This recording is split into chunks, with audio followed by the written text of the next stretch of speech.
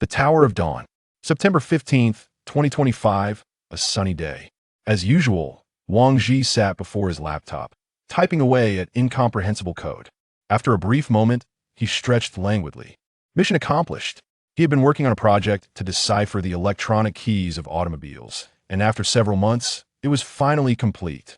With this software, one could unlock the vehicle's electronic key and start the engine. Though it was not of the most virtuous nature, the prospect of profit was sufficient. Wang Ji rose and drew back the curtains in the living room. After prolonged confinement within the four walls, he found the brightness of the outside world momentarily blinding. This software will surely fetch a handsome sum on the dark web at last.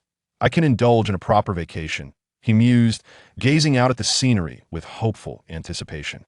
Ding dong, ding dong. The doorbell rang. Wang Ji turned in surprise towards the entrance. Since his arrival at this residence, the doorbell had never been pressed, and its sudden chime filled him with a sense of unease. "Who is it?" he inquired cautiously.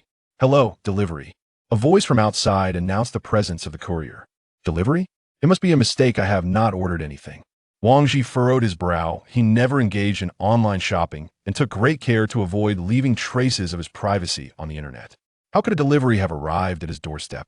"Sir, it is indeed correct. The address is yours." "Very well. Please leave it at the door." Harboring doubts about the courier's identity, Wang Ji opted for caution and instructed the delivery person to leave the package at the entrance. Afterward, he gazed intently at the delivery man until he departed, finally feeling secure enough to open the door. Once the package was brought inside, he shook the box and confirmed it contained something. Upon unboxing, he discovered a black card. Wang Ji examined the card for a moment. It was crafted from an indeterminate metallic material, adorned with a remarkably intricate design resembling a spinning top. Furthermore, the back of the card bore a numeric ID, 6911. ID 6911, he murmured, contemplating the ID inscribed on the card. In his musings, he noticed an envelope at the bottom of the delivery box. He retrieved and opened it, revealing a piece of parchment. The parchment contained a message. "The apocalypse is imminent. Please present this card for further guidance." The address provided was merely a series of numbers, which he quickly deciphered as geographical coordinates. Wang Ji chuckled wryly, bemused by the absurdity of the prank, and decided to cast aside both the card and the parchment. His primary concern remained whether his software could thrive on the dark web, thus allowing him to earn a fortune and enjoy a carefree life. As he returned to his computer, aimlessly browsing, he suddenly recalled a year prior when he had purchased a membership for a project called Dawn Tower on the dark web. The project was described as follows: "When darkness descends, Dawn Tower will shine as the final beacon of hope." Price, $0.1. It was a bargain, and he impulsively placed the order. However, upon reflection, a chilling thought struck him. He had only completed the transaction without providing any personal information, so how had this card arrived unbidden?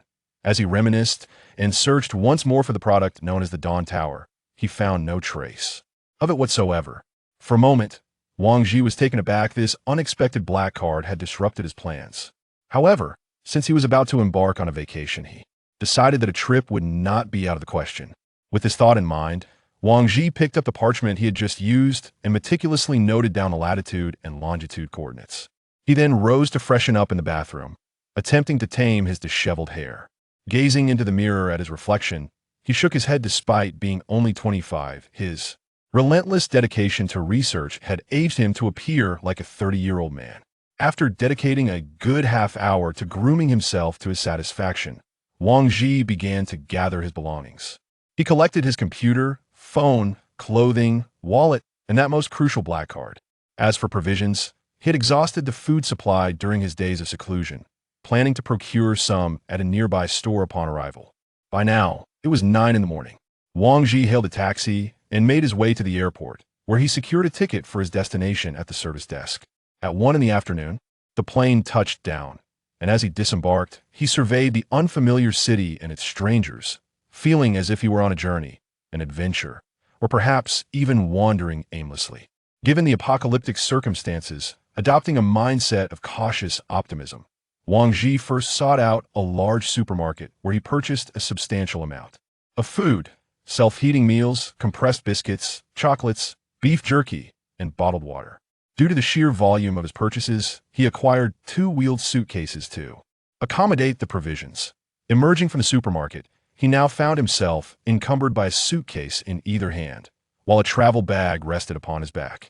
To the casual observer, he might appear deranged, yet he was acutely aware of his intentions. Even in the face of unforeseen circumstances, the provisions he carried would undoubtedly sustain him for an extended period.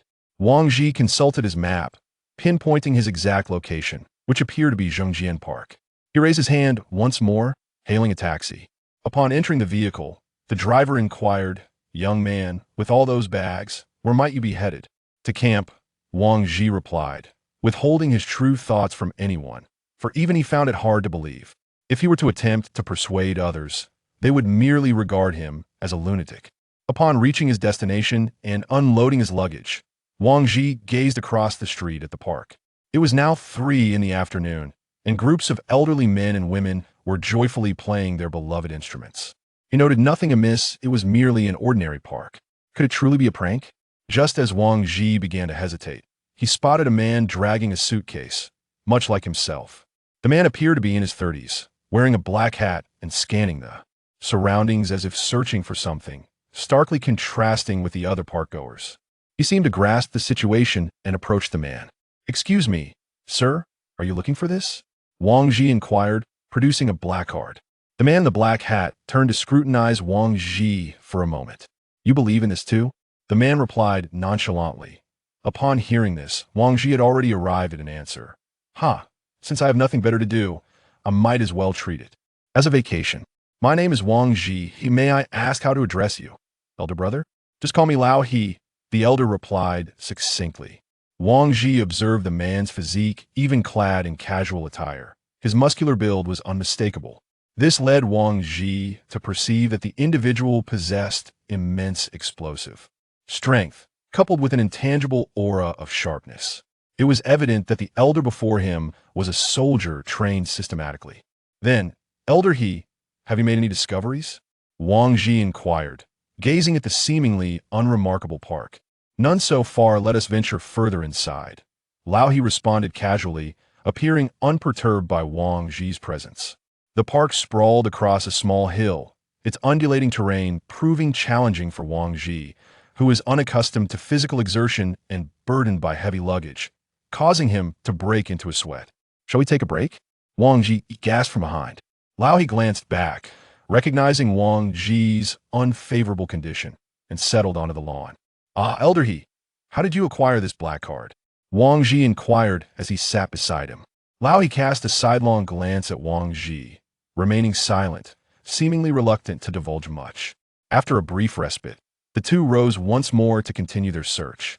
It was now 5 in the afternoon.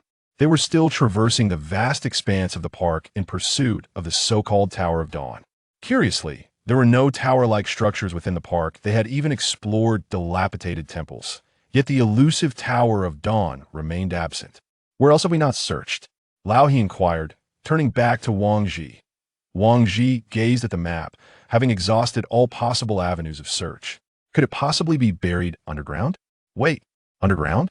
A spark of realization ignited in Wang Ji's mind as he exclaimed, "Lao He, there's still one location we haven't explored." "Where?" "The air raid shelter." "The air raid shelter? I believe there's one nearby. Let's go." The two of them quickly made their way towards the sole air raid shelter within the park. Suddenly, a woman appeared. When the two ran one after another to the air raid shelter at the center of the park, they saw that the entrance of the air raid shelter was about 2 meters in height and width. At the entrance, there was an iron door that looked extremely thick and was crafted with great precision. When they approached the door, they found that there was no lock on it, nor any crevice, giving an impression of being indestructible. Wang Ji began to search for details on the iron door, since it was said to go with the card. The black card in his hand must be the key to open this iron door. After searching for a while, the two finally saw a pattern identical to that on the card on the right-hand side of the door. There was no card slot, so he directly stuck the black card onto it. Identity verification successful. Door opening soon. At this time, a mechanical voice came from the iron door, and then the iron door opened automatically from the middle. "Let's go in," Oldie said. Just as the two were about to enter, Wang Ji, who was accustomed to being furtive, instinctively looked back. And this glance was no small matter. To his surprise, a woman had followed them quietly from behind. Old He beside him quickly noticed Wang Ji's unusual behavior. When he turned his head and saw a stranger following, he instinctively wanted to take action, but was held back by Wang Ji. This woman was able to follow them without their knowledge, which showed that her stealth skills were quite remarkable, while her fighting skills remained uncertain. More importantly, the woman in front of them didn't seem to have any ill will. Even though Old He was a soldier, there was no need to act rashly and spoil the harmony. If the woman had intended to attack, they might have already been caught unawares before they could turn around. After Wang Ji held back Old He, the woman walked slowly closer. At this moment, the iron door also automatically closed through induction. He and Lao He leaned against one side, watching the woman intently. When the three turned on the lighting device, they discovered a stairway leading underground. Wang Ji observed the woman beside him, who was of the same height as him. Her long silver hair stood out prominently in the pitch-black stairway. Even in the dim environment, her delicate countenance could not be concealed. Although a smile played on the woman's face, it still gave him an intense sense of danger. In an enclosed space, facing two men, she could smile, seemingly nonchalant. Yet actually she had been keeping an eye on Lao He on the other side all the time, ready to adopt different coping strategies at any moment. I'm Wang Ji, and he's Lao He. May I ask how to address you, miss? Sensing the stalemate among the three, Wang Ji broke the ice awkwardly. Hiki. I'm Ing. Don't be afraid. Ing smiled as she came to his right hand side and reached out to stroke his hair. Wang Ji instinctively wanted to dodge, but found there was nowhere to go. The woman's positioning was quite particular. She directly trapped him in the middle. Even if Lao He on the left hand side wanted to take action, he would have to bypass Wang Ji first. How about the three of us team up? Let's move forward and have a look. Eventually, Wang Ji proposed. After he finished speaking, Lao He showed no intention of moving. Instead, he stared at the woman warily, as if he would take immediate action if the woman made any unusual move. Finally, the woman glanced at Lao He and then at Wang Ji, sneered, and took the lead in walking forward. Walking behind, Wang Ji could tell by the flashlight's light that Ing was carrying a military-style backpack and had a dagger at her waist. At first, he thought that Ing was also a soldier, but he quickly dismissed this idea. Speaking of which, Sister Ing, is the supplies in just one backpack of yours sufficient? Wang Ji was puzzled by Ying's behavior of carrying only one backpack. Haha, you don't really think the end of the world is real, do you? Ing, who was walking in front, mocked him. Wang Ji couldn't refute Ying's remarks, for there was no evidence after all. The three of them groped their way for a long time and finally reached the end of the staircase. Meanwhile, Wang Ji calculated in his mind that they had walked a total of 24 steps, with each step approximately 20 centimeters, which meant they were now more than 200 meters underground. Nevertheless, the oxygen here was still abundant, presumably due to a large-scale ventilation system. And there was an iron gate ahead, just like the one above. Wang Ji was about to skillfully put the card up for verification when he was stopped by Lao He. Wait. Lao He fished out a pistol from his backpack. Wang Ji turned around and was even more startled. Although he had long guessed that Lao He was a soldier, seeing the pistol still gave him a shock. After all, living in a peaceful era, he had never seen anyone waving a real gun in front of him. If he were shot here, no one would ever know. Thinking of this, Wang Ji asked worriedly, "What's wrong, Lao He?" Lao He also seemed a bit nervous. Even though he was a well-trained soldier, people would feel a bit uneasy when coming into contact with the unknown. At the same time, when he turned his head to look at Ing, he was startled again. Ing also had a pistol in her hand. Wang Ji looked at the two of them. So, it seemed that he was the only one unarmed. However, if we think in another way, as long as the two do not harm each other, it can be regarded as a form of protection in a sense. Even if they encounter danger, they will first share weal and woe. And only when they can no longer hold on, it's not too late to sell him out. Get ready, I'm starting. Seeing the two leaning against the sides, Wang Ji placed the black card on it. The identity verification was successful. The mechanical voice sounded again. The iron gate opened. After it opened, there was no danger as the three had imagined inside, but an elevator space. Wang Ji scratched his head, found a rope from his bag, tied a bottle of water to one end, and threw it into the elevator. Seeing that no trap was triggered, he then tentatively walked into the elevator. After seeing that Wang Ji didn't trigger any trap upon entering, the other two followed suit. When the three were inside, Wang Ji observed the surroundings. It seemed that there was only this one button in this elevator, with no other options. Beep. Pressing the button, the iron gate began to close gradually. There was light in the elevator, but they couldn't see clearly outside. As for the direction in which the elevator was running, they couldn't feel it either. The three of them just stood in the corners, observing each other. Brother he, sistering, could we put away the guns first? Since the three of us meet here, it's fate. Maybe we'll have to advance and retreat together later, huh? Wang Ji forced a few dry laughs as he looked at the guns in the hands of the two. What he needed most now was to form an alliance. He had no combat power at the moment, and the two beside him were the best candidates. Makes sense. You go ahead later. Ing smiled. All right.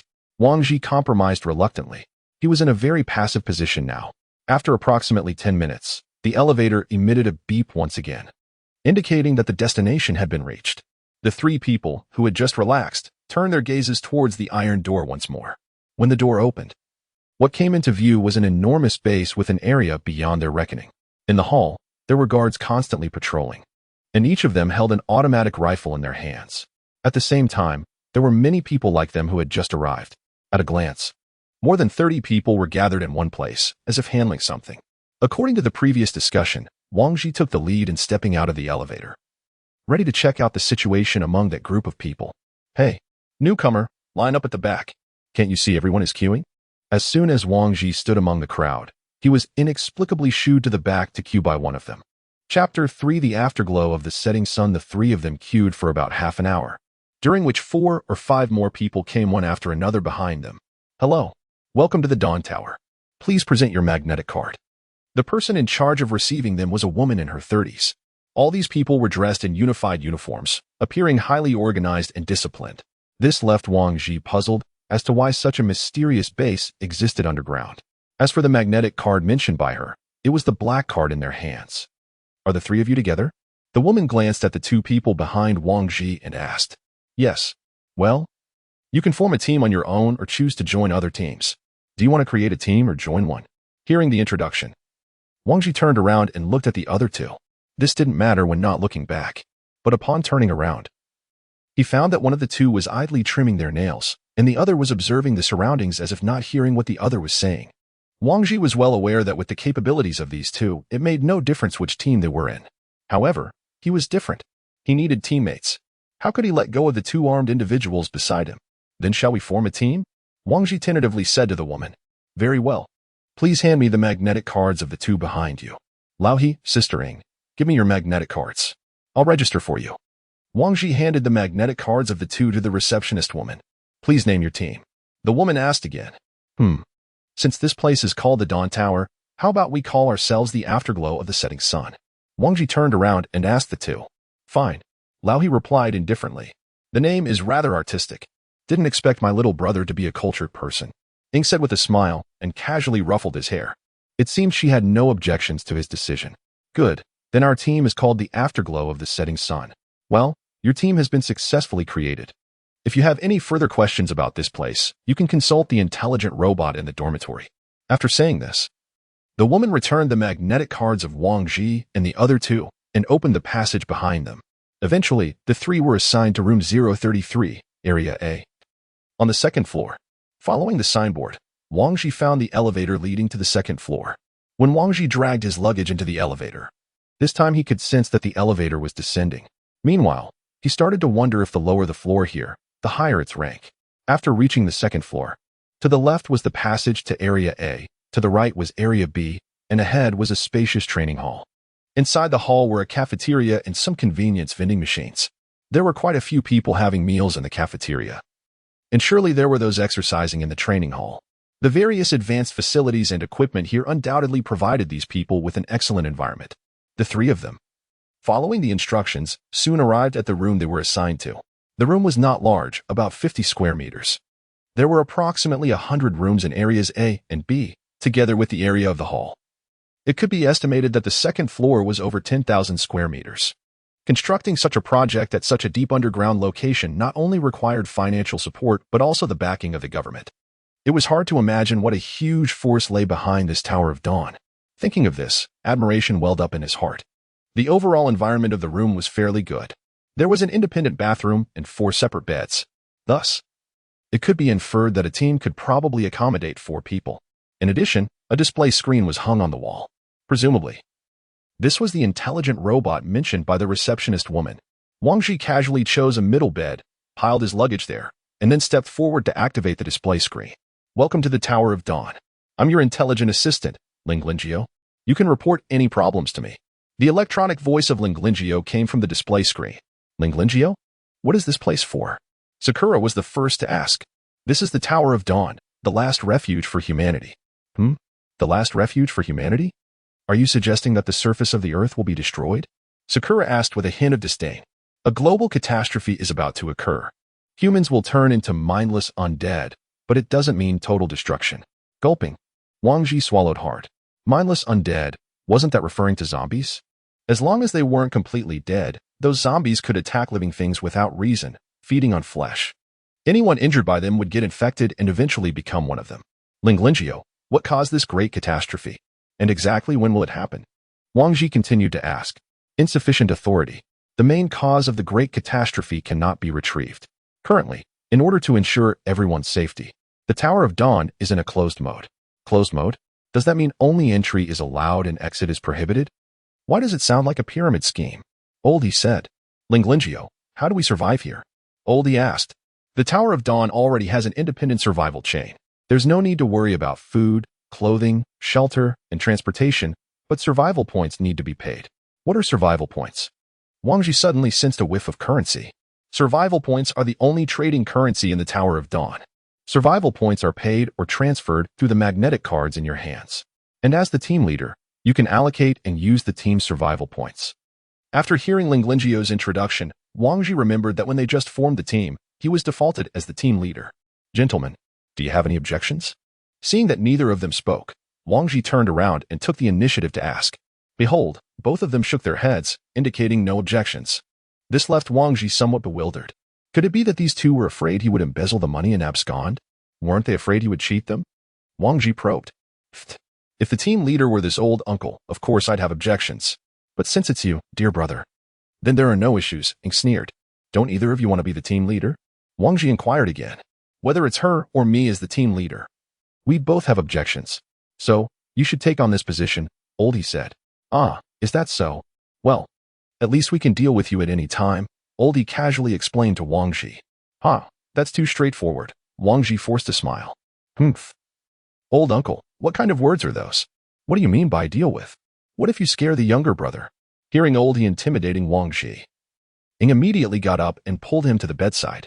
After they sat down side by side, Ing put one arm around his shoulder, looking very much like a mother hen protecting her chicks. Don't worry, dear brother. I won't let this old uncle bully you. But you have to be nice to your sister, okay? Ing said in a slightly odd tone. Wang Ji nodded repeatedly. He saw that one of Ying's hands was on his shoulder while the other held a dagger that seemed to have appeared out of nowhere. And she was performing all kinds of fancy dagger tricks right in front of him, as if it was about to stab him. He could never have dreamed that he would be in the same room as two strangers armed with guns and knives, and even have such an intimate encounter. That's Sister Ing, and Lao He, you've been busy all day. Have something to eat first, haha. Wang Ji forced a smile. All this happened so suddenly that he found it a bit difficult to cope. But to show his sincerity, he stood up, moved his luggage out, brought the food he bought at the supermarket to the table, and planned to treat the two to a big meal first. Chapter 4 disappeared. Since everyone has formed a team, there's no need to hide anything. Wang Ji piled all the food in his two large suitcases on the table. The two were slightly startled when they saw the food on the table. Why are there only edibles in your two suitcases? Ing leaned forward and asked. Since it's the end of the world, of course food is the most important thing. Do you plan to eat gunpowder instead? Wang Ji retorted half, jokingly. Hee. Gunpowder surely can't be eaten, but gunpowder can be used to make you feed me. Come on, bring that box here. Ing gave a strange laugh and then took out a gun, pointing at the self-heating rice on the table. Hearing this, Wang Ji silently picked up the self-heating rice and distributed it to the two. He had actually forgotten about the possibility of robbery. By the way, didn't you two bring any food? Wang Ji asked while sprinkling seasonings. I brought some compressed biscuits and water. Lao He replied. Ing, however, lowered her head and remained silent. She was only carrying a bag, and even if there was food in it, it probably wouldn't be enough for the three of them for one meal. Lao He, are you a soldier? Seeing the atmosphere had become a bit more harmonious, Wang Ji casually inquired. Yes, Lao He responded without any intention of hiding. After a moment of silence, Lao He said slowly, this card was actually given to me by my father.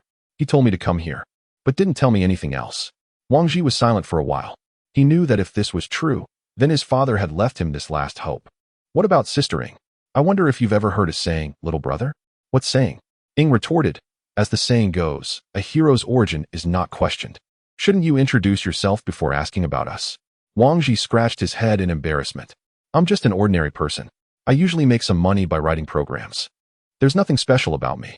Didn't expect little brother to be a programmer. Sister Ing, what about you? Oh, sister is also an ordinary person. I just like to wander around. An ordinary person? Which ordinary person has a gun? And which ordinary person fiddles with a dagger in their hand at every turn?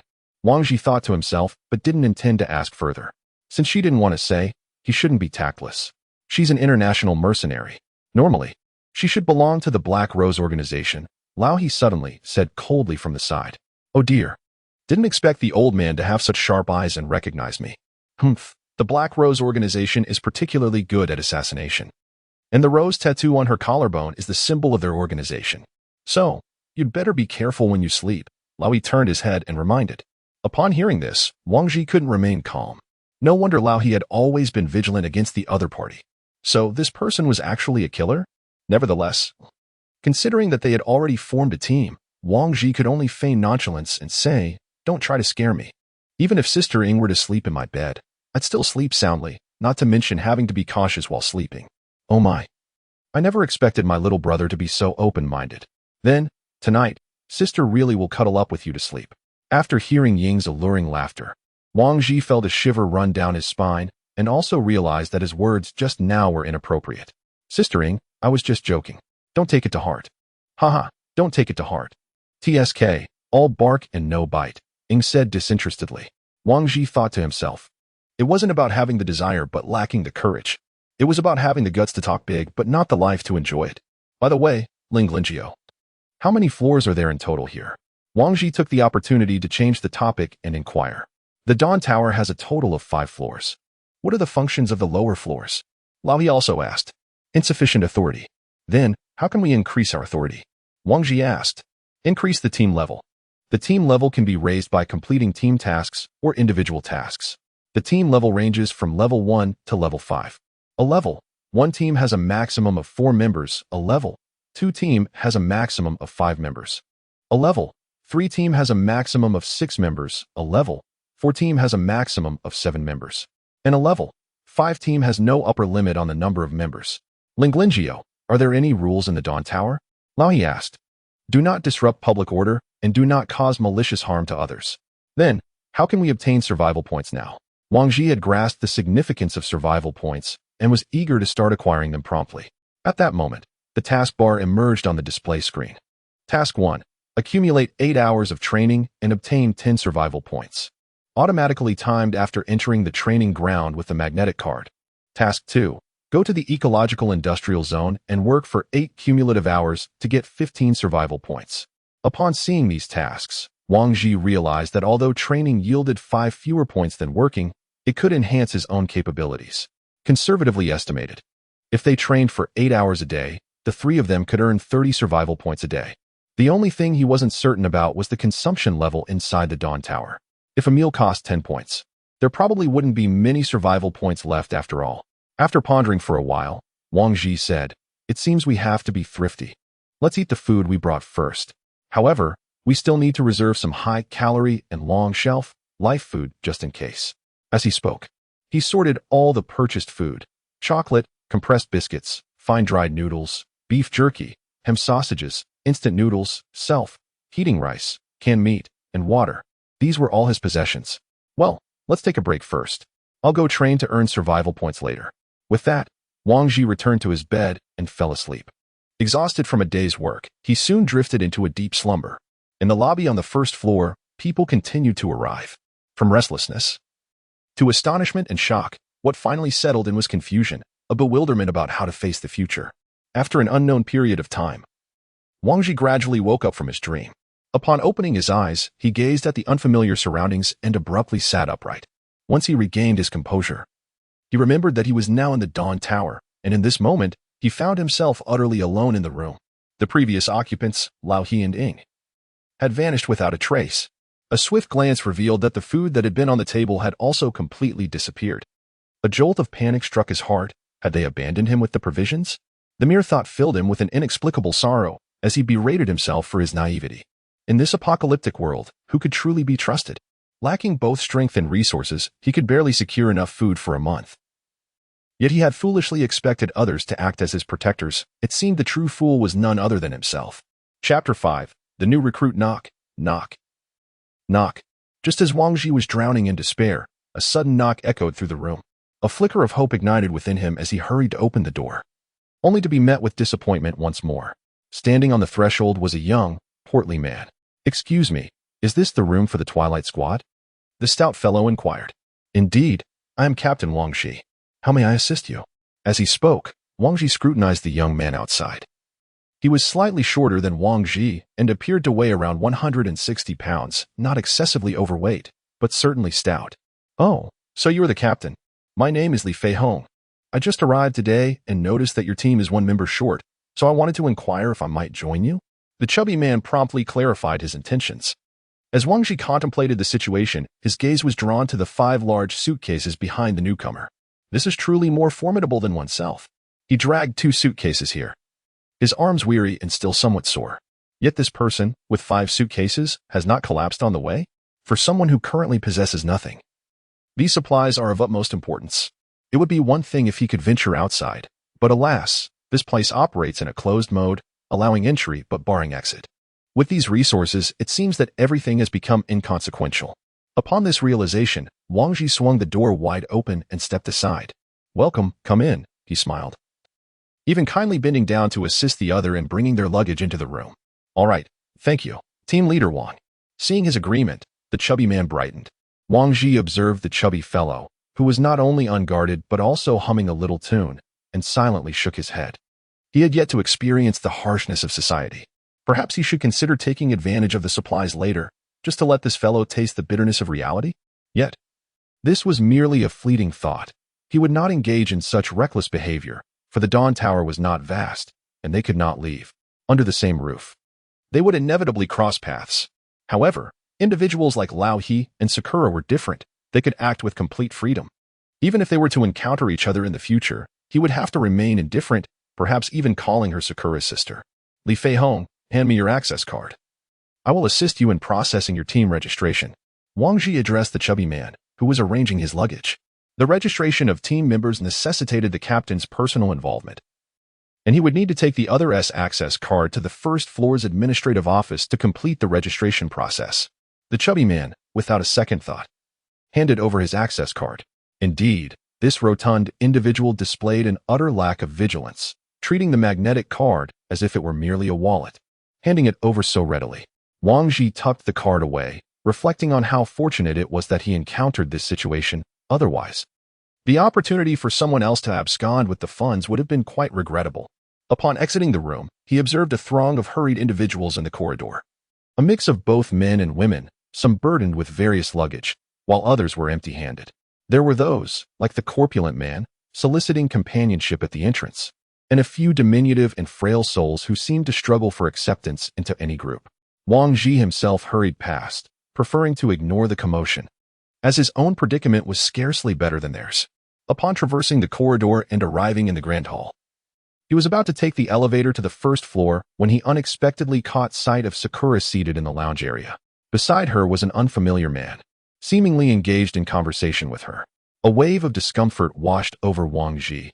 He intended to feign ignorance, yet to his surprise, Sakura also noticed him from her distant perch. Their eyes met briefly, and with a smile, Sakura beckoned him over, signaling for him to join her. Wang Ji hesitated for a moment, but ultimately acquiesced, fully aware that this could lead to an uncomfortable confrontation. However, avoidance was not a sustainable solution. As he approached Sakura, the ensuing events sent a shiver down his spine. She stood up and leaned towards him, addressing the stranger opposite her. "This is my captain, Wang Ji. If you wish for me to join your team, you must first obtain our captain's consent." Goodness, was Sakura attempting to incite a conflict between the men, or was she intentionally using him as a shield? Wang Ji cast a glance at the unfamiliar man standing opposite. The man, wearing a pair of glasses, exuded an air of refinement. Although not tall, his muscles were considerably more robust than Wang Ji's. The refined man across from him gradually regarded Wang Ji with eyes brimming with provocation and hostility. As expected, without uttering a single word. The hatred had been easily amassed by Ying. At this moment, he had two options. One was to cower and express consent. The other was to confront head-on and refuse. A shrewd woman like Ying must have discerned that the refined man before her had ulterior motives towards her. In all likelihood, Ying's current actions were intended to use him as a shield. So even if he were to cower now, Ying would still reject the man in the end. But not only would the hatred be for nothing, he would even lose the dignity befitting a man. Since that was the case, there was no choice but to confront head-on. After a bout of internal analysis, Wang Ji finally declared without timidity, "I am the captain of the Setting Sun Glow, and she is my team member." The refined man, upon seeing that he didn't back down, sneered and said, "Newcomer, go and inquire about the strength of Captain Qian here. Some things aren't as easy to obtain as you think." Wang Ji thought to himself that this fellow was naive. How dare a mere assassin act so presumptuously? Thank you for your kindness. I've thought it through clearly. Also, she is my person, not an object. After coldly uttering these words, Wang Ji was about to turn and leave. He wasn't worried about a sneak attack from the other party because there were clear regulations within the Dawn Tower prohibiting malicious harm to others. The feeling of showing off was incredibly exhilarating. If it weren't for the no-harm rule, he really wouldn't have dared to act so audaciously. After he left, Ying followed closely. Only the refined man stood behind, watching their departing figures and clenching his fists tightly. "Where's my younger brother going?" Ying casually put her arm around Wang Ji's neck and asked. Seeing this, Wang Ji was puzzled. Ying's behavior seemed as if nothing had happened. Could it be that Lao He had taken the food? "I'm going to the first floor to handle some business. By the way, where is the food on the table?" Wang Ji finally couldn't help asking. "The food?" The old man put it in the cabinet. After saying that, Ying's eyes rolled. "Hey, I said you seemed a bit strange just now. Don't tell me you thought Ying and that old man stole your food and ran away." "Oh dear." It scared our captain. After hearing Ying's explanation, Wang Ji felt a flutter in his heart. So it turned out that he had overthought it. So that's how it is. I was too hasty. Wang Ji thought that indeed there was a cabinet in the corner. That cabinet had a constant temperature function, and food placed in it wouldn't spoil easily. Well, I see. Now Wang Ji's hanging heart finally settled down. Since everyone was still there, he was the one who benefited the most. Ying saw his effort to pretend to be calm and couldn't stop laughing. "Why do you keep a straight face like the old man? Give sister a smile." "All right, Sister Ying. I have to handle the important business first." Ying tilted her head. "Hey, what important business?" Chapter 6. The second level team. A new team member has just arrived. I'm going to handle the admission procedures for him. Wang Ji recounted what had happened just now. "Oh, I see," Ying murmured and then fell silent. Wang Ji, who was waiting for Ying to continue asking questions, found that she had nothing more to say. So he asked in confusion, "Aren't you curious about who it is?" At this, Ying revealed a sly smile and said, "No matter who it is, my heart only has you." Wang Ji forced a couple of dry laughs in response. If he didn't know that this person was a mercenary killer, he might really have thought he was in love. He even suspected that the person in front of him could kill with a smile. It's a fat man, carrying 5 boxes of luggage. Wang Ji didn't beat around the bush and set it out actively. 5 boxes? Ying raised her delicate eyebrows, seemingly a bit interested. "Yes. And now our supplies have become much more abundant. By the way, Sister Ying, have you seen old he? That old man. He's working out in the training hall. He's quite diligent.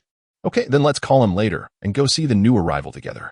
As they talked, they came to the affairs office on the first floor. Along the way, with a beauty like Ying by his side, Wang Ji's rate of attracting glances was so high that he almost doubted his life. Even when they arrived at the affairs office, some teams that thought they were quite powerful came forward to poach Ying. Fortunately, Ying didn't use him as a shield like before. Instead, she chose to ignore them, which was not very harmful but highly insulting. This made Wang Ji feel rather relieved. If things continued like before, he swore he would soon become a public enemy. The affairs office wasn't very busy. They finished handling Li Feihong's team, joining application in a short while. Upon returning to the second floor and finding old he, the three of them then returned to the room together. Beep. Wang Ji swiped the card to enter the room.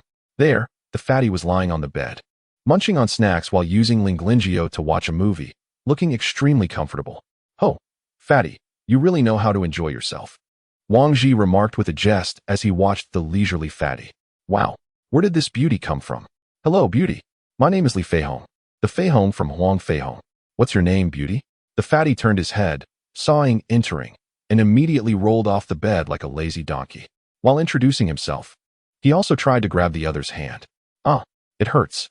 Help. I won't do it again. I was wrong." Just as the fatty was about to touch Ying's hand, Wang Ji's vision blurred. The fatty was instantly thrown to the ground by Ying. When he came to his senses, he saw Ying holding one of the fatty's arms with one hand and stepping on his back with one foot, causing the fatty to keep begging for mercy and pain. "Sister Ying," he's still naive, Wang Ji quickly pleaded when he saw that the fatty's arm was about to be broken. Ying flung the fatty's arm aside and calmly sat back on her bed. This was the first time Wang Ji had seen Ying take action. Since they met, he had always maintained a sense of awe. If he were to act recklessly, his fate might not be any better than this fatty's. After all, she was someone who could kill. Wang Ji walked over to the fatty's side and helped him up. At this time, the fatty had already shed tears, whether from grievance or pain. "They are members of our team. The one who taught you a lesson is Sister Ying, and the one beside her is Big Brother He." Wang Ji introduced the two to the fatty. Seeing that the fatty remained silent, Wang Ji persuaded again, "Don't feel wronged.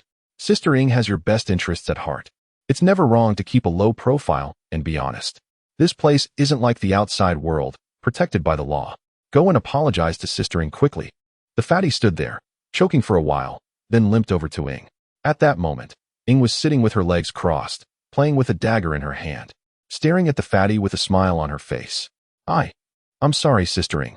I was presumptuous just now. I hope you can forgive me." The fatty lowered his head to admit his mistake. "Good. You're teachable. Go and rest." Ying pointed to the bed beside her with the tip of the dagger. Wang Ji, standing behind, silently gave a thumbs up to the fatty in his heart. A real man knows when to yield and when to be tough. He can be submissive when necessary. He.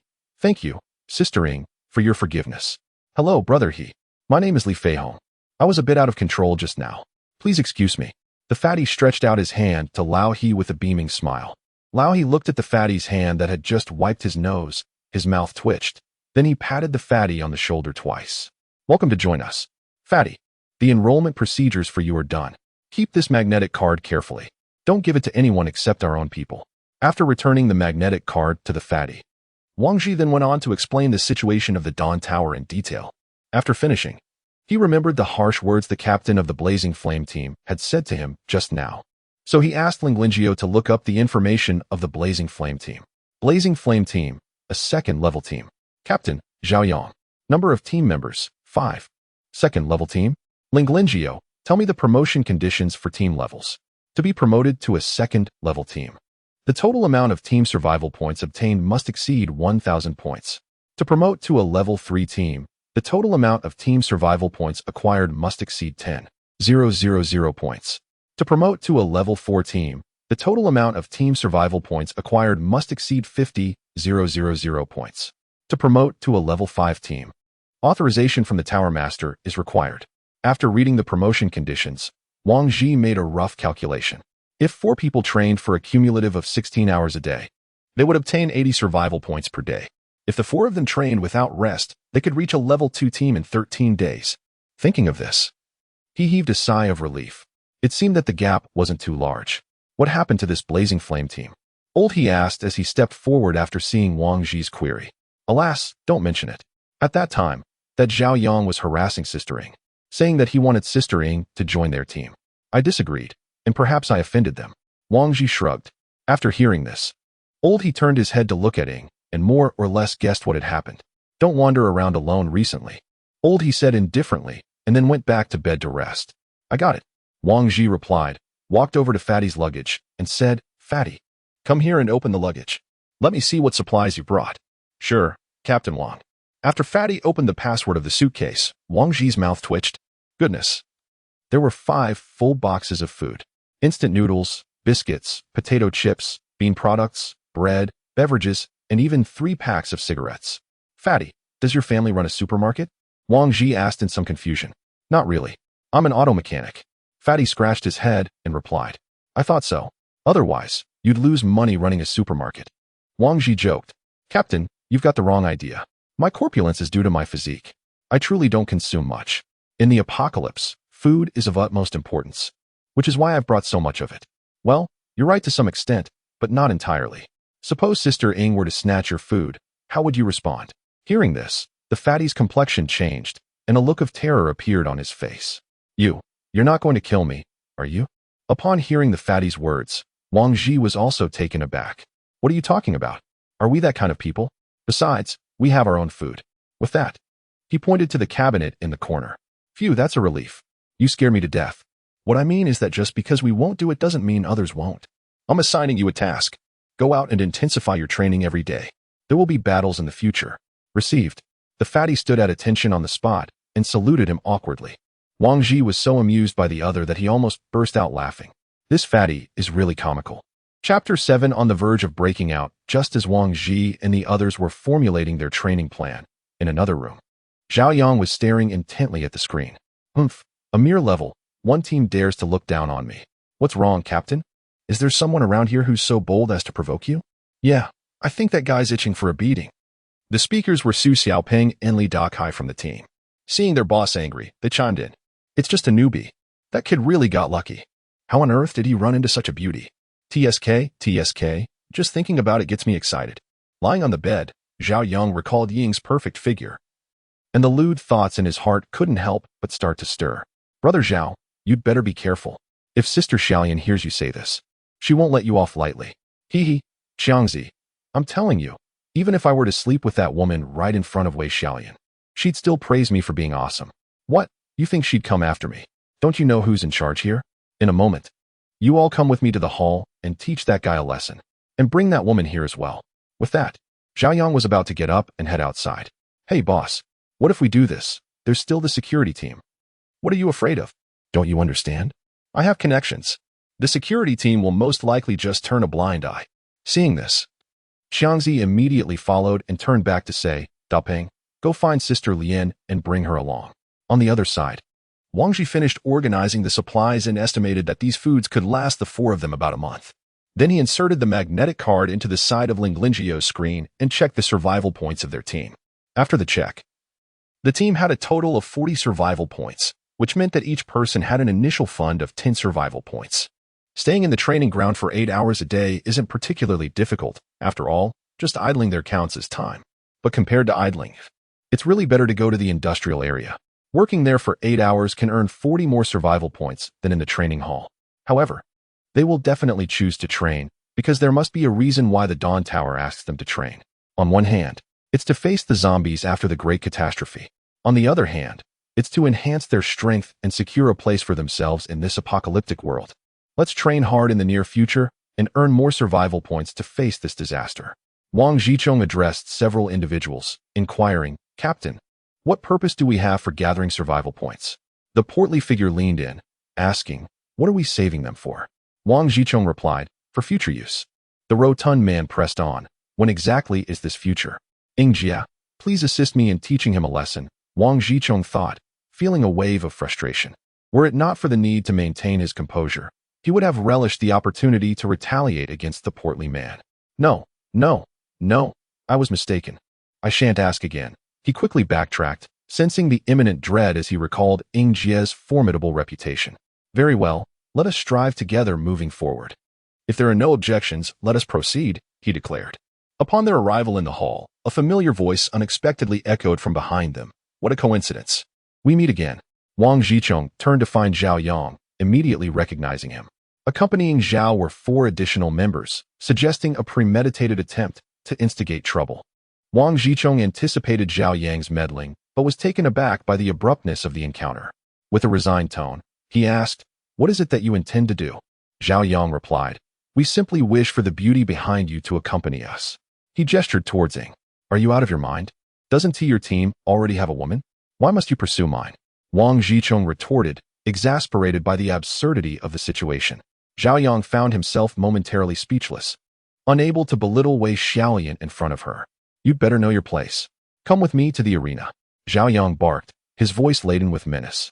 Unable to engage in open conflict where they stood, he resorted to challenging Wang Jichong to the fighting arena, knowing that once there, any confrontation would not be deemed malicious.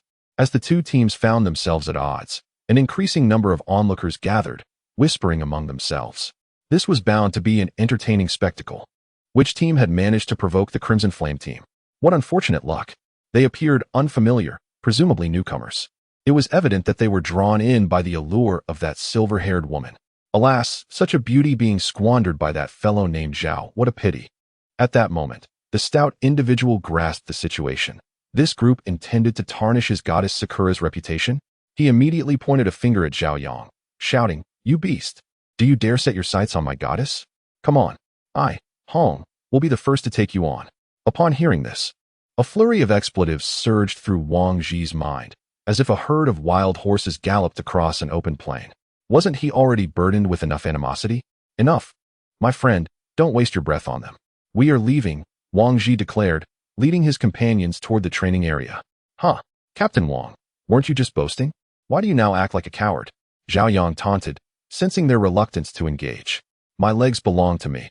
I shall go wherever I please. Wang Ji retorted defiantly. Very well. If your legs are indeed yours, then today I shall ensure they are no longer under your command. Zhao Yang exclaimed, suddenly launching himself forward.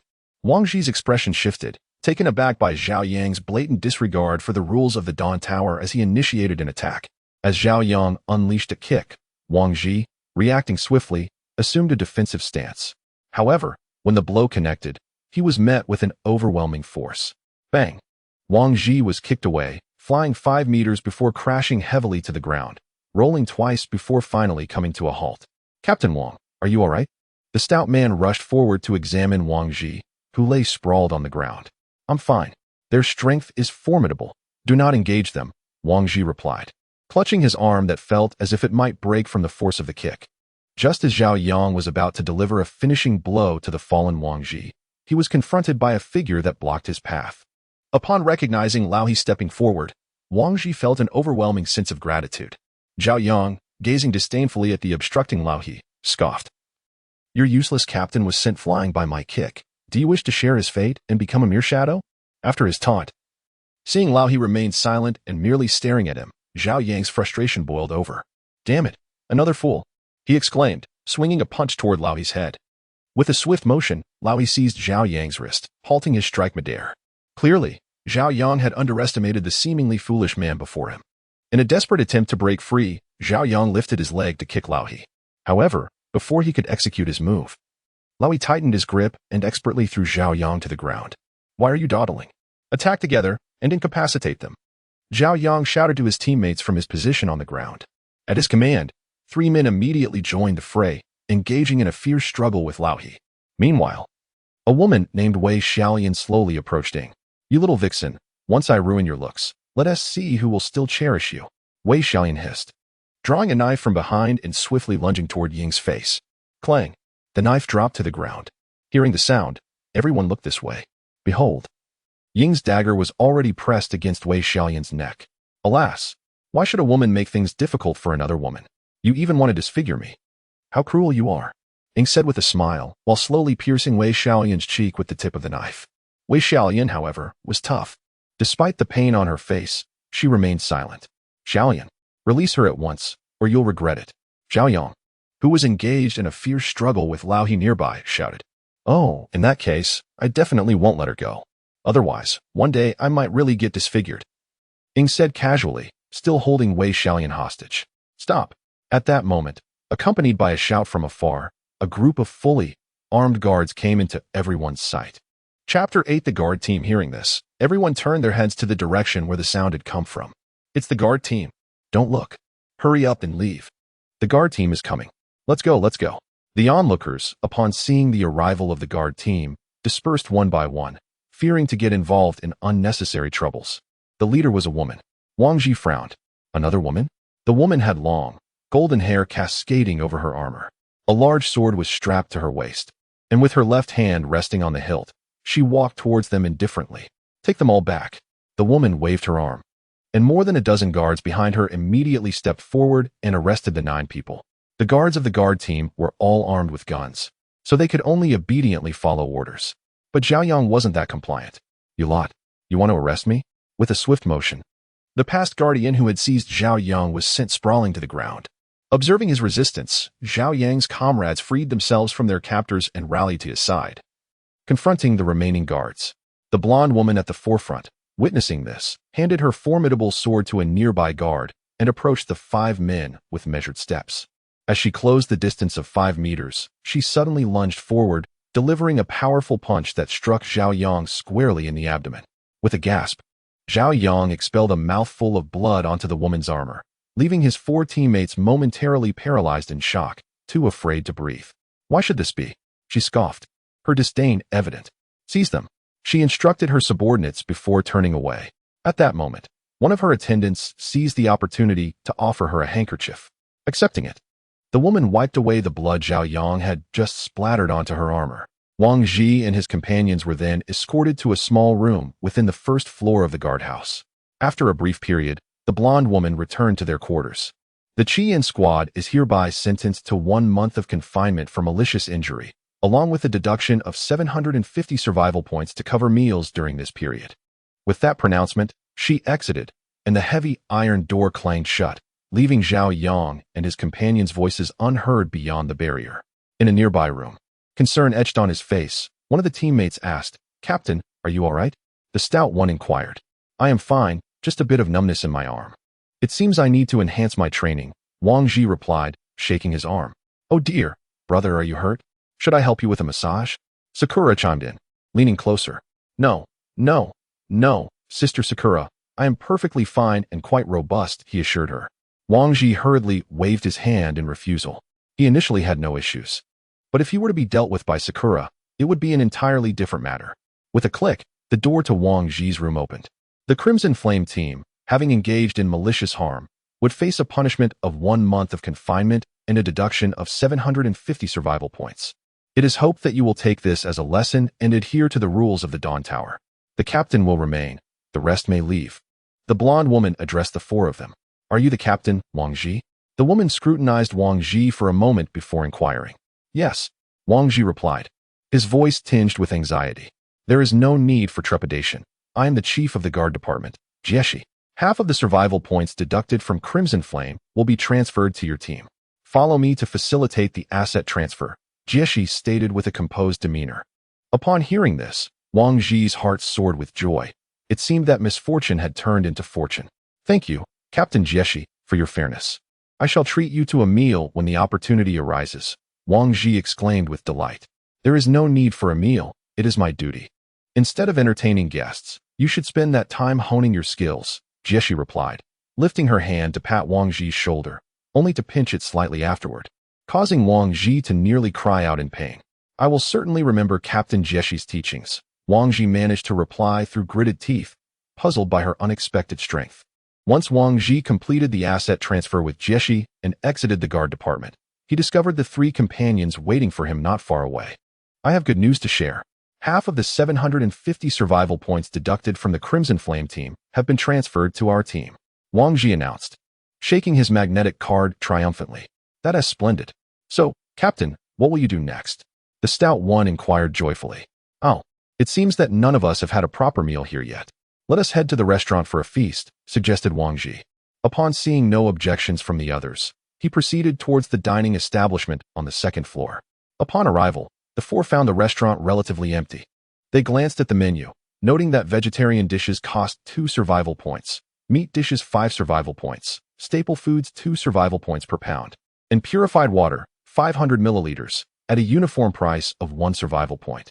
As for tobacco and alcohol, those could only be acquired at specific stores. Their meal culminated in a total expenditure of 39 survival points. Wang Ji felt it was rather extravagant. Spending 30 survival points on a single meal meant that, after 8 hours of training and 3 meals a day, they would still be in deficit by 50 survival points. Fortunately, they had brought their own provisions. Otherwise, they would have been forced to scrape by in the industrial district, barely managing to stave off hunger. At times, he even questioned if this place was but a black pit of despair. Once the 4 had satisfied their appetites, less than a pound of staple food and a small plate of vegetables remained on the table, which they proceeded to pack up. In this dire situation, food wastage could only stem from 2 possibilities. Either one possessed an abundance of survival points, or held on to a delusional belief that the apocalypse would never arrive, clinging to the extravagant mindset of the outside world. Even more astonishing was the sight of individuals scavenging leftover food in the restaurant. In this world, such people still existed. Indeed, here they were, willing to do anything to save a few survival points. After their meal, The four strolled leisurely through other shops along the way. In addition to the restaurant, there exists a weapons store, a hardware shop, a clothing boutique, and a department store. Surprisingly, there are also a bar, a CAF, a beauty salon, and even an adult shop. Among these establishments, the one that captures Wang Ji's keenest interest is undoubtedly the weapons store.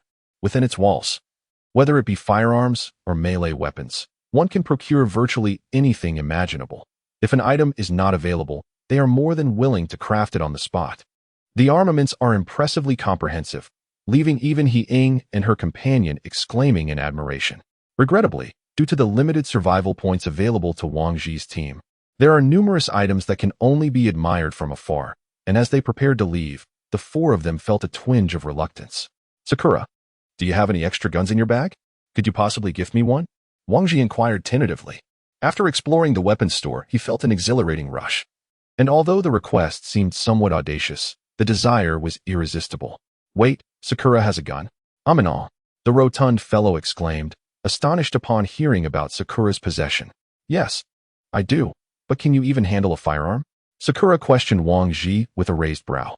"Does a toy gun count?" Wang Ji replied, feeling somewhat embarrassed. "Very well. Considering you took a kick for it, I shall teach you how to use a gun when we return. And by the way, let old He instruct the fat one as well." Wait, brother He has a gun too?" "Brother He, please accept my humble admiration." Wang Ji observed the rotund man kneeling in awe, feeling somewhat speechless at the display. Those who were aware of the situation were amused, while those who were not might mistakenly think him a fool. Chapter 9. The Great Cataclysm. Upon returning to their room, Sakura gifted Wang Ji a handgun. For Wang Ji, who was touching a real firearm for the first time, an exhilarating thrill coursed through his veins. The heavy, cold metallic sensation exudes an air of intrigue. Adorned with the image of a black rose etched upon its surface, still faintly imbued with a delicate fragrance. This exquisite firearm was custom designed by a distinguished German master for me. Upon its unveiling, you are the first to touch it, aside from my sister, so cherish it well. Remember to return it to me when you acquire your own, Sakura remarked, her hands wandering restlessly over Wang Ji's body, sending shivers down his spine. "Wow, this is amazing. Sister Sakura, could you teach me how to use it?" Wang Ji exclaimed, thoroughly enchanted by the intricacy of the handgun. "Why the rush? I'm feeling a bit fatigued. Come here and massage my legs, and I shall instruct you shortly," Sakura replied, feigning weariness as she reclined on the bed. "Wow, Captain Wang, this is quite the indulgence. You have both beauty and a firearm. Why do I suddenly feel a twinge of jealousy?" the portly friend nearby remarked, nearly drooling at the scene. "Indulgence? Care to join?" Wang Ji shrugged nonchalantly.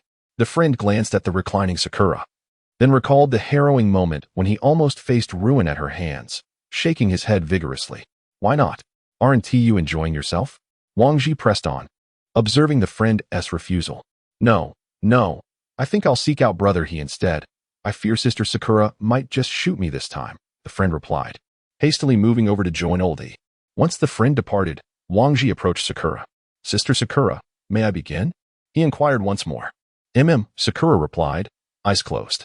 This was Wang Ji's first experience of such close proximity to Sakura. Through the sheer fabric of her stockings, he could faintly discern numerous scars adorning her legs. A testament to her beauty. Was she truly indifferent to them? "What are you staring at?" Sakura gently nudged Wang Ji with her foot, bringing him back to reality. "Oh right," he exclaimed, resuming his focus. After Wang Ji had finished massaging Sakura's legs and feet, she began to impart her knowledge to him. She explained the proper grip for a handgun, the procedure for reloading, aiming techniques, and the mechanics of trigger control. As she shared her insights, Wang Ji listened intently, captivated by her words. "That covers the essentials of handguns. You must glean understanding from practical experience. Fortunately, I noticed a shooting range nearby where you can practice. Also, be mindful of your ammunition. I don't have much to spare," Sakura concluded, handing the handgun to Wang Ji. "How's it going, fatty?" Wang Ji inquired as he approached his friend. "Everything's fine. Brother He explained everything in a manner that was both professional and easy to grasp," Fatty replied, his face alight with excitement. "Excellent. Let us look forward to honing our skills at the shooting range and seeking that authentic feeling of combat," Wang Ji responded. "Absolutely, Captain," Fatty replied eagerly. "Now, everyone take a 6-hour rest. We will train together afterward," Wang Ji announced, turning off the lights in the room. On September 17, 2025, A thick fog enveloped the surroundings. After an indeterminate amount of time, Wang Ji jolted awake from a nightmare in which he saw a bloodied figure. No, more accurately, a zombie. The creature lunged at him, sinking its teeth into his neck. In the darkness, Wang Ji fumbled for his phone in his backpack. Checking the date and time, it was now 10 a.m. on the 17th. Time had lost its meaning for him. Here, day and night were dictated solely by artificial light. The phone had no signal, relegating it to a mere tool for note-taking and photography. Wang Ji reclined on the bed for a moment before turning on the room-s light. "Everyone, rise and commence training," Wang Ji proclaimed. Once all had awakened, the four individuals reappeared in the training hall. Wang Ji intended to accompany the chubby one to the shooting range. While Ying and Old, he could attend to their own pursuits, as he couldn't provide them with guidance anyway. Before departing, Ying generously bestowed upon him 100 bullets. Observing Ying's backpack brimming with ammunition, Wang Ji pondered whether this truly constituted not much. Upon arriving at the shooting range, Wang Ji grasped the pistol that Ying had lent him. A weapon utilizing the ubiquitous 9mm cartridge, with a magazine capable of holding a maximum of 9 rounds. His objective was to exhaust the entire 100 rounds. With a satisfying click, he unholstered the firearm, verified the chamber was loaded, and disengaged the safety. Bang! Wang Ji fired his very first shot with live ammunition. The pistol, though elegantly crafted, possessed a power that surpassed his expectations. The robust recoil sent a tremor through his hand, causing a slight tingling sensation. Unfortunately, his inaugural shot missed the target entirely. Nevertheless, despite this initial setback, Wang Ji felt a surge of exhilaration. This was the quintessential experience for a man. And that first shot ignited a fervor within him. Bang, bang, bang. As he continued firing, Wang Ji gradually honed his aim, managing to strike the target's abdomen and arm on a few occasions. He removed the magazine, methodically reloading each bullet. "How about it, chubby? Am I not proficient with this firearm?" Wang Ji inquired, turning to his companion. However, as he posed the question, he noticed several bullet holes adorning the head and chest of the chubby one's target, prompting a blush to rise to his cheeks.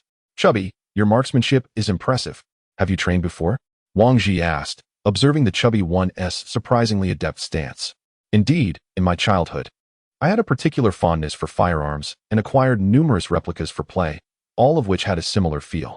After expressing this sentiment, I raised my hand and fired several rounds. Wang Ji observed the plump man wielding the gun with one hand, as if the weapon in his grasp possessed no recoil whatsoever. After firing 100 rounds, Wang Ji gradually became proficient. While he could not claim to hit every shot within 30 meters, striking 8 out of 10 was certainly within his capability.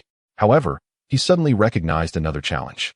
When confronted with zombies, effective shots could only be delivered to the head. Contemplating this, Wang Ji gazed at the dummies in the training area. He realized that, from 10 shots, he had only managed to hit the head once, and that was on a stationary target. Zombies, being moving targets, would make it exceedingly difficult to strike them accurately, let alone aim for the head. It was clear that diligent practice was essential. 100 rounds were simply insufficient for training. This raised another concern. Would this be an excessive waste of ammunition? During a previous visit to a weapons store, Wang Ji had observed that 9mm ammunition was priced at 5 survival points for 100 rounds. This was not particularly expensive and could be justified for a daily practice of 100 shots. Once the two had exhausted their ammunition, they departed from the shooting range, returning to find Ying and the others, where they shared their shooting results, only to receive the advice to practice more. Under Old He's guidance, Wang Ji and the plump man began their training with a focus on physical fitness, starting with running on treadmills until exhaustion, followed by lying down to perform bench presses. Meanwhile, Old He and Ying engaged in similar exercises, all aimed at enhancing explosive power. After more than 4 hours of relentless training, Wang Ji and the chubby fellow were utterly exhausted, sprawled on the ground. Wang Ji fared slightly better due to his lean physique, whereas the chubby man was suffering considerably more. He had contemplated abandoning the training within the first hour, expressing his desire to seek employment in the industrial district rather than enduring such torment. The reason one could still find him collapsed on the ground after 4 hours was purely due to Sakura, who, brandishing a dagger, incessantly circled around the two, effectively quelling their rebellious spirits. "Say, Sister Sakura, was your captain as relentless with you during your training?" Wang Ji gasped, attempting to catch his breath. "Pretty much. But I am the captain now," Sakura replied, gazing down at Wang Ji. "What? She used to be the captain?" Wang Ji looked at Sakura with a hint of disbelief. Is my little brother feeling a tad unconvinced? Sakura teased, squatting down to pat Wang Ji's head. No, I'm convinced. It's just that, Sister Sakura. You're so beautiful that I didn't dare to entertain such thoughts. Wang Ji candidly expressed his true feelings. I think so too, Sakura chuckled. What is there to be afraid of? The people our organization has eliminated number over 100, as far as I know. She's a globally wanted criminal. Had it not been for this situation, I would have apprehended her long ago. He interjected gruffly. Oh dear, uncle, how cruel you are. She is perfectly fine. And yet you want to capture her. Besides, you're being a bit unjust. We are merely doing our jobs for the remuneration we receive, Sakura lamented, her tone pitiful. The state has laws. It is not for you to enact judgment. He retorted. Oh dear, but one has yet to witness your sanctions, Sakura retorted. Upon observing the burgeoning disagreement between the two, Wang Ji promptly interjected. Enough, both of you. Let bygones be bygones. We are not outside, but within the confines of Dawn Tower. We are a unified team, and it is imperative that we foster solidarity rather than dwell on past grievances. After Wang Ji's words, Lao He began to regain his composure and resumed his exercise in solitude, while Sakura gazed at Wang Ji with an expression of innocence and sorrow, as if to convey that she was on the verge of tears. Goodness, why is she here instead of pursuing a career in Hollywood? Wang Ji silently mused. Thus, this routine persisted for an entire week, with the four of them engaging solely in the monotonous cycle of meals, rest, firearms training, and physical conditioning. The food supplies, severely depleted by their rigorous regimen, had already surpassed their projected budget, originally intended to last a month. It now seemed that they would exhaust their provisions within a mere week.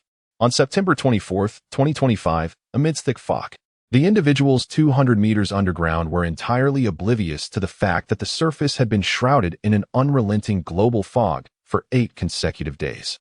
The phenomenon, having persisted for 3 days, had already incited widespread panic, with numerous rumors circulating that it heralded the apocalypse. Those with ulterior motives had begun stockpiling food resources, while the government endeavored to suppress dissenting opinions, labeling it merely as a normal natural occurrence. Yet, such absurd claims were only believed by a fraction of the populace. It might be plausible for a specific region to experience such weather, but could a prolonged global fog be dismissed as a typical natural phenomenon?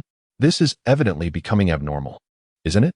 On September 25, 2025, the pervasive fog around the globe remained undispersed, yet today the air was particularly acrid, causing some individuals venturing outside to cough uncontrollably, soon succumbing to high fevers. By September 26, 2025, the world had irrevocably transformed. Across various regions, familiar yet alien zombies emerged, ravenously hunting and preying upon the living. In a mere hour, a significant portion of humanity had been infected. Chaos reigned in every corner of the globe, cities and villages alike were in disarray. Meanwhile, while engaged in exercise, Wang Ji suddenly heard an announcement. Attention everyone, please proceed to the first floor conference hall within half an hour. Repeat. Attention everyone. Please proceed to the first floor conference hall. The Dawn Tower is convening an all-hands meeting. What on earth is happening? Wang Ji leaped off the treadmill and inquired of those around him. Something must have occurred. Let us go investigate. Lao He remarked as the four of them hastened towards the conference hall on the first floor. Chapter 10. The Tower Master. Light upon arriving at the conference hall, the group discovered that over half of the seats were already occupied. They casually found 4 available spots and settled down. Half an hour later, nearly everyone had assembled in the hall.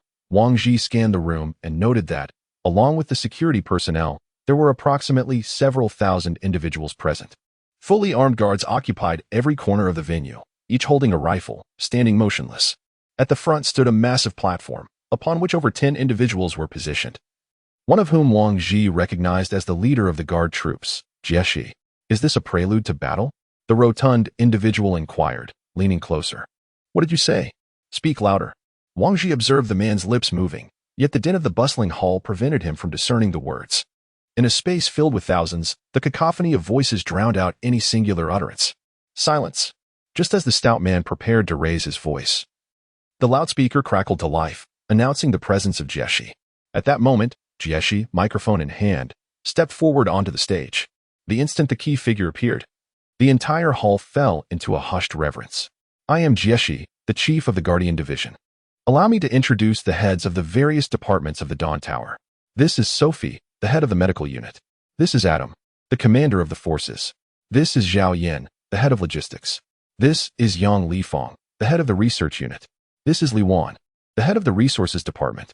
This is Wang Yaoxing, the district chief of the industrial area. This is Chao Mei, the district chief of the ecological area. This is Ellerance, the head of the biological research unit. This is Fan Shi, the finance minister. Should you encounter any relevant issues, feel free to reach out to them. Now, you must be wondering why you have been confined here, why you are not permitted to leave. I understand that some of you arrived due to a belief in the impending apocalypse, while others came out of mere curiosity. However, at this juncture, your motivations are of little consequence. The video that follows will provide you with the answers. With that, the large screen behind her flickered to life. The screen revealed a scene of utter chaos in the streets. Vehicles were strewn haphazardly, rendered immobile by collisions, while smoke billowed ominously in the surroundings. The city resembled a site of catastrophic calamity, and amidst the turmoil, some individuals appeared to be driven mad, lunging at others and savagely tearing them apart. Suddenly, the vast display divided the imagery into multiple smaller frames, each one perpetually replaying the initial horrific scene. In an instant, countless urban landscapes unfolded before their eyes, visions that had never before graced the realms of the internet, gaming, or cinema. This was an authentic surveillance footage captured by electronic eyes. As the footage continued, an indistinct object soared through the sky in one of the frames, and the image magnified. It was a missile. Just as they discerned the missile, the footage abruptly cut out. Could this be a deception? Indeed, the video appeared to be a product of post-production. I think it looks genuine, one remarked. How can you be so naive? If it were real, we would all be doomed. To this day, a segment of the populace remains skeptical about the unfolding events. Survivors. I am your tower master, Light. The imagery on the screen suddenly blurred, and then an enigmatic figure emerged, adorned with a platinum mask and cloaked in a crimson robe, possessing golden hair akin to that of Jeshi. At that moment, the tower master sat at a table, hands gracefully intertwined, eyes beneath the mask fixed upon the assembly in the hall. First and foremost, I can assure you that the content of the video you just witnessed is indeed real and has already transpired. I extend my heartfelt congratulations to you all. You are indeed the fortunate ones. Since you have chosen to place your faith in us, the Tower of Dawn has fulfilled its promise. When darkness descends, the Tower of Dawn shall illuminate your path and offer hope to each one of you present here. I urge you to cherish this opportunity. For the Tower of Dawn does not permit the presence of mere observers. Each of you must embody a purpose. You may either fight for the Tower of Dawn or toil for its prosperity. In the end, let us collectively embrace the new dawn amidst this endless darkness. Wishing you all the best. As the Tower Master concluded, the large screen on the stage abruptly shut off. This was Wang Ji's first encounter with the Tower Master. Although obscured by a mask, her commanding presence could not be concealed. Yet, one must ponder, is this Tower Master truly a paragon of justice? How did she possess foreknowledge of the global catastrophe?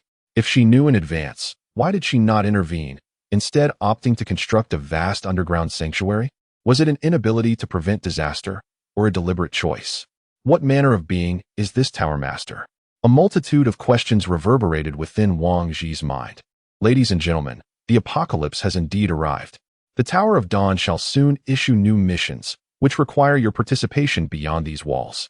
Concurrently, every team must undertake an external mission at least once a month.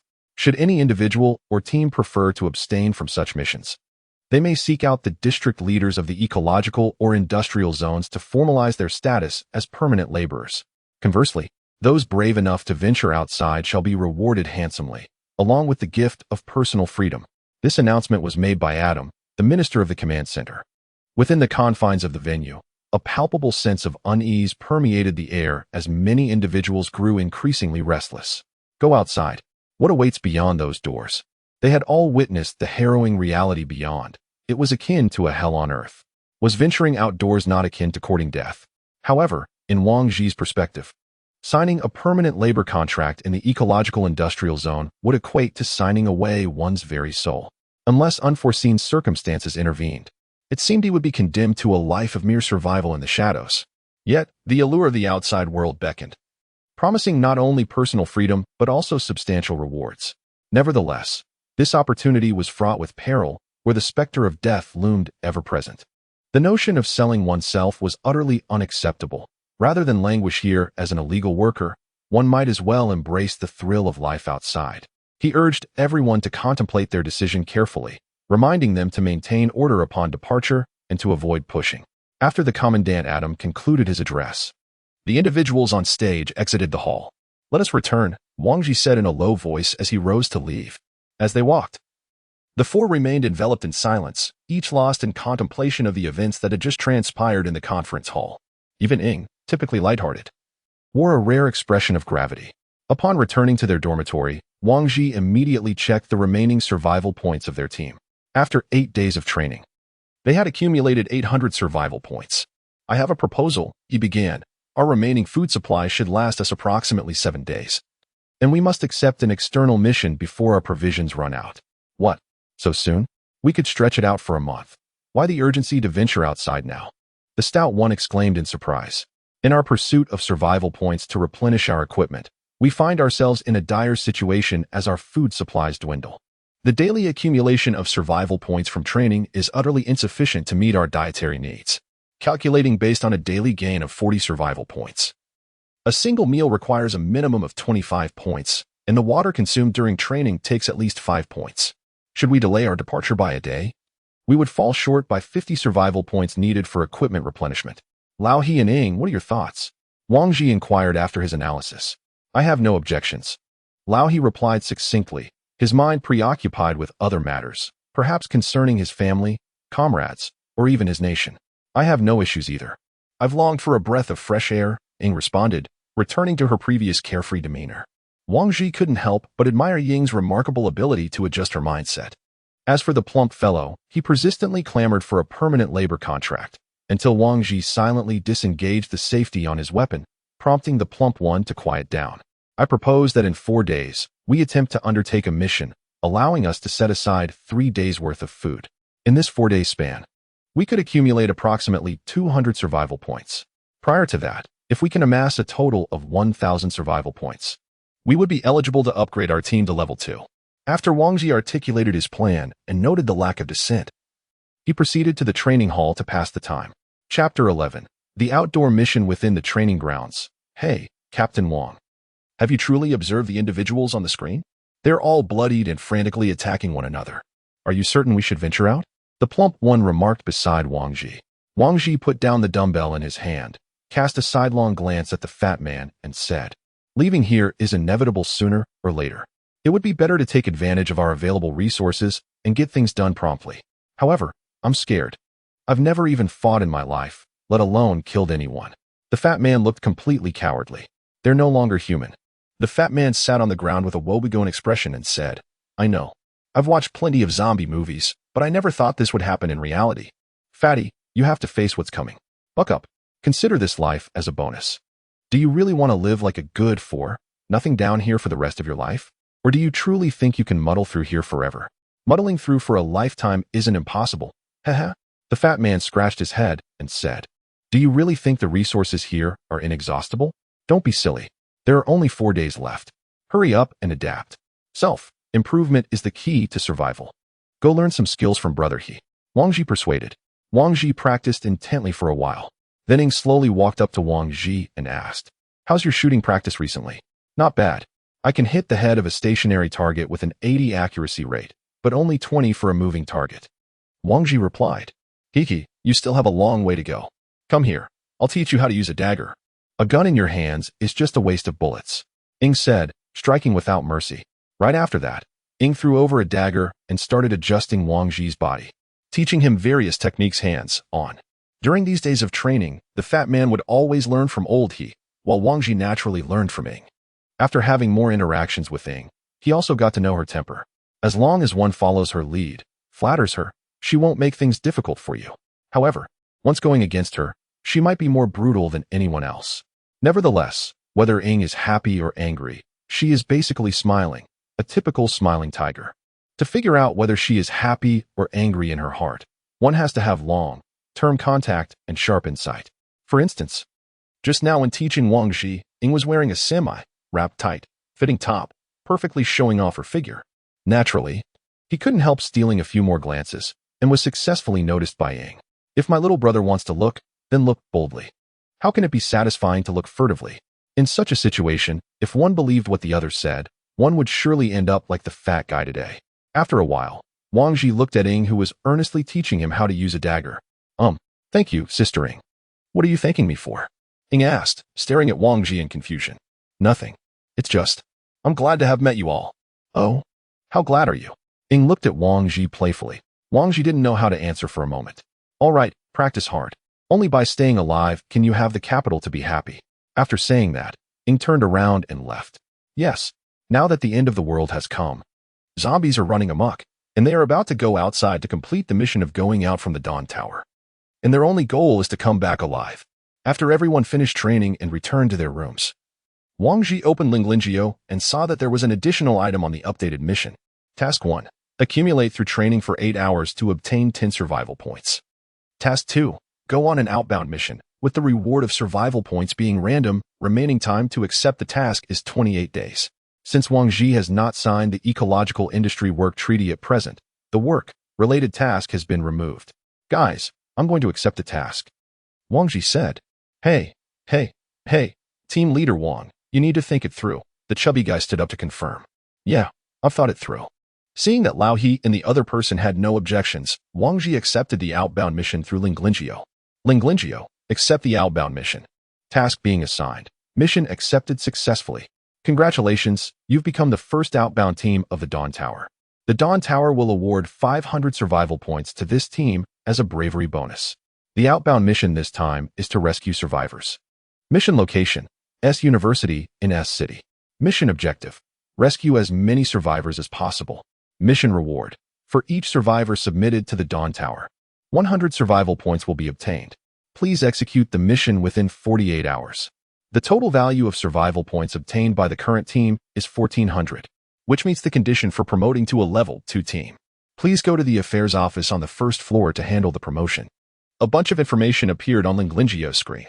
The Dawn Tower actually awarded them a bravery bonus of 500 survival points. Wang Ji was overjoyed.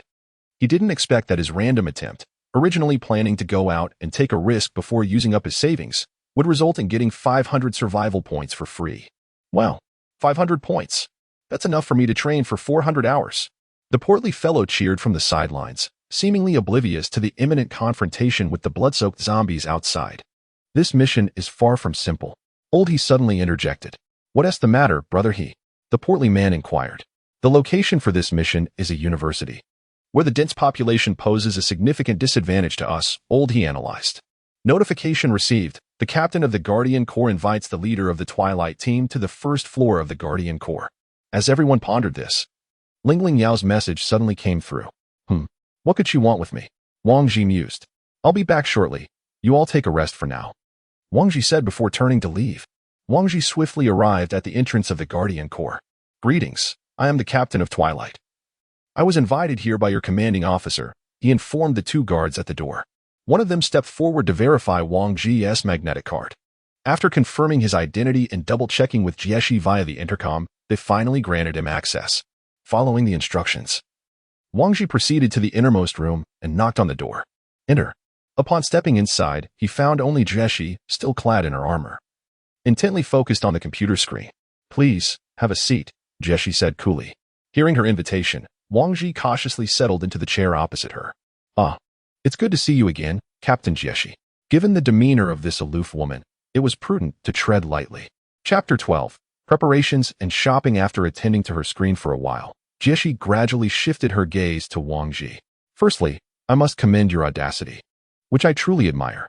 Secondly, I must convey that the current external situation is chaotic. The majority of humanity has succumbed to a zombie infection. Their fatal weakness lies in the head, where severing the head renders them immobile. As she spoke, Jieshi slid a rolled-up map across the table towards Wang Ji.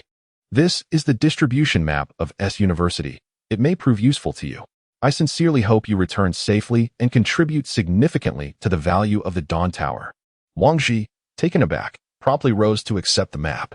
Thank you, Captain Jieshi. If we return safely, I shall treat you to a meal. Very well, prepare to depart. Captain Jieshi replied, a subtle smile gracing her lips. For Wang Ji, it was a moment of astonishment, as it marked the first time he had witnessed an expression on Jieshi's face. In his memory, she had always appeared expressionless, almost like a mask. With the map in hand, Wang Ji exited the room. Jieshi's gesture was undoubtedly a timely boon. With the distribution map of S University, they could familiarize themselves with the layout of the campus buildings. Upon returning to his quarters, Wang Ji unfurled the map, drawing the attention of his companions. "Whose map is this?" the hefty one inquired. "This is the distribution map of S University, a gift from Captain Jieshi," Wang Ji explained. "Oh, why is she being so kind to you? I haven't seen any other team leaders bestow gifts upon you. Why is it specifically that blonde woman?" Wang remarked teasingly from the side. "What are you insinuating, Sister Wang? After all, we are the first expeditionary team. We cannot venture forth blindly and meet our doom out there, can we? We can return, which is also a contribution to the Tower of Dawn," Wang Ji remarked. "The pressing question now is how we shall go back," Lao He said, furrowing his brow as he studied the map of S University. "Indeed. How do we even get there? We have no idea where we are at the moment, let alone how to proceed," the stout man exclaimed, slapping his thigh.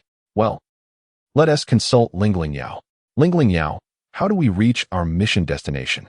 Querying mission, analyzing mission, analysis successful. First-time deployment allows direct helicopter access. During extraction, feel free to improvise. The nearest stronghold is located to the northeast of the destination. Upon finishing, Lingling Yao displayed a map of S City, highlighting a glowing point. The group hurriedly noted the map details. "A helicopter? I never imagined my first flight would be in such apocalyptic times," the stout man stated. "Indeed. Traveling by helicopter would help us evade dangers along the way, but it complicates matters when we need to bring others back with us," Lao He replied. "Can we drive during our evacuation?" Wang Ji suddenly suggested. "Drive? That presupposes we have a vehicle," Sakura interjected. "We can simply find one. It doesn't even require keys. I can bypass the car's internal security system to power it on. This was one of my recent breakthroughs before the end of the world," Wang Ji asserted. "Driving sounds ideal, but as I saw on the screen back in the hall, the roads are nearly impassable. Perhaps it would be wiser to return on foot? Whether that group can endure until they reach the stronghold depends entirely on their own fortitude." Sakura expressed her thoughts. "No? What is the purpose of rescuing them then? Are we merely to regard them as tools for survival?" Lao He hastily interjected. "What's wrong, uncle? Do you fancy yourself a savior? Who do you intend to rescue?" Sakura replied with disdain. Lao He clenched his teeth, refraining from further comment. He understood that, for the moment, self-preservation was paramount. Yet, as a soldier, the notion of witnessing death without intervening was his greatest shame. "Let us first attempt to drive. If we encounter an obstruction, we can disembark and proceed on foot. As for protection, we shall do our utmost, but we must not jeopardize our own lives," Wang Ji suggested. Afterward, he rose and briefly washed up in the bathroom before collapsing onto the bed, succumbing to slumber. On September 30th, 2025, the day was overcast. The fog outside had dissipated, revealing a world teeming with zombies, wandering aimlessly in every corner, while silence reigned where once the vibrant sounds of daily life filled the air. It was as if the entire world had been paused, everything rendered still. Ding, ding, ding. Wang Ji awoke to silence the alarm he had set, illuminating the room's light. For them, it was the dawn of a new day. Wang Ji resolved to enhance their breakfast, weary of the monotonous diet of biscuits and bread. They had nearly forgotten the taste of warm, hearty meals. Shortly thereafter, he returned to the room, carrying a bag of large meat buns. "Here, 3 for each of you," he announced, distributing the buns. Delicious. How had I never realized before how delicious these buns are?" The chubby fellow devoured the meat bun, mumbling. "With over a day left, after finishing our meal, let us see what we need to purchase, spending all our survival points. Otherwise, should an unexpected event occur, it would be a significant loss," Wang Ji remarked. Wang's words ring true. If one perishes with unspent money, it feels like a bitter end, the chubby man concurred. "By the way, sistering, do you have the silencer for the gun?" Wang Ji inquired. "I have it in my bag. Are you worried that the noise might attract zombies?"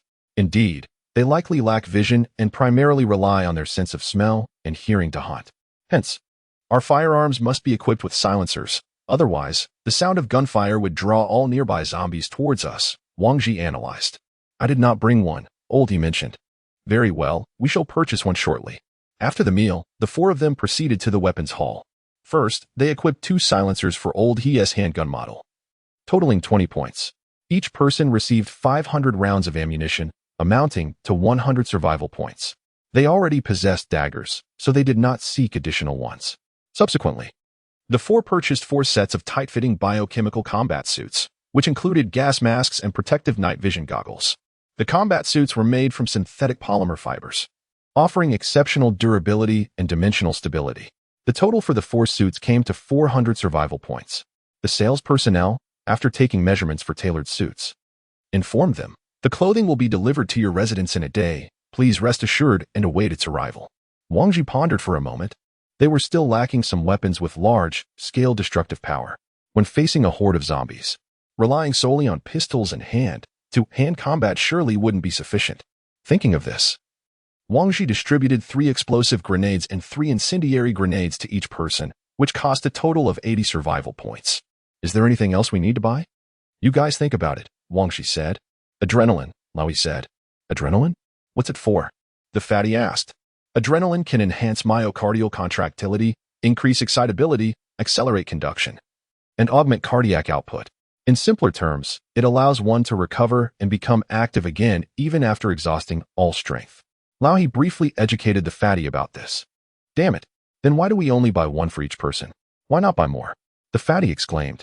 Wang Ji gave the fatty a disdainful look and said, "After over-exerting, it will bring about an even stronger sense of weakness and even lead to shock. Do you want to die? I see.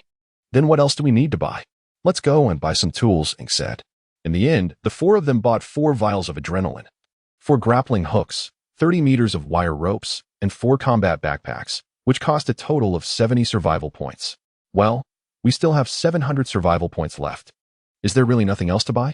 Wang Ji said, looking at the balance. He himself didn't expect there would be so much left. It seemed that, compared to gunpowder, food here was slightly more expensive. "Since we still have so much left, let's buy 1 more dagger," Ing said. "Dagger? Don't we all already have daggers?" Wang Ji looked at Ing in confusion. "There are always bad times. Cutting so many people, the blade will soon become dull. The material used for the dagger I have my eye on is quite good. Although it may not be able to cut through iron like mud, it's more than sufficient to cut through a person." As they talked, they arrived at the place Sakura mentioned. Wang Ji took a look at the sample of the knife. The golden blade, double-edged, and its smooth exterior exuded a sense of sharpness. Beside it was a close-fitting knife sheath. And next to that was a price tag of 100 survival points. Chapter 13. Seeing the light of day again. "Well, should we buy 4 more? Wang Ji asked the others. "Okay." After reaching an agreement, Wang Ji handed the magnetic card to the staff. They swiped the card and completed the purchase. Soon, the staff from the weapons store brought the daggers up from the warehouse. Sakura took the dagger and examined it in front of her eyes. "Not bad. It's suitable as a backup knife." Sakura looked at the dagger in her hand with contentment. Hearing Sakura's words, Wang Ji gasped. "A dagger of this level is suitable as a backup knife?" Before the 4 of them returned, they each bought some military backpacks and spare magazines for their pistols. Since the gun in Wang Ji's hand was self-made, it would also take a day to replicate. The 4 of them spent another 100 survival points. On the way back, Wang Ji noticed that the number of people in the training hall was apparently twice as many as usual, with some unfamiliar faces. Wang Ji's team had already met the conditions for being promoted to a level 2 team. However, they had been training all along and had no time to handle the upgrade procedures.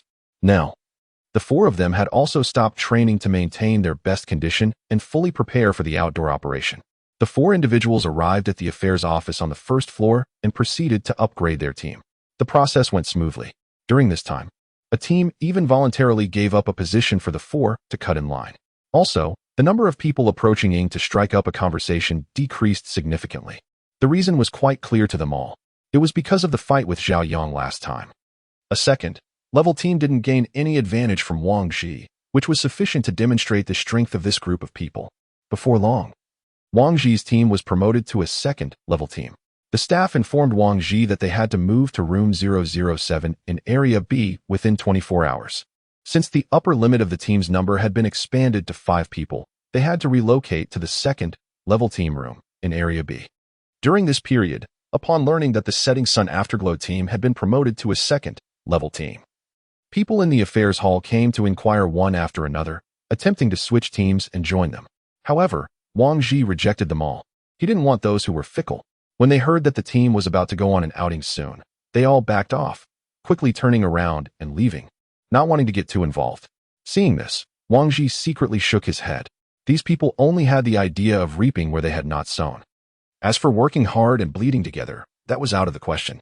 As the saying goes, it's easy to guard against an enemy outside, but hard to guard against a traitor within. In terms of choosing teammates, he had to be extremely cautious. After everyone returned, they started to carry their luggage and move to Area B. People on the way saw this and began to talk among themselves. When they arrived at room 007 in Area B, they found that this room was about 10 square meters larger than the one in Area A. There was an additional bed. The four of them each chose a bed to place their things, and finally, only the innermost bed was left. Within the confines of Dawn Tower, tidings of an impending external mission had inexplicably spread, even to the point of igniting wagers on whether the setting sun's lingering light would return alive. Inside their chamber, the quartet of Wang Ji meticulously polished their respective armaments. Maintaining a somber silence, Wang Ji, outwardly composed, was inwardly gripped by trepidation, cognizant of the imminent slaughter he was about to undertake. He knew that the morrow would pit him against the relentless and impassive undead.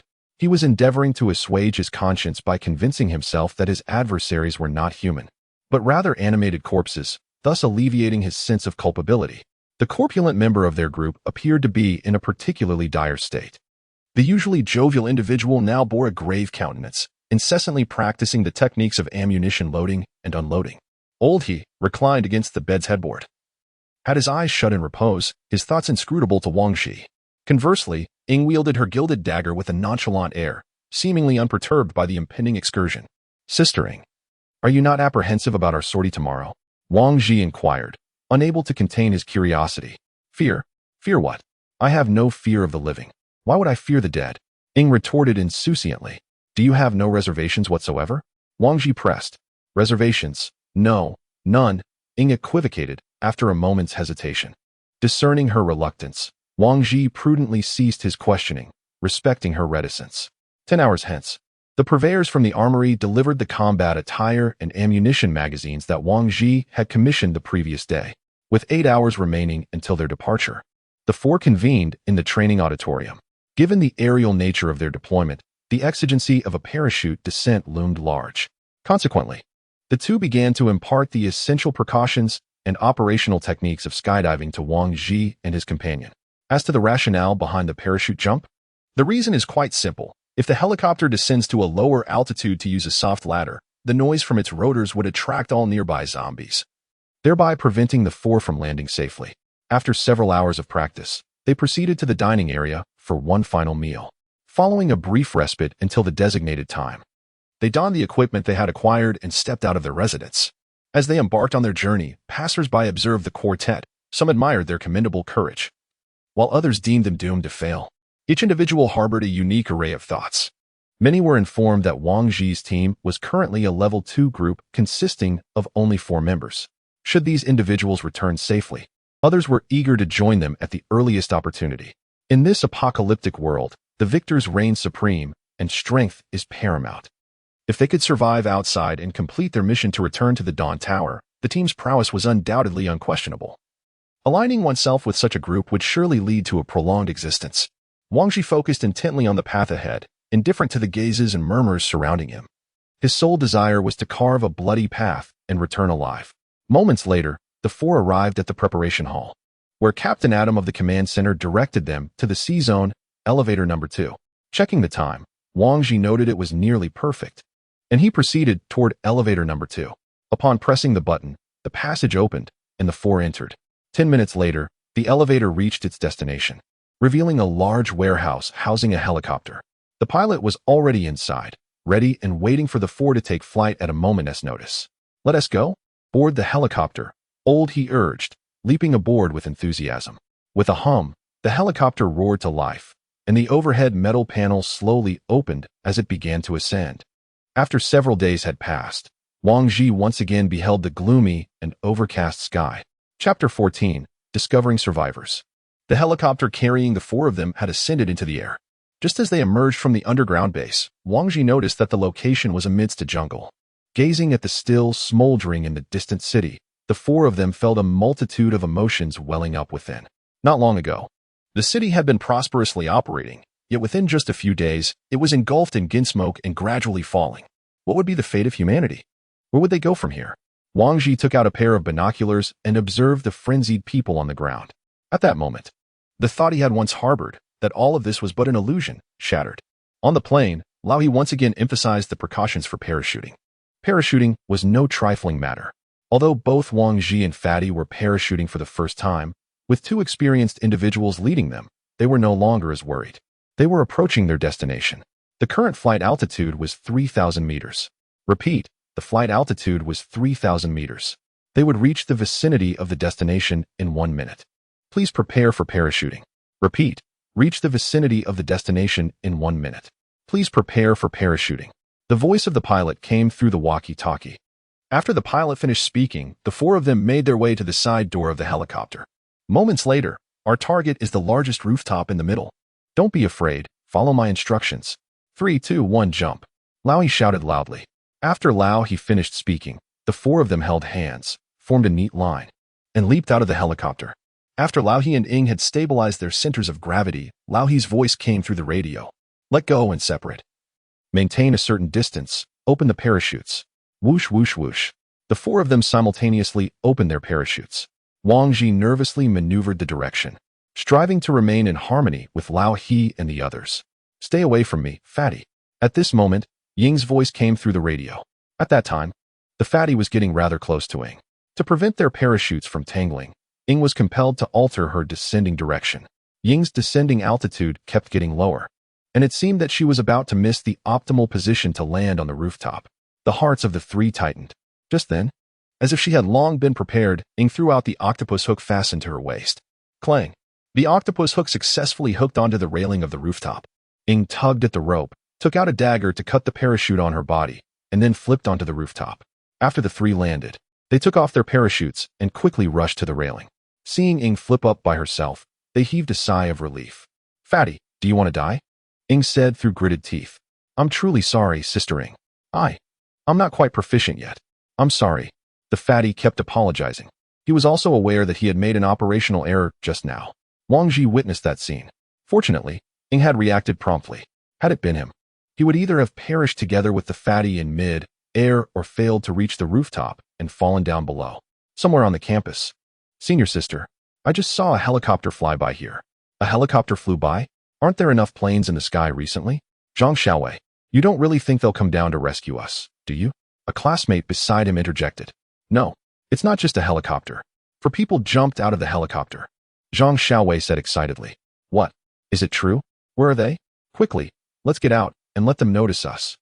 The people in the room started to voice their opinions one after another. Shoo, keep your voice down.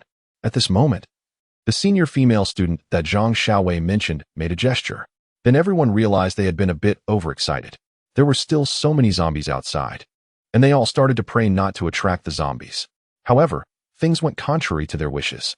At this moment, the 2 zombies outside the corridor, due to the commotion just now, had come to the door, scratching at the wooden door and making shrill screeching sounds. If this continued, other zombies would be attracted. Alas, we're doomed. Some students couldn't help but burst into tears. Stop crying. We still have the senior female student.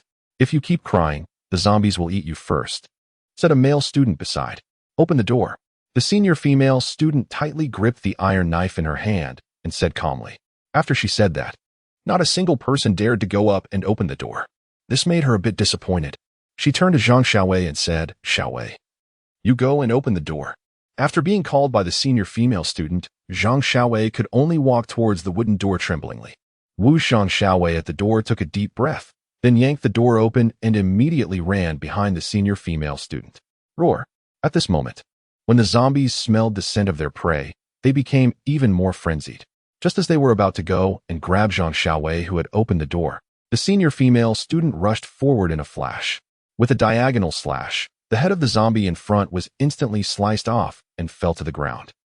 She made a thrust, which directly pierced through the head of the second zombie behind. Thud! The 2 zombies fell to the ground. In just a few short seconds, there were 2 bloody corpses more in the room. The senior female student executed a graceful saber flourish, shaking off the blood, then walked to the corner to wipe the iron saber. Despite facing bloody scenes day after day, some people in the room couldn't endure it and started retching. Let's change places, the senior female student said. Senior, there's no other place. If we change again, we can only go to the rooftop, Zhang Xiaowei replied. Then let's go to the rooftop. With that, The senior female student led everyone in the direction of the rooftop. On the rooftop, Wang Ji unfolded the map of S University and surveyed the surroundings. Our current location is on the rooftop of the administrative building. The school is divided into 4 areas: east, west, south, and north. The south and north areas consist of some teaching buildings, while the east and west sides have dormitories, playgrounds, and dining halls, Wang Ji said, looking at the map. So, which side should we go to first? The chubby fellow asked. Don't rush. First, observe the surroundings. As Wang Ji spoke, he picked up binoculars and, from the 8-story, high administrative building, looked down at the situation around with a commanding view. A campus usually has at least tens of thousands of people, and these zombies mostly appeared near the teaching buildings and dormitories. In such a harsh situation, those who managed to survive are truly fortunate, Lao He sighed. Captain Wang, how do you think they survived in this situation? The chubby fellow leaned in and asked Wang Ji. Places with fewer people are naturally less dangerous. It seems they are hiding in areas with a relatively sparse population. Wang Ji analyzed. Chubby, go keep watch at the rooftop entrance. Don't let the zombies rush up. Concerned that the zombies below might charge up. Ing instructed the chubby fellow to guard the entrance. Wang Ji picked up the map once more, observing it intently, attempting to find a breakthrough on the map. The place with the least population was what he sought. The teaching building had too many people, and it was estimated that they were all infected. It was nearly impossible to survive inside. The cafeteria, on the other hand, held some possibility, since there was an abundance of food there and it was adjacent to the supermarket, ensuring that one wouldn't starve. However, too much of a good thing could backfire. When everyone knew there was food there, they would flock to it. This would not only make survival difficult, but also cause the number of infected to increase steadily. Then the remaining options were the library and the gymnasium. These 2 places usually had fewer people, and the environment inside was relatively safe. As long as there were sufficient supplies, there was a probability of survival. Have you found anything? Wang Ji asked the other 2. No, there are zombies all around. Old he replied. I did see 2 children, but they were bitten to death near the supermarket just now, Ing said casually. After hearing this, Wang Ji also picked up the binoculars and looked in the direction of the supermarket that Ing mentioned. On the road, a group of zombies were gathered in 2 clusters, tearing at the 2 students. The bloody scene made him put down the binoculars. After a while, Wang Ji picked up the binoculars again and observed anew. But all he saw were zombies, and he didn't spot any real living people. Just as Wang Ji was about to put down the binoculars, the iron door on the rooftop of the gymnasium opened. They were survivors. At the rooftop of the gymnasium at 9 o'clock direction, Wang Ji shouted to the 2 beside him. 23 people. Old he counted the number of people on the other side through the binoculars. Evidently, these 23 individuals made a sagacious choice. Had they not ascended to the rooftop, it would have been like searching for a needle in a haystack for Wang Ji and his 4 companions to locate them within this vast campus. At this point, Wang Ji began pondering over methods to attract the attention of the others. First and foremost, they needed to make their presence known and ensure that the others would remain in place. After these students reached the rooftop, Zhang Xiaowei, who had already noticed Wang Ji and his group, promptly spotted a white umbrella cloth hanging on the office building and began waving vigorously in Wang Ji's direction. Wang Ji deliberated for a while and finally decided to take out a high-intensity flashlight and flash signals towards the rooftop of the gymnasium. Wait, they want us to wait. The senior female student understood Wang Ji's intention and made an okay gesture towards the rooftop of the office building. Chapter 15. Sneak attack. Seeing that the others had grasped his meaning, Wang Ji put down the binoculars and glanced at his watch. It was 3 o'clock in the afternoon, and they had to reach there before nightfall.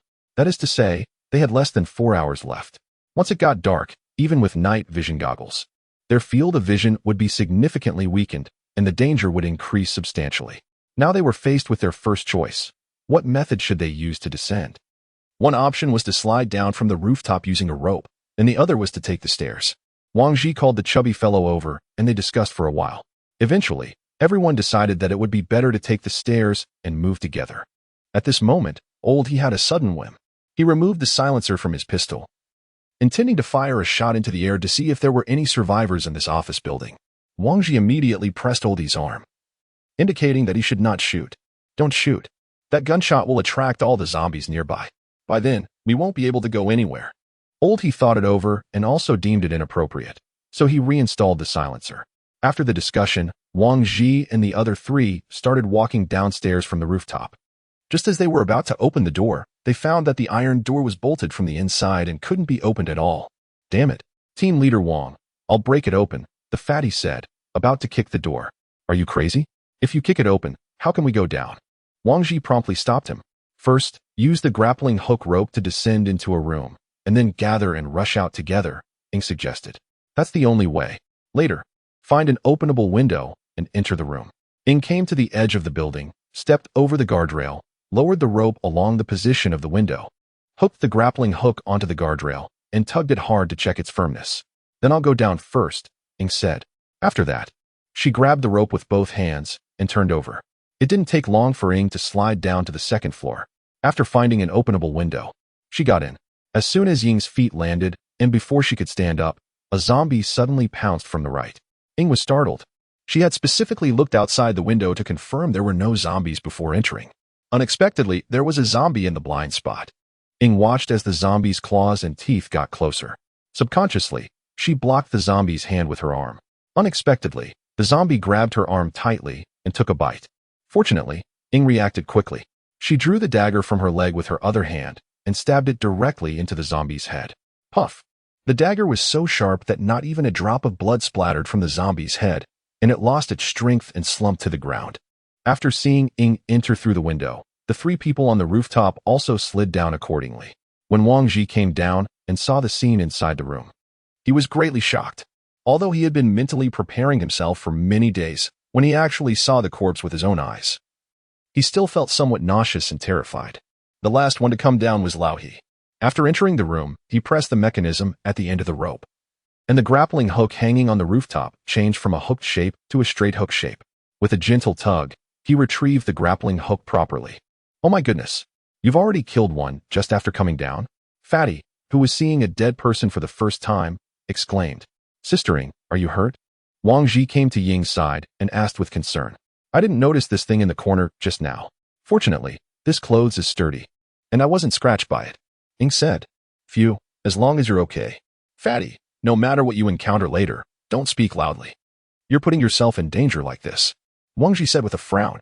Actually, he wasn't too worried about Ing and Lao He, but if Fatty wasn't reminded, he would probably scream out later. After saying that, Wang Ji went over and opened the room door, then immediately stepped back a bit to prevent any sudden attacks from zombies near the door. There were no zombies outside the door, so Wang Ji slowly stuck his head out and checked the situation in the corridor. The safe passage was about 50 meters away, with 6 zombies blocking the way in the corridor, and the rooms on both sides were unknown. After checking, Wang Ji retracted his head and told everyone about the situation outside. I'm a good shot. I'll go and kill them with my gun first, Lao He said. After saying that, Lao He leaned out, and with 7 dull gunshots, the 6 zombies outside all fell to the ground. One shot hit the zombie's cervical vertebra as it had its back turned to Lao He. When the zombie turned around and charged towards them after being attacked, Lao He fired another shot and eliminated it. Lao He then withdrew, removed the magazine, and refilled it with ammunition. Fatty peeked out and whispered excitedly, Brother He. What excellent marksmanship. Let's go out. Fatty, follow me to the opposite wall. Wang Ji, you and Ing stay on this side. We'll keep an eye on the situation in the rooms for each other. Shoot directly if there are any zombies, Lao He said. The 4 of them groped along the wall and slowly approached the safety passage. They had to pass by 8 rooms on both sides. Most of the rooms were closed, and only 3 zombies emerged from 2 open door rooms, which were easily shot down by Ing and Lao He.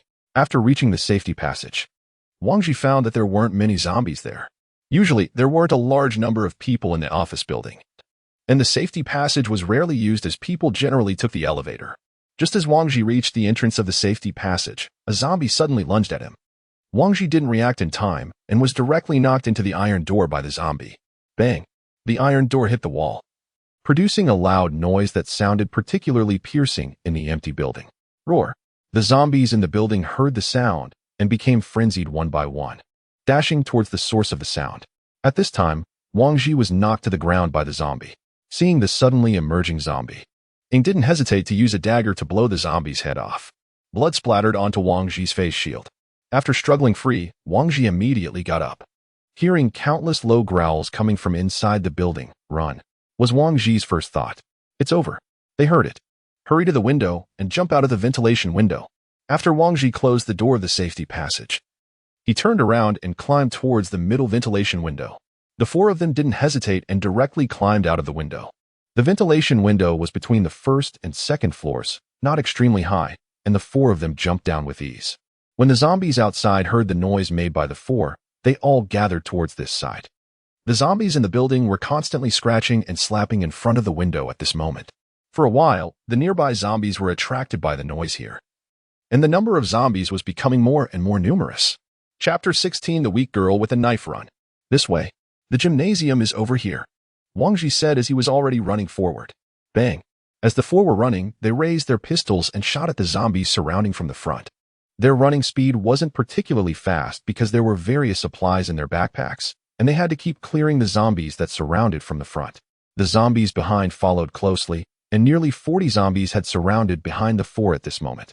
Everyone, run faster, Laui said at the front. This won't work. We'll lead the zombies to the gymnasium. Wang Ji glanced at the zombies behind. These zombies simply couldn't be shaken off, so they had to figure out a way to eliminate them. Laui, what should we do? Wang Ji asked while running. I don't know. There are too many of them, Laui shouted while running. I'm going to die. I don't want to die yet. The fatty started his wailing mode again. Fatty, if you scream again, I'll feed you to the zombies. Ing shouted at the fatty. If not, use a grenade. Laui shouted. Grenade? That would draw even more zombies. It wouldn't be just these then. Wang Ji, envisioning the scene of hundreds of zombies approaching from all around, promptly interjected to stop. Then there are only incendiary bombs left. Old he remarked. Incendiary bombs are great. Burn them to death right away. The fatty exclaimed, reaching for the incendiary bomb on his chest. Running like this all the time, incendiary bombs won't work at all. Ing said. Quick. Everyone run towards the playground. Wang Ji's eyes lit up upon seeing the withered leaves under the tree roots. It was truly a stroke of good fortune. The grass in autumn had withered, and there were vast areas of weeds on the playground's lawn. As long as the zombies were lured onto the playground's lawn and incendiary bombs were thrown around, it would instantly turn into a sea of fire. The four of them fought their way while running and arrived at the west playground. There weren't too many zombies here, and the surroundings were quite open. Nearly 100 zombies were chasing after them. Wang Ji could even feel the ground trembling. Quick! One person throw on one side. After the four reached the center of the lawn, they threw the incendiary bombs they had been holding all the way. The incendiary bombs set the surroundings ablaze. In an instant, the playground was engulfed in flames, turning into a hellish inferno. On the rooftop of the gymnasium, the students on the roof witnessed Wang Ji and the other three jumping out of the window of the office building, and then watched countless zombies chasing after them. Alas, it's all over now. Yeah, I thought they were coming to rescue us, but it turns out they're coming to their deaths. So what should we do now? Look, they're running towards us with a horde of zombies. Damn it, are these people idiots? They want to die and drag us along too. These students were all engaged in lively discussions. Students who have weapons, follow me to reinforce them. The senior schoolmate, upon seeing the zombies chasing after the four individuals, stared resolutely into the distance. She intended to go down to assist those people, not for the classmates on the rooftop, nor for herself, but solely for those who had rushed towards her in this apocalyptic world. Gazing at the hesitant classmates who kept coming up with excuses, the senior schoolmate's eyes betrayed a tinge of disappointment. She shook her head, remaining silent, then turned around and descended alone. Senior schoolmate, you can't go. Isn't that courting death? A classmate stepped forward to block her way. Get out of the way, the senior schoolmate said coldly, her head lowered. Sensing her unusual demeanor, the classmate was immediately frightened and scurried to the side. On the playground, the fire gradually died down. Most of these zombies had been rendered immobile by the flames, while those with stronger vitality were finished off by Wang Ji and the others with the daggers in their hands. The combat suits they were wearing, end products from the Dawn Tower, were fire-resistant, waterproof, radiation-proof, and could also resist scratches. They were extremely durable. I've killed people. I'm sorry. Don't blame me, the chubby guy muttered, his mind somewhat muddled, as he continued to deliver the finishing blows. Wang Ji, too, had his brows tightly knitted. Nearly 100 people lying in front of him left his heart unable to find peace for a long time. Let's go. After dealing with these zombies, Laui said. The four people who emerged from the playground were already covered in ashes, although they hadn't been burned. The temperature was still incredibly high. Coupled with the thick smoke and the bloody scene just now, Wang Ji was on the verge of vomiting. The zombies near the gym had dwindled significantly. They had intentionally run past the gym with the aim of exterminating the remaining undead in the vicinity. Unbeknownst to them, Their actions had drawn a torrent of curses from the students atop the building. As the four approached the entrance of the gym, they discovered a girl weakly leaning against the grand door, wielding a long knife that had become dull from use, surrounded by a chaotic array of corpses. Wang Ji instantly recognized this girl as the one he had observed through his binoculars moments earlier. Upon witnessing her combat prowess, he comprehended why these individuals had managed to survive thus far. The girl, upon noticing the four, relaxed her taut nerves when she realized there were no zombies behind them. Collapsing onto the ground, the stout fellow swallowed hard at the sight of her. Her strength was remarkable for a girl. "Hey, are you all right?" Wang Ji exclaimed, rushing over to support her as she sank to the ground. "I'm fine, just need to rest a bit," the girl weakly replied, attempting to rise again, only to find herself utterly exhausted, leaning against Wang Ji once more. "You should eat something." Wang Ji retrieved a packet of compressed biscuits and a bottle of water from his bag, opening them and offering them to her. As the girl gazed at the food and water he extended, her eyes began to glisten uncontrollably. For days, she had been protecting her classmates. Yet in the distribution of food, she had received no advantage. Everyone was allotted the same amount. Having remained in a constant state of battle, she now acutely felt the depletion of her strength. In fact, she could have survived on her own without protecting her classmates, yet she couldn't bring herself to do so. If she were to seize the classmates' food and harm them at will, what difference would there be between her and those zombies? "Well, sistering, there are differences between men and women. Could you please carry her up later?" Wang Ji asked. "Humph. Now you know there are differences between men and women. You didn't say that when you rushed up to carry her just now." Ing shot a sidelong glance at Wang Ji. After a while, the five of them arrived at the rooftop. It was already past 5 o'clock, and the sky was gradually growing dim. Wang Ji frowned slightly when he saw these classmates holding weapons. In the apocalypse, their behavior was understandable, but it still made him feel rather irritated. In fact, if it weren't for the mission and the reward of survival points, he would never have come to save these people even if killed. "Ah, Senior, you're back. Hello. Big brothers. Please come and take a seat and have a rest." A classmate, upon seeing this, immediately came up to flatter. "Were you sent by the country to save us? Great. We're finally saved." After one classmate finished speaking, the rest of the classmates also came up to curry favor. Wang Ji looked at these approaching people, said nothing, and directly raised his gun. Chapter 17, Jiaolioli. The students were stunned when they saw Wang Ji raising his gun. Not understanding why this was happening. "Be quiet. Go over there and don't move. Fatty, go watch over them." Wang Ji pointed to a corner of the rooftop and said, "All right, Captain. Ahem. You all behave yourselves. The consequences of making me angry are quite serious, you know." Fatty started to put on a stern face and shouted at the students. Wang Ji turned around and approached the girl, checking if she was injured. "Why did you come here?" the girl asked in a whisper. "To save people, of course," Wang Ji replied. "Now there are monsters everywhere. Where else can we go?" the girl said with a downcast look. "There's a shelter. We came from there. You'll know once you get there." The girl didn't show much excitement because she knew there was still a very perilous journey ahead of them. "By the way, what's your name?" Wang Ji asked. "Jiaolioli. Jiaolioli. What an unusual name," Wang Ji murmured, smiling at her. Looking at the girl covered in bloodstains before him, an idea suddenly occurred to him. To make her the fifth member of the team. "I'm Wang Ji. That elder sister is Ing. This is brother He. And the fat man over there is Li Feihong," Wang Ji introduced to the girl. "Hello, sister Ing, brother He." Jiaolioli greeted the two beside her. "Say, did you kill all those zombies downstairs by yourself?" Wang Ji asked, looking at Jiaolioli's blade that had turned. "Yes, I'm from a martial arts family. Having been exposed to it since childhood, I've learned a few moves," Jiaolioli said in a low voice upon hearing Wang Ji's compliment. Wang Ji could tell that when Jiaolioli came downstairs, she must have seen them being chased by hordes of zombies and wanted to come down to help. If they hadn't lured the zombies to the playground and wiped them out, her trip down here would probably have been a suicidal one. At that moment, upon seeing the resolute look in Jiaolioli's eyes, he admitted that he was touched. "Thank you for coming down to meet us," Wang Ji said, patting Jiaolioli's shoulder with a sense of relief. I should be the one thanking you all. We've run out of food. By the way, after the catastrophe occurred, how did you manage to survive?" Wang Ji inquired. Before the catastrophe, there was a thick fog that persisted globally for over a week. There were all sorts of speculations on the internet, yet it didn't affect our normal lives.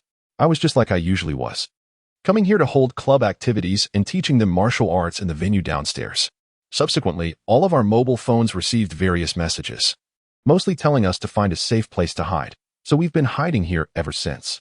Jiao Liuli recounted the process. Why is it that most people got infected while you all didn't? Lao He asked in confusion from the side. Some people on the internet said it was the problem of this thick fog. After inhaling an excessive amount of the fog, symptoms like dizziness and vomiting would occur at first. We were always indoors, thus avoiding inhaling too much of the fog and luckily escaping this disaster. However, a large number of people got infected after being injured by those monsters. Several of my classmates have already. Zhao Yuli stopped speaking at this point. I see. You just said you guys have no food left? How long have you not eaten? Wang Ji asked. Including today, it's been 2 days.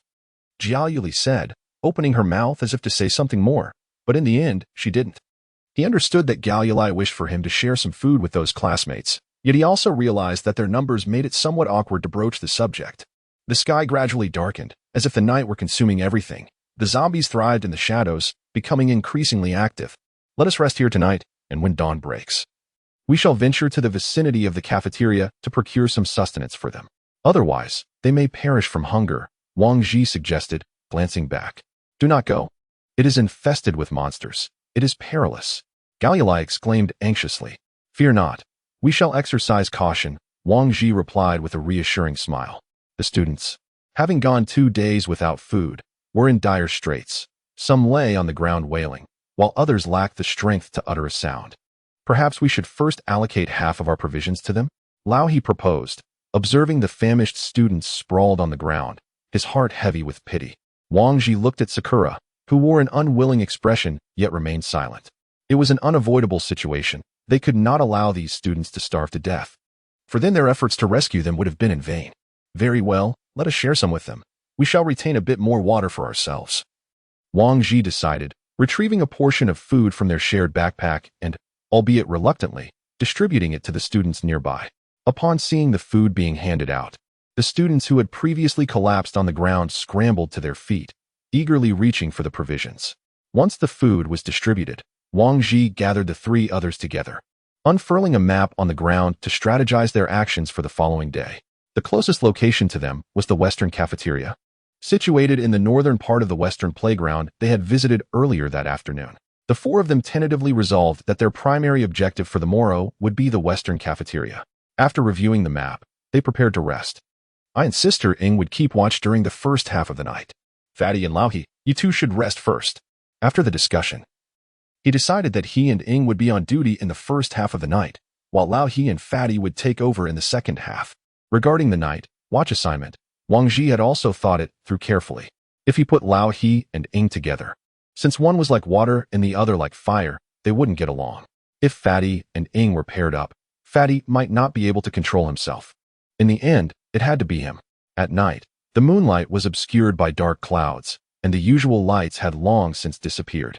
From time to time, a cracking sound could be heard around, as if it were the sound of zombies stepping on broken glass. Wang Ji looked at the students around him. These people were huddled on the ground in disarray, suffering from hunger. His heart was filled with melancholy. If he hadn't joined the Dawn Tower, would his fate have been like theirs? Or perhaps he would have already turned into a zombie. Leaning against the railing of the rooftop, while thinking, Wang Ji took out a pack of cigarettes from his bag, took out 2, and offered one to Ing beside him. Sister Ing, do you think we can make it back alive? Wang Ji asked, turning his head after lighting the cigarette. Just do our best. The world is in such a state. There's not much to be nostalgic about. Living one more day is a bonus. Ing exhaled a puff of smoke and said, at this moment, Ing had lost her previous frivolity and became sentimental. While it's true that living one more day is a gain, it's not to the extent of having no will to live. Since we were fortunate enough to survive, it must be the arrangement of fate. Since we were able to meet, it's destined. The future is still full of infinite possibilities. We could find an uninhabited place to settle down. We could become the king of our own domain, free from restraint. Aren't these things what you've been pursuing? Wang Ji, envisioning the future, said, oh, does my younger brother wish to find a secluded place for us to settle down? At this moment, Ing resumed her charming demeanor. Wang Ji was rendered speechless. This person really couldn't stay serious for more than 3 seconds. In any case, we still have to hold hope, anticipation, and fantasies for the future, Wang Ji said earnestly. In fact, before the apocalypse, I had no interest in all those things like the future and hope that you mentioned. The world right now is quite nice, Ing said, looking into the distance with listless eyes. Chapter 18, The Grocery Store. Why do you say that? Wang Ji looked at Ing, who had seemed completely disheartened just moments ago. How could she suddenly think the current world was nice? Just as you said, as long as we don't die, we can do whatever we want. We can live in seclusion or even establish a small country of our own and do as we please. Ing laughed. Well, Sister Ing, our team is currently a level 2 team and we're short of one person. I was thinking of arranging Jia Lily in our team. What do you think? That's fine. It'll be good to have another sister. But you're not just doing this because she's good looking, are you? Ing said with a hint of disdain. No. No one is as beautiful as Sister Ing. I'm making this decision solely based on her strength and character. Wang Ji shook his head hastily. What if she doesn't want to join us? Then she wouldn't have shown up downstairs in the first place, Wang Ji said with certainty. All right, do as you like, Ing said indifferently. After Wang Ji and Ing finished their shift in the first half of the night, they woke up Fatty and Old He. Wang Ji also threw the box of remaining cigarettes to Old He, then randomly found a spot and lay down. Due to various factors, Wang Ji had not had a proper rest for nearly 40 hours. As soon as he lay down, an unprecedented weariness overwhelmed him, and he drifted off to sleep unconsciously. On October 3, 2025, it was overcast. At 5 o'clock in the morning, Wang Ji suddenly sat up from the ground and instinctively touched the gun tucked into his waist. He looked around in fear and saw that Fatty was chatting with Lao He on a platform aside, while Ing was sitting and leaning against the wall, eyes closed, taking a rest. Then he heaved a sigh of relief. Sleeping too soundly in such circumstances was definitely a big taboo. Fortunately, nothing had happened. Yo, Captain Wang, you're awake? Fatty said upon seeing Wang Ji sitting up. Yeah, let's have something to eat and then head to the later, Wang Ji said. As he spoke, Ing also opened her eyes and walked over. After the 4 of them finished eating, they selected 3 relatively sturdy boys and asked them to be the guides and carry the food. The chosen students were, of course, reluctant. No one was willing to do such an extremely dangerous job. However, they finally yielded to the gun in Wang Ji's hand. Taking a risky chance outside was better than dying right then. Wang Ji walked up to Jia Lily and gave her his knife for self-defense. Be careful and take good care of yourself, Wang Ji said. After that, they made a simple preparation, then slowly opened the door to the rooftop and were ready to go downstairs to the. Since they had cleared the zombies in the building yesterday, they only killed 1 zombie on their way to the first floor. But once they reached the first floor, there were a lot more zombies. About 10 more zombies had entered the hall. This almost made the 3 students behind cry out in fear. Fortunately, Wang Ji had also warned them. Now they could only tightly cover their mouths, not daring to make the slightest sound. These dozen or so zombies were left to Ing and He. Wang Ji and Fatty tried their best not to fire if possible. The reason was simple. Their marksmanship was really poor. After a while, the zombies in the hall were easily dealt with by them, hardly wasting a single bullet. He couldn't help but admire their accuracy. They walked all the way to the west playground, where the corpses of the zombies burned to death yesterday were still left. The cafeteria is ahead. A classmate behind caught up and whispered, Yes, when we enter, we'll cover you. Take as much food as you can when you see it. Wang Ji gave some instructions to several students and then continued walking forward.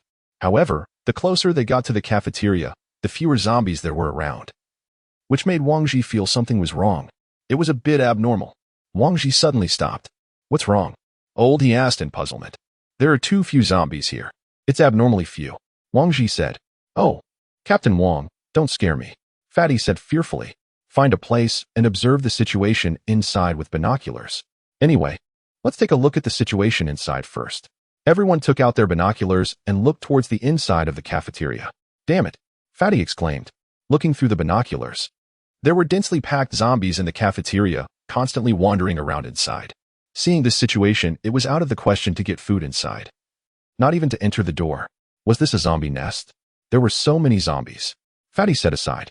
Alas, everyone came here in search of food, but without exception, they all met their end here. Ing said, So what shall we do now? Go back. The Fatty asked. Let's think of another way. Without food, they won't last long. Wang Ji pondered, bowing his head. Brother, I know a place where there might still be some food, a classmate behind said. Damn it. Why didn't you say so earlier? The Fatty slapped the speaking classmate.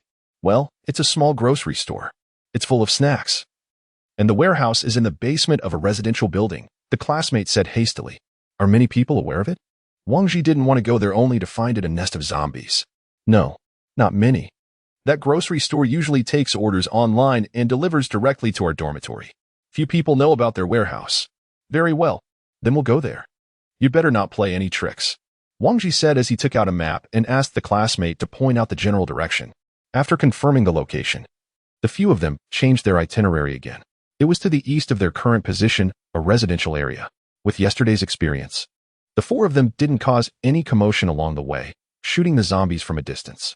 After a while, the four quickly arrived at the residential building the classmate mentioned. There was a row of slightly shabby small high-rise buildings here. The basement of this kind of old building was inside the first floor. After observing the surrounding situation for a while and confirming there was no danger, they entered the building first. The corridor was a bit dark. Wang Ji turned on the chest, mounted lighting lamp, and walked carefully towards the depth of the basement. Ding. Wang Ji threw a bullet to the front corner. In such a blind spot of vision, he had to use a decoy to probe. Sure enough, the moment the bullet hit the ground, two zombies immediately let out low growls and pounced directly on the spot where the bullet landed. Seeing the suddenly emerging zombies, everyone immediately opened fire and killed the two zombies. The grocery store was at the end of the basement. When they arrived at the door at the end, Wang Ji gave it a strong pull. The door was closed. There should be no zombies inside. The two just now should have come from outside. The door is locked. Should we force it open? Wang Ji turned back and looked at everyone. Let me do it. Ing stepped forward and took out a piece of wire from her bag. Sister Ing, you can do this? Wang Ji looked at Ing, who was picking the lock. I know a bit. Ing squatted at the door and worked on it for a while. Then there was a click from the door lock. It's open. After the lock was opened, Ing tried to pull the door, but it didn't open. Then she pushed it, but it still wouldn't budge. However, it could be seen that the door loosened a little when pushed inward. Chapter 19. A week's worth of food. Is there something blocking it? Wang Ji asked. Is this the right place? Wang Ji turned back and asked that student. I'm sure. I've been here many times. The male student said. Fatty. You and Lao He go to the stairwell entrance to keep watch. If you alert the zombies, deal with them first. Wang Ji said. Dong dong dong. Wang Ji knocked on the door a few times first to see if there were any living people inside. After knocking a few times, he found that no sound came from inside. Is there anyone in there? Wang Ji said towards the crack of the door. I'm here to save you. Please open the door. Wang Ji tried to call out again. Save us? I think you're here to our food. I earnestly advise you to seek another place. We have already claimed this area. The building is teeming with zombies. If you dare to batter the door, they will be drawn over. You will all be devoured by them. At this moment, a man's voice emanated from within. We truly came to rescue you. There is a shelter outside. As long as you cooperate wholeheartedly, I will lead you back. Wang Ji exhorted once more. I still suggest you abandon this idea and refrain from coming again. In these times, there's no need to be so high-minded when seizing things. The voice from inside came out again. Seeing that the other side showed no sign of being moved, Wang Ji simply decided to break the door by force. He was determined to obtain this batch of food. Fatty, go and break the door open. Wang Ji turned around and said to Fatty. No problem. Lao He, Sister Ing, let's hold our ground. Don't let the zombies approach. After Wang Ji finished speaking, the three of them stood at the corner of the corridor, turned back, and signaled Fatty to act. Fatty stepped back a little. Then with a short run, up, there was a loud bang. With a huge crash, the door burst open. After the deafening noise, the entire building began to tremble slightly. The zombies on the upper floors started to riot and rushed downstairs one by one. Here they come, Wang Ji warned. Moments later, over a dozen zombies charged down, instantly filling the narrow corridor. Fire! Lao He shouted and pulled the trigger on his own accord. On the other side, as soon as Fatty broke into the room, three boys greeted him.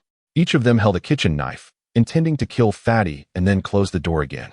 However, just as they were about to pounce, they noticed that Fatty was holding a pistol in his hand. No matter how swift the kitchen knife, it pales in comparison to the speed of a bullet. The three individuals promptly lost their tempers, with one of them being kicked aside by the robust figure. After dealing with the occupants inside, the stout man turned to assist Wang Ji and his companions in combating the zombies, directing the three male students to take refuge in a nearby room. Upon exiting, he was taken aback by the sight before him. The corridor was densely littered with corpses, while more zombies pressed in from behind. However, these bodies obstructed some of the zombies' movements, causing them to stumble, thus granting Wang Ji and the others a brief respite. Ultimately, they managed to eliminate over 20 of the undead in the corridor before tranquility descended. At last, it was over. Were any of you injured? Wang Ji's heart raced. In the dimly lit basement, the vivid imagery of splattering zombie blood left him trembling with anxiety. Let us proceed inside, Oldie suggested, holstering his firearm. Very well. The four of them entered the room, observing the three male students on the floor, each clutching their arms and groaning in agony. The air thick with the stench of metabolic waste. A quick glance revealed an assortment of provisions scattered about: bread, spicy strips, instant noodles, sausages, and various beverages, including mineral water. The quantity was sufficient to sustain those 20 or so students for an entire week. Wang Ji understood the actions of these three boys. In a world engulfed in darkness, selfishness, and suspicion thrived. Gather all of this, Wang Ji commanded the three male students. Captain Wang, how shall we deal with these three? The stout man inquired. Brothers, we beg you spare us. Did you not claim you were here to rescue us? Why now must you decide our fate? Wang Ji looked at the three people who were crying and pleading for mercy. Initially, he intended to abandon them here to fend for themselves. Yet he thought that taking them back would yield survival point rewards. You three, come with us. Keep quiet on the way, or the gun in my hand might go off. As Wang Ji spoke, he made a gesture with the pistol in his hand. Thank you, big brothers. We surely won't make a sound. At this moment, the three classmates they brought had each taken a large cardboard box and stuffed all the chaotic assortments of food and water into the big cardboard boxes. Everyone came out of the room. The six boys at the back were startled when they saw the corpses lying haphazardly in the corridor, but fortunately, they didn't cry out. When Wang Ji was about to pass through the corridor, there was a zombie on the ground that wasn't completely dead. It grabbed his leg with one hand. Not good. Watch your step, Wang Ji said as he raised his hand and fired another shot at the head of the not completely dead zombie. Just as his words fell, a scream was heard from a boy at the back. Ah, quick, everyone get out now, Wang Ji said and ran outside. Who was it just now? It was me. I was just grabbed by a hand. The speaker was a boy from the room just now. At the moment, there was a tear in his trouser leg. Wang Ji walked over, squatted down, and carefully examined the boy's leg. The wound was gradually turning black, and the blood had also turned dark red. Is there anyone else injured? Wang Ji asked again. Seeing that no one made a sound, Wang Ji walked up to the three people. That person has been infected. It's only a matter of time before he mutates. Should we? Wang Ji inquired. Let it be. It's not every day we come across a little white mouse, and of course, we must observe it, Sakura remarked. All right. After a brief discussion, the group began their journey back. However, on their way, the boy who had been injured suddenly collapsed onto the ground. The four rushed to his side, only to find him slipping into a state of delirium, his face gradually turning purple and dark red blood seeping from his mouth. Wang Ji calculated that it had been less than 10 minutes since the injury. Could such a brief interval truly be fatal? Let us put him out of his misery, Wang Ji suggested, turning to Sakura. She nodded, brandishing her dagger and swiftly slicing across the boy's throat. In an instant, the once struggling and convulsing boy lay still. After the act, Sakura's expression remained unchanged, as if devoid of any sense of guilt. Sigh, let us hurry back, Wang Ji sighed, turning to retrace their steps. This, in a way, was the boy's retribution. Had he opened the door earlier, the zombies would not have surged down, he would not have been injured, and he would not have met his demise. Since the four had cleared a significant number of zombies from this path on their way here, their return journey proved to be considerably easier. Before long, they spotted students on the rooftop of the gymnasium waving at them. Once the group reached the rooftop, the students gazed in awe at the 3 full crates of provisions, regarding Wang Ji and his companions as saviors, their eyes filled with reverence. It was still only 10 o'clock in the morning. This expedition had taken less than half a day, and they had secured enough food for a week, an endeavor that had gone remarkably smoothly for them. Fatty, go distribute some food to them, Wang Ji instructed. Wang Ji retrieved his notebook from his bag, meticulously documenting the events that transpired, particularly the characteristics of the zombies and the reactions following infection. As part of the initial team to venture out, the intelligence they gathered from the outside world would undoubtedly be invaluable. However, this remained merely a conjecture, as he was uncertain how the Dawn Tower would respond. Chapter 20. The van, what are you doing? Laoyi inquired as he approached Wang Ji. I am contemplating an evacuation plan. With food secured, it is time to return with the others, Wang Ji replied, taking a bite of the bread in his hand, his words somewhat muffled. Gazing at the map of S City, he noted that according to the coordinates provided earlier by Ling Ling Yao, their location was approximately 30 kilometers north of the school, in the wilderness. S City was densely populated, and the streets were teeming with zombies. His greatest concern was the lack of self-defense capabilities among the students. Their safe return was uncertain, especially with over 20 individuals to escort. Panic, big brother.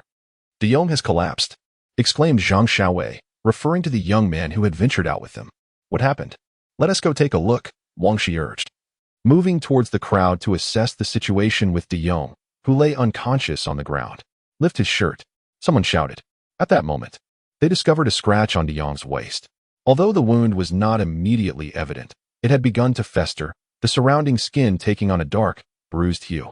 It was then that everyone comprehended the grim reality. De Yong had also been infected. You beasts, I demand your lives. Upon learning of De Yong's infection, his closest companion stepped forward, enraged, intent on confronting the two boys in the convenience store. Wang Ji stepped forward and restrained one of them. Objectively speaking, they were not wrong. Everyone was fighting for their survival. Once life is lost, it cannot be restored. It is prudent to conserve energy and address your issues once we reach the refuge. After speaking, Wang Ji raised his gun and aimed it at De Yong. No.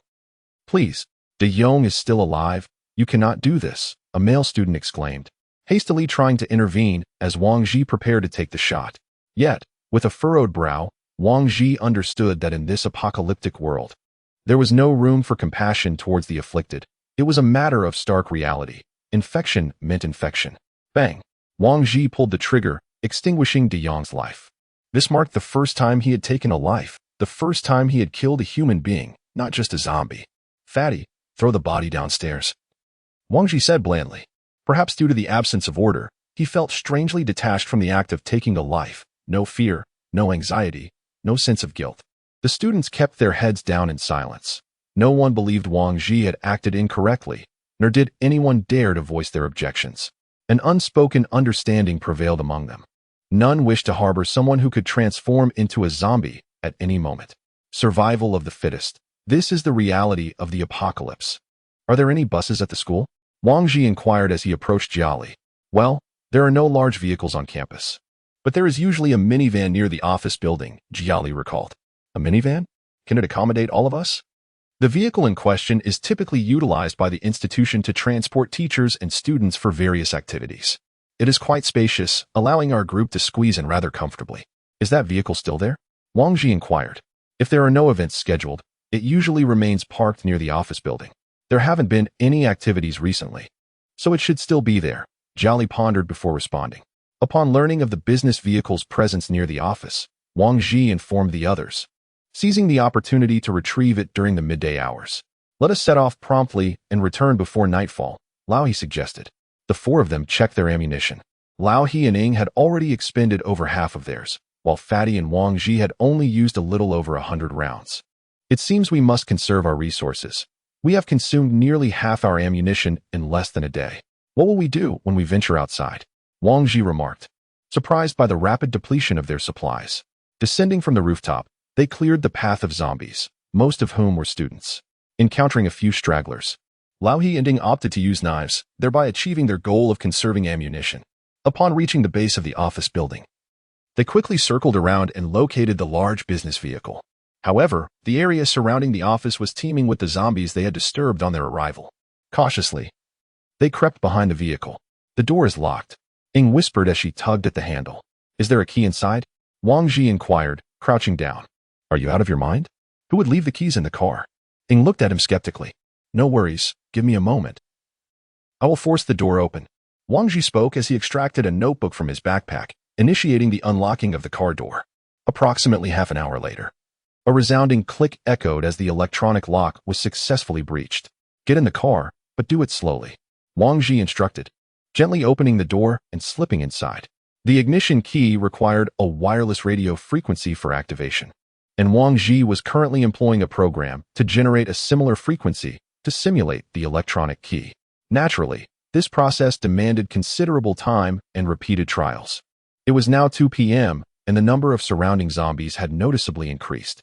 The four of them inside the vehicle held their breath, anxiously observing Wang Ji busily working in the driver's seat.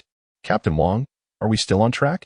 It's been an hour. If this doesn't work, we should head back, the stout man suggested, eyeing the ever-growing horde of zombies. If you wish to avoid becoming a meal for the undead, you ought to remain quiet, Wang Ji cautioned in a hushed tone as the program on his laptop continued to decipher the codes, akin to testing every conceivable password combination. By 6 p.m., the light in the sky gradually faded, and the number of zombies surrounding the vehicle had escalated. Some of the undead within the building began to shuffle outside. "If we don't return soon, we might end up spending the night in the car," Ing murmured, glancing around nervously. "We have no second chance. The computer is nearly out of power. We cannot afford to give up." At this moment, Wang Ji noted the dwindling battery life of his laptop. Failing to unlock the vehicle would result in even greater losses for them. Suddenly, a zombie spotted the occupants inside the car, and the windows were met with a series of thumps as the creature pressed against them. This made the people in the car extremely nervous, ready to fire outside at any moment. The thumping sounds of zombies pounding on the car immediately attracted the surrounding zombies. In an instant, the number of zombies outside the car window grew from one to a horde. With a crack, the window of the passenger seat was shattered by a zombie. Now, Oldie didn't care about anything else. While the zombies hadn't broken through the window yet, he immediately took out his gun and started shooting the zombies outside.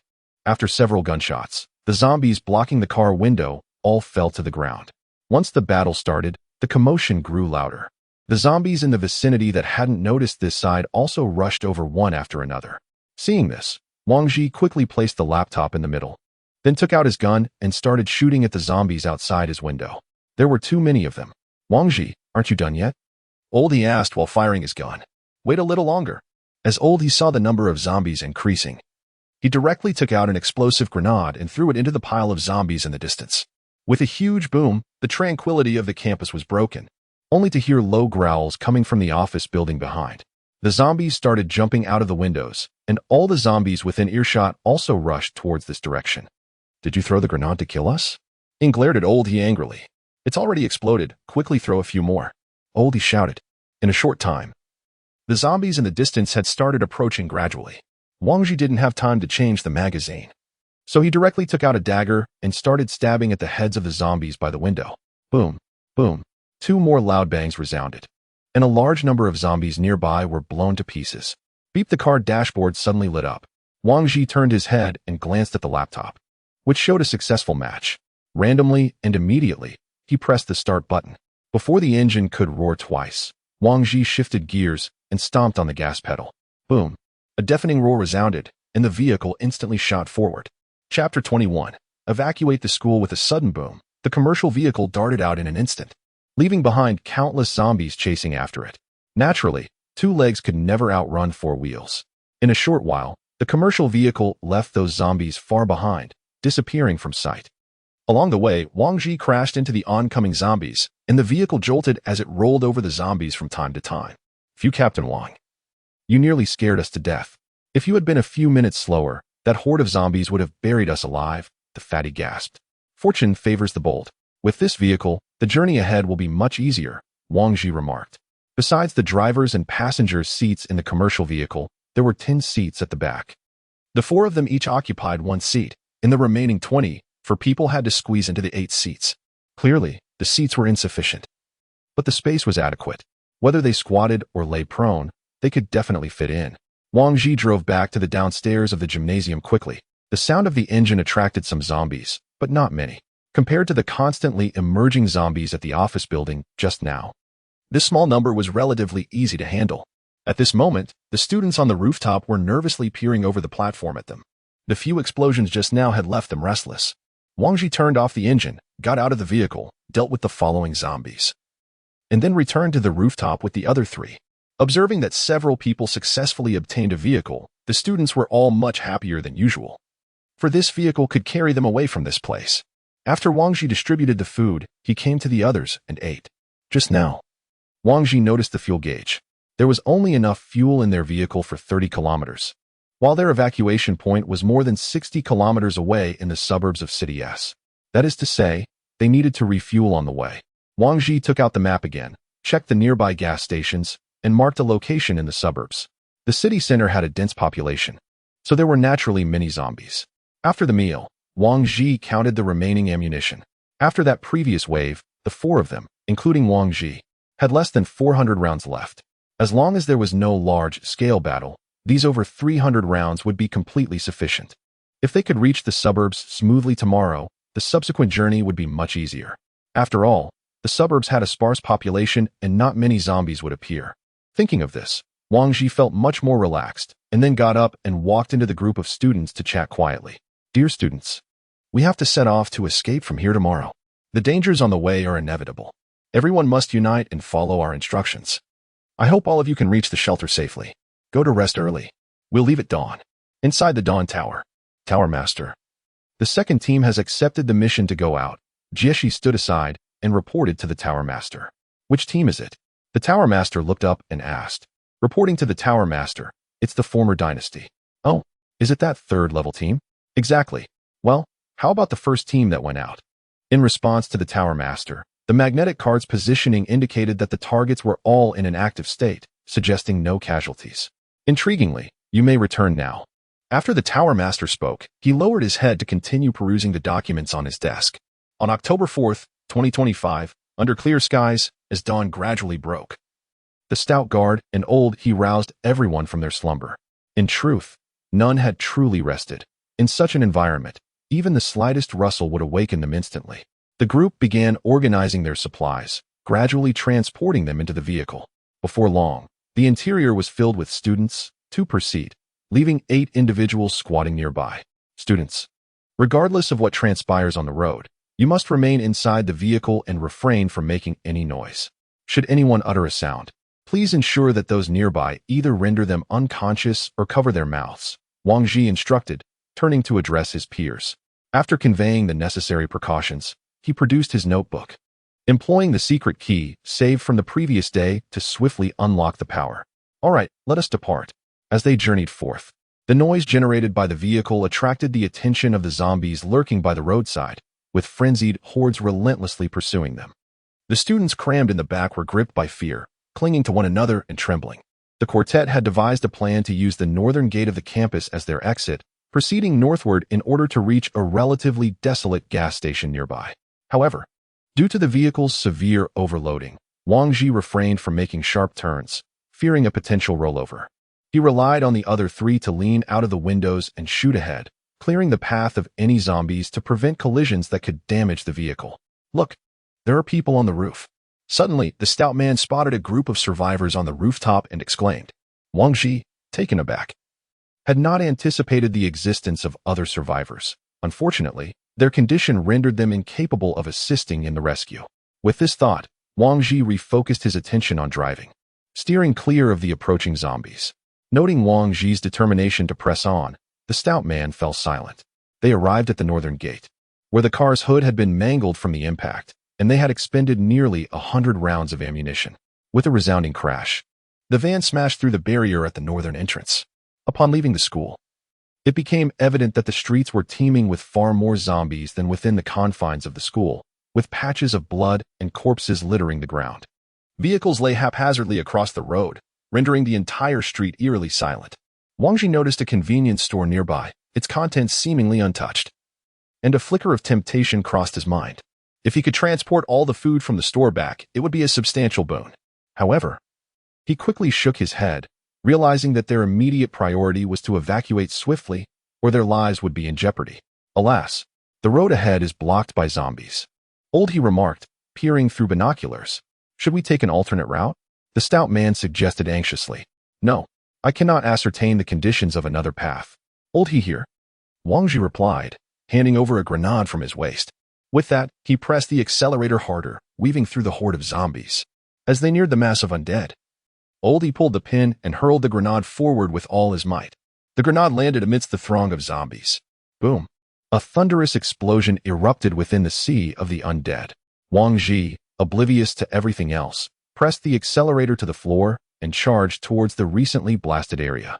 Countless zombies collided with the front of the vehicle, shattering the windshield into a spiderweb of cracks, splattered with a thick, viscous blood.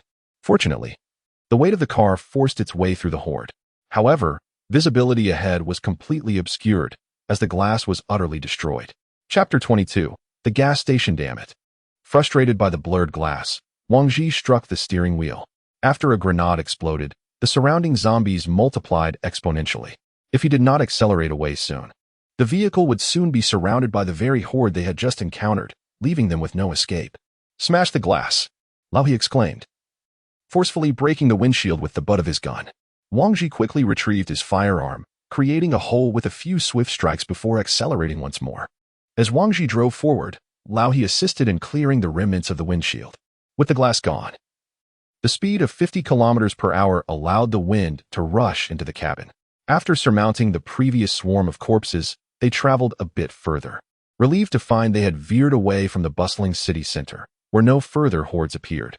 Wang Ji glanced down at the fuel gauge, realizing with dismay that it was already on empty. He had grossly underestimated the vehicle's fuel consumption. Initially, he planned to reach the gas station seamlessly, but the absence of a windshield combined with the weight of their 28 passengers had drastically increased fuel consumption. Less than a minute later, it became evident. The car began to slow to a halt. Why have we stopped? The hefty man in the back seat questioned, bewildered. Out of fuel. What? You said we could make it to the gas station. Isn't the windshield broken? Shall we walk to get the fuel? We should be less than a kilometer away from that gas station, Wang Ji predicted. A kilometer? It's neither far nor close, Lao He pondered. Let's go. We have no other means to obtain fuel, so we must head there. Saying this, Ing opened the car door. You stay here to protect them. The three of us will go fetch the fuel, Wang Ji instructed, turning to face the others. Wait, am I really the only one left here? The fatty glanced nervously at the zombies that occasionally appeared around them. Aren't there still over 20 people behind? What are you afraid of? Wang Ji glanced at the car, where Jiaoyalai was seated. 20. Aye. Before the fatty could finish his sentence, Wang Ji exited the vehicle and pulled him down. Don't forget why we came out here. I understand, Captain Wang. But do you really intend to leave me here all alone? The fatty seemed troubled. Wang Ji surveyed the surroundings. There aren't too many zombies here, being on the outskirts. As long as you don't make a lot of noise, it should be relatively safe to stay put. All right, but you all must be quick. The fatty replied anxiously. Understood. After Wang Ji and the others departed, the fatty finally returned to the car. Don't make a sound. If zombies show up, I won't be able to help you, he said disdainfully. The trio advanced towards the gas station, where nearly every vehicle was ensnared by the undead. To evade surprise attacks, they maintained a prudent distance from the cars, cautiously navigating their way forward. Upon reaching the gas station, they beheld a multitude of vehicles, predominantly large trucks. Scattered across the ground were numerous corpses, their wounds indicative of human-inflicted violence. It appeared that this location had been thoroughly pillaged. Oldie gazed at the shattered convenience store in the distance and suggested, let us venture inside and remain vigilant.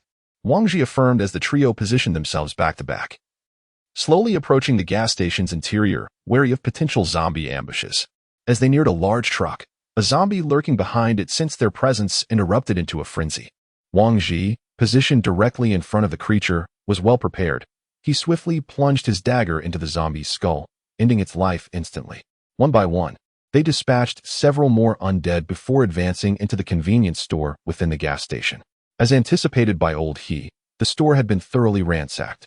However, the barrels of gasoline remained untouched, standing resolutely in their place. Each of the trio secured 2 bottles into their backpacks. That should suffice. Let us return, Sakura remarked. On their way back, Wang Ji noticed Old He's perpetual frown and inquired, What troubles you, Old He? Are you unwell? I'm fine. Just feel an odd sensation. Old He replied. Odd? What do you mean? Wang Ji pressed. Why do you think the people from the Dawn Tower are aware of the impending apocalypse? It's as if they can foresee the future. Old He voiced the perplexity that lingered in his mind. There are 2 possibilities. The first is that they initiated the doomsday. The second is that they knew someone was going to launch the end times, but the opponent was too powerful for them to stop. Ing analyzed. After hearing this speculation, Wang Ji fell into deep thought. Indeed, making prior arrangements means knowing in advance about the occurrence of the doomsday. The key issue lies in whether the Dawn Tower is the culprit. I'd rather it be the first case, Lao He said. Why? Wang Ji was puzzled. If it's the second case, it's very disadvantageous for us.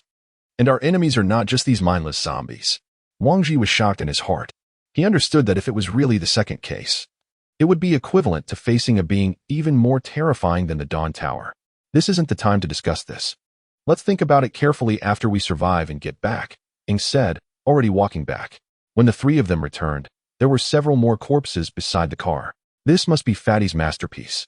Seeing the 3 return, Fatty immediately got off the car and ran to them, asking about the situation. Wang Ji poured all the retrieved oil into the fuel tank. The car started again. As they continued on the road, there were fewer and fewer vehicles, and they had completely entered the suburbs. Lao He, sitting in the co-driver's seat, was looking at the map and guiding Wang Ji on the direction at the same time. This is about it. We walk about 2 kilometers along this way in. And it's around there. Lao He said, looking at the paddy field beside him. Are you sure it's here? Wang Ji stopped the car to confirm. Yes, I'm sure. Lao He affirmed. Okay, everyone get off. Hearing Wang Ji's words, the people in the vehicle got off one after another, stretching their stiff limbs. It was uncomfortable for more than 20 people to squeeze into one vehicle. But now they had arrived at a secluded place, like a haven of peace. A look of joy appeared on everyone's face. Brother Hong, what does the shelter you mentioned look like? Tell us about it, please. Some classmates also gathered around Fatty and asked curiously, what's there to talk about? You'll know when we get there. Focus on the journey and be careful of the surroundings. Fatty said impatiently. In this paddy field, Wang Ji didn't spot any zombies, yet he remained vigilant. This was a habit he must develop. Just then, Wang Ji, who was walking in front, suddenly felt his backpack being tugged. Wang Ji, who was on high alert, immediately turned around, clutching a dagger. There was no zombie as he had imagined in front of him, but Jiao Yoli. Oh, it's you, Wang Ji said, lowering the dagger in mid-air. Next time, make a sound first when you're behind someone, otherwise others might think you're a zombie. Wang Ji continued. Sorry. Jiao Yoli lowered her head apologetically. Is there anything wrong? Can I still be with you all in the future? Jiao Yoli said, looking at Wang Ji with eager eyes. Probably, but let's talk about it after we arrive. I'm afraid you won't want to leave once you see that place. Wang Ji replied truthfully. Okay. Jiao Yoli's eyes lit up when she saw that Wang Ji didn't refuse. In fact, even before this, he had already planned to make Jiao Yoli the 5th team member. Now that she took the initiative to come up and apply to join, it saved him the trouble of persuading her. It is essential to recognize that, irrespective of location, individuals tend to form small groups, and aligning oneself with the right people is of paramount importance. The choice of companions and social circles will profoundly influence one's life. Wang Ji cannot guarantee that the individuals he associates with will always make the right choices, but he can assure them that he will never betray them. Chapter 23. Refugee citizens. The crowd traversed the desolate slope for approximately half an hour until they stumbled upon an elevated mound, where they discovered the exit for evacuation. Wang Ji turned back and exchanged glances with the 3 companions before striding forward. Before them stood a formidable iron door, reminiscent of the one they had encountered previously. Wang Ji then presented the magnetic card, and the door swung open. Here we are, everyone. Please enter, Wang Ji instructed the students trailing behind. Wonderful. We are saved. Once all had entered, Wang Ji followed suit, and as the magnetic card was removed from the iron door at a certain distance, it closed automatically. With the door shut, the 20 or so individuals relied solely on the illumination provided by the 4 lights held by Wang Ji and his companions as they proceeded through the pitch-black tunnel. Brothers, are we certain this is the right place? Indeed, but where exactly are we headed? In the dim and narrow passageway, some students began to feel apprehensive. The seemingly endless staircase appeared insurmountable. Just keep moving forward, Wang Ji replied, preferring to remain silent as he continued down the steps. After a while, they finally reached the end, which revealed the elevator door. Wang Ji approached and opened it. The space within was insufficient to accommodate all 20 of them, so they had to split into 2 groups. The first group, led by the stout fellow and old he, comprised 12 students who boarded the first trip, while the remainder, consisting of himself and Ing, would take the second. Once confirmed, old he entered the elevator first, taking his group with him as they departed. A few individuals waited for approximately half an hour before the elevator returned to their location. Let us enter, Wang Ji remarked, even though they were divided into 2 groups. The 14 individuals inside the elevator felt exceedingly cramped. At that moment, Sakura took the opportunity to tease Wang Ji, pressing her body against his back. Sakura, could you possibly move back a bit? It's rather warm, Wang Ji awkwardly suggested. Do you wish for me to press against someone else? Sakura retorted. Observing Wang Ji's expression, which reflected a mix of discomfort and mischief. However, Wang Ji genuinely felt overheated. In the confined space, combined with the cumbersome biohazard suit he wore, the air felt stifling. Additionally, the bloodstains on both their garments and the odor emanating from the students behind them, who hadn't bathed in days, filled the elevator with a pungent scent. Ding! The elevator emitted a sound, signaling their arrival. As the doors opened, Wang Ji was the first to dash out, eager to escape the confines of the elevator. Upon stepping outside, he beheld the familiar hall, where the portly man and old he had been waiting for quite some time. surrounded by heavily armed guards, prepared to respond to any emergencies. The students, upon witnessing the true visage of the Dawn Tower, gazed around in astonishment, as if they had suddenly transitioned from hell to paradise. At this juncture, Wang Ji and his companions could not fully enter the Dawn Tower. They were required to undergo various inspections. Please follow me to the medical room for thorough disinfection and health examinations. A woman clad in a white coat and mask approached, gesturing for Wang Ji and the others to accompany her. It is delightful to see you return. It must have been quite exhilarating outside, the woman in white remarked. That is no jest. Outside is akin to a living hell. Wang Ji replied. The woman in the white coat guided Wang Ji and his companions for a brief period. This is it. Director Sophie is waiting for you inside, she stated before turning to leave. Wang Ji recalled that Sophie was the head of the medical unit previously encountered in the conference hall. Upon arriving at the medical facility, Director Sophie first led them to the changing and disinfection room. Everyone entered, shedding their garments and proceeding to cleanse themselves in the disinfection area, with the gentlemen directed to the left chamber and the ladies to the right. After issuing her instructions, Sophie departed from the disinfection room. Within the room, 3 male doctors donned in white coats were arranging numerous small baskets to collect Wang Ji and the others' clothing and equipment. Wang Ji removed his blood-stained biohazard suit along with his personal attire, discarding them into the baskets. He then entered the disinfection shower, where a uniform hung as a spare garment.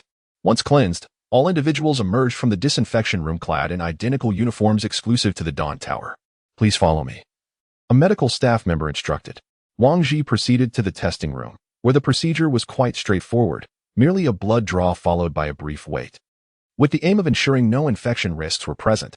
Upon receiving the test results, it was confirmed that there were no concealed infections. Wang Ji breathed a sigh of relief.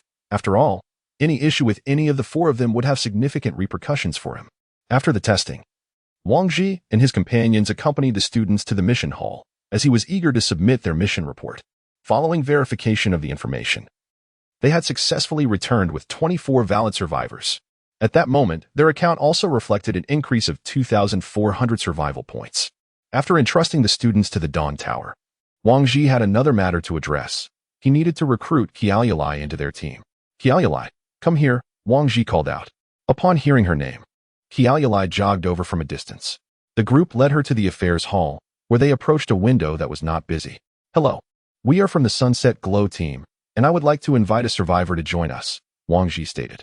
Please present the magnetic cards for both parties. The official replied. It was then that Wang Ji realized Qiaoyulai did not possess a magnetic card. Actually, she is a survivor we just rescued from outside and currently does not have a magnetic card. Could you possibly issue her one? Wang Ji inquired of the official. No magnetic card? That means her current status is that of a refugee, and it will cost 1,000 survival points to purchase citizenship. Only with citizenship can she enjoy all the rights of the Dawn Tower. Refugee? Is that a term in use? Wang Ji pondered, slowly grasping the implications. He understood that anyone without a magnetic card was classified as a refugee who could not enjoy all the rights, thus implying a lack of freedom. In contrast, citizens, like themselves, possessed magnetic cards, enabling them to acquire various forms of wealth and enjoy the comprehensive rights offered by the Dawn Tower. To have Qiaoyulai join the team, Wang Ji now needed to pay 1,000 survival points to secure her citizenship. He gazed at Qiaoyulai, who appeared bewildered, unaware of why everyone was staring at her. It was evident that she still did not comprehend the distinctions between a refugee and a citizen, nor what survival points were. Observing the bewildered expression on Gali's face, Wang Ji reminisced about that day when Gali stood alone with a knife at the entrance of the stadium, awaiting their arrival with a precarious demeanor that evoked both compassion and sorrow. He was reluctant to abandon such a kind-hearted individual. In this apocalyptic world, he required allies who would not incite doubt within him. Wang Ji cast a glance at Old He, who merely nodded silently, harboring no strong opinions. He had already discussed matters with Sakura outside and received no objections. As for the plump fellow, his opinions had become inconsequential. Very well, I shall purchase her citizenship, Wang Ji declared as he turned to address the official in charge. After the staff confirmed Wang Ji's decision, they deducted 1,000 survival points from his team. From that moment forth, Gali would hold the status of a citizen within the Dawn Tower. Upon completing the necessary procedures for her inclusion, they handed over a magnetic card bearing the ID number 10001. This number signified that she was the first refugee to attain citizenship in the Dawn Tower. Here, henceforth this shall serve as your identification card. Do not lose it, and absolutely do not share it with anyone. Wang Ji instructed as he presented the magnetic card to Gali. But where have the others gone? Gali inquired as she accepted the card. Rest assured, they are quite safe here and occupied with their own matters. From now on, you shall be a member of our team. And I encourage you to learn from Sister Sakura and Brother He, Wang Ji replied, gently ruffling Gali's hair. In an effort to prevent Gali from feeling undue anxiety regarding the others, he could only provide vague reassurances. On the way back to their residence, Wang Ji narrated the fundamental rules within the Dawn Tower to Jelly. So, these survival points must be quite valuable, right? Jelly remarked after listening to Wang Ji's explanation. In this context, survival points were equivalent to currency, and when the opposing team demanded Wang Ji to pay 1,000 survival points upon their initial entry, the expressions of the four individuals had markedly shifted, a change that Jelly keenly observed. It's merely a string of numbers. What makes it valuable or not? Wang Ji nonchalantly replied as he walked ahead. Wang, that equates to 10 lives. How can you say such a thing? The plump fellow trailing behind interjected unexpectedly. Upon hearing this, Wang Ji halted, turned back, and regarded the plump man with confusion, uncertain whether this individual was genuinely foolish or merely pretending. Why are you all looking at me? Did I make a mistake? The plump man responded, feigning innocence. When Wang Ji turned to glance at Jelly, he noticed her eyes glistening with unshed tears, standing silently to the side. Oh, little sister, don't take it to heart. Our willingness to spend this amount signifies your worth. Do not heed that foolish fat man, he said, feeling at a loss. Just then, Ing approached and embraced Jelly in a comforting manner. Jelly, not one to be overly dramatic, merely nodded with reddened eyes. Hey, you can call me Fatty, but please, leave out the dead, all right? Meanwhile, news of Wang Ji and his companions' return began to swiftly circulate throughout the Dawn Tower. Brothers, what is the outside world like now? Is it truly as depicted in the videos? Where exactly did you go? Was it dangerous? Yes. Do enlighten us. Upon encountering Wang Ji and his companions on the road, everyone eagerly approached them to inquire about the situation outside. However, the group remained reticent, hastening onward for a straightforward reason. The significance of such information warranted compensation for its disclosure. Soon, the five returned to Room B. The familiar sensation of homecoming. I must claim this bed for the night.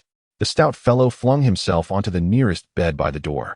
The room was spacious and thoughtfully arranged. Wang Ji assigned the bed adjacent to Sakura for Jielu Li, considering that women sometimes require a measure of convenience. The two women could look out for one another. After a brief respite on their beds, a knock resonated at the door. Who is it? The stout fellow called out. Your clothing and gear, came the reply from outside. The stout fellow arose and opened the door, retrieving the belongings they had left in the medical room. Wow, what a pungent odor. He waved his hands in front of him. The garments had been thoroughly disinfected, still bearing the scent of the antiseptic. By the way, Jielu Li lacks a weapon. Shall we procure one for her shortly? Wang Ji suggested, sitting up on the bed. Before that, should we not first have something to eat? Sakura remarked. Indeed. I will make a quick trip to the trading hall to post the information. You all proceed to the dining area and await my return. Wang Ji replied before stepping outside. Wang Ji navigated the trading hall with ease, approaching the front desk and presenting his identity card. Hello. I wish to sell some information. The staff member took the card, glanced at the details, and said, please edit the information and upload it to the system yourself. Additionally, the Dawn Tower will levy a 10% transaction fee. Very well. Without a hitch. Having said that, Wang Ji was editing intelligence on the computer in front of him. The title was Summary of Intelligence on Outbound Missions. Target, zombies. Quantity, divided according to population density. There could be thousands or tens of thousands in large numbers, and dozens or hundreds in small numbers. Behavior, they prefer darkness and fear light. In the dark, zombies move extremely fast and are extremely frenzied. In the presence of light, their movements are slightly slower. Zombies are mutated from humans, and their abilities vary from person to person. They are particularly sensitive to sound and smell, tracking by sound, and locking in with the help of smell. Fatal weakness, the brain and the head. Hazard avoidance. Try to stay away from zombie corpses as they may not be completely dead and could launch a sneak attack, causing infection. Price, 100 survival points. After Wang Ji finished editing, he checked it carefully and successfully submitted it. Once it passes the system review, It can be displayed in the trading system. After successfully submitting the intelligence, Wang Ji couldn't help but glance at the titles of others' intelligence. There was all sorts of chaotic intelligence, ranging from detailed information about teams to the private photos of an individual. Just as Wang Ji was browsing through various intelligence, the sound of footsteps came from behind. Wang Ji turned around and saw Captain Jieshi. What a coincidence, Captain Jieshi. You're here for trading too? Wang Ji greeted her proactively. I came specifically to find you. Follow me, Jieshi said expressionlessly, then turned around and left. He was already accustomed to Jieshi's cold personality, so he had no choice but to follow. The two of them made their way to the office of the guard headquarters. Jieshi sat directly in her seat and pointed to the sofa beside her. Sit. I didn't expect you to return safely. It's a bit of a surprise to me. Fortunately, by the grace of Captain Jieshi, Wang Ji replied modestly. Tell me about the process and summary of this operation, Jieshi said. Well, Wang Ji recounted to Jieshi what had happened after they landed. After listening to Wang Ji's description, Jieshi was silent for a moment before speaking. It seems worse than I thought. I heard you took in a refugee team member? Yes, the one we rescued during this mission. Okay, I see. You can go back. I'm about to go for a meal. Didn't I say I'd invite you to a meal when we got back? How about right now? Wang Ji invited. Jieshi had given them a school map before, which was of great help to Wang Ji. You still remembered. But forget it. I didn't help you just for a meal, Jieshi declined. Of course, if Captain Jieshi just says the word. Those who want to invite you to a meal would line up all the way to the ground. But I sincerely want to invite Captain Jieshi to a meal. Wang Ji continued. He didn't want to miss this opportunity. After hearing this, Jieshi looked up at Wang Ji and said, let's go. Inside the restaurant. I say, did Captain Wang stand us up? How about we order first? Why aren't you guys talking? At this time, Fatty was sitting at the dining table, looking at the three silent people and said boredly, Captain Wang is really something. It's almost half an hour. Is it that difficult to post an intelligence? Fatty was still babbling on when he heard a burst of footsteps coming from behind. After a prolonged wait, I took care of a few matters that delayed me. Approaching, I said, yeah, Captain Jieshi, please take a seat. The chubby man turned and, upon recognizing the head of the guard division standing beside Wang Ji, immediately vacated his chair to offer it to Jieshi. I had promised to treat Captain Jieshi to a meal, so I invited her today, Wang Ji explained. Good to see you again. Jieshi greeted the others before comfortably sitting down. As soon as she settled beside Jialalai, the latter's body began to tremble. Ing and old, he also nodded respectfully, having retained a favorable impression of Jieshi. Captain Jieshi, do you have any dietary restrictions? Wang Ji inquired, glancing at the menu. Jieshi shook her head, indicating that she was indifferent. Chapter 25. Yilinglong Wang Ji scanned the menu and ordered 6 portions each of high-nutrition compressed cheese, special milkshakes, and steak rice. Once the orders were placed, the group fell into a quiet anticipation. With Jieshi's presence, the atmosphere at the table grew tense, and the once loquacious chubby man now sat in silence. At that moment, Wang Ji noticed the eyes of those around him as they occasionally glanced in his direction. The reason was clear. The head of the guard headquarters was dining with them. He also grasped the meaning behind Jieshi's earlier remark. The meal was indeed uncomfortable. 10 minutes later, the ordered dishes arrived, alleviating the awkwardness. Just as everyone began to eat with enthusiasm, a sudden sound of sobbing pierced the air. Wang Ji looked up to see the chubby man weeping while eating. What's wrong, chubby? Wang Ji asked in confusion. It's nothing. It's just so delicious that I'm touched. I haven't had a proper meal for a month. This feeling is wonderful. Whoa. Damn, this drama queen. Why so much drama just for a meal? Wang Ji looked at the overweight person who was over, acting with some confusion. Is this the new team member you recruited? Jieshi stared at Jia Lioli beside her and asked. Yes, it's her. Wang Ji replied. Not bad. Jieshi only gave a simple 2-word comment. After Jia Lioli felt Jieshi's gaze, her body unconsciously leaned aside. Wang Ji also noticed Jia Lioli's small movement and then said, Don't be nervous. Captain Jieshi is a good friend of ours. Your usual training intensity is high. Don't skimp on your diet. Try more of the high and nutritional meals here. It's almost time. I should go back. Jieshi said, picked up the milkshake cup, got up, and walked out. Thus, the meal ended. Wang Ji came to the front desk. Hello, I'd like to pay for table 07. Just a moment. 6 servings of high nutritional compressed cheese, 6 special blend milkshakes, and 6 servings of steak and rice. The total is 50 survival points. The clerk said. Wang Ji gasped. This was a bit of a big spend. 50 points just for one meal. Jieshi also told them not to skimp on food in the future and to spend when necessary. Who can afford that? That person just now was terrifying. After Wang Ji paid the bill and came back, Jia Liuli said. Wang Ji thought of the scared look on Jia Liuli just now and asked, "What happened?" "When she looked at me just now, I felt she was an extremely terrifying person," Jia Liuli whispered. "After all, she is the captain of the guards. And it's normal for her to be powerful. But she won't harm us without reason." Wang Ji consoled. "I heard from a team that they once happened to come across the captain's training. At that time, her full force strike generated an explosive force of nearly 1,000 kilograms. Laoyi said, "Sai, is she still human? A punch like that could probably pierce a person through, right?" The fatty gasped in surprise beside them. "Come on, let's go to Jia Liuli to buy a weapon," Wang Ji said, and led everyone to the weapon and equipment hall. In the apocalypse, a suitable weapon is an essential item for everyone. "Go and pick a weapon you like," Wang Ji said to Jia Liuli. "Thank you, Captain," Jia Liuli replied, following behind. "Don't be so polite. We're all on the same side. What do you need?" The staff member greeted them promptly as soon as he saw someone enter. "We'll take a look first." "Thank you," Wang Ji replied. "All kinds of weapons and equipment here can be viewed in the system menu." Wang Ji brought up the menu and let Jia Liuli browse it by herself. After a while, Jia Liuli chose an ordinary blue, steel sword. Wang Ji looked at the price and description of this blue, steel sword in the system. The price was only 50 survival points. Jia Liuli, being very considerate, chose the cheapest sword. Can a sword worth 50 survival points be used? Won't it break after a couple of chops? We bought a weapon for her. And this is what we get? In questioned. Change to a better sword. This kind of sword isn't sturdy and will break after being used a few times. Wang Ji said that he also thought that since it was so hard to make a purchase, buying something useless was not as good as getting the right thing at once. With this in mind, Wang Ji stepped forward and scrolled back a few pages in the system menu. "Let's start choosing from this page." Wang Ji pointed at the screen and said. He knew that with Jia Liuli's personality, if he didn't forcefully scroll a few pages for her, she might choose a weapon worth 100 survival points next time. "What about this one?" Finally, Jia Liuli pointed at a red, bladed weapon on the menu page Wang Ji had scrolled to and asked tentatively. Several people gathered around to look at the detailed introduction. The name of this knife was Yi Ling Long, priced at 500 survival points. It was made of tungsten alloy and was indestructible.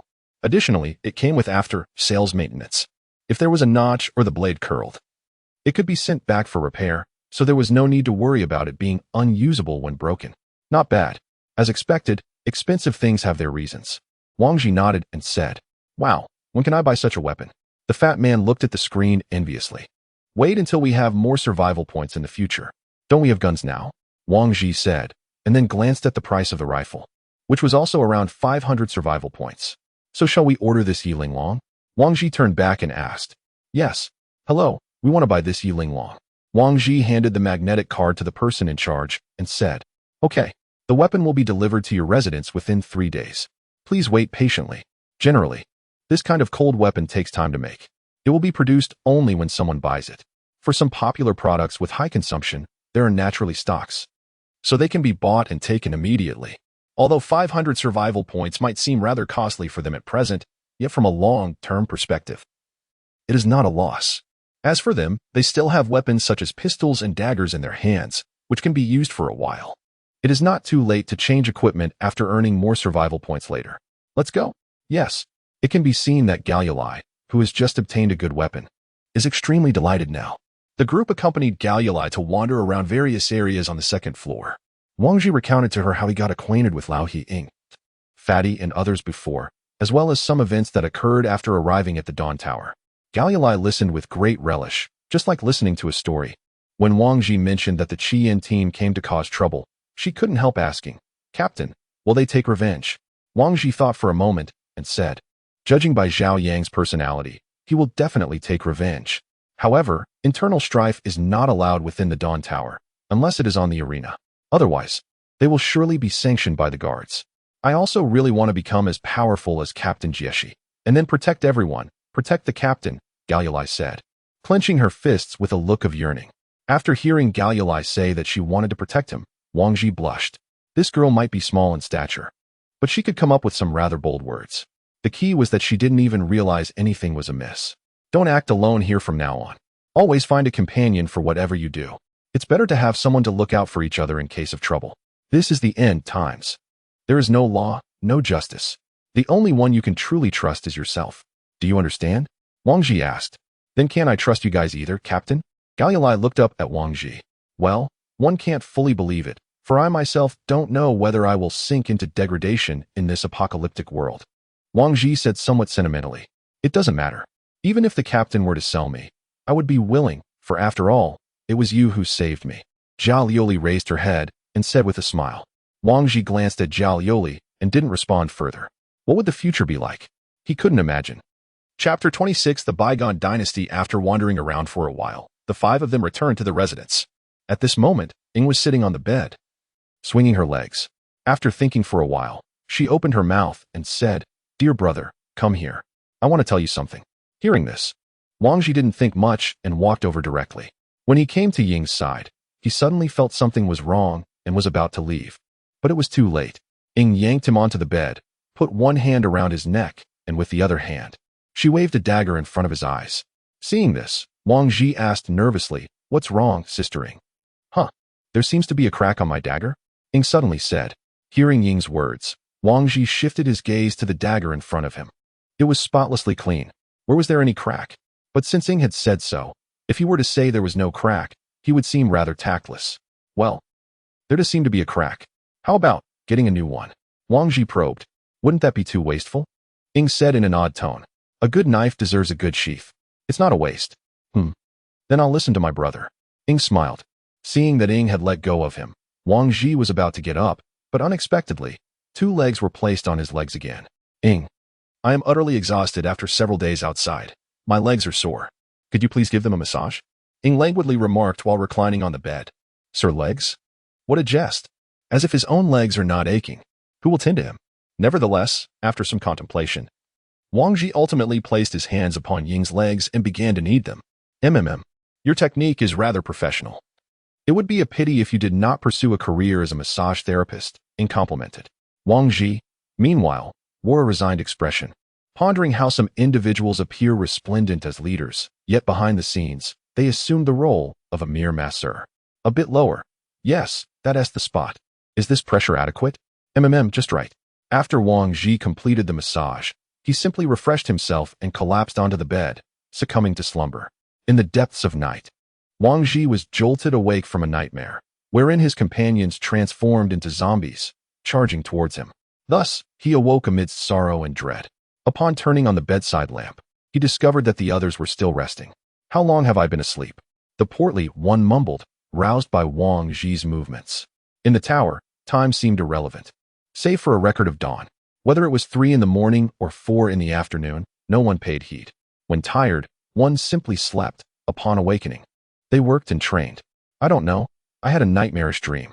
Let us get up and fetch some food, Wang Ji replied, shaking off the remnants of sleep as he descended from the bed.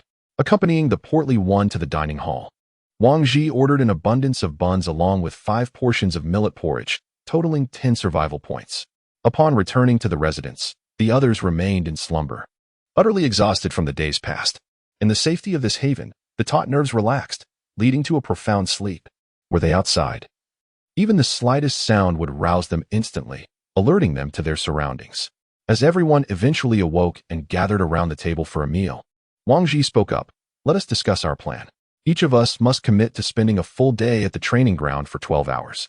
Regardless of whether we are actively training, we must remain there to accrue time, thus generating more survival points to sustain our team's operations. After delivering this directive, Wang Ji retrieved 5 devices resembling headphones from his backpack and placed them on the table.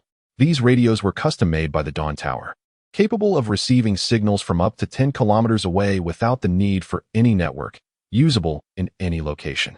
To ensure the recipient receives your message, one must be on the same channel and press a button to speak, enabling others on the same frequency to hear. Wang Ji elaborated to the group. Hello? Can you hear me? The stout man inquired, testing the radio. The others nodded in agreement, signaling that the devices functioned properly. All right, Ling Ling Yao, check the task. Wang Ji commanded as he activated the device. Current tasks. 1. Accumulate 12 hours of personal training to earn 10 survival points. 2. Outgoing mission. Remaining mandatory acceptance time.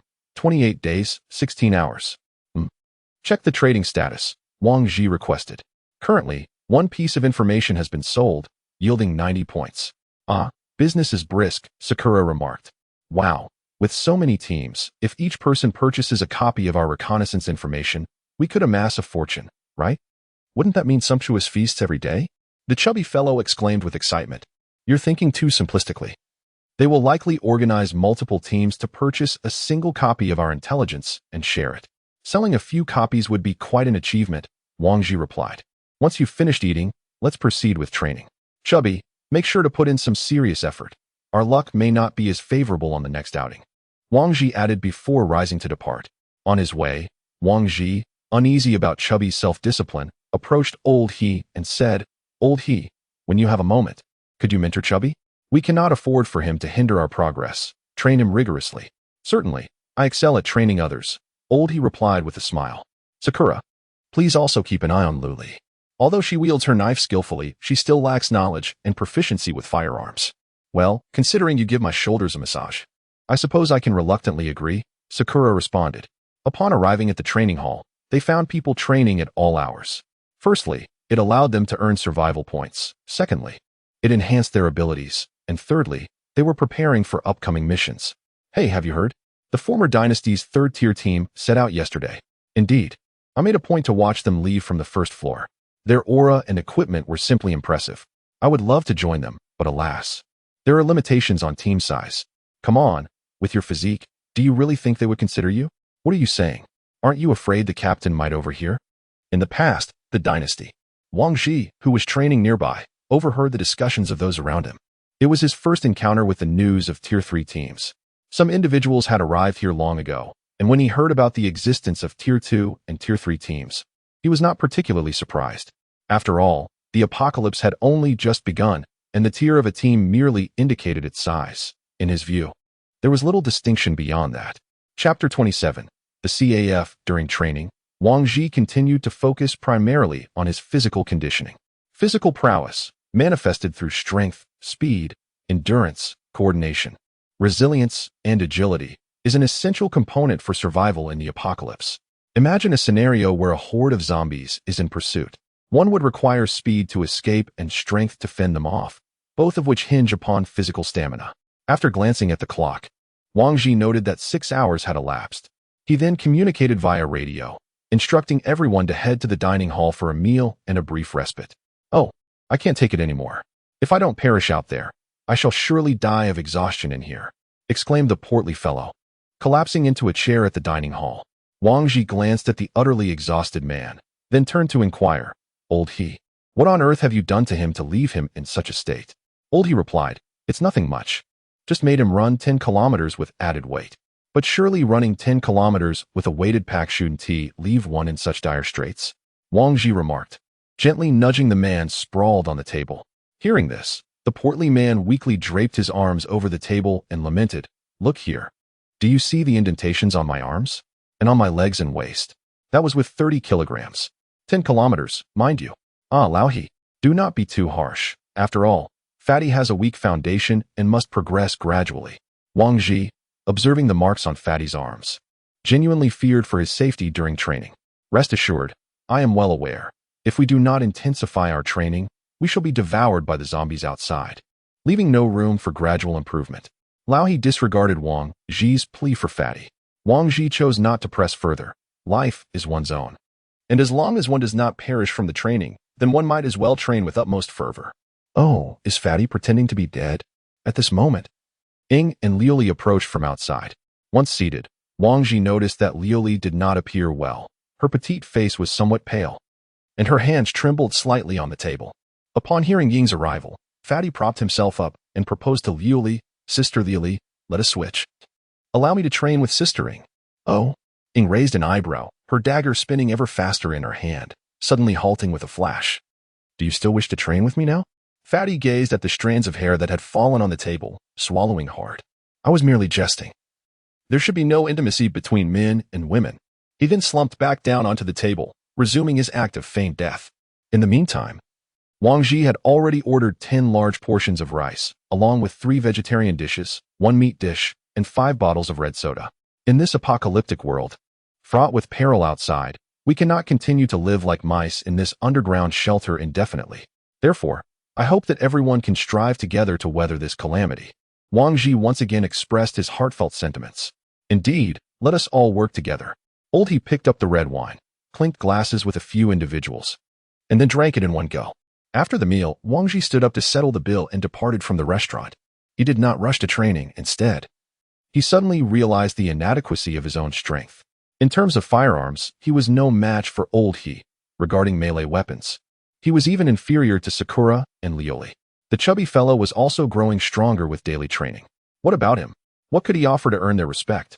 Just like the previous night when Sakura had threatened him, he truly felt powerless to resist. Although Old He and Sakura had not explicitly stated it, Sakura had already provided him with ample warnings. If she wished to eliminate him, it would be a simple task. If he continued to bask in the illusion of his captain-esque glory, it would not be long before he became a mere puppet captain, devoid of any chance of redemption. This was precisely the issue that troubled him most. In the realm of combat and violence, he was far behind. Not just by a year or two.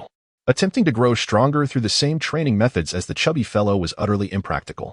While he sought to enhance his own abilities, others were advancing as well, and everyone started from a different baseline. Apart from sheer might, how could he gain their reliance? Suddenly, Wang Ji recalled a piece of information he had seen in the intelligence hall concerning the preferences of the captain of the guard, Jieshi. At that moment, he had thought it trivial to acquire such intelligence. Now, it presented an excellent opportunity for him to engage with her once more. The person who could preside over the assembly must undoubtedly hold a significant position within the Dawn Tower. Furthermore, he had already had some prior interaction with her, which made the second encounter less daunting. If he could cultivate a good relationship with this captain, it would surely serve as a valuable trump card. As long as one holds a trump card in hand, one is not a puppet captain in the true sense, but at least has some weight. Thinking of this, Wang Ji jogged all the way to the intelligence hall. Wang Ji opened the menu on the screen and rummaged through the previous intelligence. Relying on his memory, he quickly found the intelligence about Jieshi. The price was quite inexpensive, only 10 survival points. Wang Ji looked around, and after making sure no one was around, he said to the staff at the front desk, "Hello, I'd like to buy the intelligence with the number A108. Then he handed the magnetic card to the other person. "All right, the access permission for review has been unlocked for you. Please go over there to review it." Wang Ji took back the magnetic card and came to the review machine at the corner. After putting the magnetic card on the machine to verify his identity, the personal intelligence he had just purchased and the intelligence for sale were displayed on the screen. Without hesitation, Wang Ji directly clicked on the intelligence he had just bought. Jieshi, the captain of the guard team, often visits the coffee shop. The specific details are unknown. Wang Ji, just a coffee shop, and the rest is still unknown? This intelligence is really deceiving. Wang Ji complained in his heart, but didn't give up. Since he knew about the coffee shop, he could go there in person and ask around, right?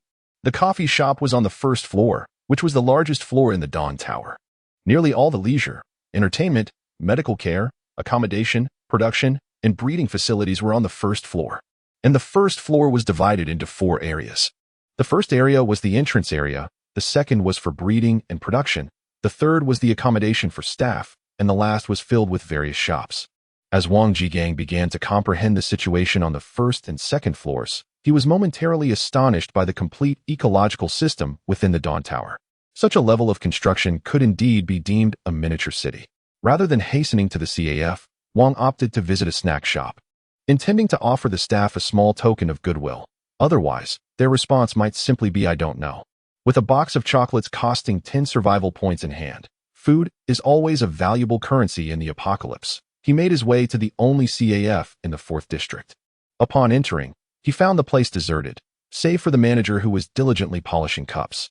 This was understandable, considering that in a post-apocalyptic environment, who would have the means to indulge in such luxuries? It was far more practical to spend survival points on food or weapons rather than coffee. "Good day, sir. What can I assist you with?" The manager greeted as Wang entered. Taking a seat at the bar, Wang placed the box of chocolates on the counter and slid it towards the manager. The manager looked at him quizzically. "Sir, what is this for?" Wang replied, "I'd like to inquire about something." "Ah, I see." The manager chuckled as he accepted the chocolates. Wang then ordered a cup of coffee. But when it came time to pay, the staff member declined, stating that the latte was on the house since Wang had just gifted him. It was a modest expense, only requiring 2 survival points. Is it often so quiet here? Wang casually inquired, glancing around the empty CAF. Haha, not many people come here now. However, a long time ago, when people were still using money for transactions, those with a taste for life would come here for a drink. Who would waste their time on this damned coffee now? The store manager said self-deprecatingly. Well, you know the security headquarters, right? I like her and want to pursue her. I see that she comes here occasionally, but I've never known which specific type of coffee she likes. So, I came to ask you. Wang Ji asked, making up an excuse. He surely couldn't reveal his true purpose. Haha, being young is great. Even in the apocalypse, you're still thinking about love. But I have to say something. Captain Jieshi isn't someone you can pursue. The store manager looked at Wang Ji, shaking his head continuously. Hee, I'll give it a try. Failing is better than having regrets. Wang Ji didn't take it to heart. He also knew it was an impossible thing. Good, young man. You have guts. Captain Jieshi indeed comes here occasionally. She always buys Blue Mountain coffee beans, but she takes them away instead of drinking here. Maybe it's because of her status. Here's your latte, the store manager said as he presented the brewed coffee to Wang Ji. She likes Blue Mountain coffee? Then, what's the price of your Blue Mountain coffee? The store manager sighed and said, to be honest, coffee beans within the Dawn Tower are a non-renewable resource. Each serving sold diminishes the supply. I only have this one barrel left. Considering this is a gift for Captain Jieshi, I shall charge you 200 survival points. After all, this is my prized possession, procured at great expense from the Walford estate in Jamaica.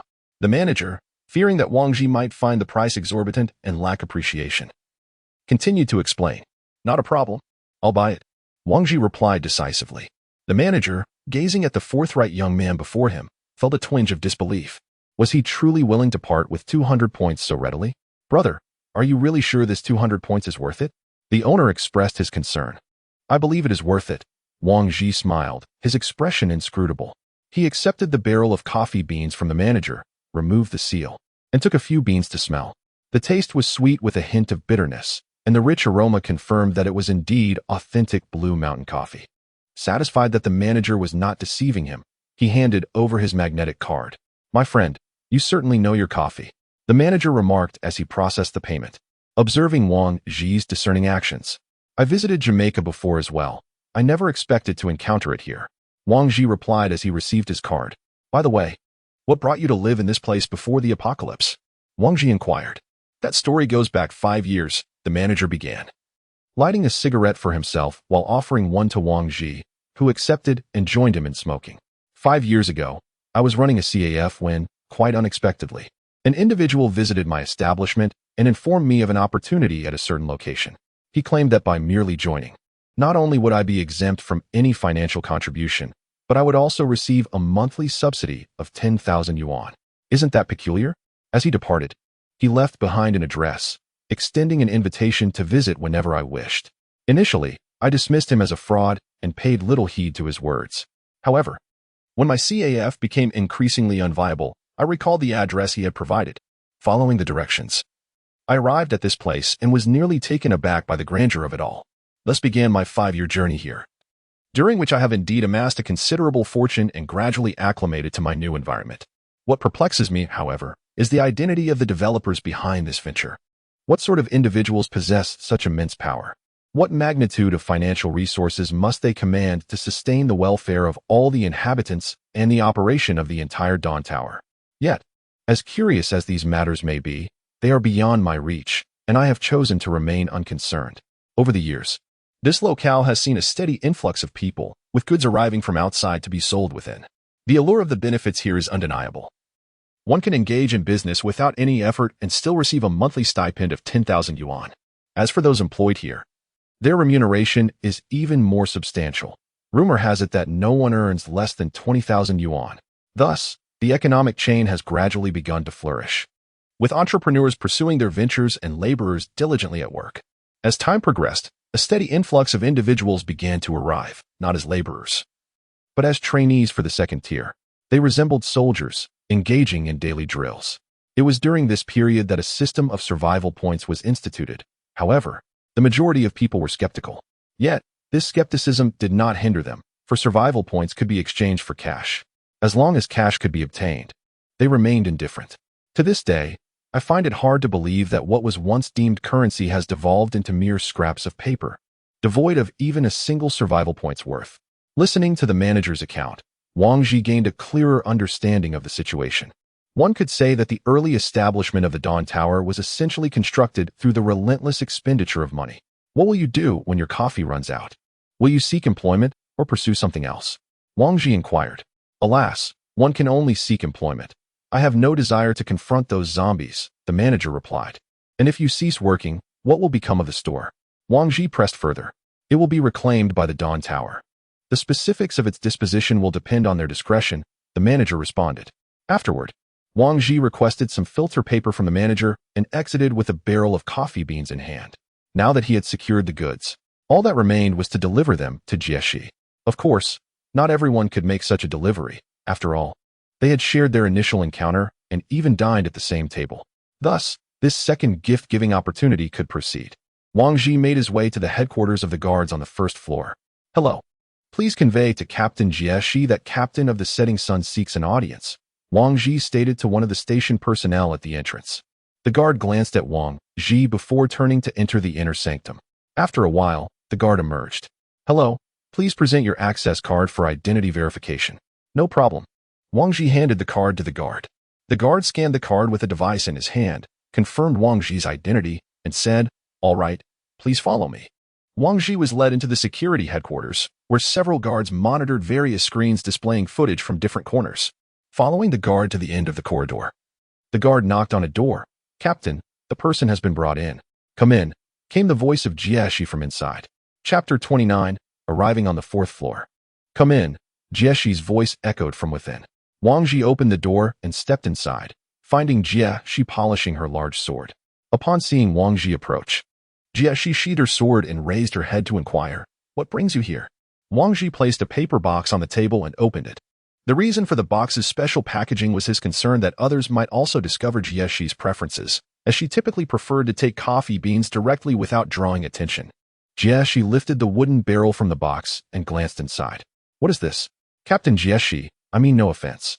There was only this barrel left at the CAF, and I thought since coffee beans diminish with consumption, I might as well buy the whole thing. I just happened to hear the CAF owner mention that you frequently patronize his establishment, so I brought it to you. As Wang Jigang finished speaking, the door to Jieshi's room swung open once more, revealing a man clad in the uniform of the Dawn Tower, carrying a bouquet of flowers. Upon noticing Wang Ji's presence, the man paused momentarily before inquiring of Jieshi, Sierre, what are you two up to? Zhao Yin, let me correct you. Please address me as Captain Jieshi.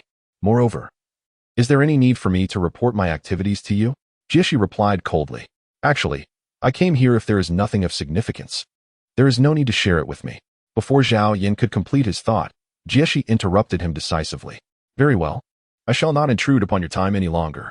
Zhao Yin stated, his countenance darkening as he tossed the flowers onto a nearby table before exiting. At this point, Wang Ji recognized Zhao Yin as the individual introduced by Jieshi in the conference hall. However, to clarify their connection, Wang Ji could not help but ask, Captain Jieshi, who was that just now? He is the logistics inspection captain of the 1st floor, quite an annoying fellow, Jieshi replied, rising to retrieve her great sword. Follow me. Upon hearing this, Wang Ji picked up his coffee from the table and trailed after Jieshi. What are we about to do? He inquired, following closely behind. Jieshi remained silent, advancing ahead without uttering a word. The duo made their way to the elevator, where Jieshi promptly pressed the button for the 4th floor. Having only recently arrived at the Dawn Tower, Wang Ji was familiar with the 1st and 2nd floors, while access to the 3rd floor required a level 3 team, rendering entry impossible without proper clearance. Now, bypassing the 3rd floor and ascending directly to the 4th, Wang Ji, typically composed, felt a surge of excitement. Ding! Arrived. Upon the door being opened, rows of general buildings came into view. Each was a 2- or 3-story general building. Without the illumination of street lamps and lacking sunlight, it resembled a residential quarter at night. Who lives here? Wang Ji couldn't help asking as he gazed at these luxurious houses. They are all shareholders from the founding period of the Dawn Tower. Those living here have invested at least $1 billion, Jieshi replied. So, can those of us who came later never live here? Wang Ji said, looking around. Jieshi thought for a moment and said, theoretically, it's possible, but currently, there is no plan as there are no vacant houses. Although Jieshi claimed there were no empty houses, Wang Ji noticed that the lights in the vast majority of these houses were off, meaning no one was living inside. Could it be that the Dawn Tower had murdered all these shareholders? At this thought, Wang Ji's breathing quickened. "What's wrong with you?" Jieshi asked, looking at the somewhat abnormal Wang Ji. Nothing. Just thinking about when I could live here." Haha. Wang Ji came to his senses and casually made an excuse. After a while, the two stopped in front of a building. Wang Ji glanced at the door plate numbered 010. Jieshi pushed open the fence at the door, walked through a small courtyard, and then reached the entrance of the residence. Wang Ji looked at the empty small courtyard and felt that this courtyard was even larger than the place where he was living now. Entering the residence, he saw the decoration of Jieshi's home. It was not the extravagant style he had imagined, but rather simple and monotonous. There was also a lot of open space. Probably because Jieshi was afraid that too much decoration would get in the way when exercising on a daily basis. "Sit wherever you like." With these words, Jieshi walked into another room. Wang Ji sat on the sofa in the living room, feeling rather at ease. Wang Ji had never in his wildest dreams imagined that his first visit to a girl's home would be in such a manner and environment. After a while, Jieshi, having changed her clothes, sat down with 2 coffee cups. She opened the lid of the barrel, took out a small handful of coffee beans, then crushed them one by one with her fingers and threw them into the cup. This process left Wang Ji a bit dumbfounded. Crushing coffee beans by hand? Drinking them just like that? What a waste. "Captain Jieshi, do you always drink coffee like this?" Wang Ji could hardly bear to watch. Is there any problem?" Jieshi took a small sip and said, "It's no problem." After Wang Ji finished speaking, he himself took out a handful of coffee beans from the barrel, weighed them in his hand, then put back a few. He precisely took 10 grams of beans, took out a coffee filter, crushed the beans into powder on it, and then put the filter into the cup. The water temperature is one of the factors determining the taste of coffee. It is preferably around 90 degrees Celsius. If the water temperature is too high, it will volatilize the unpleasant substances in the coffee, resulting in a bitter and burnt taste. If the water temperature is too low, the fragrant substances in the coffee will not volatilize, making the sour taste prominent. So, the water temperature is of great importance. While explaining this to Jieshi, Wang Ji picked up a pot of water reheated to around 90 degrees Celsius and poured it into the cup. Secondly, pour a little water first to soak the coffee powder for about half a minute. Only in this way will the filtered coffee be more flavorful later.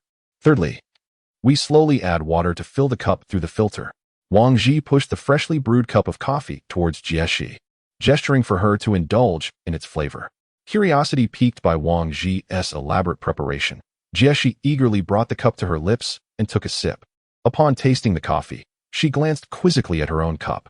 Without needing to inquire, her expression conveyed her answer. Seeing that his coffee had been sampled by Jieshi, Wang Ji decided to take a sip from the cup she had just brewed, deeming it a shame to waste. Just then, after tasting it, Jieshi suddenly exclaimed, "What's wrong?" Wang Ji, looking at the cup in his hand, suddenly realized that it had just been touched by Jieshi. Actually, Captain Jieshi, your brew is quite commendable," he remarked awkwardly. Chapter 30, Mother and Child Pendant. "Surely, the information about this coffee isn't merely serendipitous?" Jieshi asked while savoring the coffee prepared by Wang Ji. He recounted how he had discovered her preferences in the intelligence hall. "Fortunately, I discovered it first. Had it fallen into the hands of those with ill intentions, who knows what they might have infused into it?" Wang Ji chuckled. A person's hobbies or habits often reveal their vulnerabilities. Once a weakness is established, it can be precisely targeted, leading to irreparable consequences. "Thank you for your concern," Jieshi replied graciously. "Captain Jieshi, considering my limited abilities and the strength of the team, how can I effectively fulfill my role as captain?" Wang Ji inquired, perplexed. Upon hearing this, Jieshi gazed at Wang Ji with a smile that was more enigmatic than joyful. After a prolonged silence, Wang Ji, unable to contain his curiosity, inquired, "What is the matter, Captain Jieshi?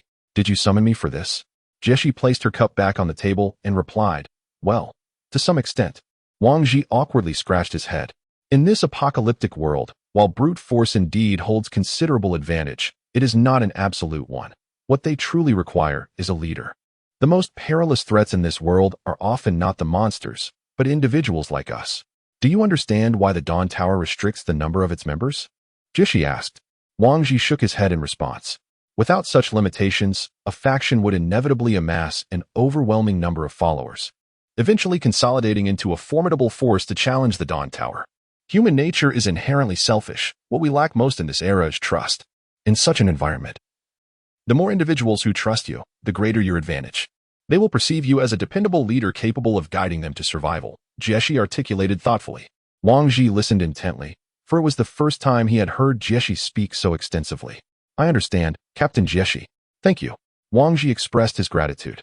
There is one more matter I must alert you to. The newcomer at headquarters, Zhao Yan, is the brother of Captain Zhao Yang from the Crimson Flame team. He has just seen you, so exercise caution, Jieshi advised, retrieving a pendant from her drawer. As a gesture of reciprocity, I present you with this pendant.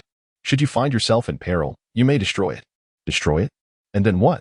Wang Ji asked. I will appear and assist you in your escape, she replied. I hope I never have to use this, Wang Ji remarked, fastening the pendant around his neck. He glanced at the pendant adorning Jieshi's chest and mused. It seems we share a resemblance to a couple's pendant. This is the mother pendant, while yours is the child pendant, Jieshi replied with a smile. A mother pendant? Am I suddenly bestowed with a mother for no reason? She teased. Well, I shall return to my training now, Wang Ji said, sensing the conversation had run its course. And he stood to bid Jieshi farewell. Sure, leave the filter paper behind. You can head back on your own, Jieshi instructed. On his way back, Wang Ji did not linger, promptly taking the elevator to the second floor. The only lingering thought he could not shake off was the image of those darkened rooms. He still struggled to believe that the Dawn Tower could extinguish those lives. A few hours later, everyone reconvened in the dining hall. This time, the plump fellow refrained from his usual lamentations, perhaps too fatigued to speak. Upon entering, Ing immediately noticed the pendant around his neck. Oh, that's quite a unique pendant you have there. It was a gift from Captain Jieshi, Wang Ji replied candidly. There was no need to conceal the truth from them. If they discovered he had lied, regaining their trust would prove arduous. Captain Jieshi, why would she gift you something? Ing probed further. Wang Ji recounted the events of his recent visit to Jieshi. By the time he finished, the smile had vanished from Ying's face. Clang. The plump fellow's chopsticks clattered onto the table. I'm full.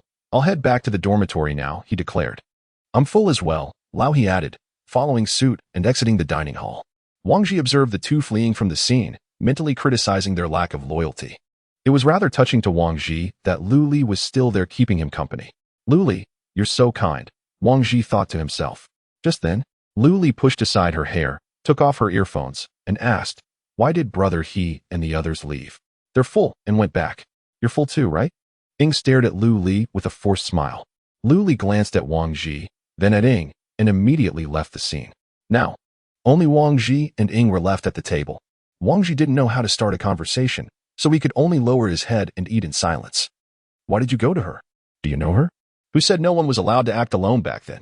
At this moment, Ing bombarded Wang Ji with these three deadly questions. Speak up. Seeing Wang Ji remain silent, Ing flew into a rage and tightened her grip on the dagger in her hand. I just want us to survive in this apocalyptic world. You all have great abilities. But what about me? I don't want to be abandoned or replaced one day. I need a way out, Wang Ji said, his head lowered. Hearing Wang Ji pour out his heart, Ing loosened her grip on the dagger a bit. Have you ever thought about what would happen to the rest of us if something unexpected occurred? Avenge you? Or act as if nothing happened? No. There won't be a next time, Wang Ji said softly. At this moment, due to Ying's outburst, people around turned their attention towards them. On the way back, after Wang Ji told Ing about the function of the pendant, Ing finally calmed down and said, I hope you're right. Chapter 31 Yi Linglong exits the warehouse. Wang Ji and Ing returned to the dormitory. When the other three saw the two chatting and laughing, they stared at them with puzzled expressions on their faces. Why are you all looking at me? Wang Ji asked. We just didn't expect you two to finish eating so quickly. Ha. The fat man laughed and turned his head to fall asleep. As Wang Ji spoke, he first fetched a bucket of hot water to wash Ying's feet, and then gave her a half-hour massage before going to the bathroom to wash up. Lying down and turning off the bedside lamp, Wang Ji didn't fall asleep. Instead, he was thinking about what had happened today. He never expected that Zhao Yang from the Qiyin team was actually Zhao Yan's younger brother. Today, he was seen by Zhao Yan in Jieshi's room and lost face in front of him, coupled with the conflict he had with Zhao Yang. This Zhao Yan would surely team up with Zhao Yang to deal with him. It seemed that he had to be on guard against those people. Even though there was a guard team maintaining order, Jieshi couldn't be around all the time. She always had to go back to rest. Thinking of this, he felt a bit headache. With the strength of Lao He and Ing, they weren't afraid of the Qiyin team's revenge. But Zhao Yan was a figure who appeared on the conference stage. How could he be that easy to deal with? No. Jieshi knew that Zhao Yin would take revenge on him. When Zhao Yin and Zhao Yang took revenge on him, they would break the rules of the Liming Tower.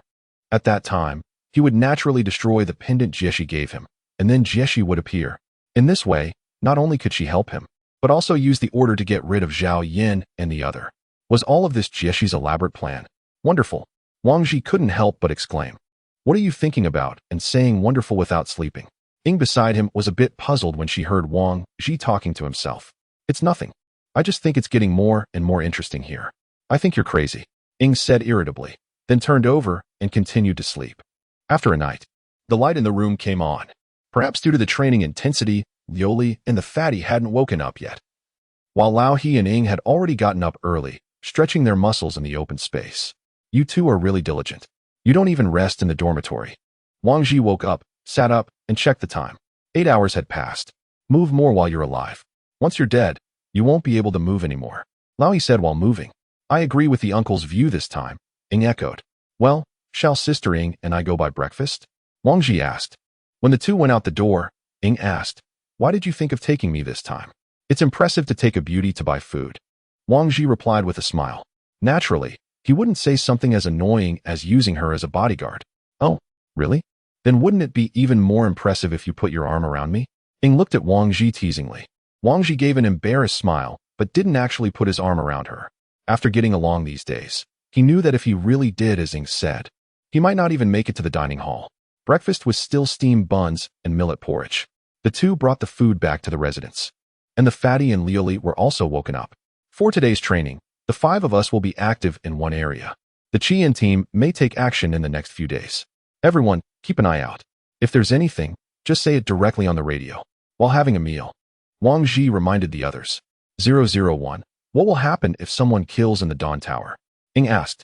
Homicide will be determined by the severity of the circumstances. Minor offenses may result in expulsion from the Dawn Tower, while severe cases may lead to immediate execution. However, killings committed in self-defense will not be pursued. Lingling. How is self-defense determined? Wang Ji continued to inquire.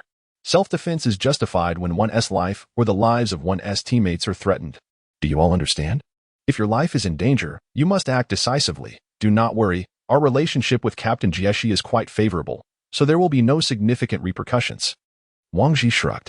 After the meal, the group returned to the training hall to commence their monotonous training. Today, Wang Ji refrained from wandering off and faithfully followed his companions during the exercises. Upon concluding their training, Lingling sent a message indicating that the weapon, Yelinglong, purchased for Liu Li had arrived and was ready for collection at the equipment hall. Liu Li, your weapon is ready. Let us go retrieve it, he said. After spending several days together, he, too, began to affectionately refer to her as Liu Li, influenced by the chubby one's endearments. Once they arrived at the hall and presented their magnetic cards, the weapon was handed over to Wang Ji. The weapon case was a long metal box. Eager to see her new weapon, Liu Li attempted to open it immediately, but Wang Ji intervened, advising that it would be prudent to wait until they returned to their dormitory, as the area was crowded with prying eyes. Upon returning to their residence, Liu Li could hardly contain her excitement as she opened the metal box and revealed the blade within. The scabbard was a discreet matte black, and the hilt was wrapped in black leather. The overall appearance of the sword was rather unremarkable. Is this your new weapon, Liu Li? The chubby one inquired as he leaned in closer to observe the blade in her hands. Yes, she replied. Liu Li nodded and drew the sword from its sheath. The scarlet blade made a flash of red light before everyone's eyes. The black patterns on the red blade made the sword look even more ferocious. What a terrifying sword. Lao He couldn't help commenting from behind. Goodness, Sister Liu Li, you're going to be invincible. The fatty flattered aside. It's a good sword, but I wonder how powerful it is. Wang Ji observed Yelinglong and said, since it can cut through iron like mud, why not chop a bullet head? Ying suggested. Wang Ji thought this was a good idea, so he took a pistol bullet, removed the ammunition inside, and left only the bullet head on the table. Liu Li, come and chop this bullet head to test its power. As soon as Wang Ji finished speaking, Liu Li swung the sword down. Ding, ding, ding, ding. The bullet head was split in half and bounced to the ground, making a tinkling sound. And there was a deep sword mark left on the metal table. Wang Ji could tell that Liu Li had held back her strength. Otherwise, the table wouldn't just have one sword mark. The fatty beside him was already dumbfounded. If this sword struck a person, wouldn't it directly cut them in half? Thank you, Captain. I'll take good care of it. Lu Li joyfully sheathed Yi Linglong. Chapter 32. One wounded and one dead. Looking at the weapon in Lu Li's hand, Wang Ji looked at the others again. When we've saved enough survival points, each of us can pick a good weapon. No need. The military knife in my hand now is quite handy. Lao Yi said.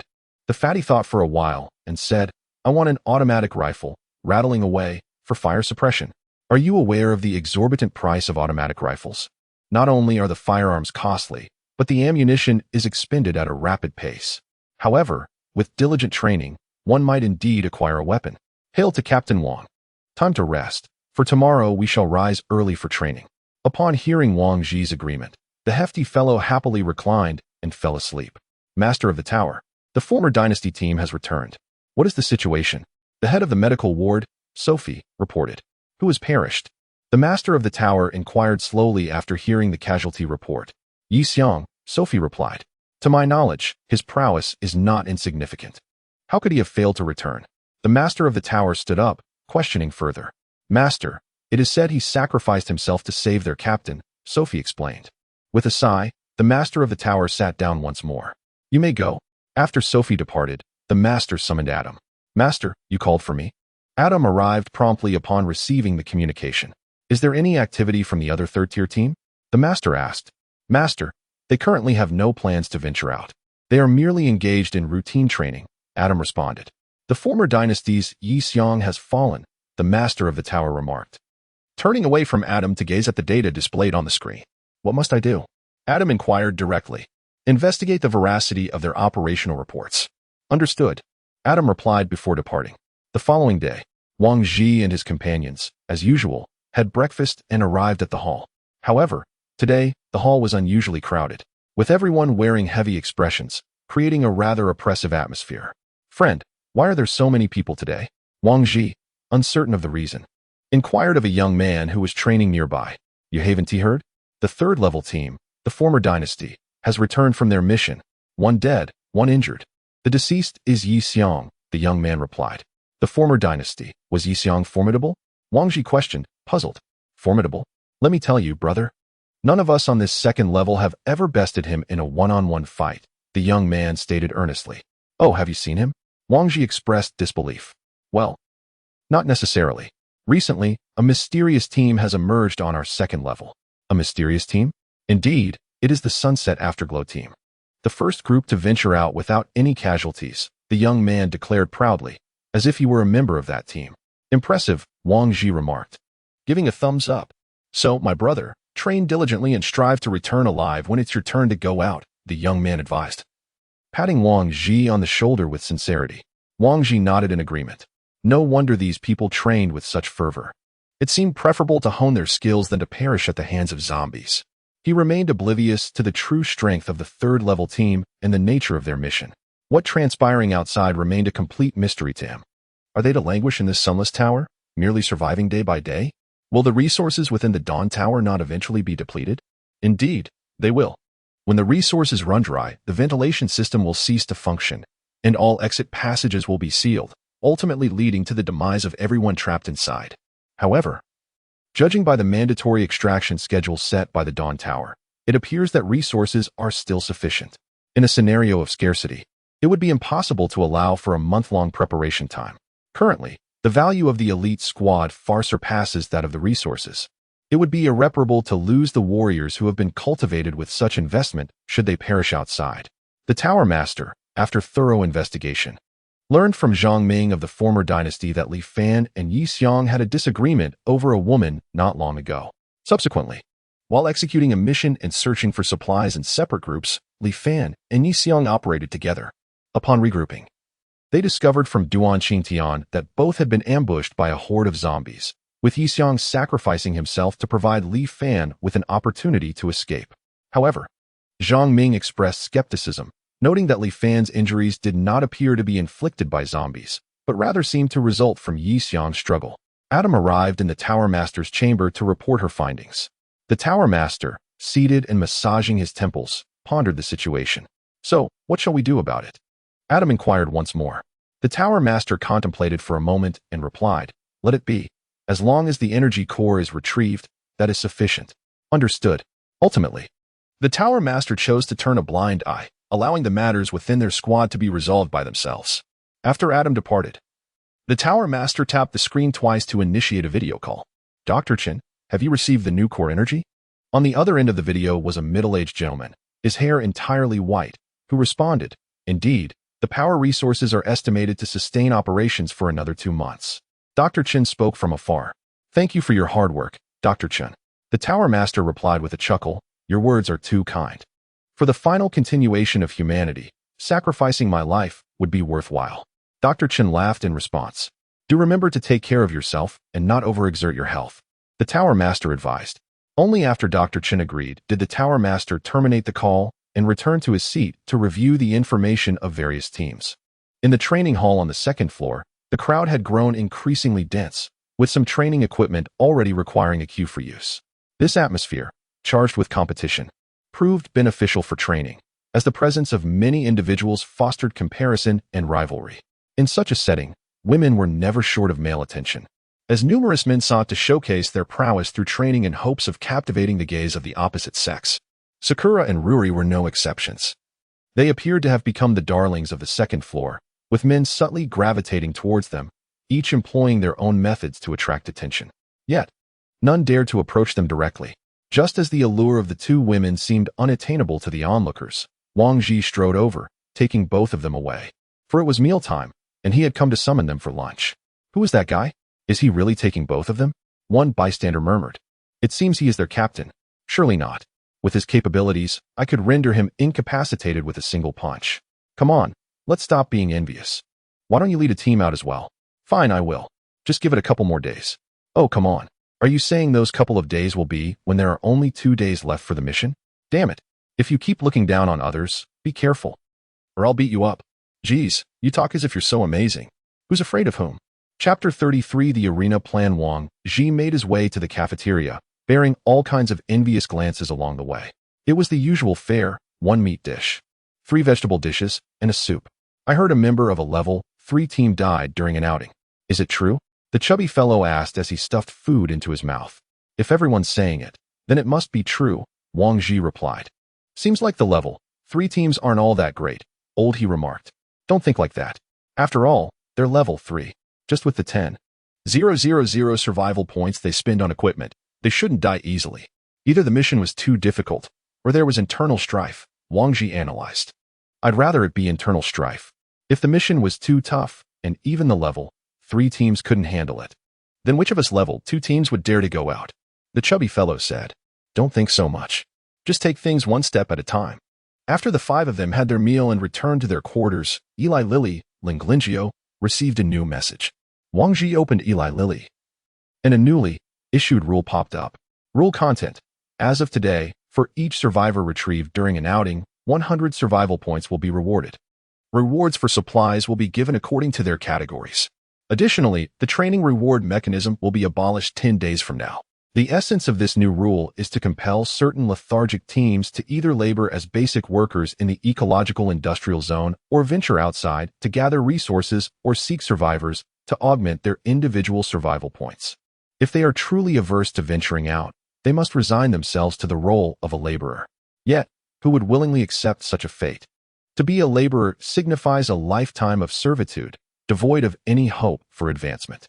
Although the training tasks have been abolished, Wang Ji remains unhurried in embarking on his second outing, which he intends to postpone until the very last day. The rationale behind this is that their survival points remain sufficiently abundant, allowing them to observe the several teams that have already ventured out, thereby gaining insights into the casualties and intelligence reports. Their initial success was merely a stroke of luck, and it is unwise to rely on fortune repeatedly. 10 days later, within the training grounds on the second level, the number of participants has reached a pinnacle. During this final stretch of 10 days, nearly everyone has reaped a bounty of 100 survival points. However, once this period concludes, the number of individuals in the training grounds plummets dramatically. Some resolve to escape into the ecological industrial zone, while others choose to gamble on an external expedition. In any case, action cannot be postponed. "Brother, you must advocate for me. We have toiled for an entire month, all thanks to Wang Ji from the second level." Zhao Yang pleaded desperately beside a man. A month has now passed, and upon emerging from the industrial zone, Zhao Yang's first task is to locate his elder brother, Zhao Yan, beseeching him to deal with Wang Ji. Oh, Wang Ji, is he the captain of the setting sun?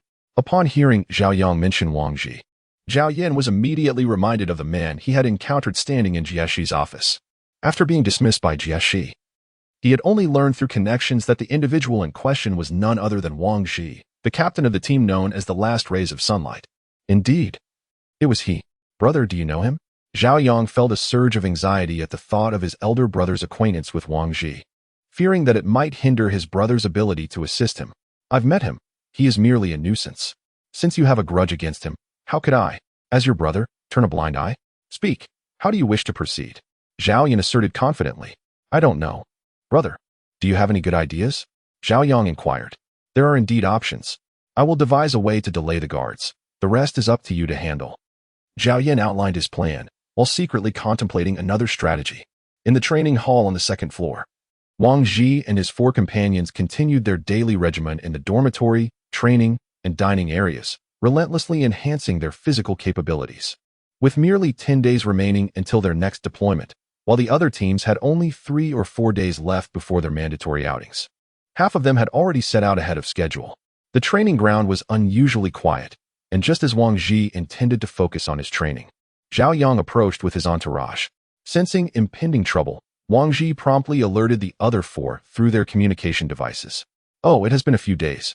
Captain Wang, have you been promoted to a level 2 team? Huh. And who is this new companion of yours? You really are quite fortunate, Zhao Yang remarked, his teeth clenched.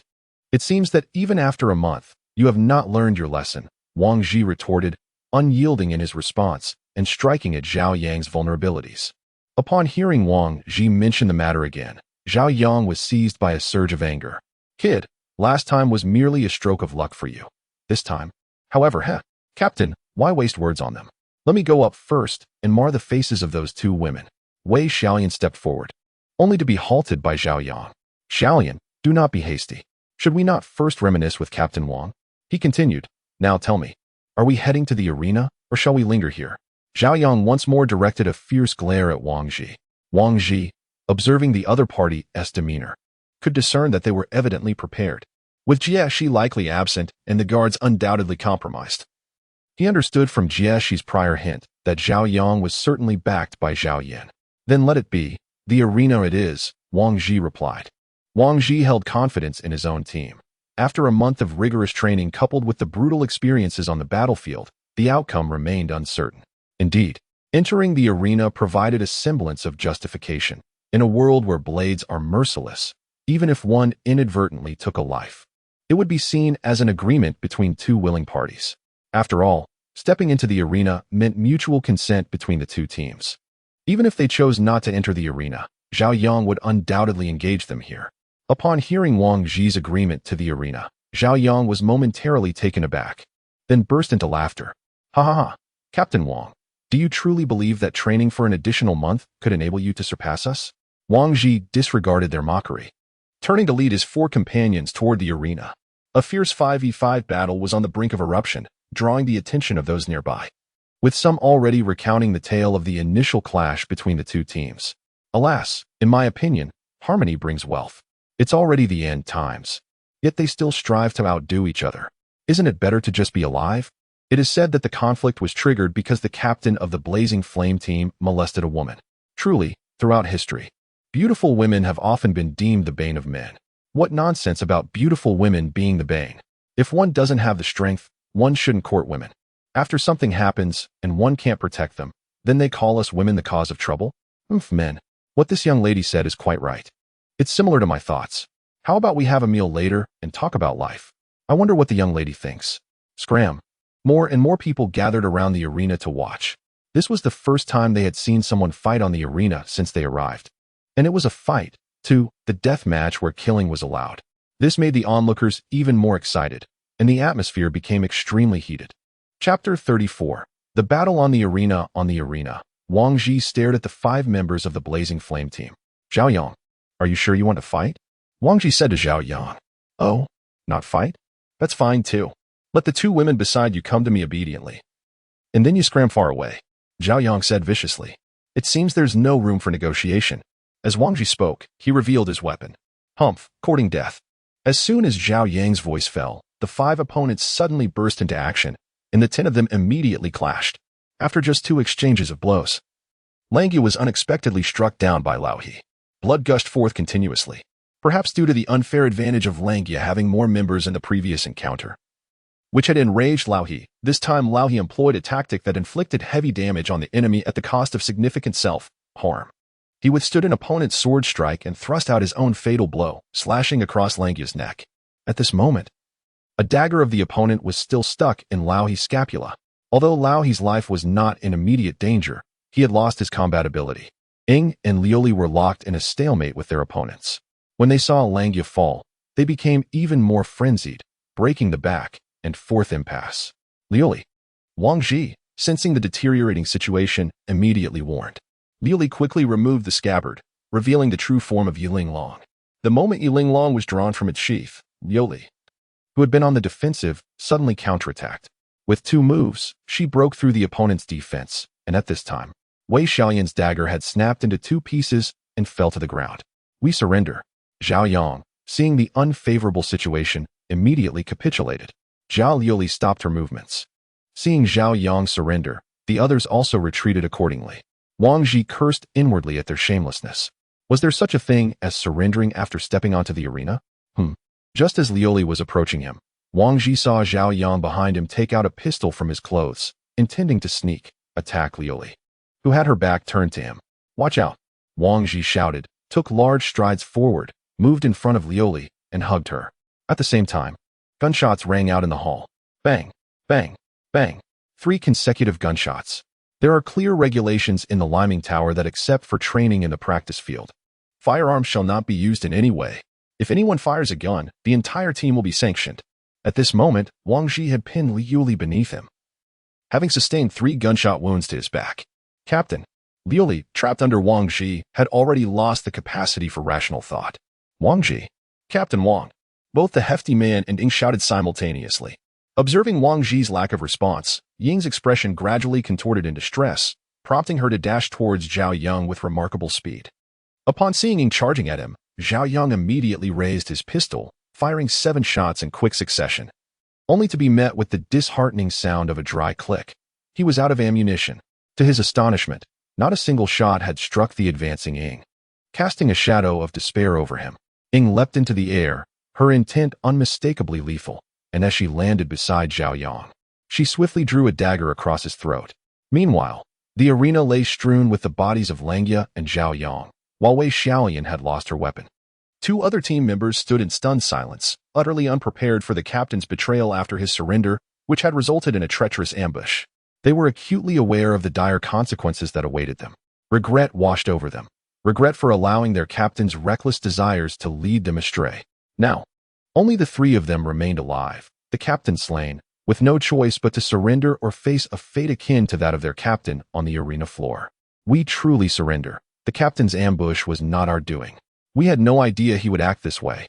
One of the team members immediately knelt and pleaded. Just as Ying prepared to eliminate them all without regard for their sincerity, she felt a sudden grip on her ankle. Looking down, she found it was Wang Ji. Sakura furrowed her brow, crouching down to touch Wang Ji's back, only to discover that he had donned a bulletproof vest at some point. Truly, he was afraid of death. Sakura gave Wang Ji a light smack on the head, and only after realizing he was armored did her anger subside somewhat. Don't kill him. Someone might come soon. Wang Ji weakly pleaded. Despite the protection of the vest, the proximity of the gunfire had inflicted considerable internal injuries upon him. All right, refrain from speaking. Sakura instructed as she stood up and called Liuli, heading towards the remaining 3.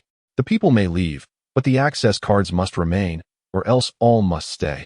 Sakura declared to the trio without room for negotiation.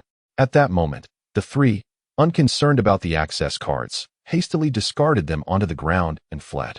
Subsequently, Sakura retrieved the access cards belonging to Wolf Fong and Zhao Yang. The Dais Arena had marked a glorious battle under the setting sun, shattering a long-standing tranquility. As the 5 emerged from the arena, intending to seek medical attention from Dr. Sophie on the first floor, a group of guards suddenly arrived. Every guard was fully armed, brandishing automatic rifles, their presence imposing. Among this formidable group, Wang Ji recognized a familiar face from that day in Jishi's office. I am Wei Changzheng. the deputy captain of the guard. Please accompany us, he stated, signaling the guards behind him as he advanced to detain the five. Wait, are you going to intervene in the matters we settled in the arena? Wang Ji challenged. We do not interfere with problem solving, but since you have taken a life, we must ascertain the situation. You are to come with us. The vice captain commanded the guards to escort several individuals away, and this time Wang Ji did not resist, for he understood that with Zhao Yan present, the situation was undoubtedly more complex than it appeared. The uproar had escalated to such an extent that she had not arrived. Instead, it was the vice captain who accompanied Zhao Yan. It seemed she was taking a respite. Wang Ji and the others were led to a cell on the first floor, their weapons confiscated and heavy shackles fastened to their wrists. Although he had mentally prepared himself, he was taken aback by the severity of their predicament. The 3 gunshots that struck his back still throbbed painfully, and even breathing had become a laborious task. The most unfortunate among them was old He, who had sustained a stab wound to his shoulder blade.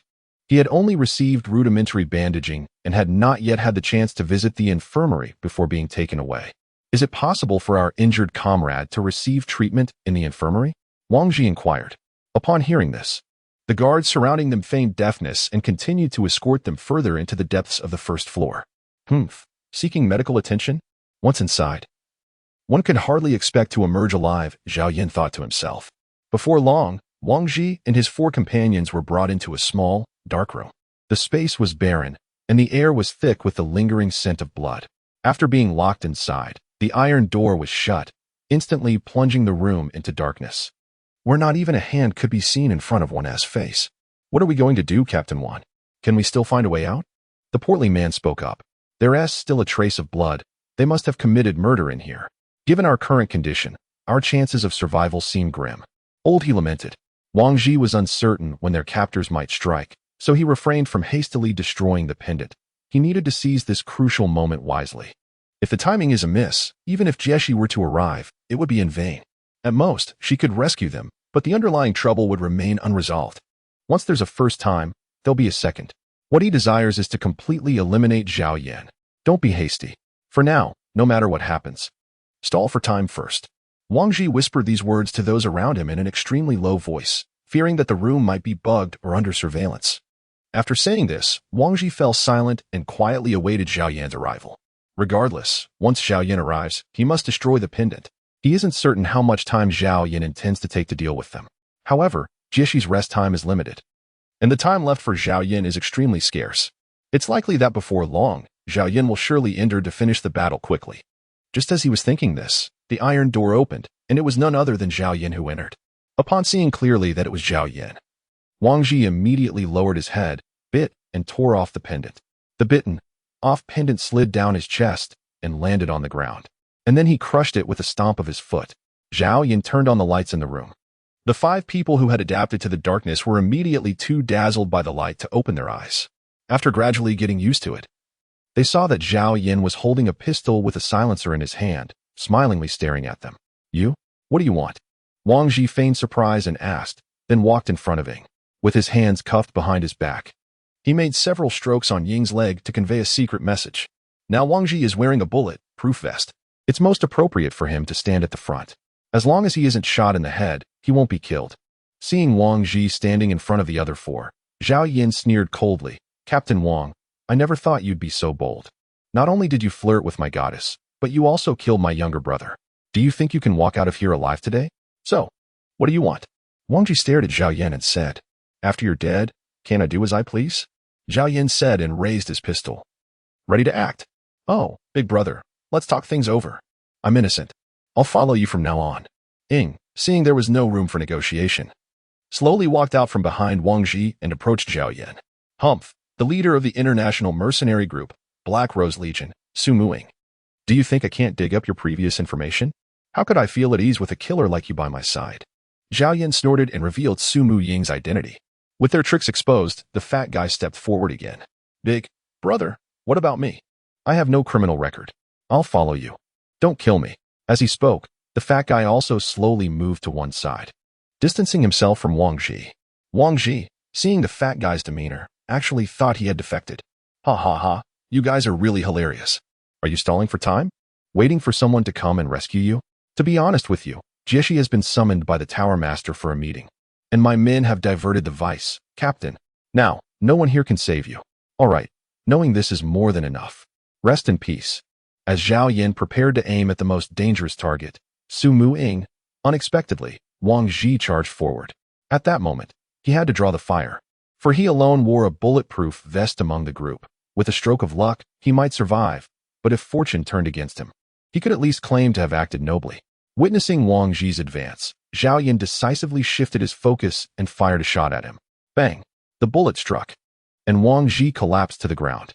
Captain, Xia Li's heart ached as she saw Wang Ji hit again. In that fleeting moment when Zhao Yin changed his target, Su Mu-ying, positioned closest to him, sprang into action.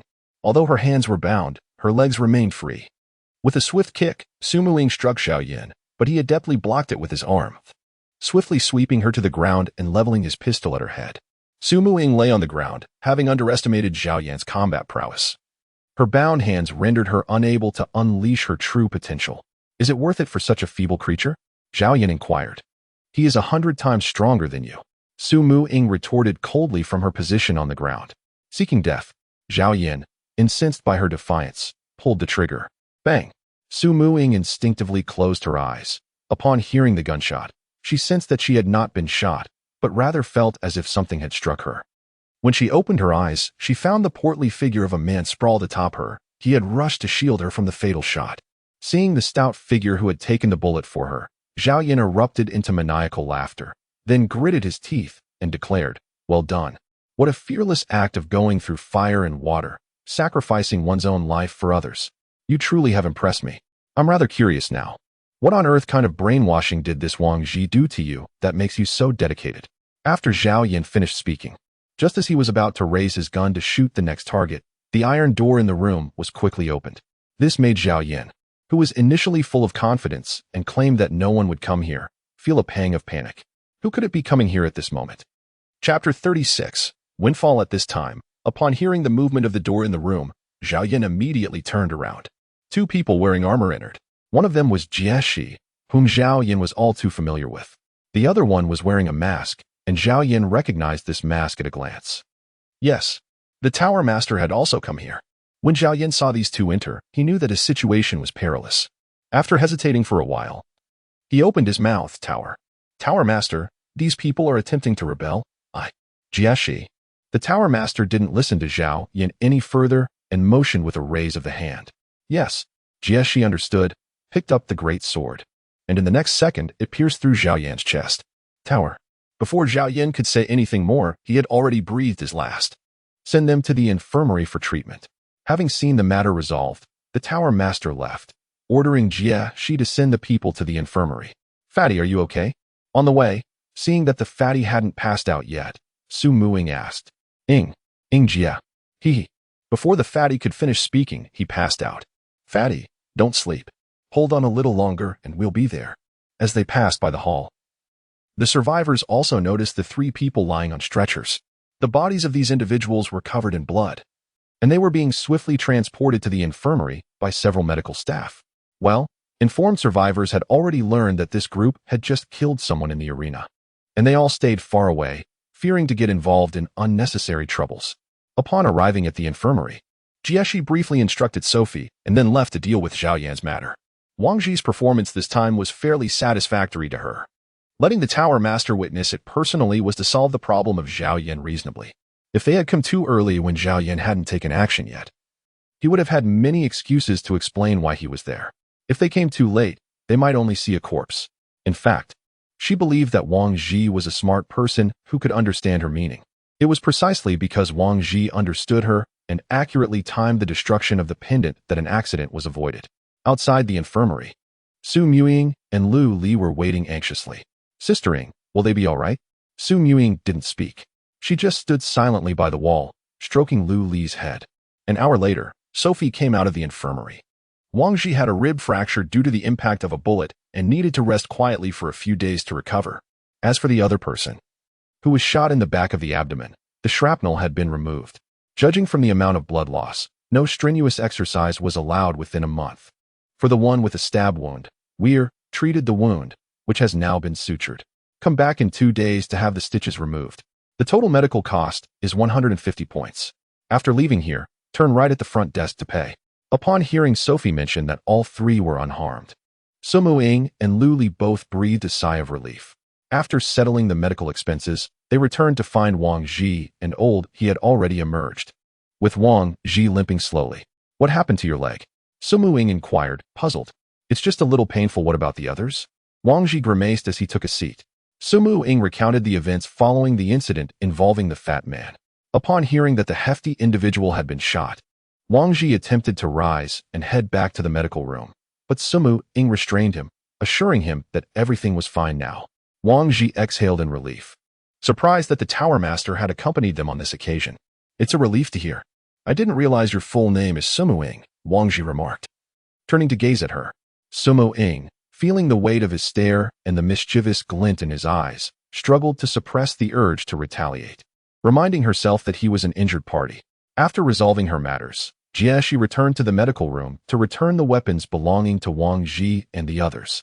Wang Ji, the vice captain, was indeed unaware and inadvertently caused you trouble. Here's Zhao Yan's magnetic card. Consider it your spoils. You can transfer the survival points from it at the trading hall. She handed the items to Wang Ji before turning to leave, leaving him standing in a state of bewilderment. What is this? There are spoils as well. Wang Ji pondered, examining the several magnetic cards in his hand, curious about the extent of Zhao Yan's wealth. With that thought, the group set off toward the trading hall. Upon arriving at the trading hall, the responsible staff member took the magnetic card and checked the balance inside. The members of the Qiyuan team had only 800 survival points left in total. However, Zhao Yan's balance astonished several of them. The card showed more than 12,000 survival points. Could I have misread? Wang Ji counted again. After confirming there was no decimal point, excitement welled up in his heart. Nevertheless, it was understandable. After all, Zhao Yan was still considered part of the leadership stratum and had once stepped onto the conference platform. He must have embezzled a fair amount of resources, so having some assets wasn't overly excessive. Gazing at the 12,000 survival points on the screen, Wang Ji's breath quickened. What a huge windfall. This was far more than what could be earned from a mission. This sum of assets could not only directly promote the team to a third-level team, but also significantly enhance the equipment. Good. Transfer all of them to this card, Wang Ji said to the responsible staff member, trying hard to suppress his excitement. It felt as if he had won some grand prize. After completing the transfer of survival points, they prepared to go to the affairs hall to complete the team promotion and move their residence to the third floor first. Chapter 37. A decent hospitalization experience currently. Wang Ji's team had 14,000 survival points remaining. They had obtained a total of 16,200 points. They were still about 34,000 points short of being promoted to a fourth-level team. A total of 50,000 survival points were required to be promoted to a fourth-level team. Wang Ji came to the data station, handed his magnetic card to the responsible staff member, and asked him to upgrade his team. From this moment on, the Sunset Glow team officially became a third-level team, becoming the third-level team in the Dawn Tower. Can you guess how many survival points we have acquired? Wang Ji inquired, barely containing his excitement as he addressed the three companions. Honestly, you all are rather dull. We just amassed 13,000 survival points, and we are now a level 3 team. Noticing the silence that followed, Wang Ji continued to elaborate. If Fatty were here, he would undoubtedly ask, how much? 13,000 points. Is there a mistake? Oldie seemed somewhat incredulous. Impossible. Zhao Yan is quite the character. It's only natural to have some rewards. Meanwhile, Ing was gazing at Wang Ji with a mischievous expression, evidently plotting how to spend this newfound wealth. Hey, Ing, please don't look at me like that. It frightens me. Tisich. As if I would devour you, Ing retorted, rolling her eyes at Wang Ji. As the four prepared to relocate from the second floor, Lingling had mentioned that moving to the third floor would unlock more information, which piqued Wang Ji's curiosity. Upon their arrival on the third floor, Wang Ji's initial impression was one of independence and luxury. Although the residences did not compare to the Grand General's quarters on the fourth floor, the third floor's housing could be deemed as small villa units, comprising 2 levels with 3 rooms on each floor, along with a bathroom and living room. There were a total of 50 villas on the third floor, with over 20 currently unoccupied.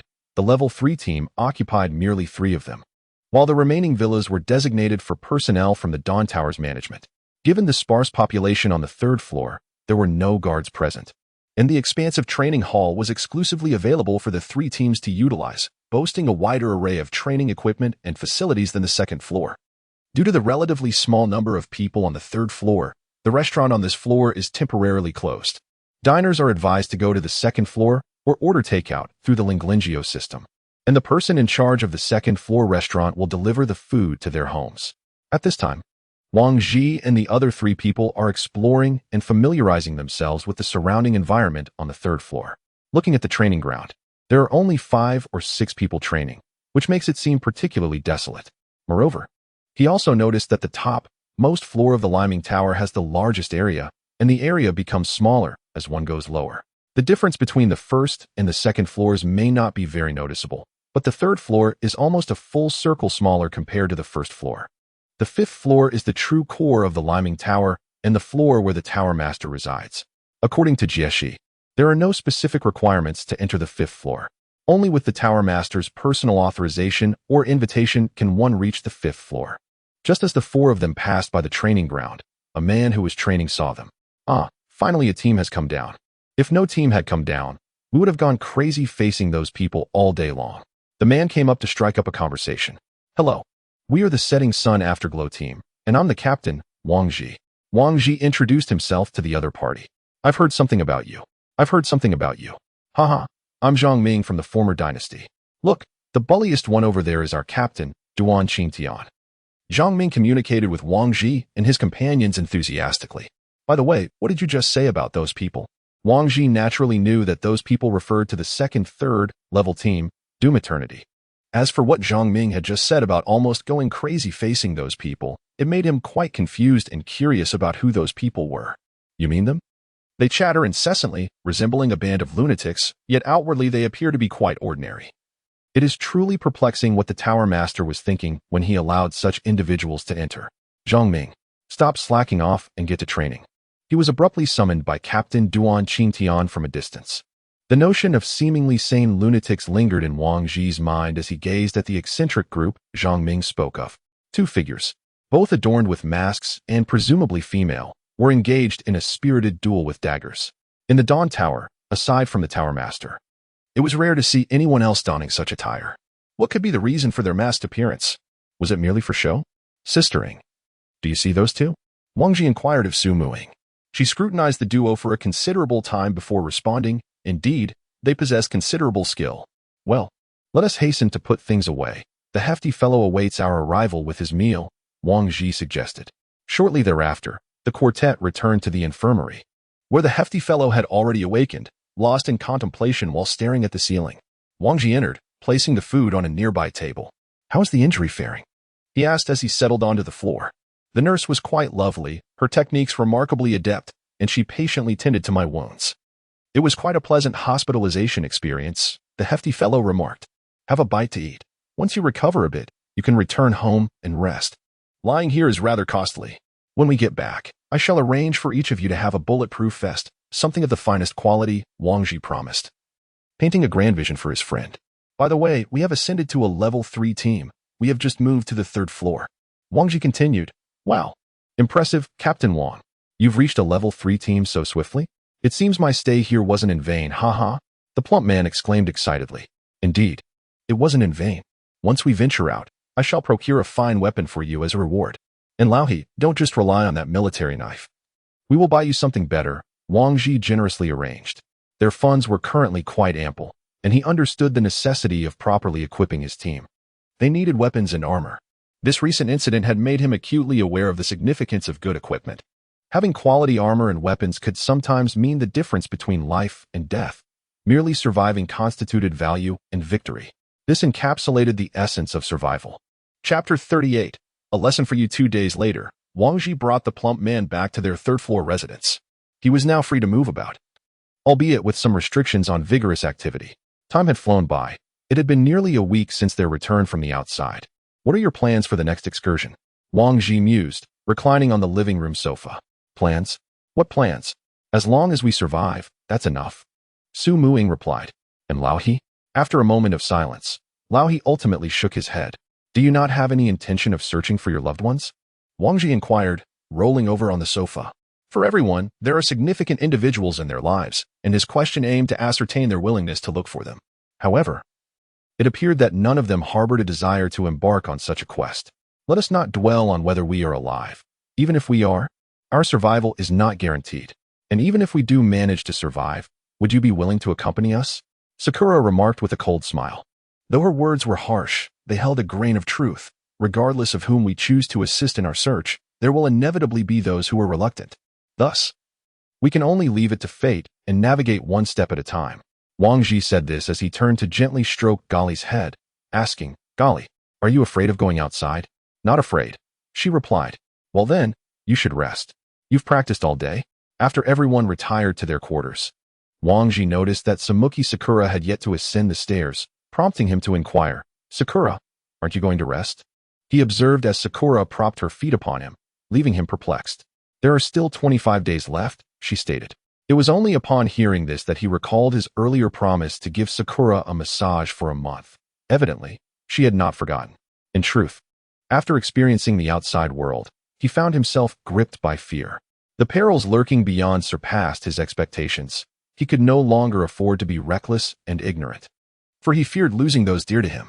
Through their time together, he had come to realize the depth of his feelings for them, particularly during shared meals filled with laughter and conversation.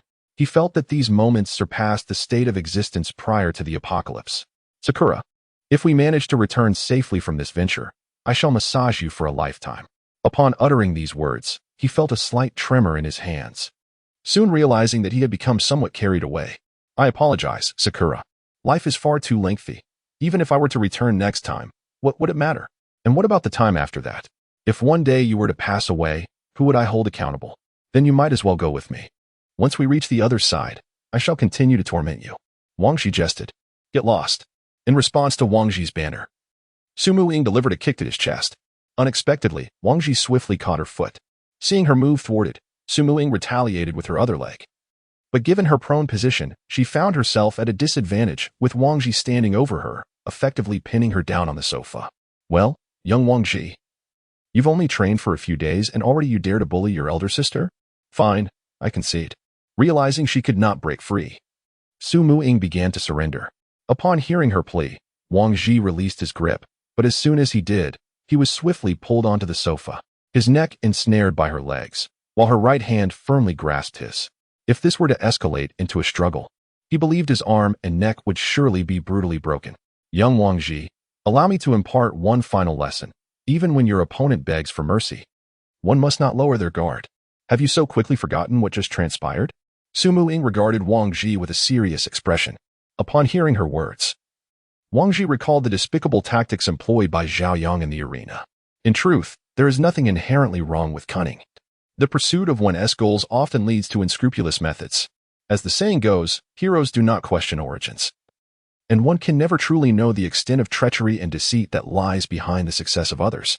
I certainly haven't forgotten, but I would willingly meet my demise at your hands, Sakura. Wang Ji continued to be defiant. After Sumu Ying released him, she smiled and gazed at him, causing an unsettling chill to creep down his spine, as if her gaze held an underlying meaning. The two exchanged glances for a moment before Ying spoke. I'm tired. Carry me back to my room to rest. With that, she languidly collapsed onto the sofa, presenting an unassailable demeanor. Their accommodation comprised 6 rooms in total, 3 on the first floor and 3 on the second, ensuring everyone could enjoy the luxury of a private space. Reluctantly, Wang Ji acquiesced and lifted Sumu Ying, carrying her to her room.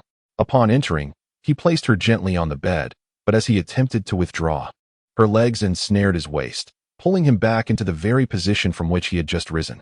Dear brother, do you not wish to do something for your sister? Sumu Ying teased him.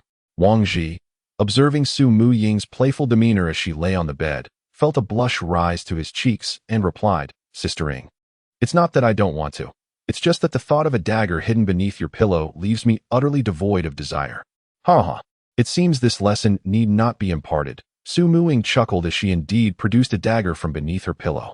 Noticing Wang Ji's speechlessness, she ceased her playful torment. Remember to turn off the lights. Thank you. Upon returning to his own room, Wang Ji pondered the matters inside and outside the tower, soon succumbing to slumber.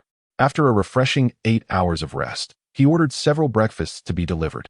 Opening Ling Ling Yao, He discovered he could now access the weapon mall through the system, allowing him to reserve or peruse the introductions of various weapons, items, and armor, successfully avoiding the embarrassment of merely browsing without purchasing. Without hesitation, Wang Ji procured 5 sets of flexible, high-performance fiber bulletproof vests. While not as robust as their rigid counterparts, these offered superior maneuverability. Subsequently, he acquired a specialized hazmat suit for Jiaolai, an essential piece of equipment that would provide effective protection against zombie scratches. As long as one avoided being bitten, mere scratches would not penetrate the suit. He also obtained night vision and anti-riot goggles, which served a dual purpose, preventing zombie blood from entering the eyes and enhancing visibility during nighttime hours. The bulletproof vests commanded a price of 200 survival points each. Though somewhat exorbitant, Wang Ji insisted on acquiring only the best. Jiaolai's hazmat suit cost 100 points. In total, these purchases amounted to 1,100 survival points. While such a sum would be astronomical for an average team, it was a mere trifle for Wang Ji's. Having completed their acquisition of protective gear, the 5 individuals proceeded to procure an assortment of tools, including grappling hooks, windproof lighters, flashlights, transparent steel wire, first aid kits, water purification tablets, military water bottles, binoculars, and compasses. Take a look and see if there are any other tools we might require. I believe I've selected most of the essentials, Wang Ji remarked. For the time being, I think we're well equipped. Let's wait until we receive our mission to assess further needs. It's difficult to say for certain at this juncture, Lao He replied. After examining Wang Ji's selections, this collection of tools did not prove overly costly, amounting to a total of 120 survival points. Fatty, your gunshot wound has yet to heal. It would be best if you refrained from participating in the next mission and focused on recuperating here, Wang Ji said, observing the bandage wrapped around Fatty's waist. The corpulent individual was acutely aware of his current inability to engage in strenuous exercise, recognizing himself as a burden during outings. Thus he did not decline and nodded in agreement. Following their meal, Wang Ji and his companions descended to the first floor. Since the incident on the arena where they had taken lives, the matter had stirred considerable commotion on the first and second floors, and their team had inexplicably ascended to the third-tier ranks. This left the survivors perplexed, even if they had acquired survival points from another small team. It seemed implausible to amass 10,000 survival points so swiftly. This conundrum had become a topic of intrigue among other teams. Wang Ji's purpose for visiting was to seek out Captain Jieshi. Upon arriving at headquarters, the guards did not impede their entrance, and upon Wang Ji articulating their intentions, they were promptly granted access. Wang Ji, familiar with the surroundings, made his way to Jieshi's office, instructing the other 3 to await him in the lounge outside. After knocking twice, he entered the room. At that moment, Jieshi was lost in thought, staring blankly at the screen. "What are you preoccupied with, Captain Jieshi?" Wang Ji inquired, now feeling less constrained, as he took a seat opposite her. "What brings you here? Is there something you need?" Jieshi responded, momentarily snapping back to reality. Before shifting the topic, "I merely wish to inquire about the recent external activities of other teams," Wang Ji stated. "The outlook is rather grim. A total of 52 teams have ventured out, 32 returned unscathed, 15 suffered casualties, and 5 teams have been completely annihilated," Jieshi reported, resting her forehead in contemplation. Wang Ji was taken aback by the alarming news. Within just a few days, 5 teams had met their demise. This was unexpected. These teams had undergone training. So how could the losses be so severe? Wang Ji, perplexed, inquired. This is precisely the question I was pondering. According to the accounts of the returning team, their experiences differ significantly from yours. They describe these zombies as swift, powerful, and possessing heightened sensory perception, with most exhibiting a pack mentality. Jieshi recounted. Could it be that they are evolving? Wang Ji speculated. It is highly likely that they have mutated. Allow me to show you something. Also, please summon your team members, Jieshi suggested. Once Wang Ji had gathered everyone, Jieshi retrieved a video from the computer and projected it onto the screen. The footage presented a first-person perspective of an individual sprinting at a frantic pace, glancing back to reveal at least 20 to 30 zombies in pursuit. The number of zombies obscured behind was impossible to ascertain. Each one appeared as fierce as wolves. And the runner, despite their rapid speed, exceeding that of Wang Ji during his escape from school, was relentlessly chased. As the zombies closed in, the individual abruptly yanked a fleeing teammate backward, causing them to lose their balance and fall to the ground. The subsequent footage did not reveal the outcome, but the implications were clear. After betraying his companion, The individual seized the opportunity to escape, swiftly managing to outdistance the zombies. Jieshi then fast-forwarded the video significantly, and the scene shifted to an unfamiliar room. Immediately, the camera inexplicably fell to the ground, seemingly devoid of any signs of life. After a brief moment, it shifted slightly to reveal two middle-aged individuals. Prior to the assault, they had no prior interaction, having merely crossed paths without exchanging a single word. "They are survivors," Wang Ji remarked, gazing at the two who had slain this team member. Presently, there remained numerous survivors outside. This video captures the essence of a team that was obliterated. We have ingeniously equipped a recording device onto the helmet of one of them. What are your thoughts after viewing this footage? Jieshu spoke slowly. The zombies have become increasingly frenzied, and distinguishing friend from foe among the survivors is becoming increasingly challenging. Wang Ji reflected on the recent footage. What could have caused these zombies to evolve? Su Muing inquired. This is precisely what I have been pondering. What are your views? Jishu responded. We too are uncertain. When we were outside previously, those zombies did not exhibit such rapid behavior. Indeed, it would be prudent for you to exercise caution in the future. Your intelligence is vital to the Dawn Tower. Thank you, Captain Jieshu, for the reminder. By the way, has there been any discourse regarding Zhao Yan's situation? Wang Ji felt it peculiar that a figure of Zhao Yan's prominence would pass away without any mention. The recent lack of discussion surrounding him struck Wang Ji as odd. Upon hearing Wang Ji's inquiry, Jieshu chuckled lightly and replied, The master of the tower decides who shall perish. If the master wishes for nothing to transpire, then nothing shall occur. However, do not be concerned. The master only punishes those deserving of death. To assuage any potential misunderstanding Wang Ji might have regarding the master, Jieshu added, Very well, let us return for now. Upon concluding their discussion, Wang Ji and his companions exited the room. As they stepped outside, a somber expression enveloped Wang Ji's countenance. The footage they had just witnessed conveyed a wealth of information. It spoke volumes, yet remained succinct. The zombies, in terms of both speed and strength, were evidently more formidable than those they had previously encountered, and their numbers had not dwindled. In the span of a month, these creatures had not only survived but appeared to be invigorated. This led Wang Ji to ponder whether they were merely famished, though the truth remained to be observed and verified. If evolution was indeed at play, could there be more advanced forms of zombies emerging? The implications of the undead acquiring intelligence were too dreadful to contemplate. Presently, the Dawn Tower had suffered the annihilation of 5 squads, and if this trend continued, the remaining populace would dwindle significantly. Without the means to venture forth for resources, the operations of the Dawn Tower would inevitably falter, compelling all to return to the surface. Chapter 40. An unexpected incident. 10 days passed in the blink of an eye. Under the rigors of intense training, Wang Ji gradually grew stronger. These 10 days marked the peak of training participation, as from today onward, survival points would no longer be awarded. The avenues for acquiring survival points had been reduced to 2, embarking on missions or joining the ecological agricultural zone, where one would labor diligently.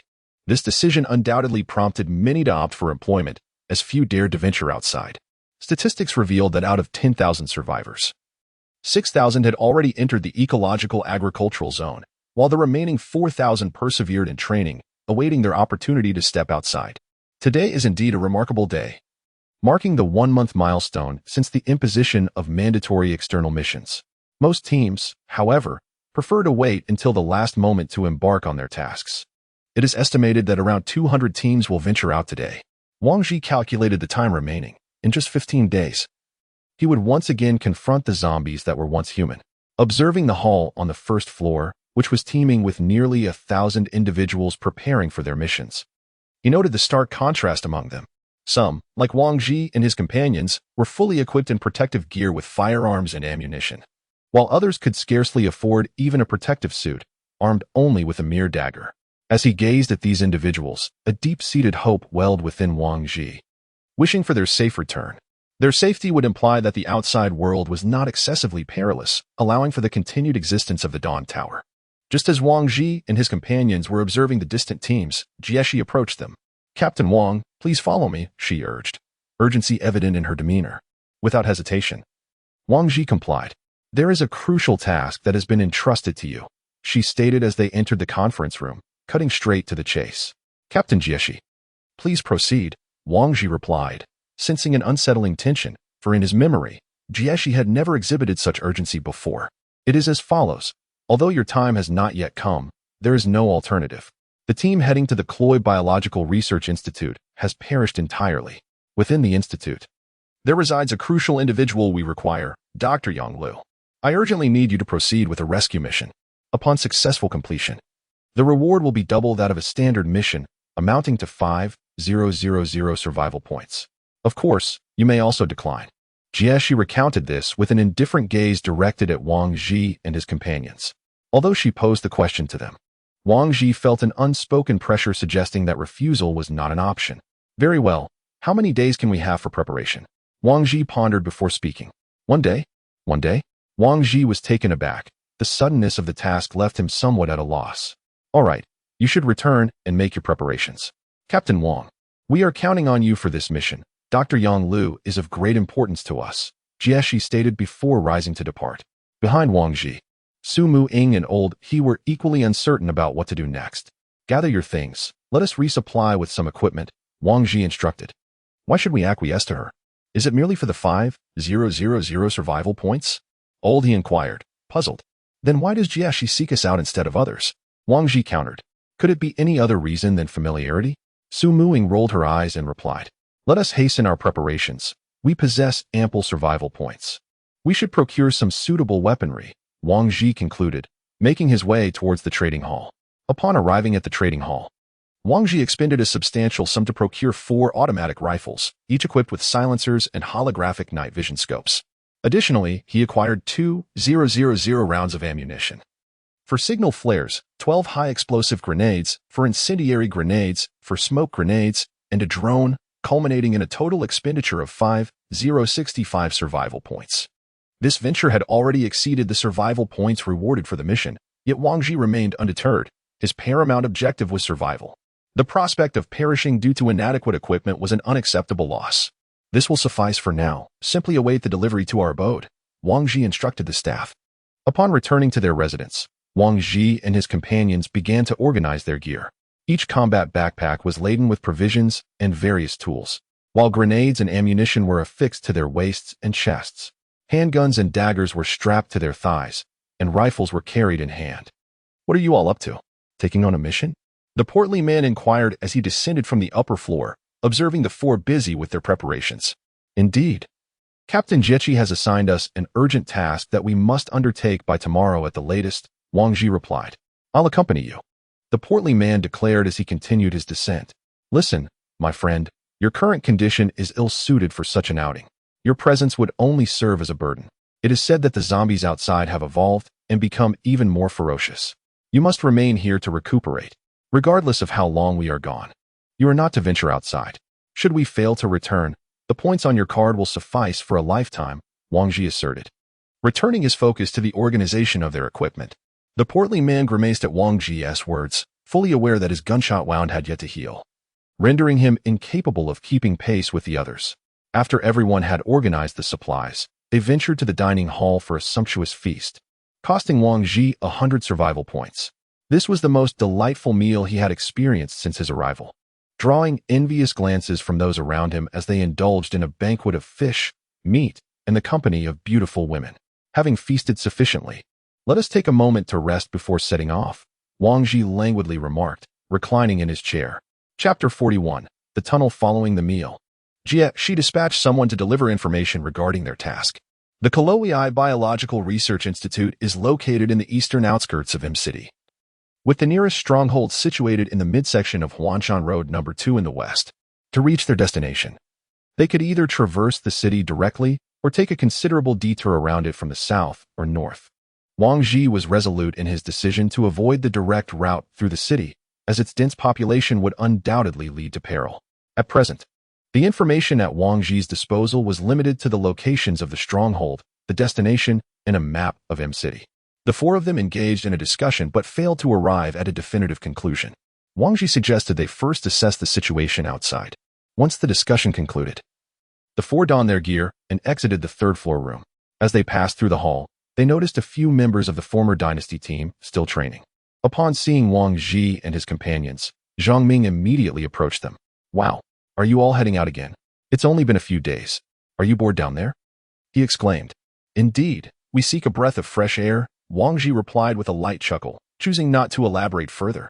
Impressed, Zhang Ming responded, "Well then, I wish you a safe return." With that, he waved goodbye to Wang Ji and his companions. Following the task's directive, the four swiftly made their way to the elevator exit leading to M City. On this occasion, there was no helicopter. Wang Ji had to devise a way to reach the destination on his own. The reason was simple. The helicopter's aviation fuel had been entirely depleted. The four individuals traversed the dark corridor in silence, their only sound being the rhythmic tapping of their footsteps on the stairs. Soon, Wang Ji arrived at the end, and the four drew their weapons, ever ready for combat. Suddenly, the door creaked open. Wang Ji, tense and poised with his firearm, found that no blinding light surged toward them. It was night, and the faint moonlight offered only a meager illumination of the ground. He surveyed the surroundings, finding no traces of the undead. Cautiously, the four edged closer to the road ahead. Given the night and the complex environment, their pace was exceedingly slow. Wang Ji glanced at the map. They were situated in the midsection of Ring Mountain No. 2 Road in the western part of the city, which was the location of their stronghold, while their target lay to the east. The distance to both the southern and northern routes was the same. "Let's head south," Wang Ji suggested. In the shadows of the night, the four slowly advanced southward, remaining tightly clustered to ensure they would not be ambushed. "Why are there no vehicles on this road?" He pondered aloud from the rear. Wang Ji halted, contemplating the unsettling question. Indeed, how could there be not a single vehicle? This road may be somewhat secluded, but it shouldn't be devoid of traffic. Wang Ji too sensed that something was amiss. After an hour of cautious progression, Wang Ji finally spotted a tunnel ahead, where several police cars were stationed. Upon seeing the police vehicles, an uneasy feeling washed over Wang Ji. He raised his hand to signal the others to stop and took out his binoculars. "What's wrong?" Su Muing inquired. "The telescope is unclear. Let us proceed further." Wang Ji, having spoken, gradually approached the tunnel. When they reached a distance of 500 meters, everyone could faintly discern the tunnel. The entrance was sealed with multiple layers of iron mesh. "What on earth is this?" Wang Ji remarked, gazing at the blocked tunnel. "This is a closure of the tunnel. I wondered why there were no vehicles on the road. It turns out they are all sealed off," Lao He commented from behind. "Goodness, this is utterly insane. They don't even grant people a chance to escape?" Wang Ji exclaimed, lifting the telescope once more to look towards the tunnel. "Oh my!" Wang Ji recoiled in shock after a glance through the telescope. Observing Wang Ji's fright, Su Muing seized the telescope to take a look. On the other side of the iron mesh, countless zombies were gathered, clawing desperately at the barriers. Even the battle-hardened Su Muing was taken aback by the sight. "There are innumerable zombies over there. We must hasten our retreat," Su Muing urged. No sooner had she spoken than two figures clad in police uniforms suddenly emerged from the direction of the police station, sprinting towards Wang Ji and his companions. "Be cautious. They are zombies," Lao He was the first to notice, raising his rifle. Before Wang Ji could fully comprehend the situation, Lao He had already shot the two uniformed zombies. "Aren't you concerned they might be survivors?" Wang Ji queried. "If they were survivors, they would have fled in a vehicle long ago. Come, let us take their car," Lao He replied nonchalantly. Gazing at the 7 police cars ahead, Wang Ji estimated that there were approximately 14 zombies in the vicinity. Just moments ago, Lao He had dispatched 2 of them, leaving a remaining 12 that Wang Ji had yet to locate. As Wang Ji and his companions approached the police vehicles, 2 more zombies clad in police uniforms suddenly lunged from behind one of the distant cars. Wang Ji deftly sidestepped, causing one zombie's attack to miss its mark. However, before he could regain his footing, the second zombie was upon him, ready to pounce. Just as it seemed he would be overwhelmed, a glimmer of hope flashed before his eyes. The zombie's head had been severed from its body, tumbling to the ground. Lu Li had swiftly drawn her exquisite blade and dispatched the 2 zombies with precision. Meanwhile, Lao He and Su Muing had dealt with 5 more zombies that had inexplicably emerged from the shadows. In the recent skirmish, Wang Ji acutely sensed that the zombies' speed had significantly increased since their last encounter. He had narrowly avoided being tackled.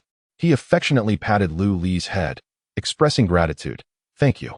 Lu Li, bashful, lowered her gaze. Wang Ji found her shyness perplexing. How could a girl so unflinching in the face of zombies exhibit such timidity? "Look over there."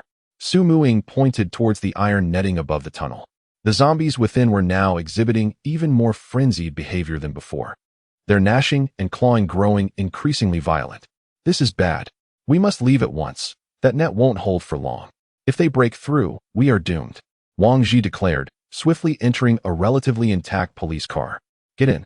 The keys are inside. I can start it immediately. Phew. Thank goodness for the keys. I thought that net would give way any moment, Wang Ji said, a sense of unease lingering in his heart. Wang Ji glanced at the fuel gauge, noting that there was still half a tank remaining, sufficient for a round trip. Lao He, you take the wheel. I shall study the map. After driving for a while, Wang Ji relinquished the driver's seat to Lao He. He focused intently on the map of M City as they traversed along Highway Number 2, entering the Greater Western Ring.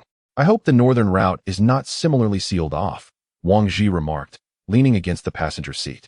The traffic on the Greater Western Ring was exceedingly sparse, with only the occasional derelict vehicle in sight, and zombies appeared only once or twice. Yet before they could react, Wang Ji and his companions had already sped past.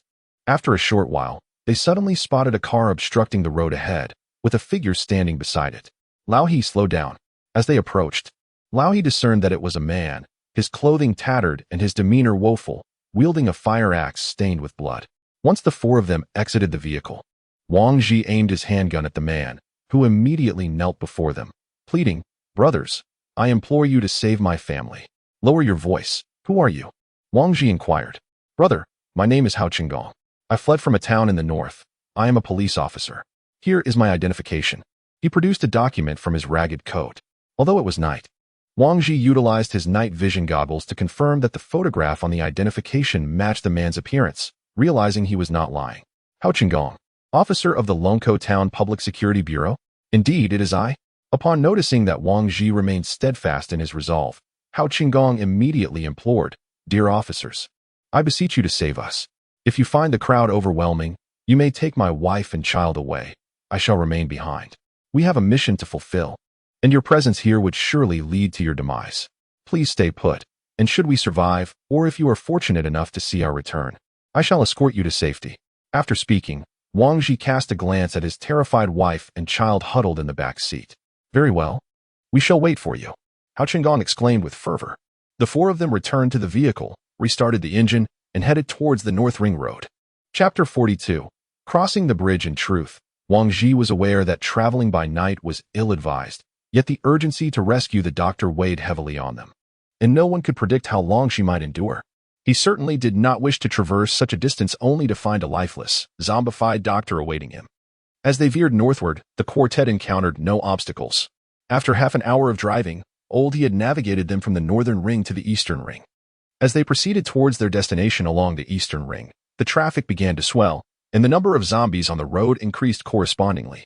Some, swift of foot, were even capable of lunging at the vehicle. Studying the map in his hands, Wang Ji noted a large bridge ahead, stretching over 1,000 meters. If all went as anticipated, it was likely that the bridge would be congested with vehicles. "Stop. Ahead lies the bridge. We shall wait until dawn to cross," Wang Ji instructed. Oldie brought the vehicle to a halt 2 kilometers from the bridge, where a fine drizzle had begun to fall, gradually dampening the car windows. Wang Ji produced 4 cans of beef and handed them to his companions. "Let us first have something to eat." Wang Ji cautiously observed his surroundings while consuming the canned food in his hand. As the clock struck 6, the dawn light began to illuminate the area. The quartet disembarked from the vehicle, and the landscape became increasingly visible. After trekking 2 kilometers, Wang Ji spotted the entrance to the bridge that led to City M. Crossing this bridge signified their official entry into City M. Peering through his binoculars, Wang Ji surveyed the scene on the bridge. As anticipated, it was congested with an array of abandoned vehicles from one end to the other. In the gaps between the cars, countless zombies aimlessly swayed back and forth. To reach City M, they had to confront the horde on the bridge. "It appears we are in for a fierce battle," He remarked, lowering his binoculars. "We 3 will take aim at the zombies on the bridge, and Lu Li, you will handle those drawn to our commotion. Is that acceptable?" Lu Li nodded in agreement, signaling her readiness.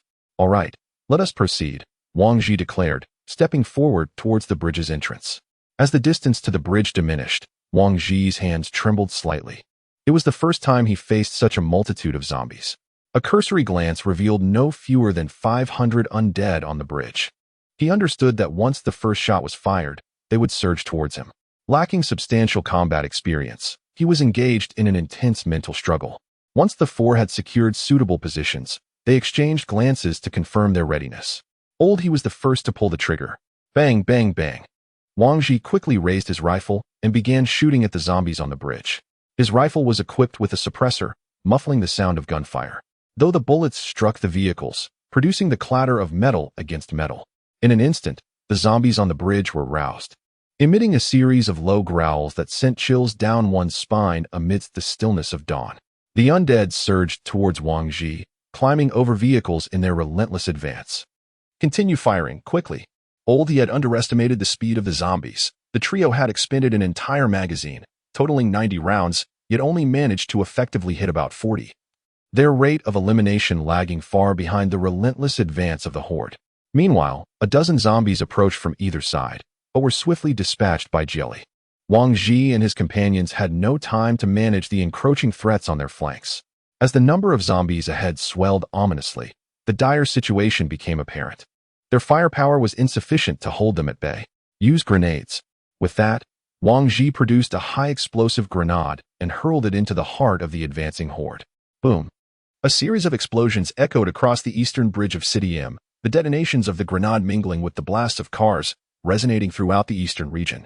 In a room within the research facility, a voice broke the tense silence. Is that the sound of explosions? Could there still be survivors? What's the point of checking the rooftop? Everyone is struggling to survive. They might already be dead. Are you still hoping for their rescue? True. We haven't eaten or drunk anything for 2 days. We likely won't last much longer, sighed one of them. Dr. Yang, wake up, wake up. Yang Lu, hearing someone call her, propped herself up from the ground. What is it, Xiaoqi? Dr. Yang, are you all right? You don't seem well. Oh, just a bit dehydrated. I'm fine. Xiaoqi pondered for a moment before addressing the others. Shall we venture out to gather some supplies? At this rate, we will all perish. Upon Xiaoqi's words, the crowd lowered their heads in silence, none daring to speak. Feeling a surge of anger at their indifference, Xiaoqi exclaimed, "What is wrong with you all? Had it not been for Dr. Yang's benevolence in sheltering us and sharing her provisions, we would have perished long ago. Now, as Dr. Yang nears the brink of dehydration, you remain utterly unmoved?" A man in his 40s interjected, "Xiaoqi, you know the outside is rife with zombies. Venturing out would be tantamount to seeking death. Old Lu, do you truly believe hiding here guarantees survival? If you want to go, I shall." With that, Xiaoqi seized a steel pipe from the ground and strode out. Xiaoqi, don't go," Yang Lu weakly called out. "Alas, Dr. Yang, you are in no condition to speak. Thank you for allowing us to survive this long. Let me accompany him, for my own peace of mind." The speaker, a young woman in her 20s, Yang Lu's assistant, draped her coat over Yang Lu before following Xiaoqi outside. On the bridge, smoke filled the air as several grenades detonated, annihilating numerous zombies. The trio found a moment's respite, continuously reloading their magazines and firing at the distant undead. The cacophony of explosions drew more zombies from afar. Wang Ji shot while retreating, having already fallen back 100 meters from the initial bridgehead. As the last of the 1,000 rounds were expended, the zombie horde began to dwindle. The bridge was strewn with corpses, a river of blood flowing beneath them. In that moment, Wang Ji felt a frenzy take hold. He had never before slain such inhuman creatures. Wang Ji and his companions cautiously approached the bridge's entrance. The vehicle that had recently been ablaze was now extinguished by the light rain, and ahead lay an endless array of vehicles, haphazardly strewn across the road, likely extending all the way to the city. "Be careful. There may still be zombies inside the cars," Wang Ji cautioned. In the span of a mere 1,000 meters, it took Wang Ji an hour to traverse the distance, and by now, the 4 of them were splattered with blood, resembling frenzied killers. "Haha, it's been ages since I felt this exhilarated. It's utterly thrilling." Su Muing laughed with unrestrained joy, her eyes sparkling with fervent madness. Chapter 43. Vending machine. After crossing the bridge, Wang Ji and his companions arrived at the riverbank, with a park ahead of them. By traversing the park, they could reach the outer wall of the research institute. The group was progressing towards their intended destination. In front of them stood a wooden cabin, which appeared to be a shop. Wang Ji lowered his binoculars, exclaiming, "It seems fortune smiles upon us." Su Muing also took a glance through the binoculars. Upon reaching the vicinity of the small cabin, they discovered the door was locked, indicating that no one had visited recently. Through the window, they could see an assortment of beverages, bottled water, and some candies inside. "We shall return for these supplies," Wang Ji declared, fully intent on acquiring the resources. Having passed through a small grove, Wang Ji finally arrived at the outer wall of the research institute, standing 3 meters high. Now, a new dilemma confronted him. Within such a vast facility, where might they find survivors? Wang Ji retrieved his drone, intending to survey the interior first. With a soft hum, the drone ascended and entered the research institute. Currently, Wang Ji finds himself at the ecological station of the research institute, a place typically devoid of human presence. Upon soaring inside, he gazes upon the central area, where the popular science museum stands, bustling with the highest concentration of individuals, yet also teeming with the most zombies. Hundreds of the undead meander through this central zone. Behind the museum lies the experimental base, comprising 2 3-story buildings interconnected by an aerial corridor, facilitating movement between them. Wang Ji is convinced that the individuals they seek are located within this very experimental base. As the drone hovers nearby to survey the terrain, Lao He, observing the screen, exclaims in astonishment, "Look, there are people in the second-floor corridor. A man and a woman. Could they be the ones we are searching for? They must have ventured out for food. We need to hurry." Upon concluding his statement, Wang Ji retracts the drone. The 4 of them maneuver to the nearest wall bordering the experimental base, scaling it with ease, as their collective strength allows them to pull themselves up wherever they can find a grip. Once over the wall, they land in a parking lot. But the zombies have already sensed their presence and are surging toward them. Wang Ji, disregarding the need for stealth, swiftly equips his rifle and opens fire. The urgency of the situation compels immediate action. Having pinpointed the location of their targets, they must advance without delay, for if the objectives perish, the repercussions of this endeavor would be dire. Inside the building, young Lu's female assistant, visibly shaken by the blood-soaked corridor, turns to Xiaoqi and suggests, "Shall we retreat?" Xiaoqi gazed at the sole companion who had ventured out with him, a complex expression in his eyes. "Anqing, you should return. The outside is far too perilous." "I am not afraid. Remaining inside is merely a slow death," Anqing resolutely replied, disregarding his counsel. Xiaoqi scrutinized her for a considerable time before letting out a resigned sigh. "Very well. Regardless of what we encounter or what transpires, remain silent. If I should meet with misfortune, flee immediately back to the laboratory.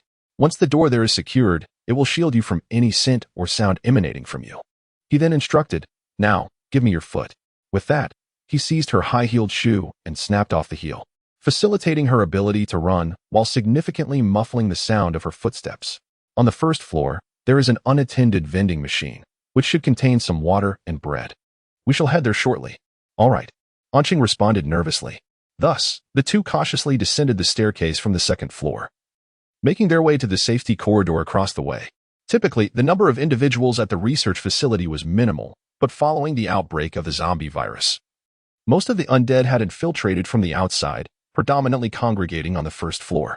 As Xiaoqi peered into the safety corridor, he was met with the sight of a zombie standing motionless, one arm bitten off, its body drenched in blood. Startled, he quickly withdrew his head, observing Xiaoqi's fright. Anqing urged him once more, "Xiaoqi, we should turn back. Starvation is preferable to being devoured by those grotesque creatures." Hearing her words, Xiaoqi hesitated, his hands trembling with fear, yet the image of Dr. Yang, weak and collapsed on the ground, compelled him to grip the iron rod tightly. "Isn't it merely a mindless creature with a severed arm? Once we eliminate it, we can approach the vending machine." With that, he turned and entered the staircase. As Xiaoqi stepped inside, the zombie immediately sensed his presence. Gripping the iron rod tightly, Xiaoqi swung it down mercilessly onto the head of the one-armed zombie. "Xiaoqi, that's enough. It's already dead," Qing implored from behind, pulling at his arm. Hearing her words, Xiaoqi gradually calmed down, only then noticing the gruesome state of the creature beneath his feet, reduced to a bloody pulp. "Are you all right, Xiaoqi?" Qing looked at him with fear, her gaze lingering on his blood-splattered figure, now wild-eyed. "I'm fine. Let us hurry down," Xiaoqi replied, wiping the blood from his face with his sleeve. As they descended the staircase, the vending machine stood against the wall in the hall. "We're in luck. There are no zombies in sight nearby," Xiaoqi said, glancing back at Qing. "That's wonderful. We're saved," Qing exclaimed with a smile. Xiaoqi looked around before turning back to her, saying, "That vending machine is out of power, and we don't have the key. We'll need to smash that glass to retrieve the items inside. If I break the glass and attract the zombies, you should grab a few bottles of water and some bread and run back. I'll distract them." Upon hearing Xiaoqi's plan to use himself as bait to ensure her safety, Qing immediately became anxious. "No, if we're leaving, we leave together. I can't abandon you." Xiaoqi gazed at the stubborn Qing during such a critical moment, and said, "Listen, Qing, if an accident occurs, either we both remain or I stay behind. Dr. Yang has saved my life once already. This time, it is my turn to repay her. If we both perish, who will provide sustenance for Dr. Yang?"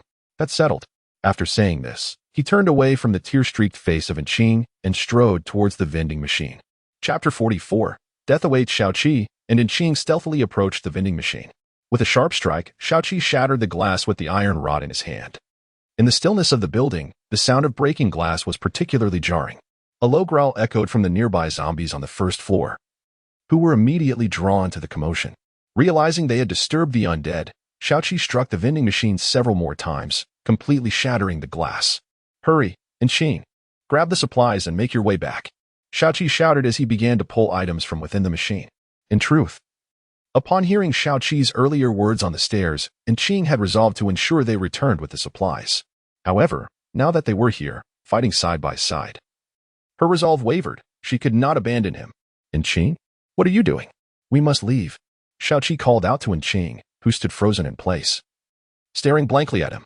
"Xiaoqi, you are a man of responsibility and integrity. If only this were not the apocalypse," Qing declared, setting down the food in her hands and drawing a fruit knife from her possession. "Qing, what are you doing? I came with you to confront those creatures." No sooner had he spoken than several zombies dashed into the hall, charging towards them. Xiaoqi, undeterred by the perilous situation, plunged into the fray, grappling with the relentless zombies. "Xiaoqi!" Qing cried out, tears welling in her eyes as she witnessed his fierce struggle. Suddenly, a zombie collapsed before her with a sickening thud. "Get down!" A voice rang out from afar. Instinctively, Qing turned to see 4 fully armed humans approaching, and she could no longer contain her tears. After countless days of despair, just when hope seemed extinguished, she had spotted the military. "Get down!" The voice echoed again, prompting Qing to drop to the ground. The sound of gunfire erupted, rat-tat-tat. The zombies in the hall were swiftly dispatched. "Phew, they arrived just in time," Wang Ji remarked, discarding an empty magazine. "Are you Dr. Yang Lu?" he inquired, lifting the weeping Qing from the ground.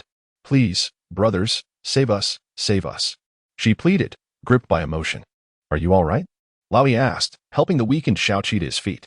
"I'm fine. Thank you for rescuing us. Are you looking for Dr. Yang Lu?" Xiaoqi replied feebly. "Indeed, we have been assigned to extract Dr. Yang Lu," Laoyi responded. "That's wonderful," Xiaoqi murmured, his strength waning. Wang Ji, noticing Xiaoqi's deteriorating condition, exclaimed, "We arrived too late. He is injured." Qing, jolted back to reality by Wang Ji's sudden action, shouted, "What are you going to do? He is injured. Soon he will turn into a zombie, and we are powerless to stop it," Wang Ji explained. Xiaoqi was momentarily stunned, only to feel an excruciating pain in his shoulder. Upon glancing at the wound, it became painfully evident to him and his fellow researchers that there was no hope left. With a resigned smile, Xiaoqi uttered, "Just give me a swift end." After speaking, he lay down on the ground, closed his eyes, and allowed a slight smile to grace his lips. Perhaps he found solace knowing that Dr. Yang had been saved, or perhaps he simply preferred not to become one of those soulless, mindless entities. Wang Ji, his expression a tapestry of conflicting emotions, aimed his weapon at the motionless Xiaoqi. "Miss, please lead us to Dr. Yang Lu," he implored, turning his gaze back. Qing, seemingly oblivious, slowly approached the vending machine, methodically collecting the scattered food and water from the ground. "Xiaoqi, why are you so foolish? No one else dared to come out, and you risked your life to gather supplies for them," she lamented softly as she continued to gather the items. Wang Ji stood by, observing Qing, when Su Muing, unable to bear the sight any longer, prepared to confront her, only to be restrained by Wang Ji. "Miss, isn't our immediate priority to save lives?" he inquired, positioning himself beside Qing. "Save lives? You intend to rescue Xiaoqi while neglecting that cowardly, selfish group? They deserve to perish." Qing shouted passionately at Wang Ji. Yet, Wang Ji remained unperturbed, responding with gentle resolve, "Miss, regardless of their faults, we must still rescue Dr. Yang. I implore you to consider the greater good." Upon hearing Wang Ji's counsel and recalling the purpose of her departure with Xiaoqi, Qing calmed herself. She began to wrap the collected items in her coat and, without uttering a word, ascended towards the second floor. Wang Ji and the others exchanged glances before promptly following her lead. Chapter 45.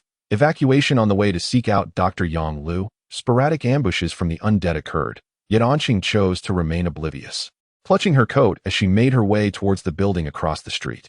Fortunately, these zombies were swiftly dispatched by Wang Ji and his companions, ensuring Anqing's safety throughout her journey. After traversing the corridor and making a turn, she arrived at a door at the end. Upon entering a string of codes, the door swung open.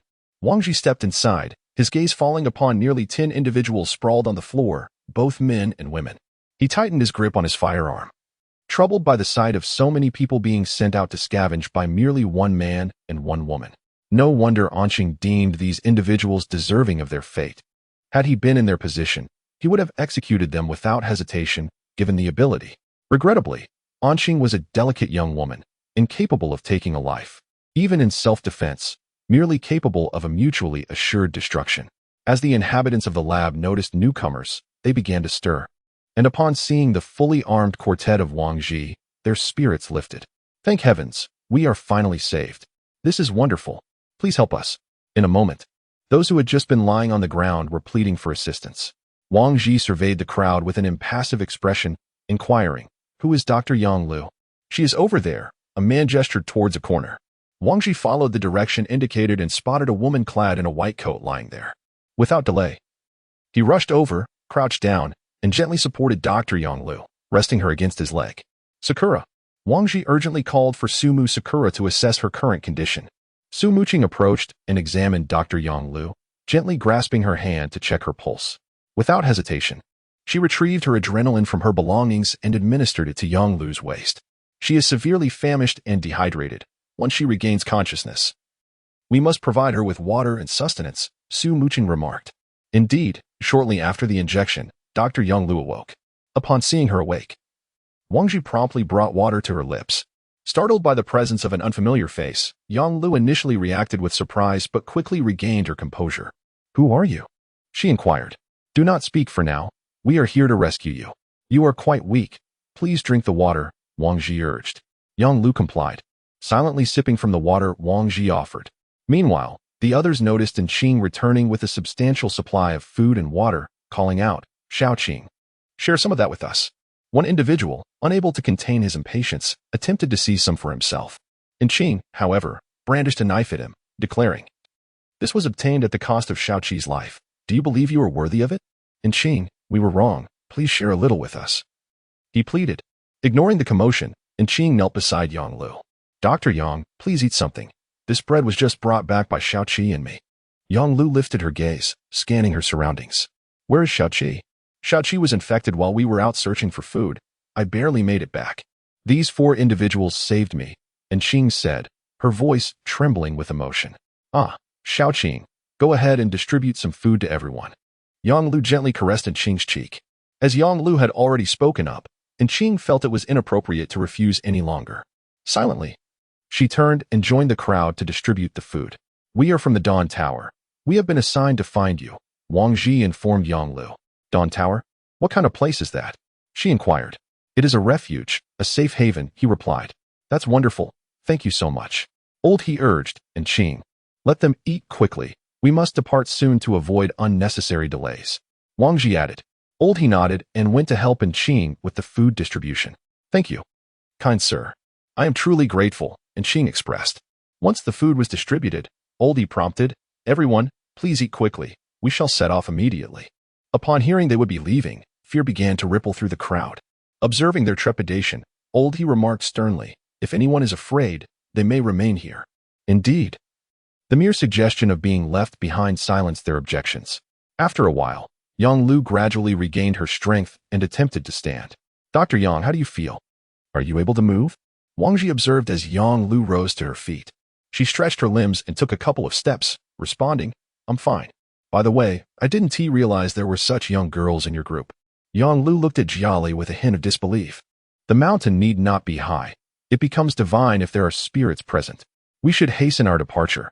It is perilous outside," Wang Ji advised. "All right. I will follow your lead. I need to retrieve my research sample backup," Yang Lu said, and proceeded to dismantle the hard drive from her computer. As soon as Yang Lu secured her research sample backup, Wang Ji and his 3 companions led Yang Lu, Qing, and the other 11 individuals out of the laboratory. Lu Li and Old he forged ahead, while Wang Ji and Su Muing brought up the rear to safeguard the group. the quartet decided to retrace their steps.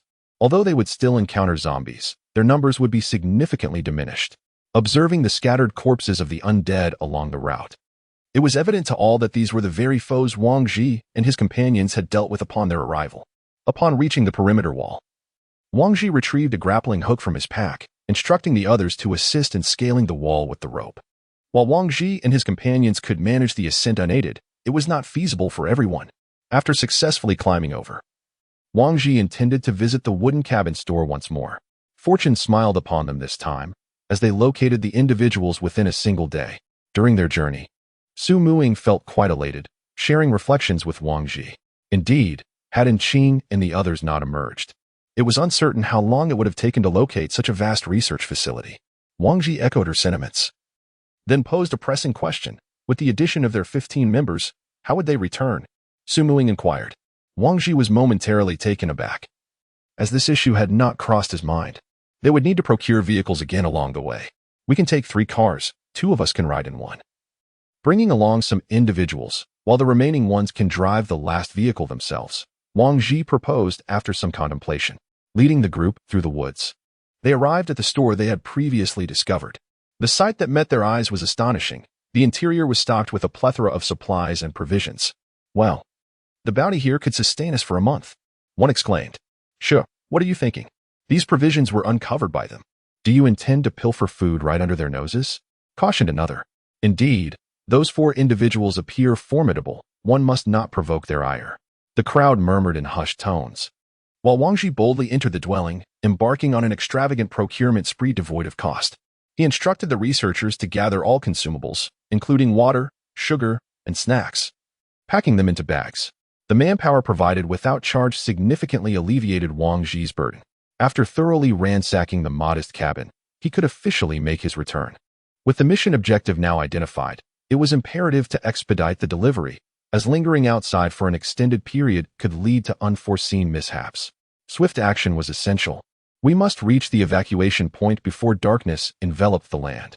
Wang Ji urged the researchers to hastily collect their belongings and follow the meticulously charted route he had designed for their retreat. Upon reaching the bridge, the sight of a few wandering zombies offered Wang Ji a moment of relief. Exercise caution and do not fall prey to ambush, he advised. The researchers, witnessing the scene on the bridge, comprehended that the morning's explosions originated from this very location. Observing the mangled vehicles and the gruesome aftermath, they could scarcely fathom the ferocity of the battle that had transpired here. Wang Ji and his companions methodically dispatched the newly arrived zombies. The limited number of foes could be vanquished with blades to conserve ammunition. However, to ensure the safety of the group, they could not stray too far, continuing to expend their ammunition judiciously. Do not fear. Rise quickly and move forward, Wang Ji encouraged the few frightened women who had cowered on the ground.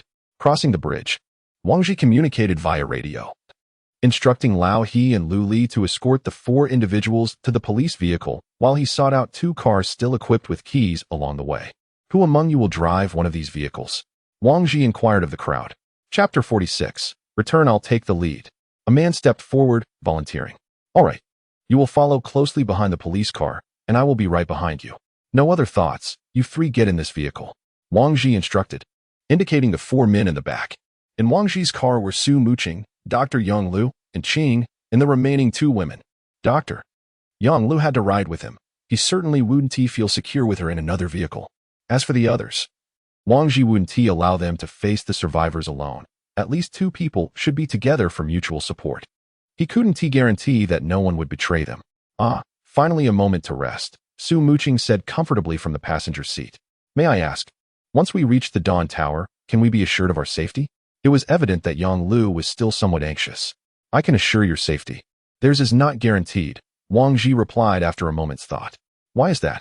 Because the Dawn Tower does not harbor idlers. Oh, I see. That should be fine then. I thought. Yang Lu trailed off, leaving her thoughts unspoken. Thought we would be unreasonable, that killing would be as simple as a whim? Wang Ji chuckled. No. That is not what I meant. Rest assured, everyone survives by their own merit. There will be no chaos. After reassuring Yang Lu, he continued to drive calmly. Wang Ji, do you think that family is still out there? Su Muqing, eyes closed, asked. They should still be there. It's only been half a day. With a snap, Su Muqing pressed the lighter again, lighting a cigarette, silently gazing out the window. What troubles you, Sakura? Wang Ji observed that Sumu Sakura appeared to be preoccupied with her thoughts. Once, the world was vibrant and flourishing, but now it lay in tatters, with humanity scurrying like rats, desperately seeking refuge. How absurd. It will get better, Wang Ji said earnestly, tightening his grip on the steering wheel. I hope so, Sumu Sakura replied, turning her head away to continue smoking. Wang Ji glanced at the mercurial Sumu Sakura beside him. She was an enigma, adept at wearing masks. Sometimes, when she appeared sorrowful, she may not truly be saddened, and when she seemed joyous, she might not be genuinely happy. Her impassive demeanor rendered her inscrutable, which was one of the aspects that unsettled Wang Ji. Do you find your sister frightening? Sumu Sakura suddenly inquired. Wah. Wang Ji turned to look at Sumu Sakura, who was gazing out the window. Was it the reflection of the glass, or could she truly read his thoughts? That was chilling. He gulped. It's not like that. I merely find you exceptionally captivating. Is that so? If I am so captivating, why have you yet to approach me? Next time, for sure. Wang Ji immediately regretted his words, fearing she would inquire about when that next time would be. Fortunately, Sumu Sakura did not press further. She merely responded with a brief mm and lapsed into silence. She ought to be transferred to old He's vehicle. After all, Lu Li is so understanding and considerate. Who is more attractive, Lu Li or me? Sumu Sakura interjected unexpectedly. Wang Ji turned to her in shock, as if he had seen a ghost. He had just been thinking of Lu Li. Are you only mentioning her? Wang Ji can't help but wonder if this fellow possesses some extraordinary abilities. Each has their own merits. You embody the elegant mature woman, while Lu Li represents the youthful charm. Their physiques and personalities differ, yet overall, Sakura is undeniably the most attractive. Slowly nodding, Sumu Sakura contemplated Wang Ji's recent remarks. As expected, his words resonated with her. To declare Lu Li more beautiful in front of Sakura would be sheer folly. From that moment on, Wang Ji dared not entertain further reckless thoughts and focused on driving steadily. Hey Wang Ji, the intersection ahead leads to the Great West Ring. Is there a change in plans? Old He's voice crackled through the intercom. No change in plans. Maintain a normal speed around 40, Wang Ji replied. After a while, Old He's voice came through again. We've spotted the vehicle from last night. Be cautious. First confirm if it's been infected. As Wang Ji's vehicle approached, he instructed. You all stay in the car. Sakura, let us go take a look. The four of them exited the vehicle, discovering two zombie corpses lying near the other car. The occupants of that vehicle, upon seeing Wang Ji return, hurriedly disembarked. Brothers, why are you back so soon? Hao Cheng excitedly inquired. Everything went rather smoothly. With the outside being this perilous, no one wishes to linger, Wang Ji responded. That's fantastic. Can we accompany you this time? Of course. Are you all unscathed? Any injuries? Wang Ji sought to confirm. We are unharmed. Honey, son, get out and thank the brothers quickly. Hao Qinggong understood Wang Ji's intentions and called his wife and children to step out of the vehicle for Wang Ji's verification. We are immensely grateful to all of you for your assistance, he expressed. As he spoke, Hao Qinggong's wife knelt down in gratitude. It was merely a trivial effort on our part. Please rise. We must be on our way as it is already afternoon and darkness will soon envelop us. Wang Ji replied after glancing at the time. Very well. Our vehicle will follow closely behind you, Hao Qinggong remarked. Thus, Wang Ji's mission gained 3 additional companions as 4 vehicles set their course back along Highway Number 2. An hour later, they had exited the Dashi Ring and entered Highway Number 2. If all went according to plan, they would reach their extraction point within half an hour. Just as Wang Ji contemplated this, the radio crackled to life with Lao He's urgent voice. Wang Ji, something is amiss. A large horde of zombies has appeared ahead. Chapter 47. Night Talks in the Mountains. Wang Ji, something is amiss. Lao He spoke frantically over the radio. Hearing this, Wang Ji swiftly retrieved his binoculars and, from a distance of 1 kilometer, beheld the road teeming with zombies. How could this be? Could it be that the barrier in the tunnel was breached, allowing them all to escape? The sight was overwhelming. There were no fewer than 800 zombies shambling across the road, gradually drifting towards Wang Ji's direction. Realizing that a firefight would be futile, Wang Ji understood that even with perfect aim, they could not hope to eliminate even half of the horde, and close combat was out of the question. Lao He, quickly gather your people and bring the supplies. We must disembark, Wang Ji instructed over the radio. Beside him, Su Muqing furrowed her brows and inquired, why are we getting out? Clearly, it was to escape for their lives. Driving back held no purpose. Their only option was to venture into the mountains for a while to circumvent the horde of zombies. Wang Ji elucidated as he opened the car door, allowing the personnel from the research institute to gather supplies before they all dashed towards the mountains adjacent to the road. As long as they maintained a sufficient distance from the zombies, the creatures would not pursue them. Their detection relied solely on perception and sound. After Wang Ji had traversed approximately a kilometer into the mountains, he turned back, raised his binoculars, and observed that the zombies had arrived at the spot where they had parked. Suddenly, with a resounding crash, the vehicle Wang Ji had been driving erupted in a fiery explosion amidst the throng of zombies. Indeed, it was an explosion. The group, startled by the noise, turned to witness the calamity befalling their car. What just happened? Lao He gazed at Wang Ji, utterly bewildered. Humph, that scoundrel set a timed bomb in the car, calculating the precise moment those zombies would arrive, then boom. Su Muqing gestured dramatically to illustrate the explosion. I see, but was such an action truly necessary? Lao He queried. Absolutely essential, Wang Ji affirmed. The sound will attract zombies from at least a 2-kilometer radius, drawing them towards this location. With that, he retrieved a map, revealing that they were still approximately 20 kilometers away from the evacuation route. At their current walking pace, reaching it before nightfall was out of the question. They would have to either brave the night or remain stationary until dawn.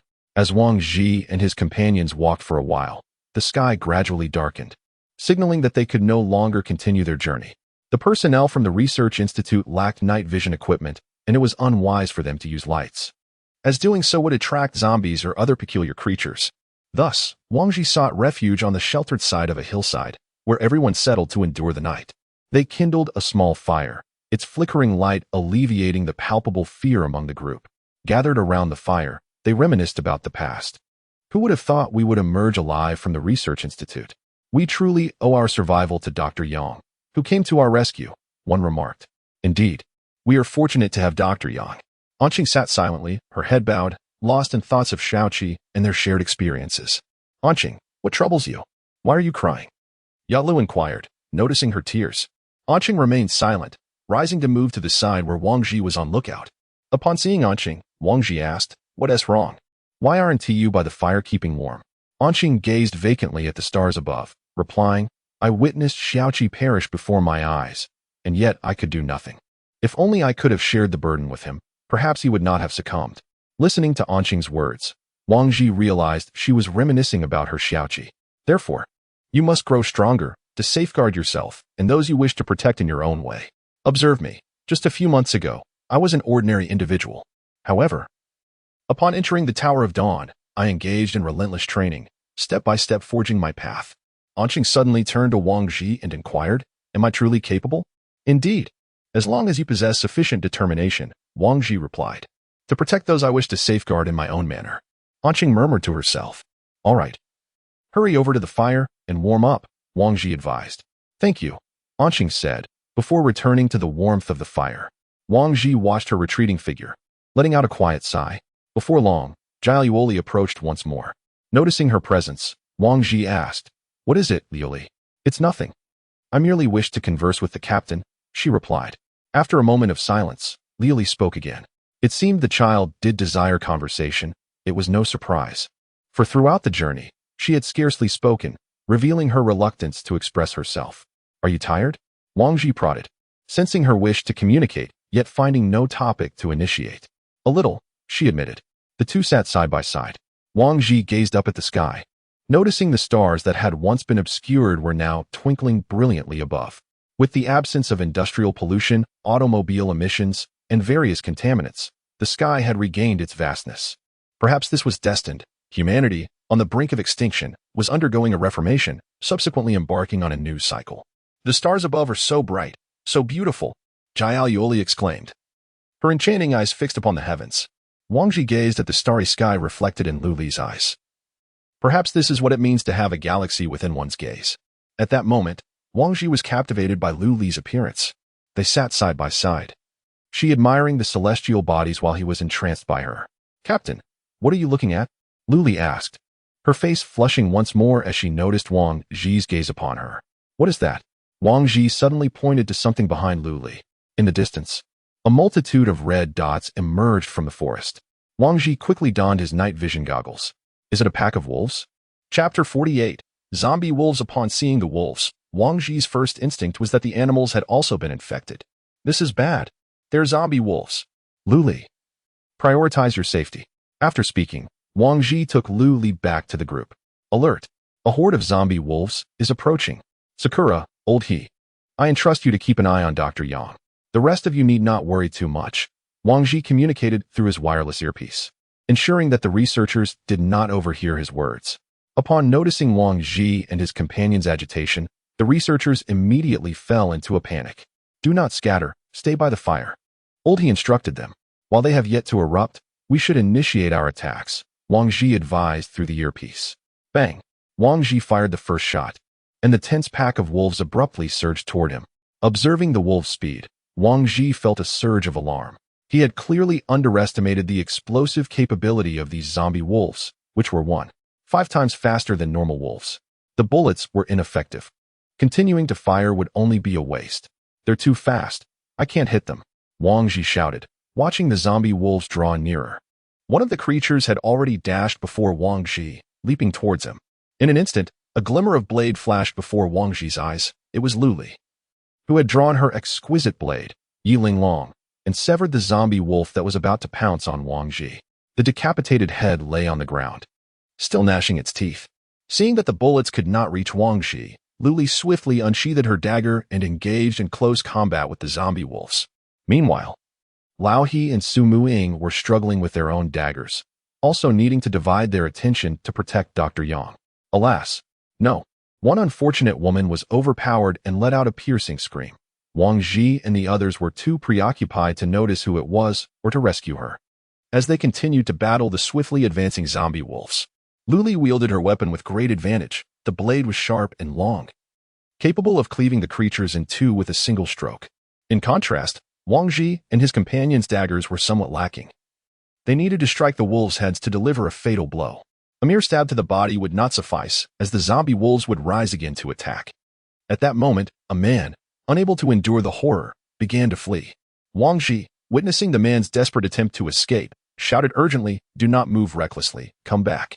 Yet the man paid no heed, and within 10 meters, he was pounced upon by a wolf, followed by another agonizing scream. The scent of blood attracted other zombie wolves, who shifted their focus to feast upon the man who had just fled. Seizing this opportunity, Wang Ji hurled a grenade towards the man's lifeless body. Boom!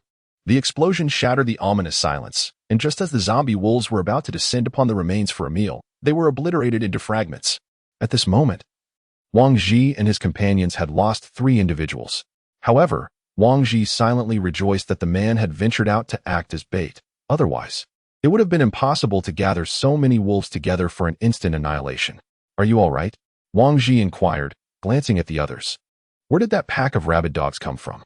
They were ferocious enough to nearly inflict harm. They even tore through the biohazard suits. Thankfully, we had bulletproof vests, Lao He said, nervously patting his waist.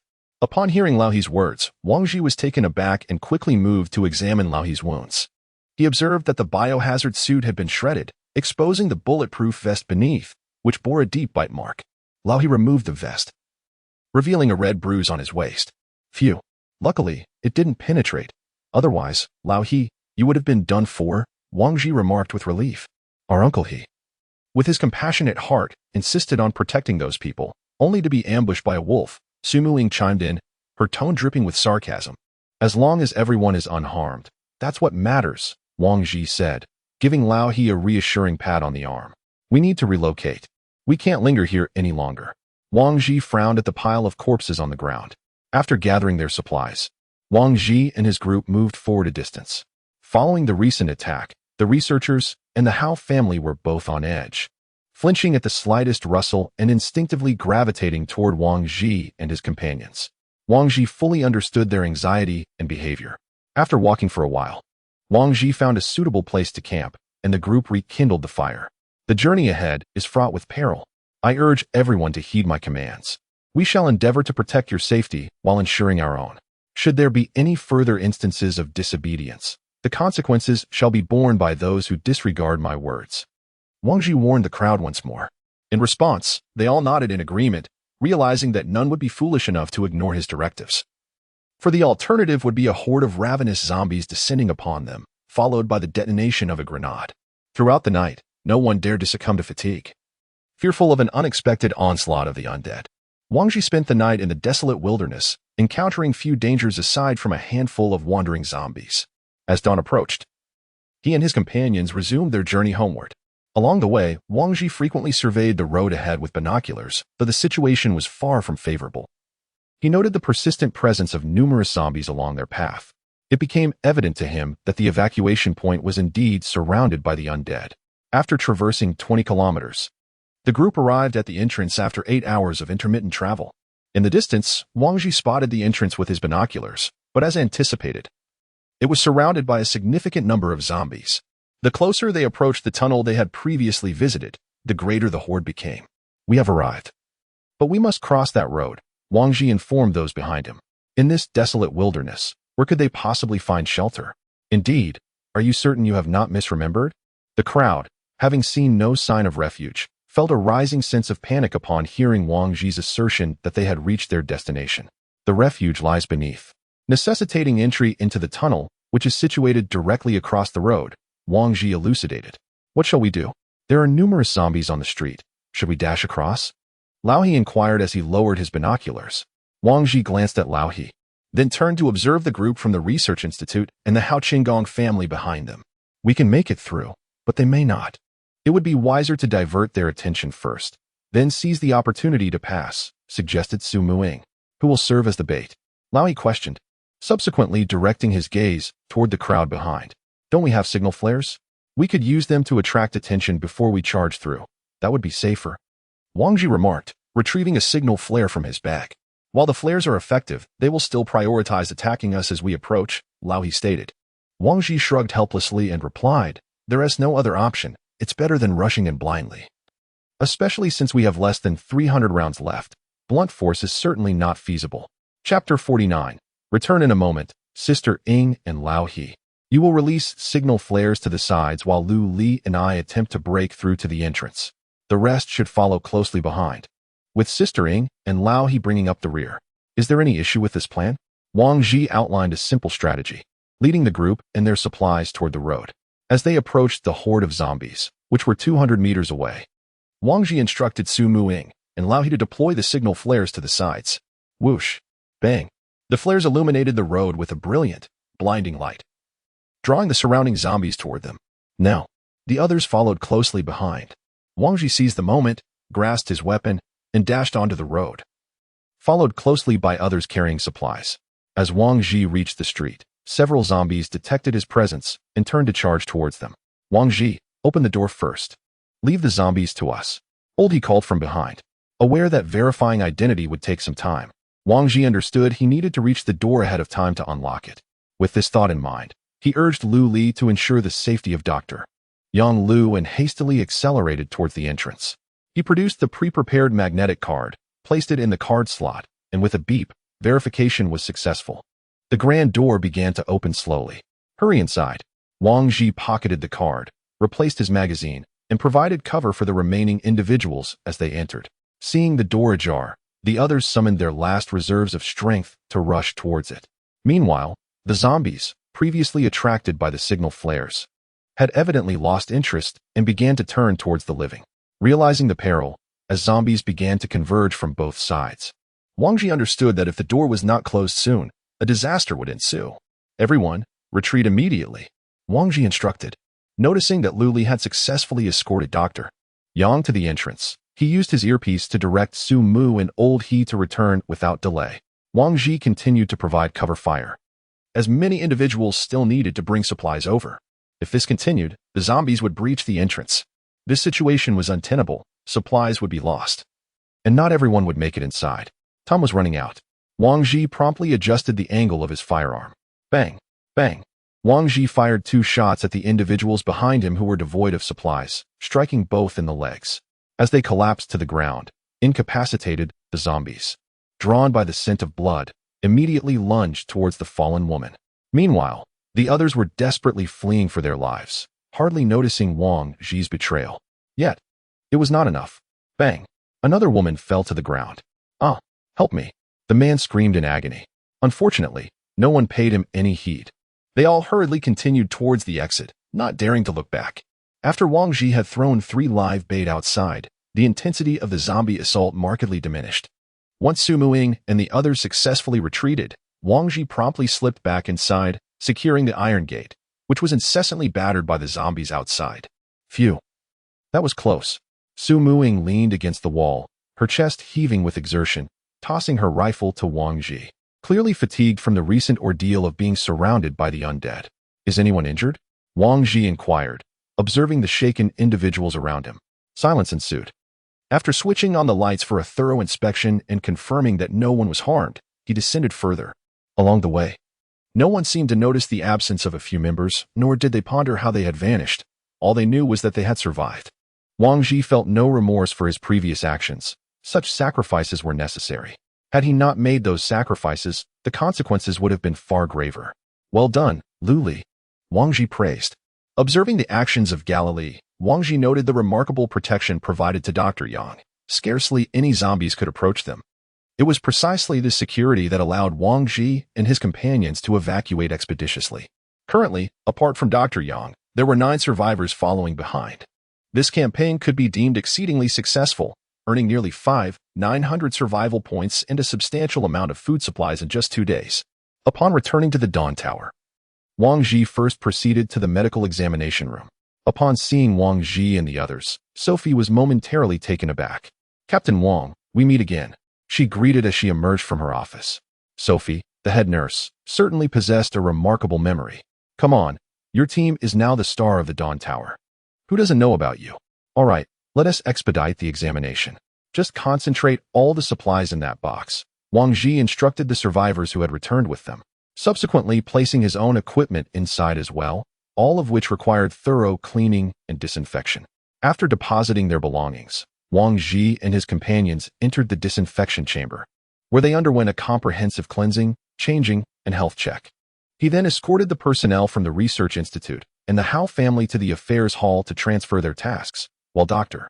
Yang was taken away by a designated individual. Upon completion of the handover, Wang Ji successfully acquired the 900 survival points. Let us head back. I'm utterly exhausted after 2 days without sleep, Wang Ji remarked, quickening his pace to depart. As the 4 returned to the 3rd-floor residential area, the portly individual inside, hearing the commotion, rushed out. Upon realizing it was Wang Ji, he exclaimed in astonishment, Captain Wang? Back so soon? Am I dreaming? The hefty fellow, having finished speaking, turned his gaze towards Sumying. Sistering, please hit me and see if it hurts. Ah, it hurts, it really hurts. This isn't a dream. Stop, I'm awake. Sumying, gripping the hefty one's hand, teased. You seem quite comfortable, you can still sleep. It's unjust. The doctor advised me to rest more due to my injury. The hefty one protested, feeling wronged. All right, stop bullying him. He is a patient, Wang Ji interjected. Oh, if you want me to refrain from teasing him, do you wish for me to turn my attention to you instead? Sumying released the hefty one's hand and draped her arm over Wang Ji's shoulders, playfully enticing him. Wang Ji, his face darkened, replied, Enough with the antics, Sister Ing. I haven't slept for 2 days and can barely stand, so let us just rest. By the way, Brother He, why have you returned so soon? Was the mission successful? The hefty one inquired. Relatively smooth, Brother He replied succinctly before retreating to his room to rest. The 4 had scarcely slept during their outing and were now utterly exhausted. Hey, I just woke up. Oh, Liuli, you're still awake. Why aren't you sleeping? Liuli? Wait. Have you actually dozed off while sitting?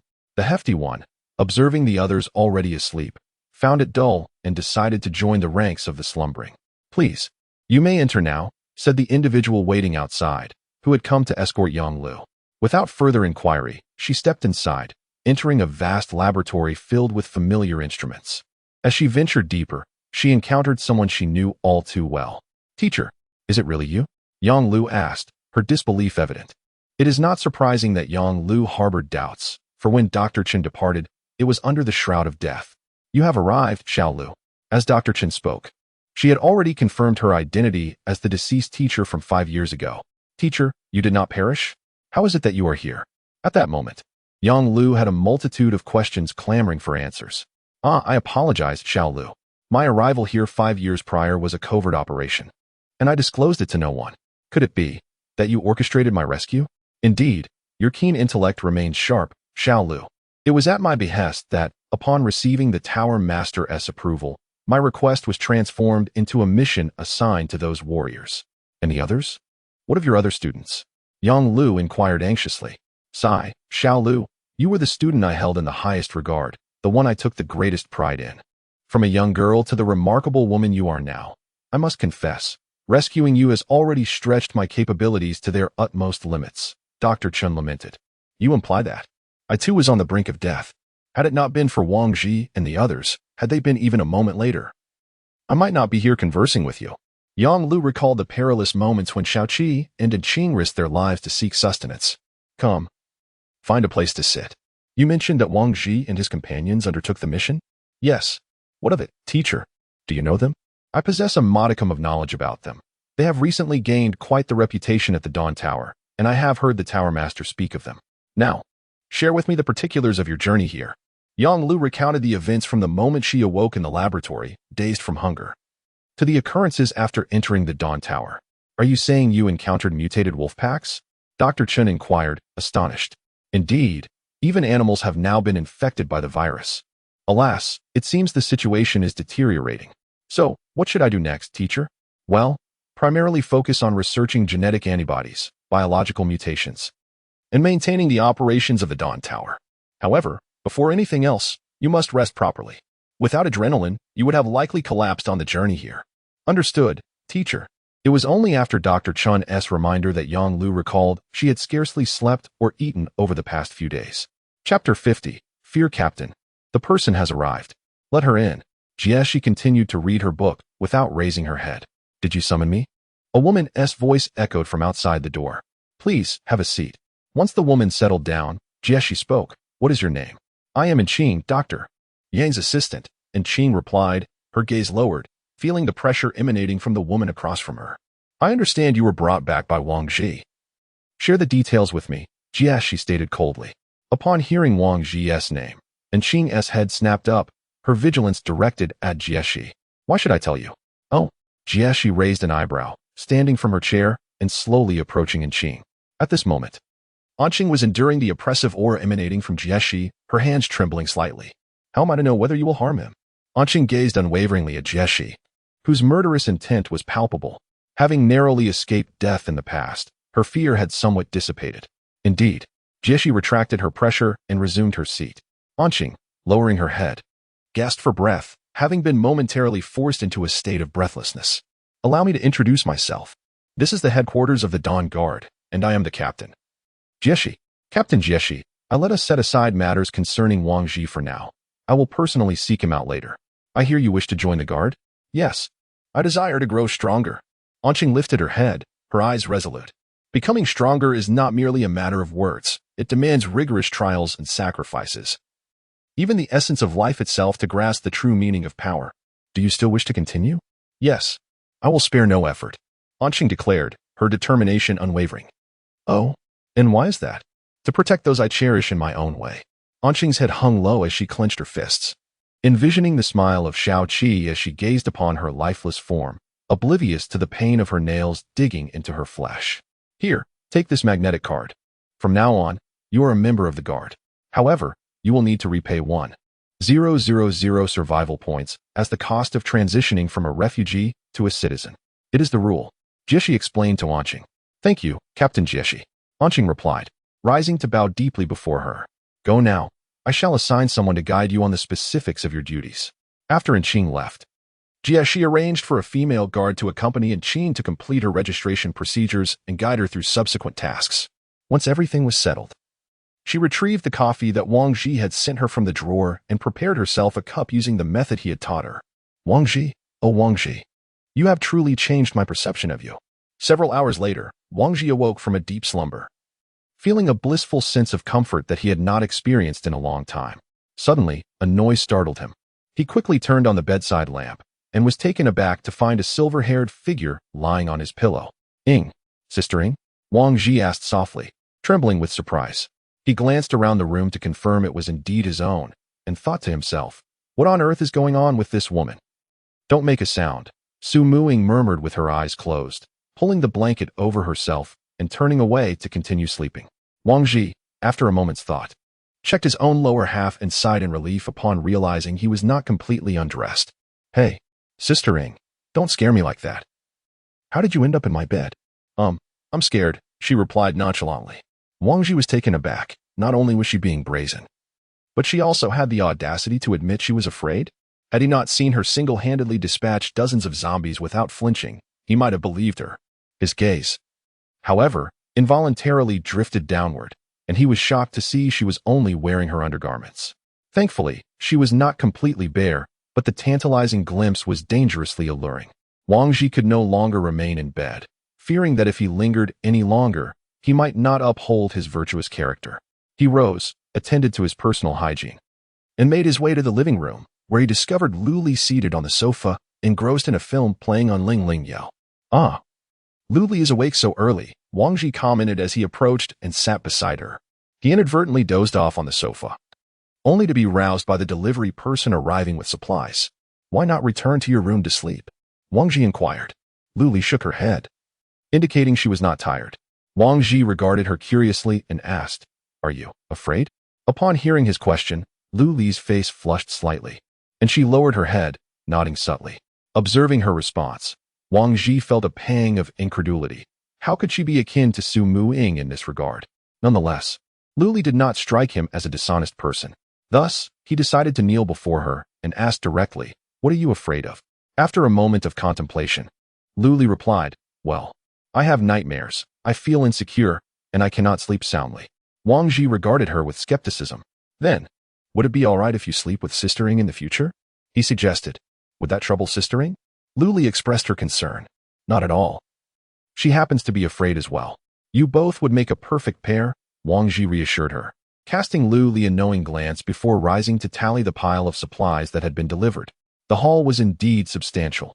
21 packs of popular cigarettes, 5 boxes of various beverages, and 2 boxes of candies and snacks. Additionally, the firearms, bulletproof vests, and other tools and parts Wang Ji had ordered were also included in the delivery. Luli, come with me to get some food, he said.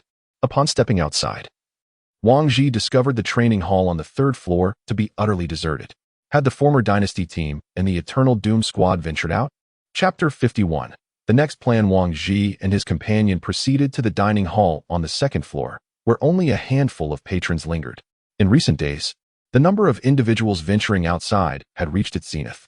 After purchasing his meal, Wang Ji was about to exit when he spotted a familiar face. Oh, Anqing, what brings you here with the guard? Wang Ji inquired as he approached her table. Upon recognizing Wang Ji, Anqing's heart leapt with joy. Brother Wang, I just joined the guard, and this sister here was assigned by Captain Jeshi to guide me. Join the guard? Anqing, a mere refugee, had not even acquired citizenship.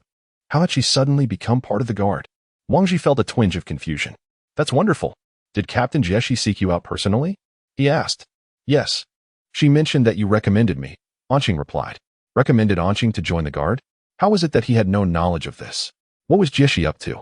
Wang Ji felt perplexed, yet he refrained from expressing his confusion in the presence of the guard. Ah, yes, I did recommend you. Make sure to pursue your studies diligently within the guard. Also, Jeshi inquired about you too, but I feared she might harbor ill intentions towards you. So I refrained from informing her, Anqing added. So that is how it is.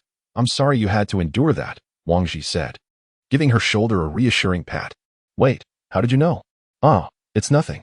She just has a penchant for asserting dominance over others, but in truth, she is quite amiable. Wang Ji recalled their first encounter, where she had nearly crushed his shoulder. It is time for us to return. Farewell. Wang Ji turned and departed with Luli. Upon their return, the others had yet to arise. Wang Ji placed the food on the coffee table and called to awaken them. Good morning, everyone. I can't believe it, Captain Wang. Where have you all been? The stout fellow exclaimed, noticing several boxes strewn across the hall, filled with supplies that Wang Ji and his companions had procured from a nearby shop. Oh, we happened upon a store on our way out, and everything was remarkably well preserved, Wang Ji replied, unscrewing a bottle of the delightful fizzy beverage he had brought back. Goodness, is this the legendary cola? I haven't tasted it in over 2 months. It brings back such fond memories. The stout fellow exclaimed dramatically. Wang Ji chuckled softly, remaining silent as he distributed 4 bottles, 1 for each person. Hey, Captain Wang, how come you returned so swiftly this time? Do share what transpired, he pressed. Well, it was roughly as follows. Wang Ji recounted the events. It was almost too easy. Earning those 5,000 survival points was a breeze, the stout fellow remarked, reflecting on the ease of their endeavor. Easy? Nonsense. Were it not for our well-prepared equipment, we would have perished out there, Wang Ji retorted. Feeling irked at the dismissive tone of his companion regarding the dangers they faced, Wang Ji is correct. While we strengthen ourselves through training, the zombies are doing the same. If you do not train diligently, you may not be so fortunate on your next outing, Lao He chimed in. Understood, esteemed brothers. I promise to train diligently, committing to 16 hours of grueling practice each day, the stout fellow declared, punctuating his statement with a playful salute. After dinner, Wang Ji activated Ling Ling Yao. With November approaching, the outdoor temperatures would soon drop significantly, necessitating adequate measures for warmth. Simultaneously, he noticed a new message from Jieshi, requesting that he come to see her. A smile crossed Wang Ji's face as he contemplated inquiring about Ching, only to learn that Jieshi had taken the initiative to seek him out. I shall pay Jieshi a visit, he announced to the others after shutting down Ling Ling Yao. Liuli, accompany Wang Ji, instructed Su Mu-ing, reclining on the sofa. Wang Ji found it amusing that Su Mu-ing had chosen to keep a watchful eye on him by sending Liuli along, perhaps fearing he might indulge in some mischievous escapades. Nevertheless, having Liuli accompany him was a clever plan. Her obedient nature and minimal presence would allow for unexpected advantages when needed. Wang Ji made his way to the Guardian headquarters, where the guards recognized him and permitted his entrance without obstruction. Upon reaching Jieshi's room, he knocked gently on the door. Come in, came Jieshi's voice from within. As Wang Ji and Liuli entered, Jieshi set aside her book and greeted them. Congratulations on your triumphant return. Thank you for your concern, Captain Jieshi. I brought back some delightful sweets from our outing, Wang Ji replied, placing a box of Dove chocolates from their little cabin onto her desk. Jieshi gazed at the chocolates and remarked, it appears you had quite a fruitful venture. This box could fetch a considerable amount of survival points here. We are indeed old friends, and it is only natural to exchange small tokens of affection. By the way, I heard that you have sent Anqing to the guard team? Wang Ji shifted the topic and found a place to sit as he inquired. Yes, it was at the request of Dr. Yang Lu. She did not wish Anqing to know it was her request, so I casually mentioned it was your recommendation. She swiftly dismissed Wang Ji's lingering questions with a single sentence. So, tell me, how are things outside? Wang Ji, already aware of her inquiry, recounted the events he had narrated several times before. Are you saying you encountered infected animals? Yes, they are almost twice as fast as the uninfected ones, making them extremely difficult to deal with. Bullets hardly hit their marks. Wang Ji recalled the zombie wolves that had appeared that night. Furthermore, some zombies exhibited exceptionally rapid movements, making it challenging to hit their heads with bullets. Typically, we resorted to using knives to resolve such encounters. Indeed, this is a known issue. They are undergoing subtle mutations, and it won't be long before the casualty rates of most squads escalate sharply. Do you have any plans for the next steps? Wang Ji asked. Yes. Chapter 52. Do not be too proud. So, Captain Jieshi, does the Dawn Tower have a subsequent plan? Yes. May I know what it entails? It's confidential. However, I can disclose that we are already researching a vaccine for the virus antibodies. Once successful, those who receive the antibody vaccine will not be infected even if they are unexpectedly attacked by zombies, provided the injuries are not fatal, as they will have a chance to survive. Really? That is wonderful. Upon hearing about the vaccine, Wang Ji seemed to glimpse a glimmer of hope. However, one must not rejoice too prematurely. Antibody vaccines are exceedingly intricate, necessitating a multitude of experts in the field, among whom Dr. Yang Lu is a notable figure. Furthermore, it is essential to remember that this is ultimately just an antibody, not a panacea. The antibody vaccine may merely mitigate the effects of unexpected infections. At least, this brings us one step closer to success. You are oversimplifying the matter. Enough of this somber topic. Accompany me to a certain place. Huh? Where to? You shall know upon arrival. Wang Ji was uncertain of what Jieshi had in mind. Thus, Wang Ji and Luli followed Jieshi, enduring the scrutinizing gazes of passers-by, until they arrived at the training hall on the 3rd floor. Jieshi located an unoccupied training room and stepped inside. The training area was approximately 100 square meters, stark and empty, with rubber flooring that suggested it was a venue for sparring. Wait, a place for sparring? Could it be? Captain Jieshi, what is this? You too. Unleash your full strength and attack me, Jieshi commanded. turning to Wang Ji and Lu Li. Huh? That seems a bit huffed. Before Wang Ji could finish his sentence, Jieshi delivered a punch that sent him staggering back a meter. The next move would not be so gentle. After delivering the blow, Jieshi paused momentarily, allowing Wang Ji a moment to catch his breath. Wang Ji realized that Jieshi was genuinely serious this time, and he too must summon all his strength to contend with the formidable guard captain. Lu Li, be cautious, Wang Ji warned, urging Lu Li not to hold back. As Jieshi observed the two individuals settling into their stances, she initiated her offensive, swiftly appearing at Wang Ji's left side with a single push of her foot. Wang Ji was taken aback. Despite the 5 meters that had separated them moments ago, she could close that distance in an instant. The unpredictability of Jieshi's assault left Wang Ji unable to anticipate her movements. Bang!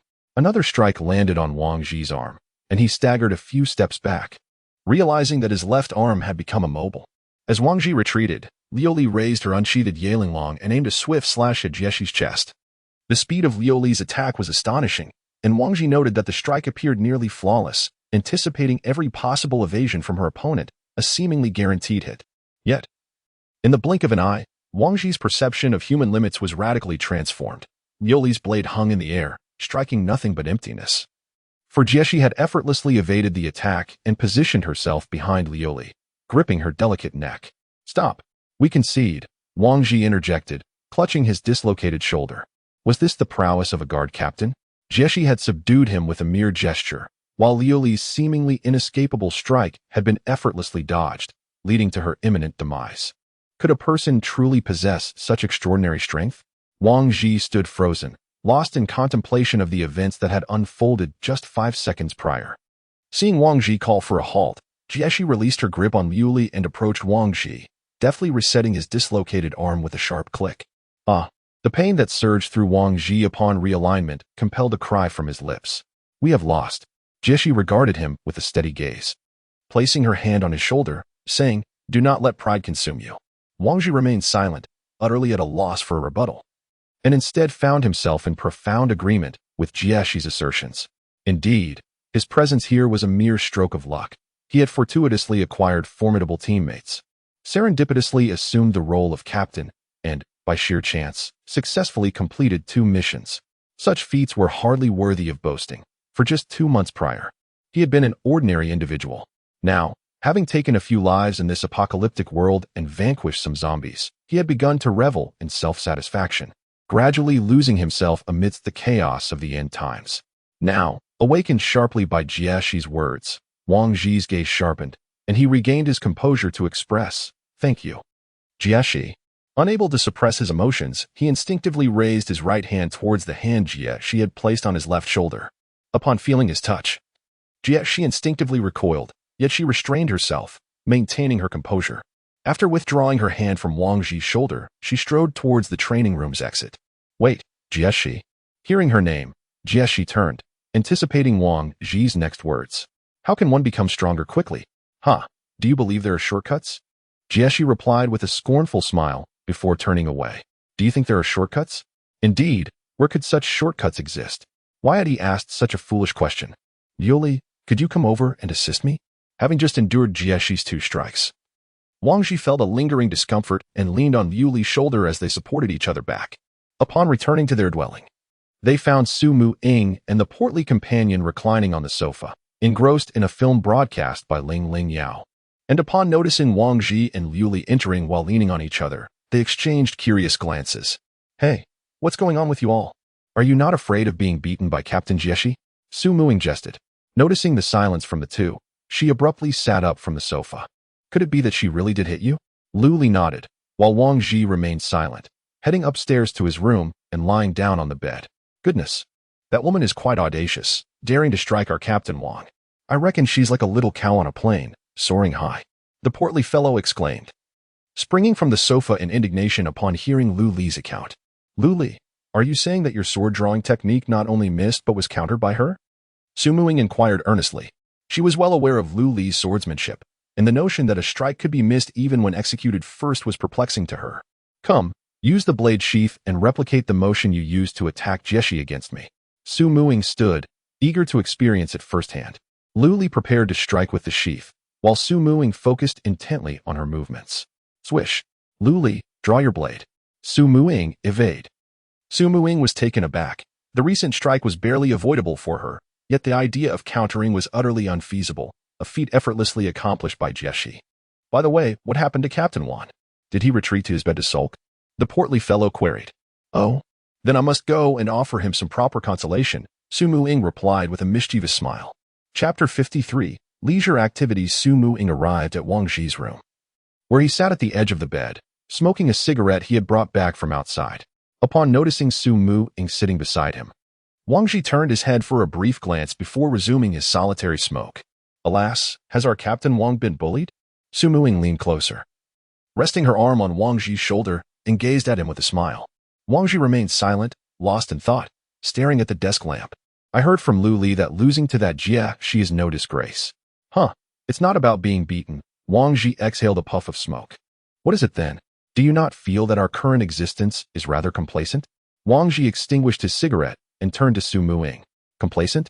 Well, compared to the pre-apocalyptic days, life after the apocalypse is indeed more comfortable.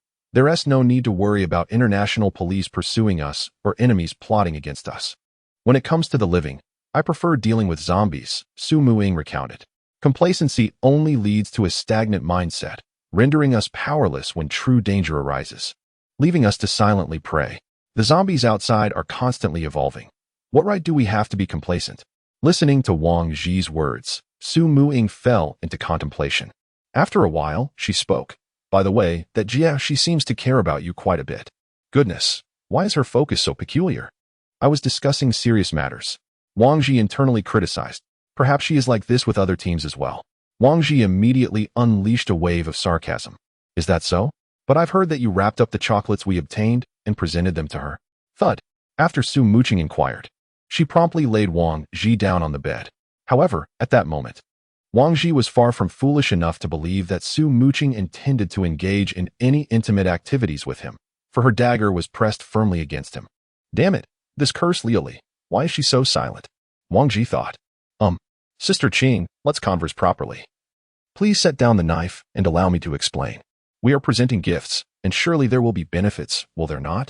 What benefits? He retorted. Is it merely to receive a beating from her? Not at all. Do you comprehend what Dr. Yang, whom we brought back, is responsible for? What is it? They are researching a vaccine for viral antibodies. According to Jieshi, if successfully developed, those who receive the vaccine will not be infected. As long as they aren't bitten to death, they can survive. Indeed, this is quite good news, but in the future, refrain from visiting her too often. Su Muing remarked, sheathing her dagger with an air of annoyance. Understood, my esteemed elder, Wang Zhi muttered under his breath. Am I the captain, or are you? Regrettably. Su Muing heard him clearly and raised an eyebrow. Oh? And what does the captain imply? She deliberately emphasized the word captain, grinning at Wang Zhi with a facade of politeness. Wang Zhi swallowed hard. He truly wished to slap himself for speaking out of turn. What I meant was, Sister Qing must be tired, right? Allow me to massage your legs, he said as he climbed off the bed. Ah, now that you mention it, I do feel a bit weary. Go ahead and massage, Su Muing replied, reclining on the bed and relishing Wang Zhi's ministrations. The technique is quite impressive. Had this been before the apocalypse, I would undoubtedly have captured you to serve as my massage therapist. Wang Zhi, observing Su Muing's smug expression, contemplated the day he would make her kneel by the bed to soothe his weary legs. After the massage concluded, Wang Zhi made his way to the living room and activated Ling Ling Yao, eager to catch up on recent news. To his delight, his intelligence efforts had successfully garnered him an additional 200 survival points, leaving him with over 13,000 points. Moreover, Wang Zhi stumbled upon an intriguing announcement. The Dawn Tower had commenced the preliminary construction of a solar room. The solar room, roughly the size of a football field, was topped with a thick layer of tempered glass, beneath which lay the azure sky. The ground was adorned with photovoltaic panels, harnessing solar energy to generate electricity. Most notably, survivors could enter this space to bask in the sun, albeit for a fee of 5 survival points, with no time limit imposed. Fascinating. A facility that generates power while allowing people to sunbathe. This project is extraordinary, Wang Zhi remarked as he examined the announcement. What is so extraordinary? The portly man inquired. Having approached, look, the Dawn Tower has constructed a solar room where one can sunbathe. Wang Zhi began. but before he could finish, he noticed the portly man heading towards the exit. "I'm off to soak up some sun and recover, Captain Wang. Farewell." Before Wang Ji could voice his concerns about his companion venturing alone, the portly man had already slipped away. Wang Ji shook his head and continued to observe Ling Ling Yao. What's this? A brand new large-scale leisure and wellness project? The construction of a natural hot spring has been completed. Wang Ji, with a perplexed expression, thought to himself that this hardly qualifies as news. Rather, it seems to be an enticement for others to spend. However, since returning, the group had yet to celebrate, and this hot spring appeared to be a delightful venue. After perusing the details of the hot spring, Wang Ji felt somewhat pleased. Since the apocalypse, they had not had the luxury of a proper soak. Thus, he decided it was time to unwind. Closing the door to Ling Ling Yao, he summoned everyone to prepare for a visit to the natural hot spring on the first floor. As the four approached the elevator, intending to descend, they encountered several unfamiliar faces emerging from within.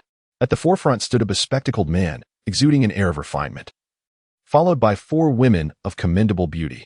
Observing the man's frail stature, Wang Ji couldn't help but think that he resembled someone utterly drained by the presence of the four women behind him. Could he be the fabled young master with diminished vitality? Wang Ji internally scoffed, yet he approached to extend a greeting. "Greetings, I am Wang Ji, the captain of the team Twilight's End." "Rui Hui, Tang Qilan," replied Tang Qilan succinctly, disregarding Wang Ji's outstretched hand as he proceeded with the four women towards the residential area. Feeling awkward, Wang Ji retracted his hand and ruffled his hair, taken aback by the other party's haughty demeanor. Nevertheless, one must possess a certain degree of pride to arrive at such a place. Although the bespectacled man appeared weak, accompanied by four women, those who could ascend to the third floor certainly did not do so by mere chance. Yet, the man was rather aloof, leaving Wang Ji with no opportunity for interaction, and it seemed he would have to wait for a chance to observe him further in the training grounds. Chapter 54. The hot spring. Wang Ji and his companions arrived at the natural hot spring area on the first floor, which was divided into two distinct sections. Firstly, there exists a public area where each individual is allotted 10 survival points without time restrictions. Secondly, there is a VIP exclusive area, offering 100 survival points, also without time limits and unrestricted in terms of participants. Wang Ji, without a moment's hesitation, opted for the VIP exclusive area. Not for any other reason, but for the tranquility it promised. He wished to avoid any unwelcome disturbances, especially considering he was accompanied by two ladies. He certainly did not desire any melodramatic encounters to unfold. The four of them proceeded to the changing room and donned their designated bathrobes. The private hot spring was modest in size, covering only about 4 to 5 square meters, with steam rising gently from the surface of the water. Once they descended into the soothing waters, Wang Ji produced the cups and beer he had brought along. "Alas, my dear friend, I apologize for your absence. It is not that I did not wish to bring you, but rather you departed too hastily," Wang Ji remarked while savoring his beer. "By the way, where has the chubby one gone?" Lao He pondered, realizing he had not seen their friend. "Just before I laid eyes on this hot spring, he hurried off to the sunroom to bask in the sunlight." "What a pity indeed. This is a VIP hot spring worth 100 survival points," Lao He chuckled. Observing Lao He's rare display of joy, Wang Ji's own smile broadened. Opposite him, Sakura was playfully teasing Liu Li, with the two occasionally embracing and whispering secrets to each other, provoking a delightful blush on Liu Li's face. Indeed, leisure and entertainment can lead one to a state of indulgence, eroding one's resolve and enveloping them in a blissful reverie, allowing them to forget the sorrows of the world. "Come, Lao He, I toast to you, and to our promising future," Wang Ji declared, raising his glass. "Cheers." The sound of clinking glasses resonated in the air. The two individuals clinked their glasses and drank in one swift motion. After finishing his drink, Wang Ji glided over to Su Muing, filled her glass, and raised it, proclaiming, "To you, Sister Ing, I toast in gratitude for your care during these days. I am acutely aware that without your support, I might not be leading such a life now, or perhaps I would have already perished. So, here's to you and to our future. Cheers to our success." They both drank, and Wang Ji called over Lao He. "Lao He, Sister Ing, we have fought together on 2 occasions. Thus we are akin to siblings who have shared life and death. I hope we can set aside our prejudices from the world before the apocalypse and become individuals whom we can trust. Come, let us drink together." Historically, the relationship between Lao He and Su Muing had been rather strained, and Wang Ji seized this opportunity to mend their bond. "Come on, uncle," Since Wang Ji has said so, do not keep that expression as if I owe you money, Su Muing remarked as she raised her glass. With a grunt, Lao He lifted his glass to meet hers. Seeing them drink reassured Wang Ji, who then turned his gaze to Lu Li. Is that girl actually a type A? Upon meeting Wang Ji's eyes, Lu Li shrank back into the water, fearful of being seen. Let us also wish for our little Lu Li to grow increasingly beautiful and stronger, Wang Ji declared before downing another glass. After several drinks, the four of them soaked for an hour before rising, changing their clothes, and returning to their residence. Upon entering, they found the portly fellow lounging on the sofa, watching a movie. Oh, fatty, weren't you supposed to be basking in the sun? Why are you back so soon? Wang Ji inquired. Don't even mention it. When I got there, I realized it was nighttime outside. There was no sun at all, the chubby man lamented. Upon hearing this, Su Muing nearly burst into laughter. It seemed the chubby fellow had missed out on the sun and the chance to soak in a hot spring. By the way, why do you all smell so delightful? Did you buy perfume? The chubby man curiously asked, detecting the fragrance emanating from Wang Ji and the others. To be honest, we went to enjoy a hot spring, Wang Ji confessed, unable to keep the truth from the chubby man any longer. What? Captain Wang, that's rather ungrateful of you.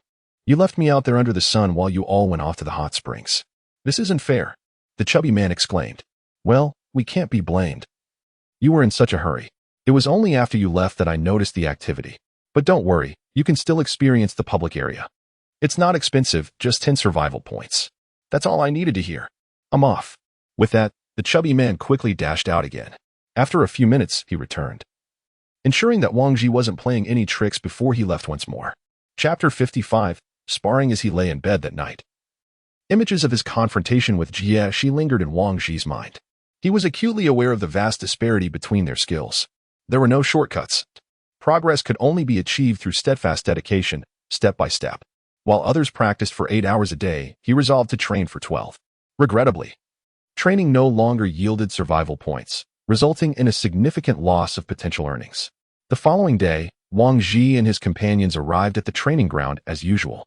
The rotund fellow's wound had scabbed over, allowing him to gradually resume training.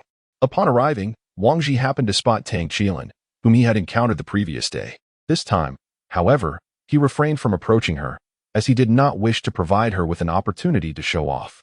Observing their training methods, Wang Ji noted they were quite ordinary, primarily focused on enhancing physical fitness.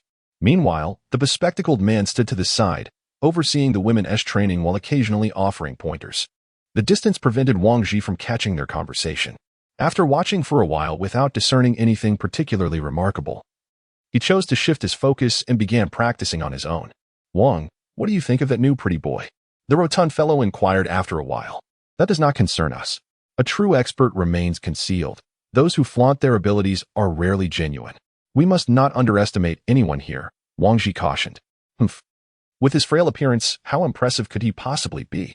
The rotund fellow retorted defiantly. You need not worry about his prowess, simply focus on your own training. There are many muscular men above who have yet to ascend to the 3rd level. Why, then, is he able to bring along several women? Oh, if that is the case, those women might indeed be formidable. Yet, if they are all following that frail man, he must possess some extraordinary qualities that inspire their loyalty. Indeed, Wang Ji sighed, finally grasping the slow-witted fellow's revelation. I believe there is more to that frail man than meets the eye. Indeed, he is extraordinary. Therefore, train diligently. This time, you did not contribute much to the task, but strive to perform admirably next time. I have faith in you. Go forth. Understood. The stout fellow replied readily. After a break for a meal, Wang Ji summoned the four into the training room. He intended for them to engage in practical sparring, both to assess their skills and to gain experience through real combat. The decision to enter the training room was inspired by Jie Shi. Here, they could conceal their true abilities, and the ground, composed of resilient rubber, offered protection against falls. Moreover, the absence of outsiders allowed for a more focused exchange of techniques. Let us draw lots for random pairings. Bring forth your true prowess. However, remember that only light strikes aimed at vital areas are permitted, Wang Ji announced. I will draw first. He extracted a slip, revealing a 1. There were 5 slips in total, 2 marked 1, 2 marked 2, and 1 marked 3. The individual drawing 3 would sit out the first 2 rounds, while those drawing 1 would face each other, and those drawing 2 would do the same. The outcome was as follows. Wang Ji and Old He drew 1, while the stout fellow and Lu Li drew 2. Su Muing drew 3. It seems Sister Ying truly is the boss, the stout fellow remarked, eyeing Su Mu Ying's slip. Old He, let us commence, Wang Ji stated. Rising to the center of the room, weapons were permitted, and they could fight either armed or unarmed. If a dagger were to be used, it would remain sheathed, ensuring no harm would come during their practice. Both Wang Ji and Old He opted for daggers, for in a post-apocalyptic world, being unarmed was hardly advantageous. As the two individuals prepared, they began to draw closer. This was Wang Ji's first genuine confrontation with Old He. Although he had previously led a reclusive life, he had diligently trained each day since arriving here, and while defeating Old He might prove challenging, he did not expect to suffer a humiliating defeat. Wang Ji awaited Old He's strike, lacking confidence to initiate the attack himself. He understood that taking the first action might appear advantageous. Yet it was precisely the moment to expose vulnerabilities. Indeed, when Old He lunged, Wang Ji seized the opportunity, countering effectively by raising his hand to block Old He's right hand, which wielded a dagger. He then crouched and swept his leg, landing a hit. However, Old He merely swayed slightly, maintaining his balance. The force was insufficient. Wang Ji silently cursed his misfortune. Old He, having successfully defended against Wang Ji's maneuver, swiftly slashed at Wang Ji's leg. The dagger struck the rubber floor with a thud as Wang Ji rolled away, creating distance between them once more. I underestimated you. I must proceed with caution now, Old He remarked, lifting the leg that had just been swept. This time, it was Wang Ji who took the initiative. He dashed forward, swiftly maneuvering to Old He's left side to launch an attack. However, as soon as he struck, Old He evaded, causing Wang Ji's blow to miss its target. In an instant, Old He seized Wang Ji's right hand, twisting it deftly until the dagger slipped from Wang Ji's grasp. Realizing the precariousness of his situation, Wang Ji attempted to break free, but Old He was prepared, sweeping Wang Ji's legs and sending him crashing to the ground. The dagger now hovered threateningly at Wang Ji's throat. I have lost, Wang Ji conceded, rising from the ground while clutching his right arm, pondering the recent turn of events. What is happening with my arm lately? At one moment, it was the dislocation of the left arm, and then the right. Had it not been for my current robust physique, I would have likely suffered a fracture by now. It is your turn, Fatty and Lioli, Wang Ji called out from the sidelines. Lioli wielded her exquisite Ling Long, while Fatty opted for a dagger. Though the dagger was short, it proved to be a formidable weapon for close combat. Its techniques varied and unpredictable, standing in stark contrast to Lioli's long, sweeping blade. As the battle commenced, Fatty found it challenging to close the distance. Lioli's defense was impeccable, leaving little room for penetration. He circled the periphery, probing for an opening. After some time, Fatty's patience wore thin, and seizing what he perceived as an opportune moment, he lunged forward. However, Lioli deftly evaded, parrying his dagger with her blade before swiftly countering with a slash aimed at his abdomen. Unfazed, Fatty attempted to press the attack. Fatty, you have already been cleaved in half, Wang Ji shouted from the sidelines. Alas, this is too unfair. Her weapon is excessively long. I cannot even get close. Fatty complained. It is not Lioli's weapon that is to blame, but rather her exceptional skill in wielding it. Your dagger techniques have yet to reach their potential, and relying solely on brute strength will not suffice. If you two were to engage in a barehanded duel, you might emerge victorious. But no one would engage you in such a brawl. Wang Ji analyzed the recent performances of the two. Next, it shall be Lioli against Lao He. The winner will face the ultimate boss, Sakura. As for the two of us, there is no need for us to fight any longer, Wang Ji remarked, turning to glance at Fatty. Why not? Fatty inquired, perplexed. There is no necessity to delineate so distinctly between the last and second to last, Wang Ji replied. Wang Ji's expression darkened. One could not help but wonder how low the other man's emotional intelligence must be to pose such a question. Regardless of the outcome, neither of them would emerge unscathed, and neither wished to admit to being the underdog, so they simply chose not to compete. Chapter 56, Tailored Design Next. It was Lao He against Lu Li. Wang Ji was genuinely intrigued to see how Lao He would use his dagger to counter Lu Li's long sword. After a brief respite, the two stepped into the center. Lao He bent his body, poised to strike at any moment, while Lu Li remained vigilant, fully focused. Lao He made his move. He began with a few probing strikes, both exchanging blows, yet it appeared that Lao He could not breach Lu Li's defenses. As long as he could not close the distance, Lao He had no opportunity. He wielded his dagger, searching for any opening amid the defensive exchanges. The two remained locked in a stalemate. With time, a flaw would inevitably present itself. Just as Lu Li became engrossed in counterattacking, Lao He suddenly launched a fierce offensive. Lu Li immediately attempted to block, only to realize that it was a feint. Lao He abandoned the charade and lunged towards Lu Li, closing the distance. By the time Lu Li registered the shift, it was too late. Lao He had already seized Lu Li, and the advantage of the long sword had transformed into a disadvantage. If Lu Li had wielded a dagger, Lao He's maneuver would have left him vulnerable to a swift cut to the throat. However, with the long sword in hand, Lu Li was incapable of executing such a response, and he could only watch as Lao He brought him down to the ground. The dagger now pressed against Lu Li's neck. The scene mirrored Wang Ji's recent fall, with one notable difference. Lu Li had managed to hold Lao He at bay for an extended period, seeking an opening.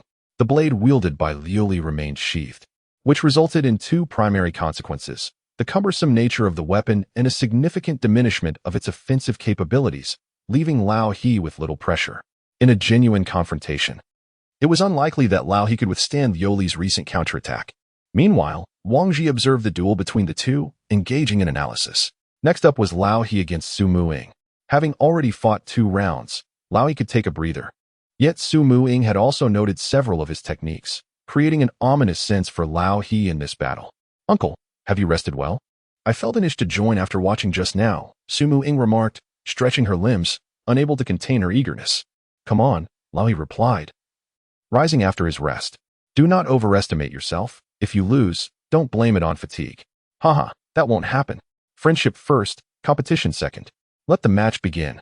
Wang Ji observed as the two individuals approached the center, where Su Muing casually toyed with her dagger, creating a stark contrast with the tense and focused Lao He, who was bent over in concentration. One exuded confidence, while the other was steeped in anxiety. Suddenly, the seemingly nonchalant Su Muing launched an attack, closing the distance of less than 5 meters to reach Lao He, aiming for a decisive strike to his vital points. However, Lao He, already on high alert, deftly deflected her assault with his own dagger. Undeterred by her initial failure, Su Muing swiftly pivoted and circled to Lao He's flank, attempting another thrust. Once again, Lao He evaded her strike, seizing Su Muing's wrist with a firm grip, employing the very same grappling technique that had previously caused Wang Ji considerable trouble. Yet, to Wang Ji's astonishment, upon being captured, Su Muing leaped into action, wrapping her legs around Lao He's neck and forcefully tossing him aside. Lao He was compelled to relinquish his hold in an effort to free himself from her constraining grip, although his stance was solid. Being ensnared by her legs rendered him vulnerable. He resorted to elbowing Su Muing, who clung to him from behind. The impact of his elbow strike landed on her waist with a resounding thud, yet she maintained her hold, twisting her body to unseat him. Both combatants found themselves on the ground, but Su Muing sprang to her feet, retrieving her dagger and advancing towards Lao He, aiming for his chest.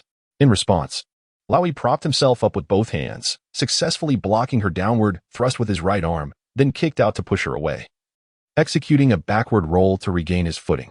"Impressive, uncle. You possess quite a skill set," Su Muing remarked, clutching her waist where Lao He had struck. "You are quite formidable yourself," Lao He replied, breathless and rubbing his neck where he had been constricted. In Wang Ji's perspective, both parties had shown restraint during their sparring session, adhering to the principle of moderation.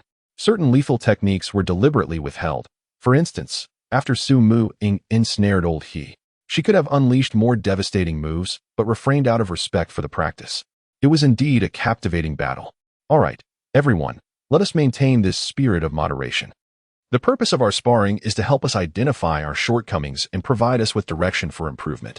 Let us continue our training," Wang Ji declared as he rose. The 5 individuals exited the training room to resume their regimen, primarily focusing on physical conditioning. After all, most adversaries they faced were mindless zombies. Excessive reliance on technique often proved futile. When faced with overwhelming odds, one could always flee.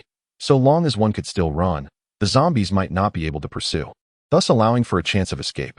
As Wang Ji ran on the treadmill, he pondered the ethereal agility of Jieqi. He wondered when he might attain such prowess. Lost in thought, he inadvertently increased the treadmill's speed, engaging in an intense sprint until exhaustion overwhelmed him, and he collapsed to the ground. As he lay there, panting heavily, he recalled Jieqi's gallant figure clad in armor, Armor. Suddenly, an epiphany struck him. Yes, Jiaqi's armor was forged from iron, weighing no less than 50 kilograms. She routinely donned this heavy armor, and at that moment, Wang Ji finally grasped the reason behind her constant attire. Firstly, there is the aspect of protection. Secondly, donning armor equates to a rigorous exercise of one's physical capabilities. It is easy to imagine the formidable nature of someone who can effortlessly maneuver while encumbered by a weight of 50 kilograms of armor, coupled with an indeterminate weight of a great sword in hand. More astonishingly, on that particular day, when Jieshi was in the training room, she was clad in her armor. Goodness, is that even human? If she were to remove the armor, her speed would surely leave only an afterimage in her wake. With this thought in mind, Wang Ji contemplated acquiring armor similar to Jieshi's. However, he deemed it too cumbersome and ostentatious. Instead, he devised a plan to conceal iron weights within his training attire, which would render it less conspicuous and discreet, resembling ordinary clothing to an outsider. By incorporating a total of 30 kilograms of iron into his shoes, pants, and shirt, he would wear this ensemble at all times, save for when he slept. Once he fully adapted to this added weight, he would shed the attire, resulting in significant enhancements to both his strength and speed. Upon formulating this idea, Wang Ji promptly summoned his companions and shared his vision with them. They expressed no dissent, and thus Wang Ji resolved to initiate the design of the clothing. After their training session concluded, Wang Ji led his companions to the trading hall on the first floor, where he began sketching his conceptual design. Old He, upon reviewing the design, remarked, "The steel plates in the shoes cannot be confined solely to the soles, as this would impede walking. Some should be incorporated into the upper part of the shoes to ensure balance. Are you not concerned that this design for the pants might cause them to slip off? A strap should be designed to secure the metal plate to the leg, ensuring that it closely adheres to the limb. Otherwise, the weight will exert downward pressure, concentrating all the force on the waist." Lao He proceeded to make further modifications. "Indeed. Why is your top so baggy? Change it to a fitted design," Su Muing remarked as she examined Wang Ji's design sketch. "All right, what do you think of this?" After making adjustments, Wang Ji presented the revised version to the group. This time it looks good. Your understanding is quite commendable." Su Muing expressed her satisfaction as she scrutinized the design, which included fitted tops, leggings, and a single boot. Wang Ji opted for the most understated color, black. He handed the design to the staff, who proceeded to take the measurements of the 5 individuals according to their height and physique. Wang Ji requested that the weight of the steel plates be maintained around 30 kilograms. Larger dimensions could accommodate additional weight, while smaller sizes could be lightened.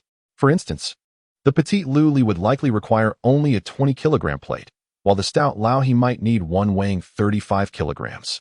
After careful calculations, the designer quoted a price of 50 survival points for each set. Without hesitation, Wang Ji placed the order, with a production time of 3 days. Once these matters were settled, the 5 of them went to the second floor for a meal before returning to their residential area. Upon entering their home, the exhaustion from a day of training left them drained, prompting each to forego lingering in the living room and retreat to their rooms to freshen up. Shortly thereafter, Wang Ji's door swung open, revealing Su Muing clad in a robe. Wang Ji glanced at her, pondering if she had mistaken this place for a massage parlor. As Su Muing entered, she leaned directly against the bed, and Wang Ji, with an air of resignation, began the massage service. "By the way, Liu Li mentioned that she is afraid of sleeping alone, so I suggested she join you for the night." Wang Ji recalled his earlier conversation with Liu Li. "Is that so? But what if I am also scared?" "Perfect. You two can keep each other warm," Wang Ji replied cheerfully. "However, I can only relax and fall asleep when I am by your side." Wang Ji looked at Su Muing with confusion, struggling to comprehend her intentions. "Surely, you cannot expect me to sleep with both you and Liu Li?" Wang Ji initially thought Su Muing would respond with disbelief, but he found himself mistaken. "Then it's settled. I knew you would be considerate of your sister," Su Muing said with a mischievous smile. "Something feels off. She must be teasing me, believing I would be timid and frightened, hoping to make a fool of me? No way. Of course, as long as Sister Qing does not mind." Wang Ji responded with a smile. "Humph, little one. Even if you dare to come, surely Liu Li cannot be so brazen? Well then, let us end the massage here for today. Get some rest early." With that, Su Muing stood up and walked out. Phew. After sending this formidable presence away, Wang Ji let out a sigh of relief and climbed into bed, preparing to sleep. Yet, an unsettling premonition lingered in his mind. Why did Su Muing smile so strangely just now? And why was she silent? Even as she stood up and left, her face bore a smile. Something is amiss. That girl is never so easily dismissed. As Wang Ji tossed and turned, contemplating the recent events, the door to his room was gently pushed open, startling him into switching on the bedside lamp. Upon seeing who stood outside, Wang Ji was taken aback. At that moment, Su Mu-ing was holding Jia Lu Li's hand, guiding her into the room. "What is that expression on your face? Are you feeling unwell?" Su Mu-ing innocently inquired, gazing at the stunned Wang Ji on the bed. "What expression? Unwell? Could your innocent yet abysmally poor acting be any more feigned?" Wang Ji thought, internally rolling his eyes. He never anticipated that Su Mu-ing was serious, nor did he expect Lu Li to acquiesce to such a ludicrous request. How on earth did she manage to persuade Lu Li to join this warmth gathering? "And no, it's just that the light is too dim. I was worried you might trip." Wang Ji managed to maintain his composure. "It's good that it's dark, otherwise my sister Lu Li and I would feel shy." "Lu Li, let us settle down quickly," Su Mu-ing remarked, leading Lu Li to the bed. Wang Ji sat there, watching as the two of them nestled under the covers, still bewildered by the absurdity of the situation. "With you both occupying the bed, how am I supposed to sleep? By the way, Lu Li, why did you come here with Sistering?" Wang Ji asked, striving to sound calm. "Sistering said you often have nightmares. If she accompanies me, she won't be able to be with you. So she invited me to join her in keeping the captain company. So you wouldn't be scared." "What? I have nightmares often." That shameless saying. Could she possibly be any more brazen? "How dare you slander me? Even Lioli has fallen for Sakura's nonsense. If you are afraid, you could easily seek out Laohi or find Fatty. Why must it be your sister Sakura?" Sigh. "Wang Ji, I know you are putting on a brave face, trying to conceal your vulnerability and maintain the image of a leader. Fear not. Lioli and I shall never divulge this to anyone. Right, Lioli?" Indeed, Lioli nodded in agreement. Wang Ji initially intended to clarify matters directly with Lioli, but upon seeing her innocent and earnest gaze, he realized he was mistaken once more. The girl had been brainwashed by Sakura, and any explanation might only lead her to believe he was merely trying to cover up. Ultimately, Wang Ji resigned himself to the situation. "Well, let us simply rest. We have all had a tiring day." Wang Ji turned off the light, grateful that the two of them were rather well behaved, each sleeping on their side without any physical contact. After a lengthy slumber, Wang Ji awoke, feeling a slight difficulty in breathing. Upon regaining consciousness, he discovered an arm resting across his neck, explaining his discomfort. The room was enveloped in darkness. He switched on the bedside lamp and discerned that it was Sakura's arm. Lioli was curled up on the other side, soundly asleep with her back turned to him. Wang Ji gently removed Sakura's arm, dressed quickly, and quietly left the room, allowing the two to continue their peaceful slumber. Descending the stairs, he found Laohi already awake, seated on the sofa in the hall, watching the news broadcast bilingually. "Ah, good morning, Laohi," Wang Ji yawned. "Good morning. You seem rather lethargic. Did you not rest well?" Laohi observed, looking at Wang Ji. "Oh, do not even mention it. That lunatic Sakura actually took Lioli to my place to sleep, claiming she was worried I might have nightmares." Upon hearing this, Laohi expressed his admiration, saying, "You truly are something else." "Hey, Laohi, what is that expression on your face?" "I am merely stating a fact. It was simply sleeping. With someone beside me, I did not sleep well. Where are your thoughts wandering?" Wang Ji corrected, observing Laohi's knowing gaze. "I understand. Being able to sleep peacefully is indeed remarkable." "What do you mean by remarkable? Who is remarkable?" The plump fellow emerged from the room, asserting his defiance. "Never mind that. What would you like to eat this morning?" Wang Ji preferred to steer clear of the topic, especially with the plump fellow. Braised pork, roasted lamb chops, fried beef, and rib soup." "Stop right there. Hurry back and catch up on sleep. Perhaps you can make up for that dream." Wang Ji interrupted the plump fellow, who was lost in his reverie. In truth, the Tower of Dawn the plump fellow mentioned does exist, but it comes at a higher price, rendering its cost-effectiveness rather low. "What do you mean, Captain Wang? Can't we improve our meals after these days of intense training?" The plump fellow began to complain upon realizing there was no chance. "Is this even considered intense? Once our weighted suits arrive, you will understand the true meaning of intense training. Improving our meals can wait until then." Chapter 58. Recruitment. The moment the plump fellow heard that meals could be improved later, he instantly perked up, as long as the food improved. The notion of intense training was mere triviality. "Wang Ji, look, a new announcement has just been released," Laohi remarked, gazing at the screen. "Effective immediately. In order to conserve energy, the Dawn Tower will cease its provision of complementary electricity. Instead, it will implement a charge of 1 survival point per kilowatt-hour, deducted in time based on the household unit. Should a team's survival points be insufficient, the power supply will be halted.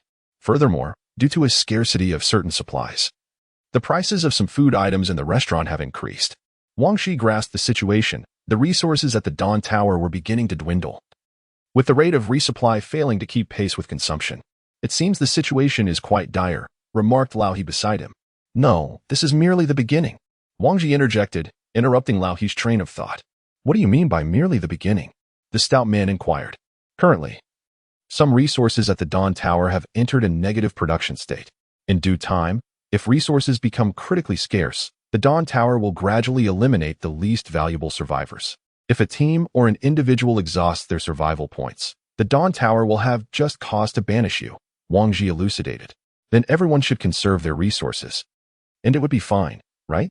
The stout man questioned again. Wang Ji scoffed. What if food prices soar? What if a bowl of rice costs you 10 survival points? How long do you think you could endure? Then, if food prices are skyrocketing, why not stock up now? The stout man suggested. Wang Ji sighed. The Dawn Tower has regulations against bulk purchasing or hoarding food, medicinal supplies, and weapons. If one wishes to stock up, it must be done by bringing resources from outside. The stout man suddenly understood. I see. This is a strategy to compel us to gather resources from the outside, rather than relying on those within the Dawn Tower. Is that correct? Smart. You've finally come to your senses, Wang Ji remarked with relief. At that moment, Su Mu-ing and Lu Li descended from the upper floor. Oh, Ingjia. Lu Li, you two have certainly risen late today. We were just waiting for you to dine, the plump fellow commented as he looked at them. The 5 of them made their way to the dining hall on the 2nd floor, where Wang Ji reiterated the price increase announcement from that morning. Items with a long shelf life had become highly sought after, and they needed to conserve the supplies brought from outside in preparation for future needs. By the way, our 3rd-tier team is still short 1 member. Shouldn't we consider adding some new faces? Su Muing inquired. Well, let's see, Wang Ji replied dismissively. He could not believe that Su Muing would genuinely want to recruit someone else. When it came to suspicion and selfishness, she ranked quite high. Why do you suddenly ask this? What happened? Wang Ji asked, puzzled. Nothing much. It was just that the captain of the reincarnation team approached me during training yesterday, saying he wanted me to join his team, promising to ensure my safety and provide everything I need, Su Muing recounted. And what did you say, Ingjia? The plump fellow asked curiously from the side. I told him he was unable to satisfy me in that regard, and then walked away, Su Muing replied nonchalantly. Impressive. Ingjia, when can I be as bold as you? The plump fellow admired. However, that man gives me a very dangerous vibe, despite his deficiencies. He shows no hesitation when it comes to killing, Su Muing stated earnestly. Interesting. P.S. even trying to recruit me, Wang Ji remarked thoughtfully from the side. In the realm of commerce, where negotiations may falter but integrity remains, the act of poaching talent is not uncommon. Wang Ji, do not act impulsively. Old he cautioned from the sidelines. Understood, Wang Ji acknowledged, though he was far from passive, especially when the matter concerned him directly. Initially, he preferred not to engage in internal strife. However, to preempt any potential retaliation from his adversaries, he resolved to take action. After dinner, Wang Ji concocted a reason to gather intelligence, instructing the others to proceed with their training while he discreetly departed with Lu Li whenever he sought solitude. He cherished Lu Li's company, for at times, her presence felt as natural as the air he breathed. Lu Li, remember to keep quiet upon our return, Wang Ji advised, preemptively ensuring she wouldn't inadvertently reveal anything. Understood. Wang Ji made his way to the 1st floor of the security headquarters. Having recently endured an unpleasant encounter with Jiaxi, he felt a twinge of reluctance in seeing her again so soon. Nonetheless, given the unusual circumstances, he steeled himself and approached Jiaxi's room. This time, the door stood ajar. Inside, Jiaxi was not engrossed in a book, but rather sipping coffee and toying with her golden locks. What brings you here? She inquired, glancing up at Wang Ji. I missed you and wanted to check in, he confessed, immediately regretting his choice of words. After all, Jiaxi was not Su Muing. Such flirtations might provoke her ire. Oh?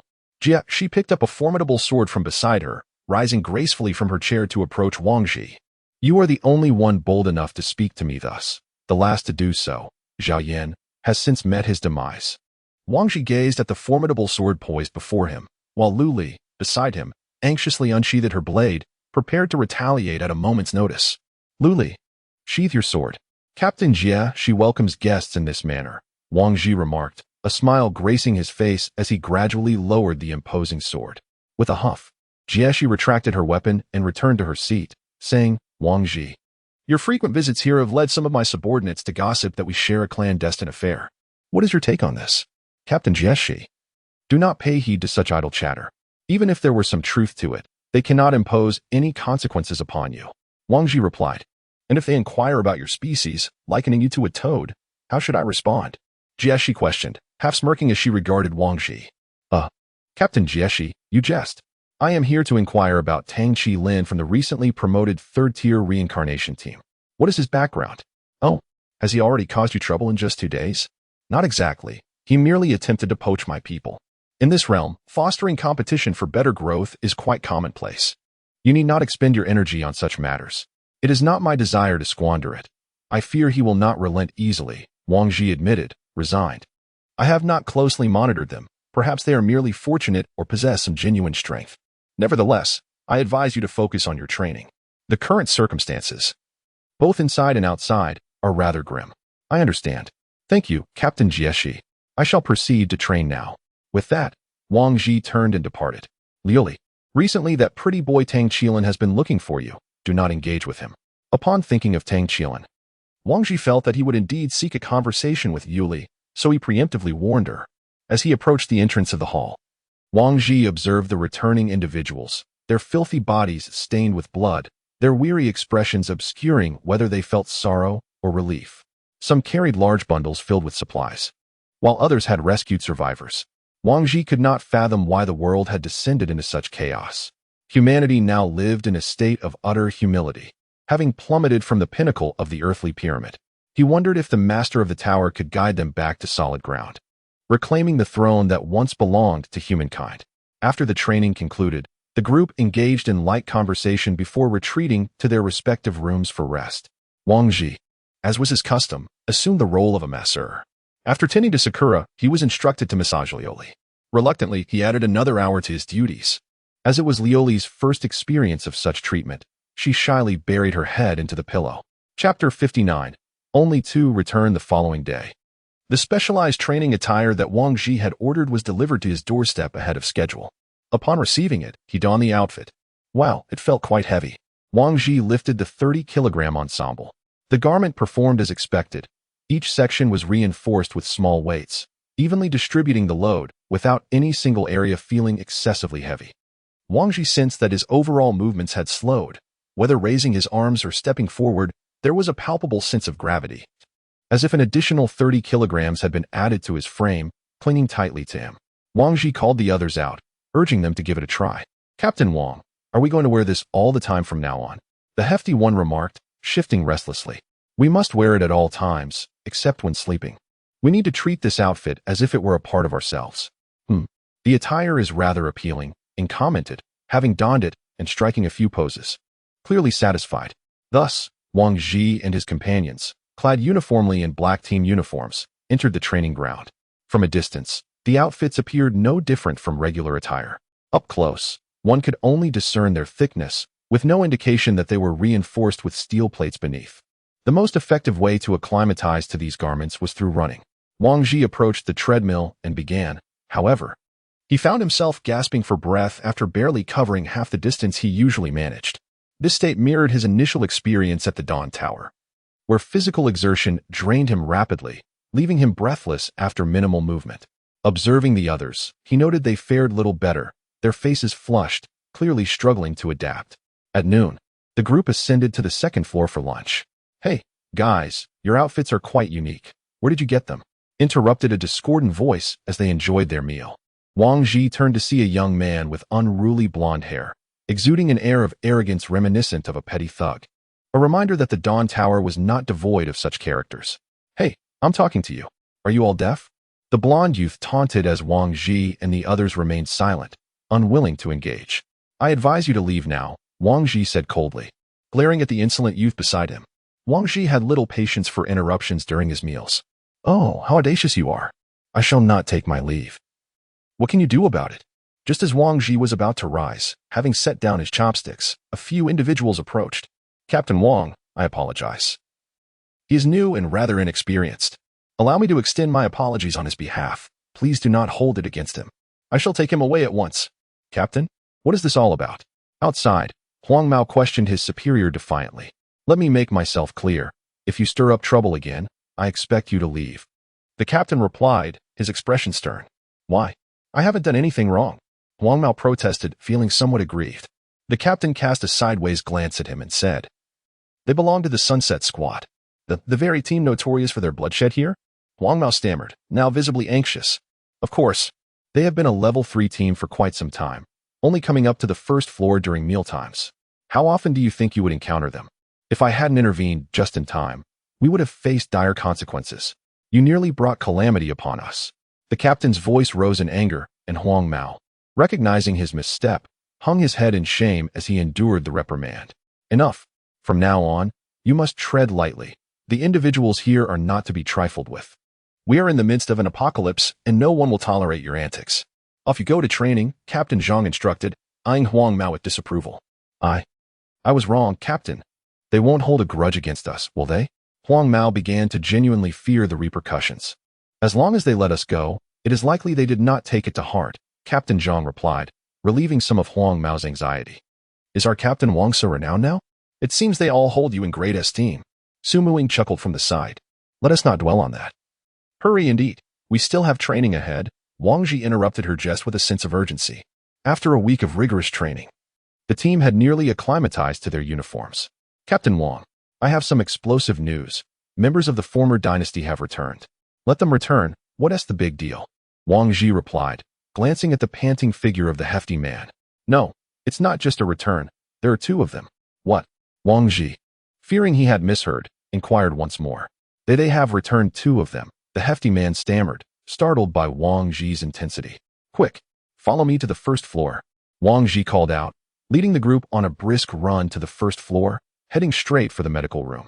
With their return, the first order of business was surely to cleanse, disinfect, treat injuries, and conduct security checks. Upon reaching the medical room and inquiring with Sophie, he learned that the 2 were lying in the treatment area. Entering the medical room, he saw 2 figures in beds, their arms connected to 4 drips filled with nutrients. Captain Duan Qingtian and Zhang Ming. Wang Ji, what brings you here? Zhang Ming, appearing healthier than Duan Qingtian, asked upon recognizing him. What happened to you? Wang Ji queried anxiously, eager to uncover the events they had endured. Zhang Ming began to explain but was interrupted by the weak voice of Duan Qingtian beside him. Please, can you promise me one thing? Duan Qingtian said, his tone frail yet earnest. Please accept Zhang Ming into your team. I feel at ease with him there. What?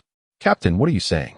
Hearing this, Zhang Ming struggled to sit up from his bed, looking at his captain with confusion. I am unworthy of being this captain. Do not concern yourselves with me. After uttering these words, Duan Qingtian closed his eyes, tears streaming down his face. At that moment, Wang Ji was equally perplexed. Was the other party planning to disband? Were they truly transferring Zhang Ming to his team? Wang Ji regarded Zhang Ming on the hospital bed. His initial impression of Zhang Ming had been quite favorable, after all. He was the first to extend a greeting upon Wang Ji's arrival on the 3rd floor, and his team was in need of another member. After a brief contemplation, Wang Ji replied, if Zhang Ming does not mind, I have no objections. Captain, you? Enough, no more words. I have made my decision. My previous judgment was flawed, resulting in the sacrifice of many. I owe everyone an apology and can no longer face them. The survival points of our team will be divided into 2 portions. Yours shall be carried forth into the embrace of the setting sun. With that, Duan Qingtian closed his eyes, choosing silence, revealing the profound guilt he bore for the loss of his comrades, a significant blow to him. Zhang Ming, please, tell me what transpired. Wang Ji inquired. Chapter 60. The revenge plan. During our mission, we stumbled upon a camp established by a military unit, housing a group of civilians. We intended to negotiate and invite them to join the Dawn Tower. However, upon entering the camp, we sensed something amiss. The civilians appeared anxious and distressed. After some inquiry, we learned that the soldiers had strayed from their path, donning military attire while engaging in banditry.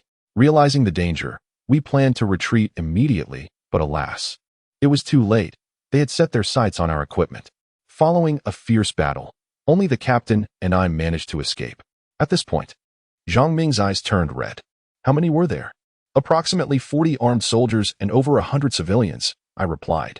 Those civilians lived a life worse than death. They were mere tools for that unit. The captain had noble intentions, but alas, human nature is treacherous.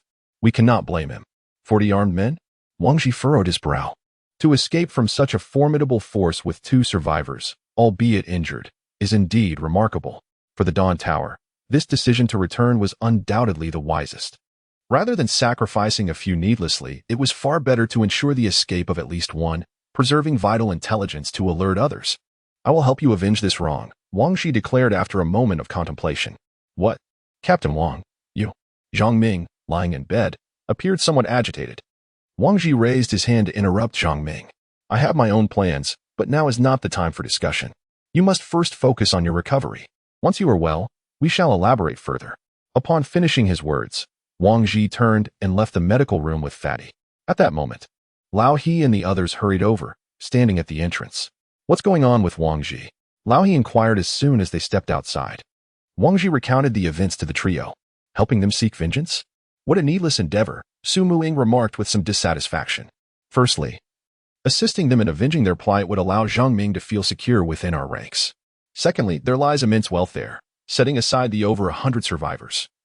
The resources and weapons alone would suffice for our prosperity, Wang Ji elucidated to everyone. I believe you have lost your senses. Do you comprehend the magnitude of a 40-man armed force? Just as few? Lao He interjected. Who says it's only us? Lao He continued. Are you suggesting an alliance with other teams? Setting aside the possibility of being betrayed by other groups, the distribution of resources is bound to become contentious. Su Muing analyzed alongside. What exactly is your plan then? Lao He questioned, bewildered by Wang Ji's intentions. The thought of combating zombies was already daunting enough without engaging an army. We won't collaborate with other teams, but we can ally with the Dawn Tower, Wang Ji proposed. How can you be certain that the Dawn Tower won't betray us? Su Muing pressed on with skepticism. Indeed, how can you be so sure? Lao He echoed her concern. Because our worth, in the eyes of the Dawn Tower, far exceeds the value of this particular mission. The Dawn Tower has invested considerable resources in nurturing us, not to conspire against us, but rather to have us tirelessly champion their cause. If there are lingering doubts, I can seek assistance from Jieshi to find trustworthy individuals for collaboration. Indeed, as you suggested, that is a feasible approach. However, how shall we allocate the resources? Lao He, resting his chin on his hand, pondered for a moment before speaking. All spoils shall belong to the Dawn Tower. They can claim whatever they deem fit. Our objective is to rescue the part of the survivors' living points. Regardless, the equipment and supplies we acquire will be of no use to us and will eventually depreciate. Subsequently sold back to the Dawn Tower, thus we might as well treat these as leverage for cooperation, Wang Ji asserted. That Zhang Ming mentioned over 100 civilians. If there are 100, that equates to 10,000 living points. Wow, to acquire 10,000 living points without claiming any spoils. And then these civilians will continue to generate value for the Dawn Tower. This time, we have truly struck a lucrative deal with the Dawn Tower. It's a win-win situation. How splendid. Wang, the chubby one, grew increasingly excited as he contemplated. Indeed, the chubby one is correct. Should this operation succeed, our gains will be modest. While the true benefits reside with the Dawn Tower. Firearms, knives, ammunition, protective gear, food resources, and more, all of these hold immeasurable value. Therefore, the Dawn Tower has no reason to betray us. On the contrary, they will exert themselves diligently, Wang Ji remarked. Absolutely. What a splendid opportunity. The Dawn Tower would never let it slip away, the chubby one concurred. Wang Ji, upon noticing that Lao He and Su Muing had no further questions, stated, if there are no objections, let us formulate a plan. After a thorough analysis, the two ultimately consented to the operation. For this endeavor, Wang Ji intended to procure a sniper rifle. While a sniper rifle might be somewhat inadequate against zombies, it offered a decisive advantage when targeting humans with its precision and efficacy. Fatty, you and Lao He return to retrieve our firearms and head to the shooting range. I will accompany Sister Ing and Lu Li to purchase some ammunition. We need to practice our marksmanship. With that, Wang Ji made his way toward the weapons hall. He purchased thousands of rounds of various caliber ammunition, spending 500 survival points on 2 full crates. The 3 of them, burdened with the crates of ammunition. attracted the attention of various teams on their way to the shooting range. Indeed, they are a Tier 3 team. They must possess considerable wealth. One passerby exclaimed. Oh, is Captain Wang heading out again? Just for training, I presume. Another chimed in. Is this even humanly possible? To casually expend such an amount of survival points on training. Truly extravagant. A third person lamented. How I wish to join their ranks. Dream on. You sleep 12 hours a day. Do you honestly think you could fit in with them? Along the way, Wang Ji overheard the hushed murmurs of those passing by, occasionally interrupted by individuals attempting to strike up conversations, mistakenly believing they were familiar with him, despite Wang Ji having no recollection of them. Upon reaching the third-floor shooting range, they placed the 2 crates of ammunition on the ground with a thud. What a wonderful feeling it is to be affluent, Fatty exclaimed, his eyes gleaming at the sight of the vast quantity of ammunition. Sistering, please select a suitable sniper rifle. We shall need it soon, Wang Ji instructed, tossing his magnetic card to Su Muing.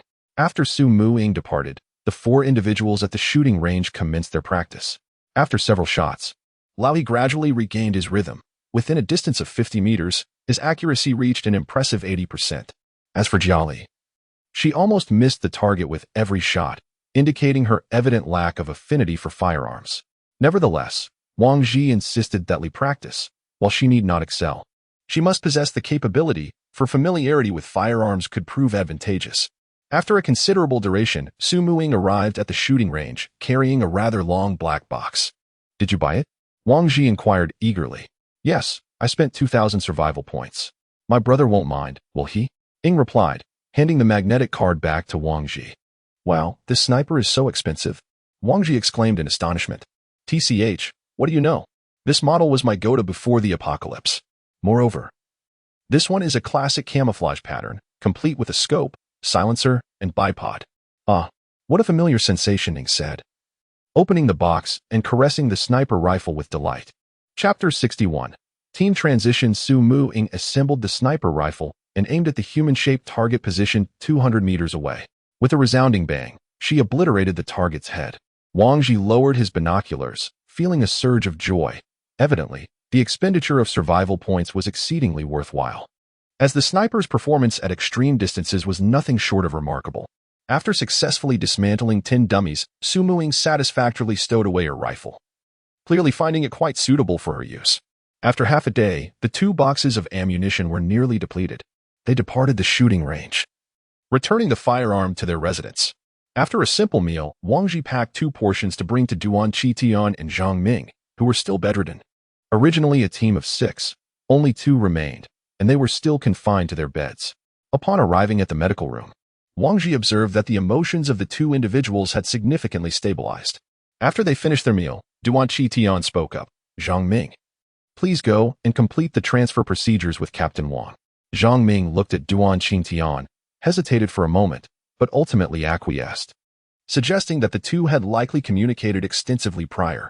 Duan team leader, in a few days, I will organize an operation to aid in your quest for vengeance and simultaneously gather resources from that location. Will you join me? Wang Ji called out to Duan Qitian. Upon hearing Wang Ji's words, Duan Qitian initially appeared taken aback, but his eyes soon brimmed with hatred. Absolutely. I must go. I am determined to ensure that those vile beasts pay in blood for their sins. Duan Qitian declared, his eyes reddening with fury as he trembled with emotion. Very well. Await my news in the coming days, Wang Ji replied, assisting Zhang Ming to his feet as they made their way to the affairs hall. The news of the disbandment of the former dynasty swiftly spread throughout the Dawn Tower. What? The former dynasty has disbanded? Are you unaware? Only 2 members returned alive from their mission. It's utterly tragic. It is said that Zhang Ming from the former dynasty has now joined the team of the Twilight's End. Is that true? How unscrupulous of Twilight's End. They haven't even had time to recover yet, and they are already poaching members. I believe Zhang Ming may not be a virtuous character either. Seeing his team suffer, he must have sought a new alliance well in advance. Indeed, one must pity their captain. In no time, the circumstances of the 2 teams became a topic of casual conversation within the Dawn Tower. Zhang Ming, accompanied by half of the 500 survival points from his former dynasty, joined the twilight of the setting sun. At that moment, Wang Ji's team boasted over 16,000 survival points. So, you're quite wealthy, Zhang Ming remarked. It's our collective effort, Wang Ji replied with a grin, correcting him. Upon hearing this, Zhang Ming recognized the impropriety of his statement and chuckled in response. Captain Wang, may I inquire if this mission could? What is it? Wang Ji pressed, noticing Zhang Ming's hesitance. Could we possibly not involve Captain Duan? Not take him? Why not? Wang Ji questioned, perplexed. I fear he might act recklessly. I know him well enough to understand that he would disregard any cost in pursuit of the mission. Ah, I see. In that case, he should definitely participate. Do you wish for him to live a life burdened by guilt and regret? To endure each day in this dismal apocalypse, haunted by the memory of teammates sacrificed to save him? I understand now, Captain Wang. Thank you, Zhang Ming said, his gaze lowered. Upon returning to the residence, Wang Ji assigned Fatty to assist Zhang Ming in relocating his belongings from his previous dwelling. The residence was divided into 2 levels, comprising 6 rooms in total. The 3 rooms on the ground floor were occupied by Lao He, Fatty, and Zhang Ming, while the upper floor housed Wang Ji, Su Mu, Sakura, and Liu Li. After Zhang Ming had organized his room, Wang Ji gathered everyone in the living room to introduce Zhang Ming to the others. Through their conversation, it was revealed that Zhang Ming had previously been an archaeologist, drawn to this place for the thrill of exploration, only to find himself unable to return. Xiaoming, upon arrival here, we are all brothers from this moment forth. Should you encounter any difficulties, do not hesitate to seek my assistance, for there is nothing that I, Li Feihong, cannot resolve within the confines of the Dawn Tower. The stout fellow beside me thumped his chest, proclaiming with unwavering confidence. After a long day of toil, let us seize the opportunity to rest, for tomorrow, we must train again, Wang Ji stated before retreating to his quarters. Not long after, Liu Li and Ning entered the room. After several days of sharing the same bed, the 3 appeared to have grown accustomed to one another. Ever since Wang Ji and the others donned their weighted training gear, it seemed that everyone, without exception, returned utterly exhausted at the end of the day, collapsing into slumber upon touching their beds. The following morning, Wang Ji's first order of business was to escort Zhang Ming to the equipment hall, where he too was fitted for a custom-made weighted training suit. Upon realizing that he would be required to train daily while wearing an additional 30 kilograms, Zhang Ming exclaimed in disbelief, "This is utterly excessive. It's nothing short of diabolical training. No wonder everyone appeared so listless yesterday." Nevertheless, adhering to the customs of the team, Wang Ji arranged for Zhang Ming to wear a suit of equal weight to his own. Do not underestimate this suit, although it may be arduous. Over time, it can indeed lead to a profound transformation. A transformation? Precisely. Once you have fully acclimated to wearing this suit, removing it will feel as though you have gained an additional 30 kilograms in mass. Imagine a 70-kilogram individual facing off against a 100-kilogram opponent. If their skills are relatively comparable, it is indisputable that the 100-kilogram fighter would dominate the 70-kilogram one, Wang Ji elucidated. I understand now. It is akin to running while encumbered by sandbags. Indeed, however, my inspiration derives from Captain Jieshi's armor, which weighs no less than 50 kilograms. Is it true? 50 kilograms? Have you ever seen her in action? Zhang Ming gasped in disbelief. Not only have I witnessed it, but I have also engaged in a contest with her. Oh, what was the outcome? I lost, and it was a crushing defeat. I cannot ascertain her upper limits. But I am certain that even if the 6 of us combined our efforts, we would still be defeated. Wang Ji recalled the terror he felt that day. She is that powerful? Zhang Ming found it hard to accept. Otherwise, do you think I would squander several hundred survival points on clothing? Wang Ji replied, somewhat exasperated. By the way, what is the origin of that Eternal Apocalypse team you mentioned earlier? I haven't seen them around lately. It seems they've been away for quite some time. Wang Ji suddenly remembered the masked individuals they encountered when they first arrived on the 3rd floor. Eternal Apocalypse? You mean them? To be honest, I'm not very familiar with them. They arrived here before us and rarely communicate with others. Their leader is an elderly man who seldom makes an appearance. However, I have observed that their training techniques are rather unique, resembling ninjutsu, Zhang Ming reflected. Ninjutsu? Are they perhaps from the island nation? Wang Ji inquired. Most likely. It wouldn't be surprising to have foreigners here. I see. You should return to your training for now. I have some matters to attend to. Wang Ji pondered thoughtfully. He intended to visit Dreshi once more to discuss his ideas with her. Upon arriving at the guard headquarters, he immediately spotted Jieshi conversing with Anqing. When Jieshi noticed Wang Ji's arrival, she quickly exchanged a few words with Anqing before sending her away, then led Wang Ji to her room. The clothing is quite exquisite. Jieshi raised her hand and tapped the steel plate inside Wang Ji's clothing, saying, if Captain Jieshi likes it, I can design a set for you as well. Wang Ji scratched his head and replied, I think I'll pass. I heard that Zhang Ming from the former dynasty has joined your team? Jieshi took a seat and inquired, is that so? I didn't expect Captain Jieshi to be so well-informed, haha. Wang Ji was not surprised by Jieshi's knowledge. It was only natural for someone of her stature to be aware of such matters. So, you are here regarding them? Jieshi fixed her gaze on Wang Ji. They discovered a camp. Wang Ji recounted the events surrounding Duan Qingtian and his team. So, you intend to lead a team to eliminate that camp? Jieshi asked. Wang Ji, astonished by Jieshi's quick deduction of his purpose despite his brief account of the situation, nodded. Indeed, but their numbers are considerable. And they are all trained soldiers. I plan to collaborate with the Dawn Tower to eliminate the camp. Wang Ji articulated his thoughts without reservation. Oh? Collaborating with the Dawn Tower? Jieshi raised an eyebrow, eagerly anticipating Wang Ji's next words. Yes, all spoils will belong to the Dawn Tower. Our responsibility will be to escort the survivors back. That sounds promising, but such matters require a decision from the Tower Master. I am merely a guard. Jieshi replied. So, do you think the Tower Master will agree? Wang Ji probed. As long as it benefits the Dawn Tower, I believe she will concur. Then how can I meet the Tower Master? Wang Ji inquired. I will report to the Tower Master. You wait outside for a moment. Wang Ji left the room and stood in the corridor, awaiting further instructions.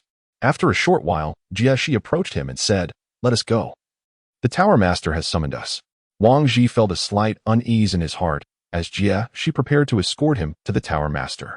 They reached the elevator, and Jieshi pressed the button for the 5th floor directly. A flicker of joy surged within Wang Ji. The 5th floor was the only place he had yet to visit, and he would soon behold it. Captain Jieshi, is it not necessary to surrender our weapons before meeting the Tower Master? Wang Ji inquired, gripping the handgun in his hand.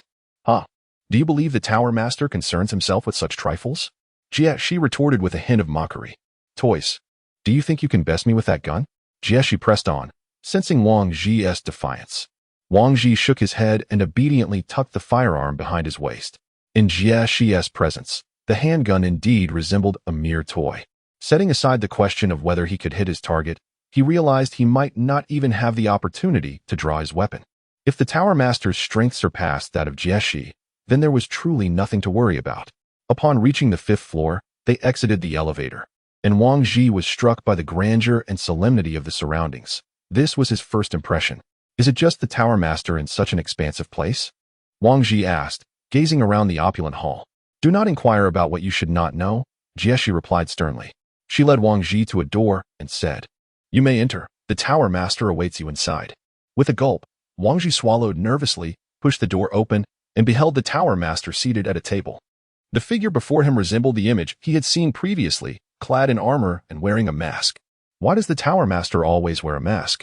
Having encountered the Tower Master, Wang Ji regained his composure and offered a slight bow.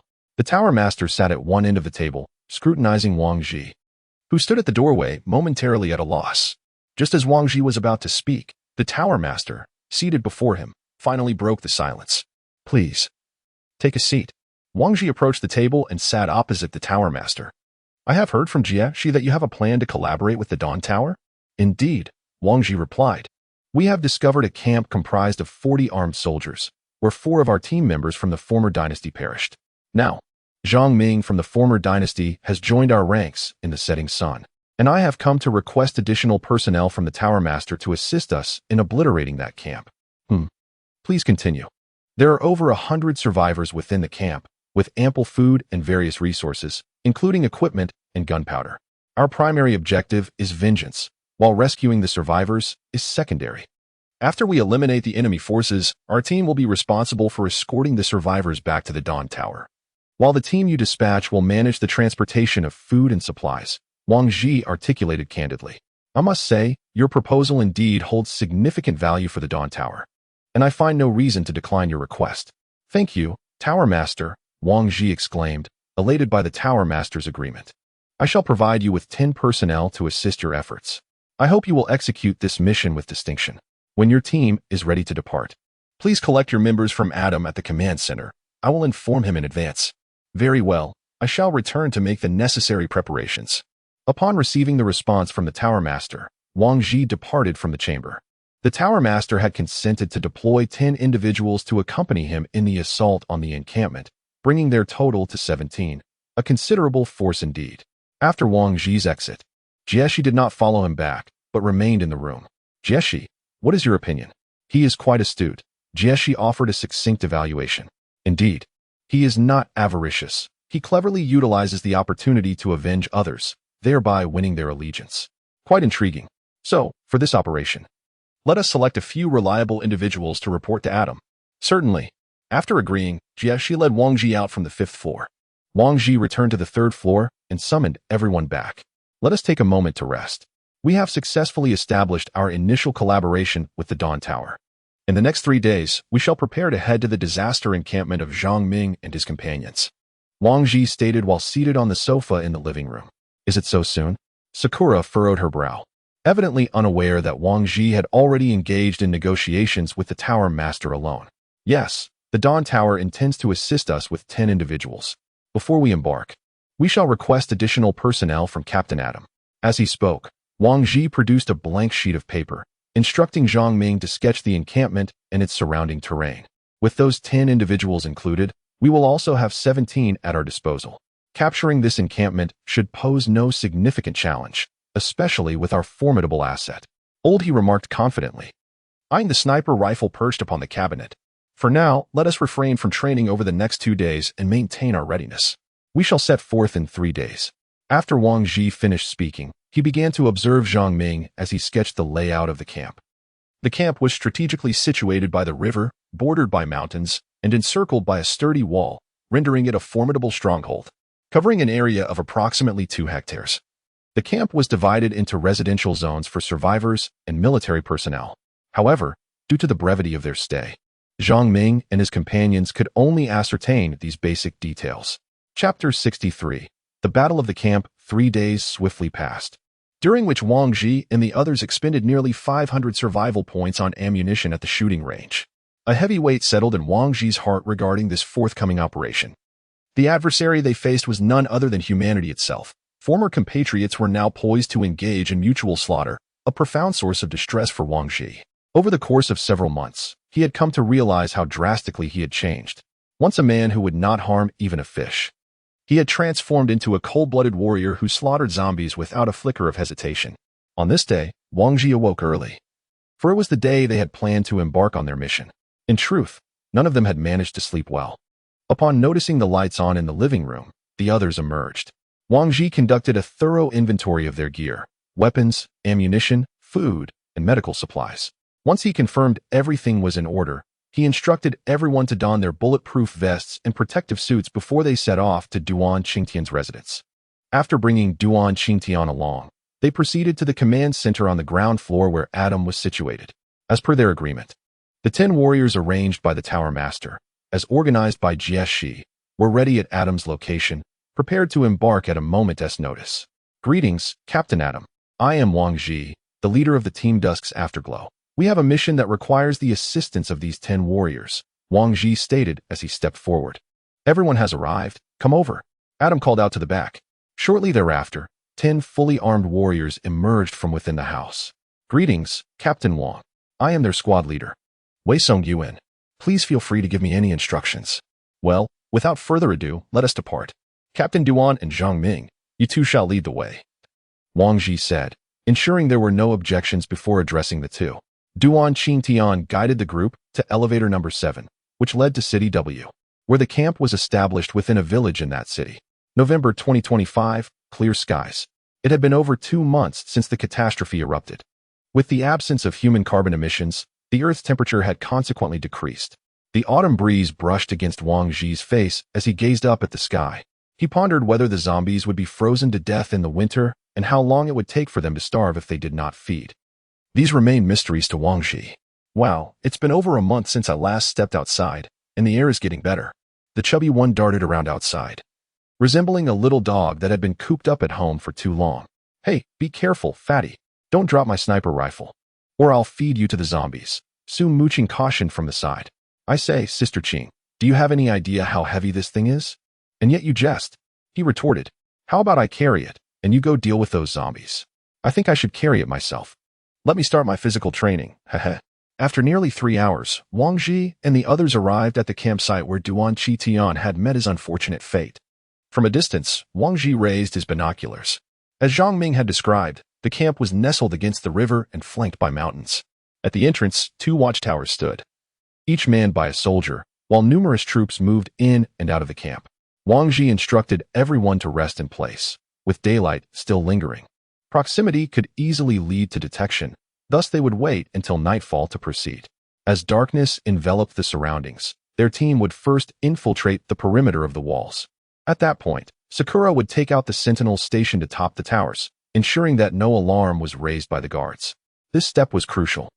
Any failure would necessitate an immediate retreat, as a direct confrontation bore excessive risk. Should the initial phase unfold successfully, those on the outskirts would swiftly enter the camp.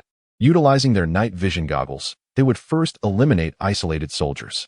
If an alarm was sounded, they would immediately engage with firearms, halting the stealth operations and transitioning to an all-out skirmish.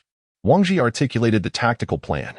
The wind was fierce that day, potentially altering the trajectory of the bullets, which could lead to an initial failure of their plan. No matter how strong the wind, there will be a moment of stillness. We must seize the opportunity then. Patience is essential. The first step is critical. If we can infiltrate smoothly, we could eliminate a significant portion of the enemy before the battle begins.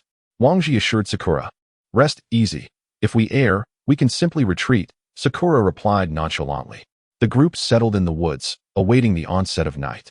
During this period, Duan Qingtian exhibited an overwhelming impatience, his current state compelling him to act without delay. Although such a disposition is rather irrational, Wang Ji pondered that if it were his own comrade who had perished, his demeanor would scarcely be any more composed than Duan Qingtian's.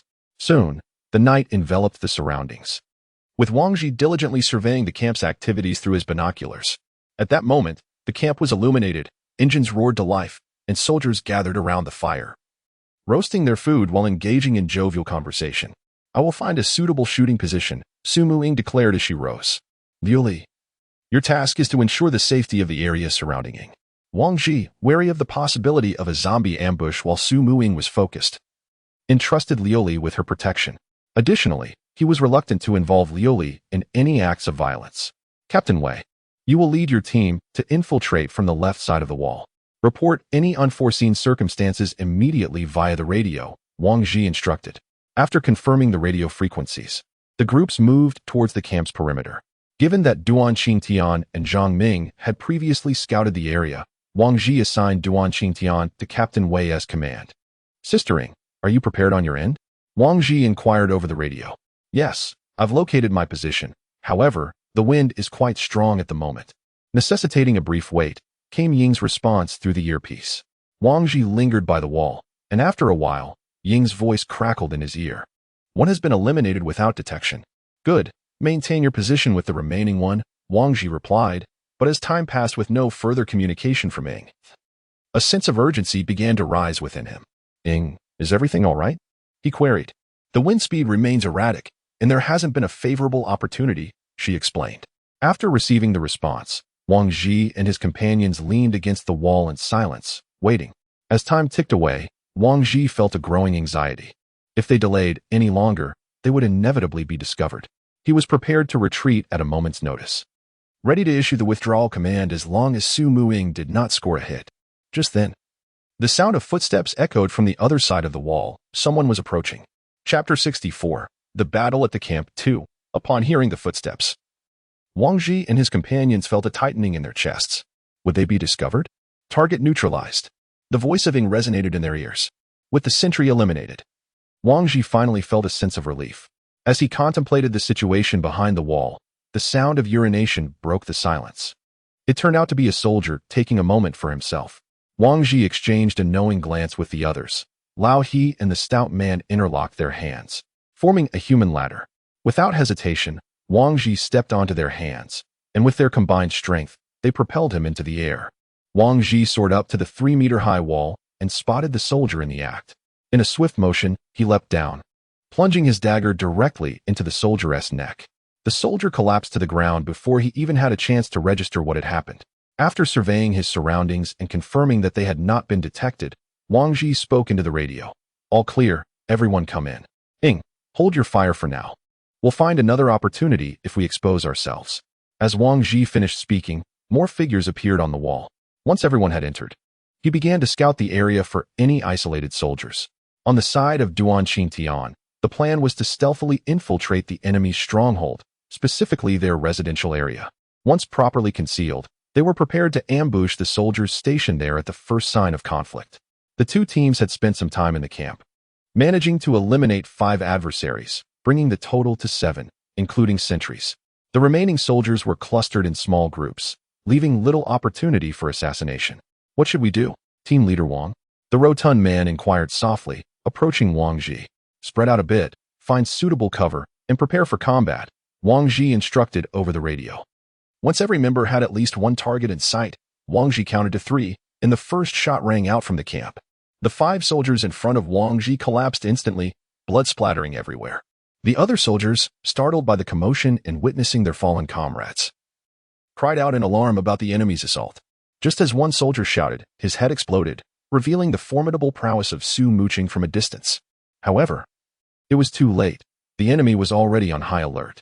Several soldiers emerged from the residential area, and Duan Xintian, who had been lying in wait, sprang into action, his rifle belching flames as he aimed to claim the lives of all adversaries. Following this initial wave of attack, nearly half of the enemy forces lay dead, significantly tipping the scales in favor of Wang Ji's group, who thrived in the darkness thanks to their night vision equipment. The opposition gradually regained their composure, seeking cover as they faced off against Wang Ji's team. Yet, they remained oblivious to the pair of eyes watching them from the distant woods. With a swift shot, another soldier fell victim to Su Muqing, who had taken aim at one hiding behind a tent. Boom! Another explosion reverberated throughout the camp. The enemy possessed grenades. At that moment, a strange voice crackled through Wang Ji's headset. It was someone from Wei Zheng's side. Everyone, extinguish the lights around you. Several individuals had already been identified, prompting Wang Ji to intensify his firepower, deliberately worsening the environment. Gradually, the camp's illumination faded, and the enemy, now deprived of visibility, began to panic, hurling grenades indiscriminately. Caring little for precision, so long as they did not harm themselves, they would throw. Unfortunately, some were ill-fated, sustaining injuries from grenade shrapnel. After a round of annihilation, the enemy's morale shattered, and no adversaries were visible to Wang Ji. Sakura, are there still enemies remaining? Wang Ji inquired.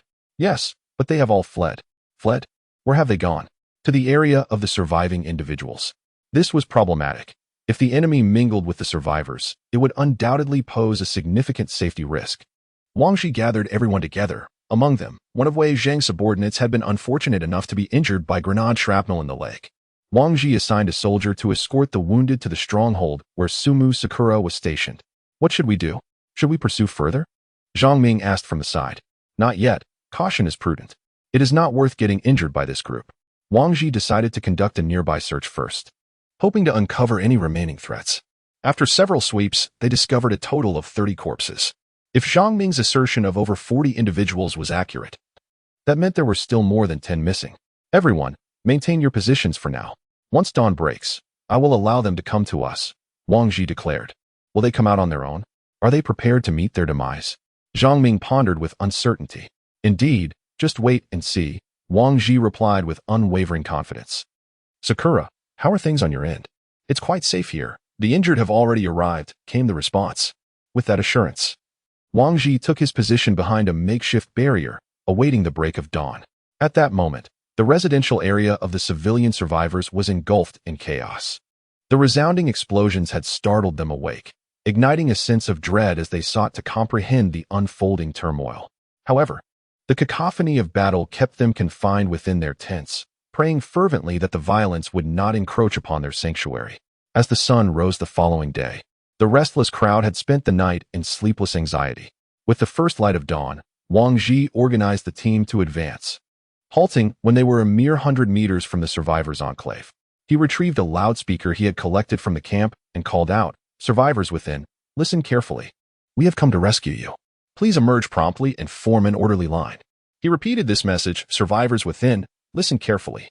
We have come to rescue you. Please emerge promptly and form an orderly line." With each repetition, the number of survivors venturing out grew from a few to dozens, until nearly all had emerged. At this moment, Zhang Ming grasped Wang Ji's intent. This was a means of coaxing them into the open, perhaps to their doom.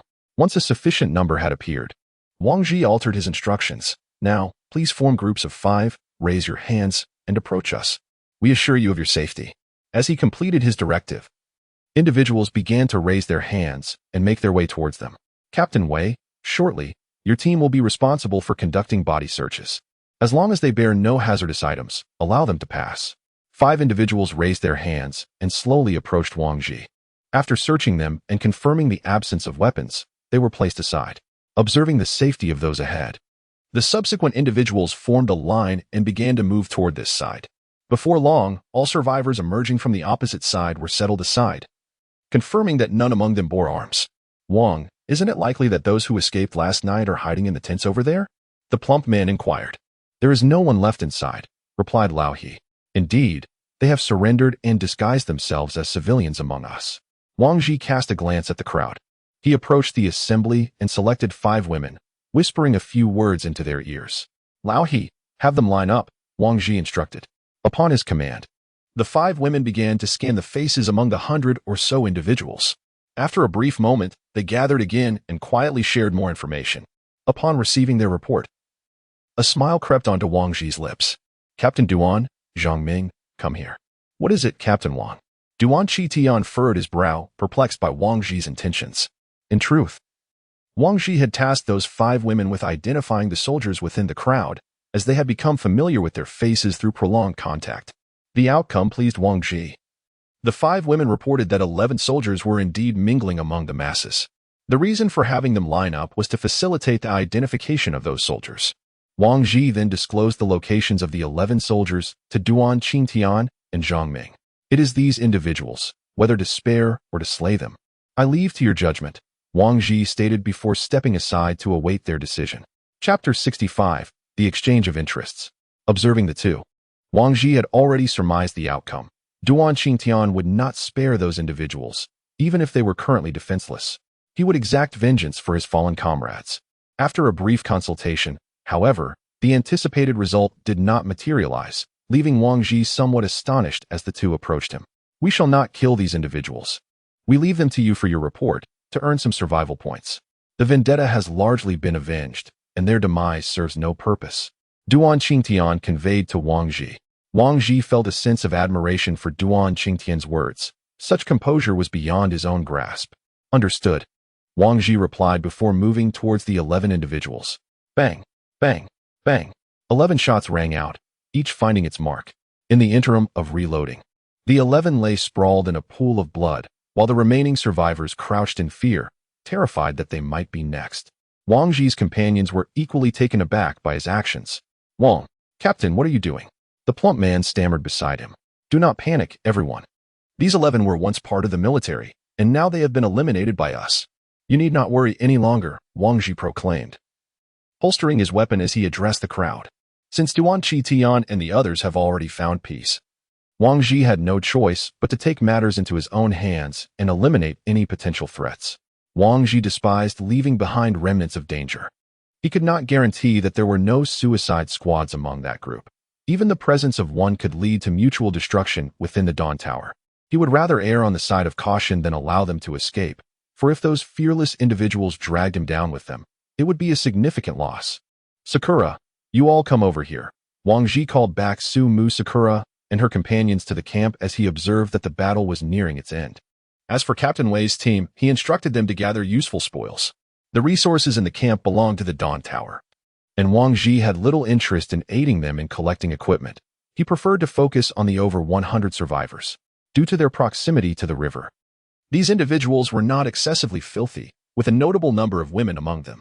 Wang Ji instinctively knew that these women possessed inherent value, while the men were typically robust, suited for manual labor.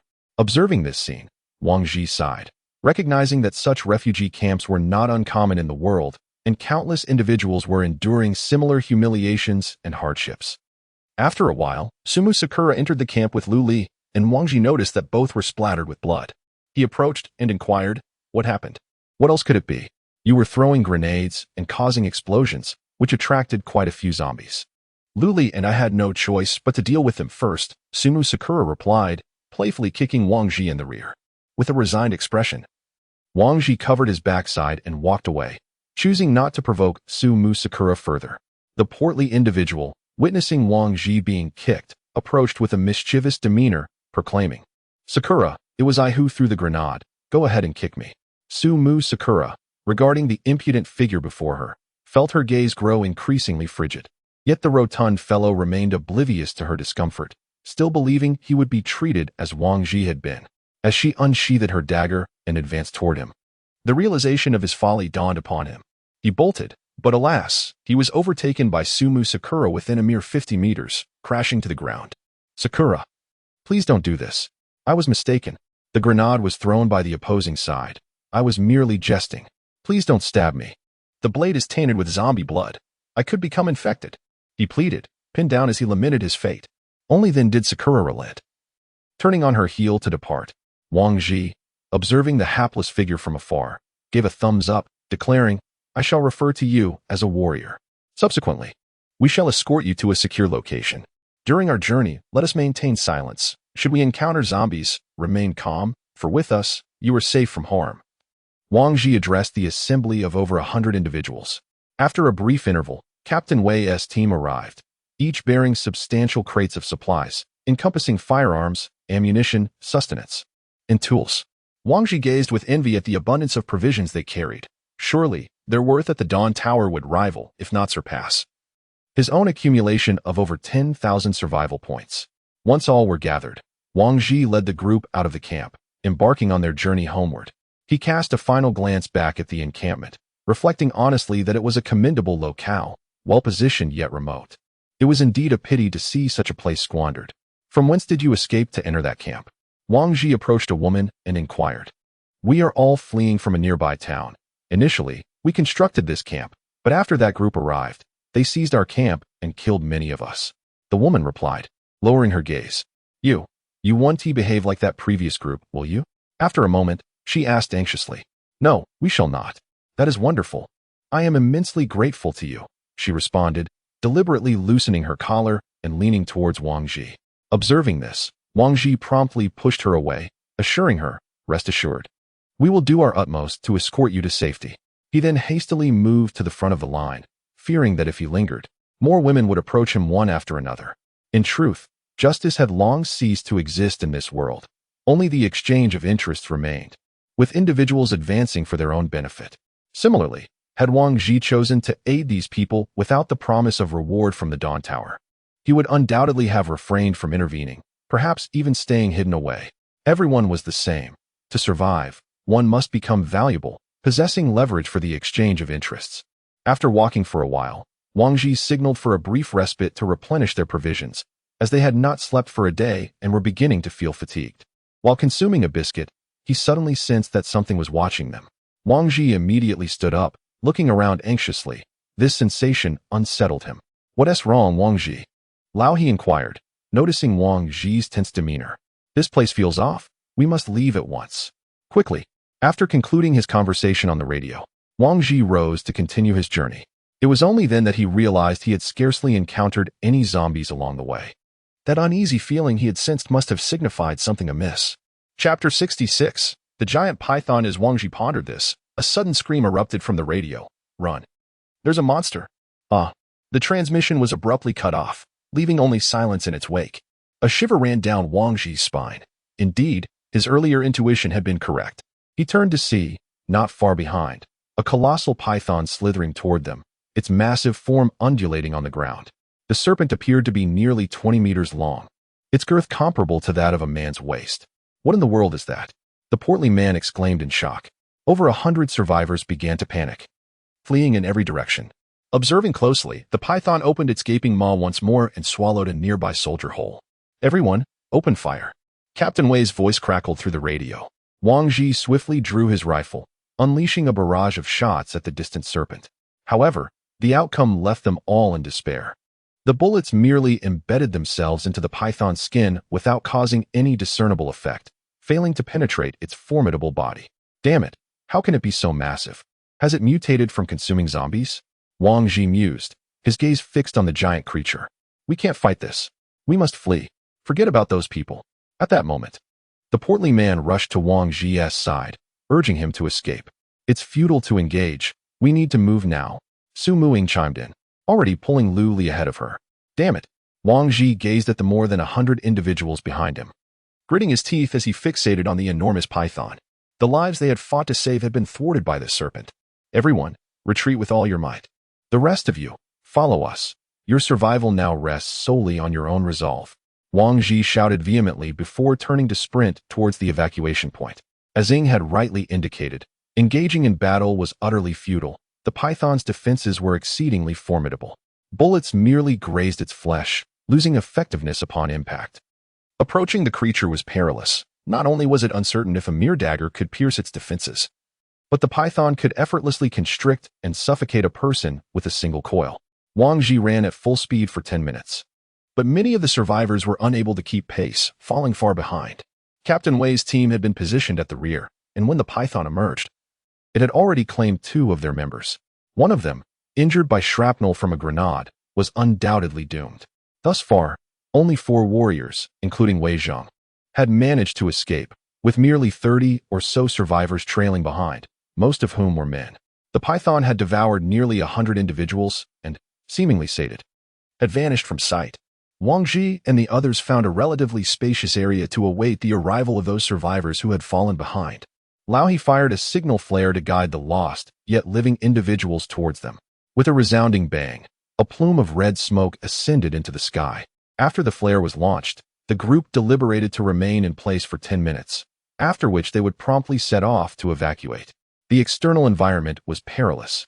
A single python had claimed so many lives. For Captain Wei, this incident resulted in the sacrifice of 6 brothers, while the supplies had long been abandoned at the scene of the tragedy. Beyond the loss of these 6 lives, nothing else was gained from this venture.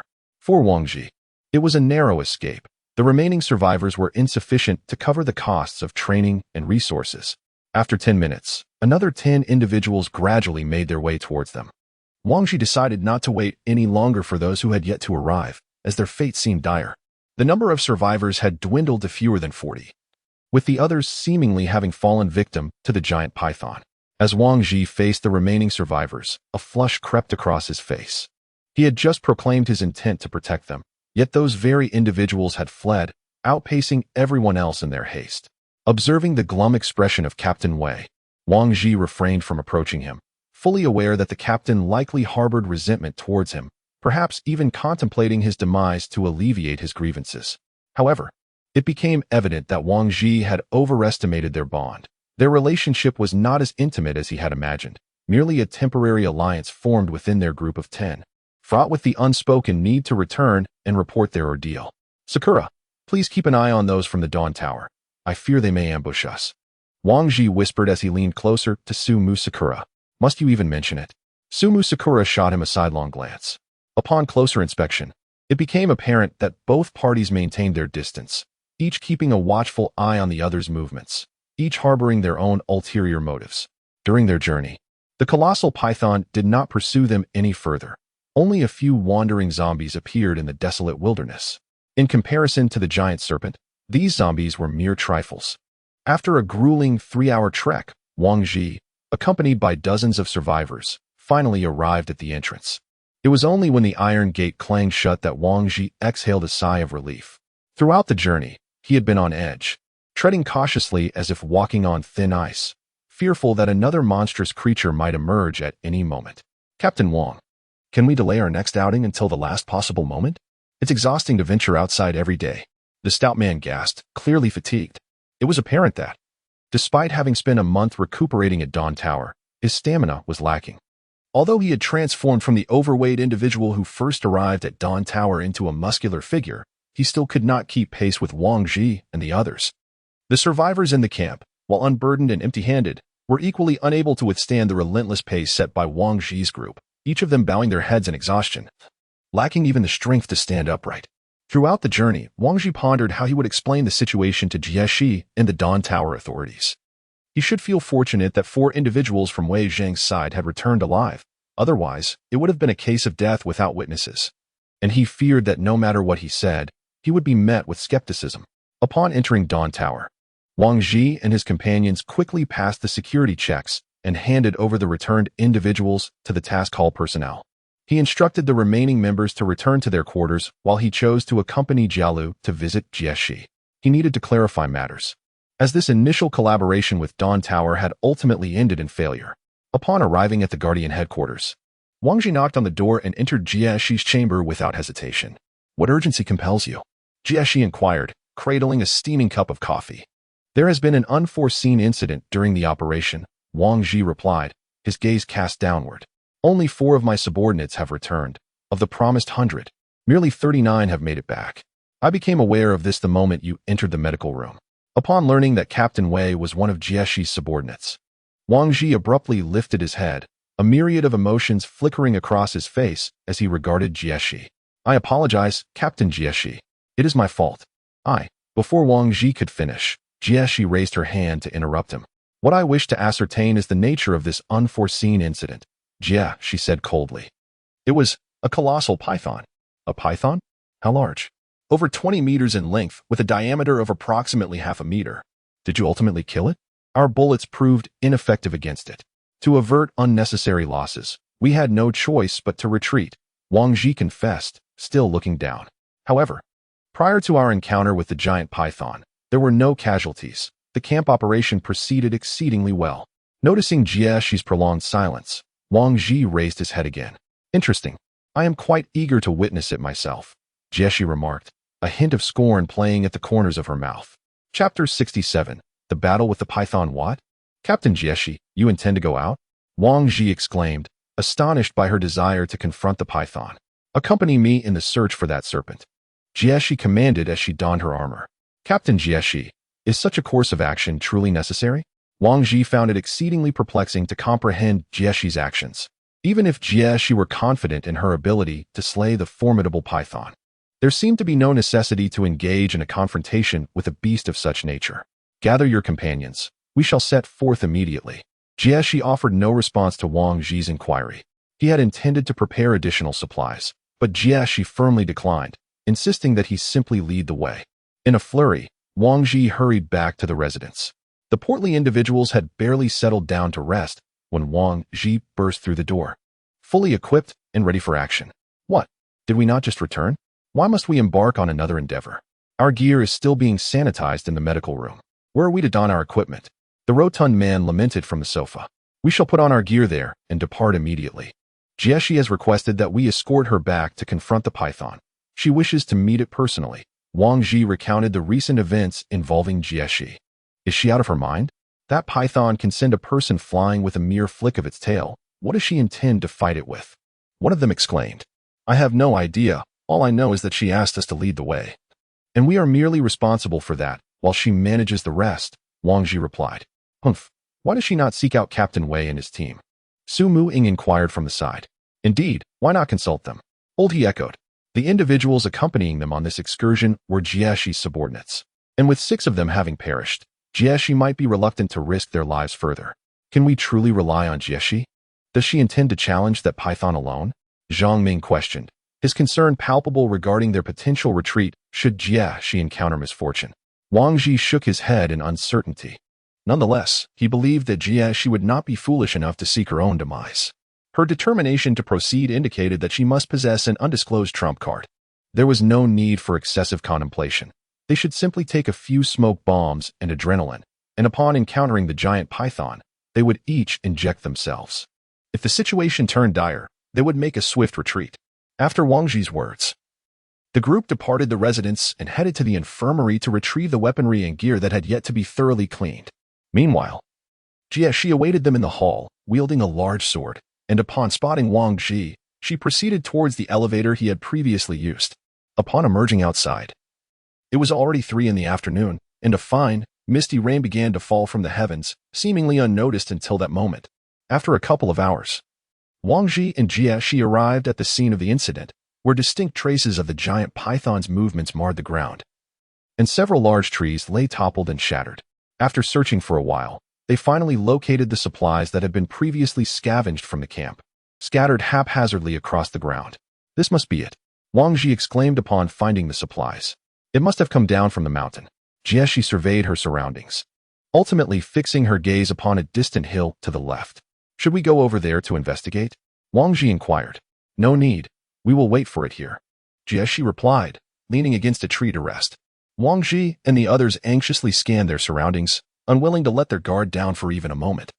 You need not be so tense. It has just consumed so many people, so it is unlikely to appear any time soon, Jieshi said. Eyes closed as she leaned against the tree, addressing the group. Everyone deemed Jieshi's words reasonable and thus imitated her by resting against the trees. Wang Ji and his companions waited in place until dusk, yet the enormous python still had not reappeared. Initially, they sought refuge from the rain beneath the trees. But as the downpour intensified, they found themselves thoroughly soaked. I wonder what she is thinking, insisting on challenging a snake like that, the chubby fellow muttered quietly. Shoo! She might hear you, Zhang Ming admonished, covering the chubby man's mouth to silence him. Thus, Wang Ji and his companions endured the rain throughout the night, with not even a shadow of a zombie appearing, let alone the massive serpent. As Wang Ji began to harbor doubts about the python's return, Jiexia, who had leaned against the tree all night, finally stirred. It's coming, she said, slowly opening her eyes. Her simple declaration immediately heightened the vigilance of those around her, and Wang Ji felt the same sense of urgency he had experienced the previous day. Indeed, it was the creature. Wang Ji anxiously scanned the surroundings, striving to catch sight of its movements. Jiexia suggested it might be descending from the mountain, prompting Wang Ji to gaze towards that direction. Not far off, the giant python was slithering towards them in an S-shaped manner. Attention! Over there! Wang Ji shouted, pointing towards the python. As the python drew nearer, Jiexia remained motionless, which sent Wang Ji's heart racing. The group had already prepared their adrenaline injections, ready to flee at a moment's notice. The python was now merely 50 meters away, and Wang Ji anxiously watched Jiexia, questioning why she had yet to take action despite the imminent threat. As Wang Ji prepared to turn, Jiexia swiftly withdrew the colossal sword embedded in the ground and leaped into the air. Wang Ji gazed in astonishment at Jiexi's ascent. Her jump soared to an astonishing height of 3 meters. Given her additional weaponry and gear, such a leap transcended the limits of human capability. The enormous python, sensing Jiexi's presence, immediately reared its body to strike at her in midair. With its cavernous maw agape, it appeared capable of engulfing an entire vehicle. Wang Ji observed that Jiexi did not evade but boldly confronted the beast, swinging her great sword with determination. A deafening roar erupted from the python, echoing throughout the forest. As the creature opened its mouth, Jiexi's sword slashed a 1-meter-long gash at the corner of its jaw. The python's mouth could no longer close, thrashing violently as its crimson eyes fixated on Jiexi.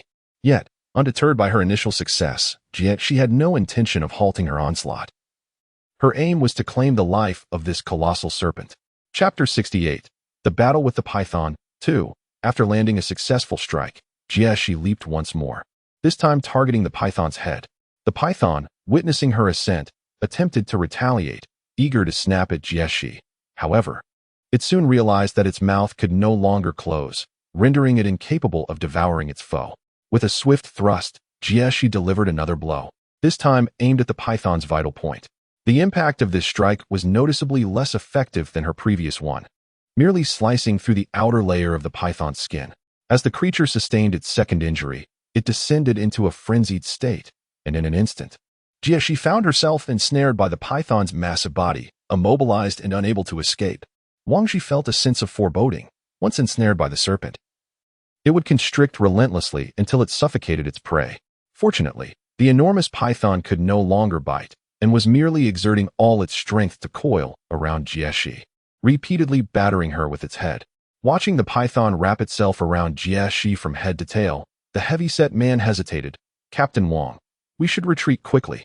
If even Captain Jiexi cannot manage, what are we waiting for?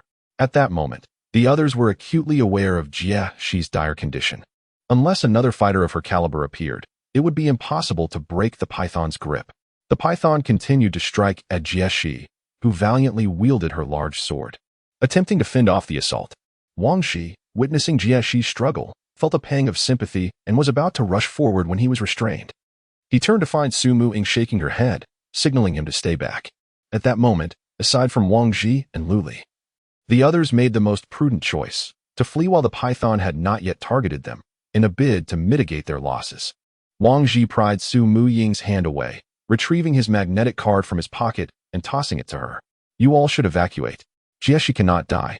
Even if we escape this python, Countless monsters await us. Fleeing will not alter our fate. With that, he seized the weapon from Jia Lu Li's grasp. Presently, their only advantage lay in Jia Lu Li's weapon. Wang Ji discarded his backpack and charged toward the python. At that moment, Jieshi appeared to have been drained of strength by the serpent-esque coils, her sword slipping from her grasp and falling to the ground. Wang Ji grasped the dagger, Yalinglong, firmly in both hands. Seizing the moment when the giant python's attention was fixated on Jieshi, he plunged the blade into a vulnerable spot on the creature's body. Unlike a slash, a thrust concentrates force on a minuscule point, making it easier to pierce the skin. As the long knife penetrated the python, it emitted a pained cry, and the coils that had ensnared Jieshi loosened. With the freed tail, it flung Wang Ji away like a mere ragdoll. The impact was akin to being struck by a speeding automobile, causing turmoil within his body, ultimately resulting in a spurt of blood as he collapsed beside a tree. His consciousness began to fade, and he found it unfathomable that he would meet his end in such a desolate place, devoid of even a single zombie. Were Sakura and the others safe? Would they seek vengeance for his fate? Who among them would ascend to the role of the next leader? A myriad of thoughts surged through his mind, and in his final moments, it seemed as though the Yalinglong slipped from his grasp. He lacked the strength to raise his head and discern who had taken it, surrendering to darkness as he closed his eyes. It was indeed Jialalai who possessed the dagger. At the instant Wang Ji was hurled away, everyone sprang into action. Sumu Sakura swiftly devised a plan, instructing Zhang Ming, the hefty one, and allow he to distract the python with suppressive fire, while her own target was the creature's eyes, its only vulnerable point. Liuli too aimed to approach and strike at the python. The wound left by Jieshi at the python's vital spot required only a few more precise stabs to ensure efficacy. Laohi and the others took aim with their rifles, continuously firing at the python's tail. Meanwhile, Sumu Sakura drew closer to the creature's head, waiting for the precise moment to strike, and with both hands, she plunged her dagger into the creature's eye. Liuli, after successfully executing her plan, Sumu Ying signaled to Luli and swiftly withdrew. Upon receiving Sumu Ying's call, Luli immediately altered her attack strategy, positioning herself behind the enormous python to target the recently inflicted wound. With a powerful leap, she descended and struck, causing blood to erupt. The python emitted its most thunderous roar yet, loosening its grip around Jieshi for a brief moment before tightening its coils even more fiercely. The onlookers gasped in shock. How could it still move? This is dire.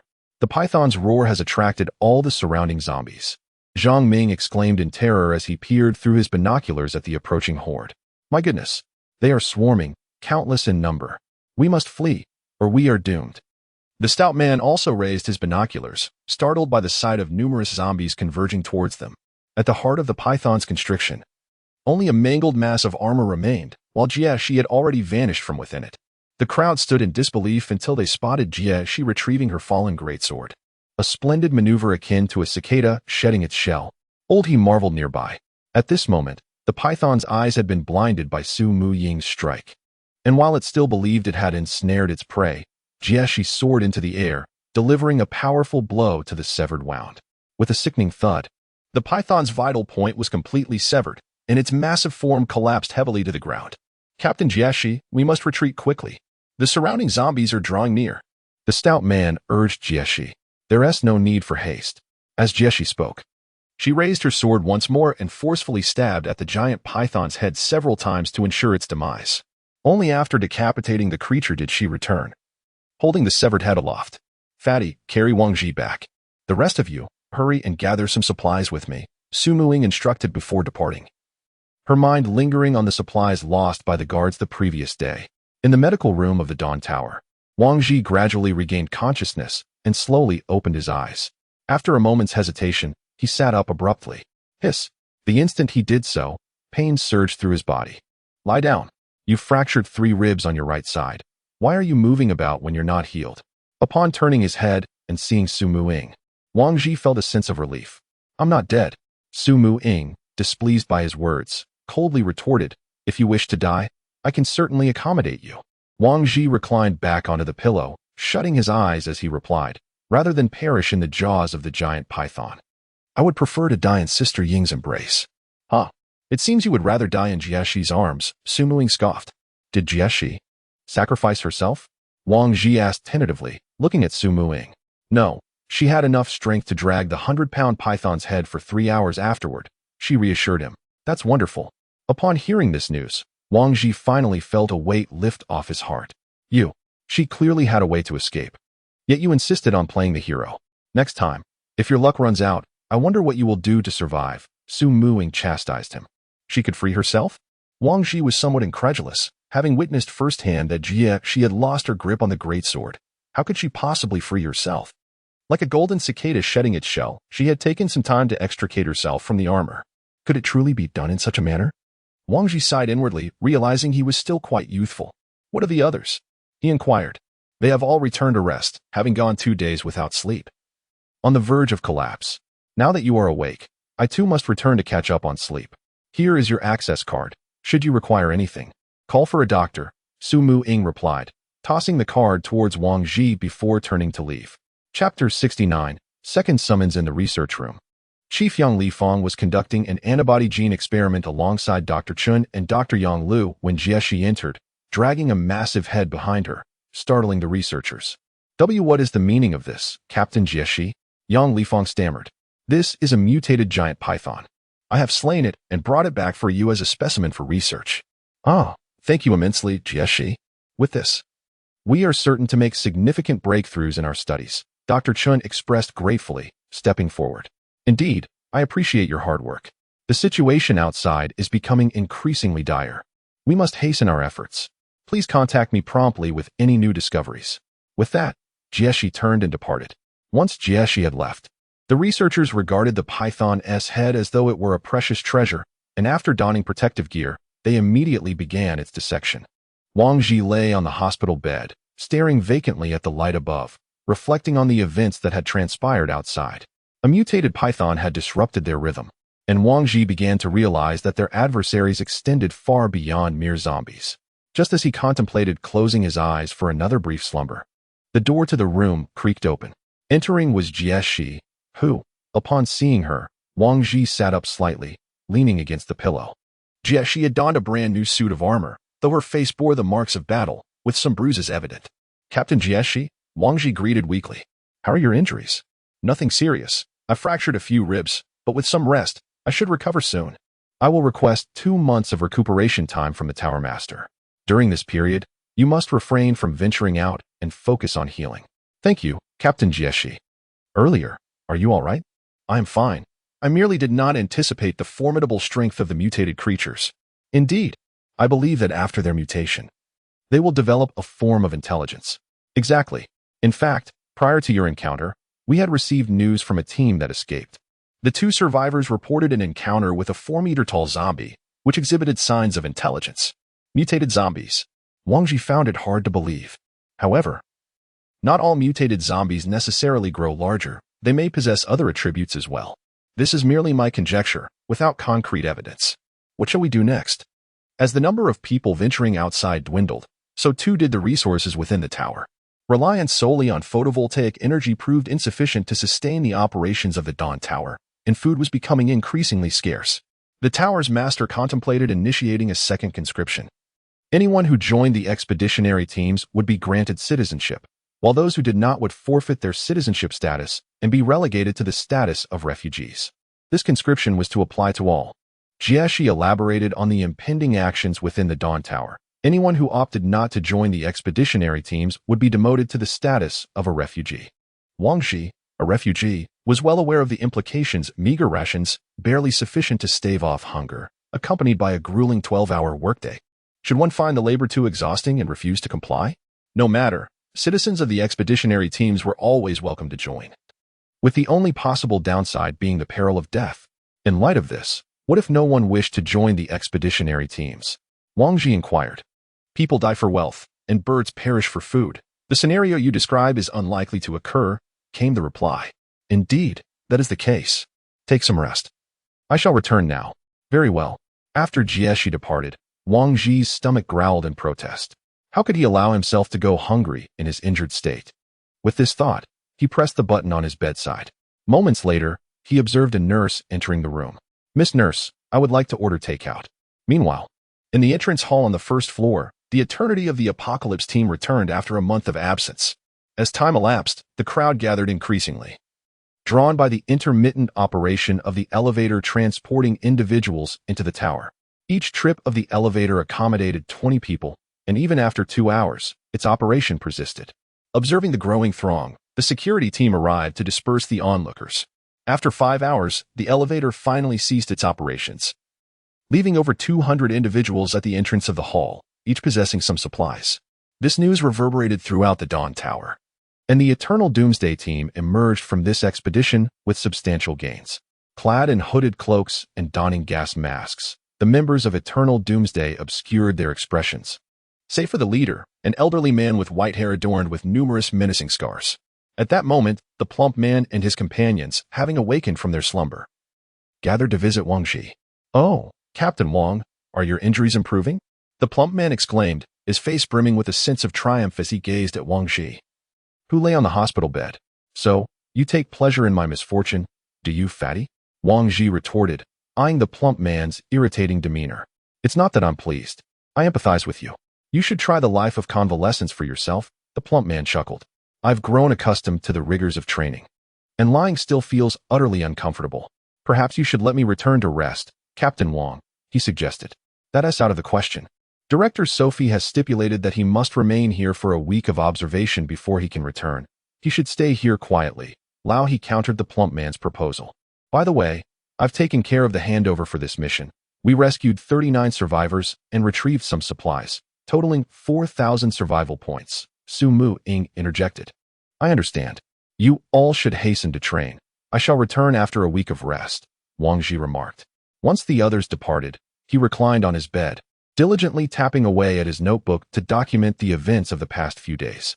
Chapter 70. Intelligence on combating zombies. A week later, Wang Ji returned to his residence. During his absence, other teams had swiftly ascended to level 3, transforming the trio of squads into a dozen. Upon exiting the elevator, he was momentarily taken aback by the multitude of individuals occupying the training area. Yet, considering the timeline, it seemed appropriate. Ascending to level 3 merely required the accumulation of 10,000 survival points, not the expenditure of them. Wang Ji also observed Tang Qilan, who was training with 5 young ladies. It appeared he had managed to charm yet another companion, but Wang Ji felt relieved, as this meant he need not worry about further troubling Lu Li. Upon entering his residence, he found it shrouded in darkness. Presumably, everyone was asleep. He had not encountered them outside earlier.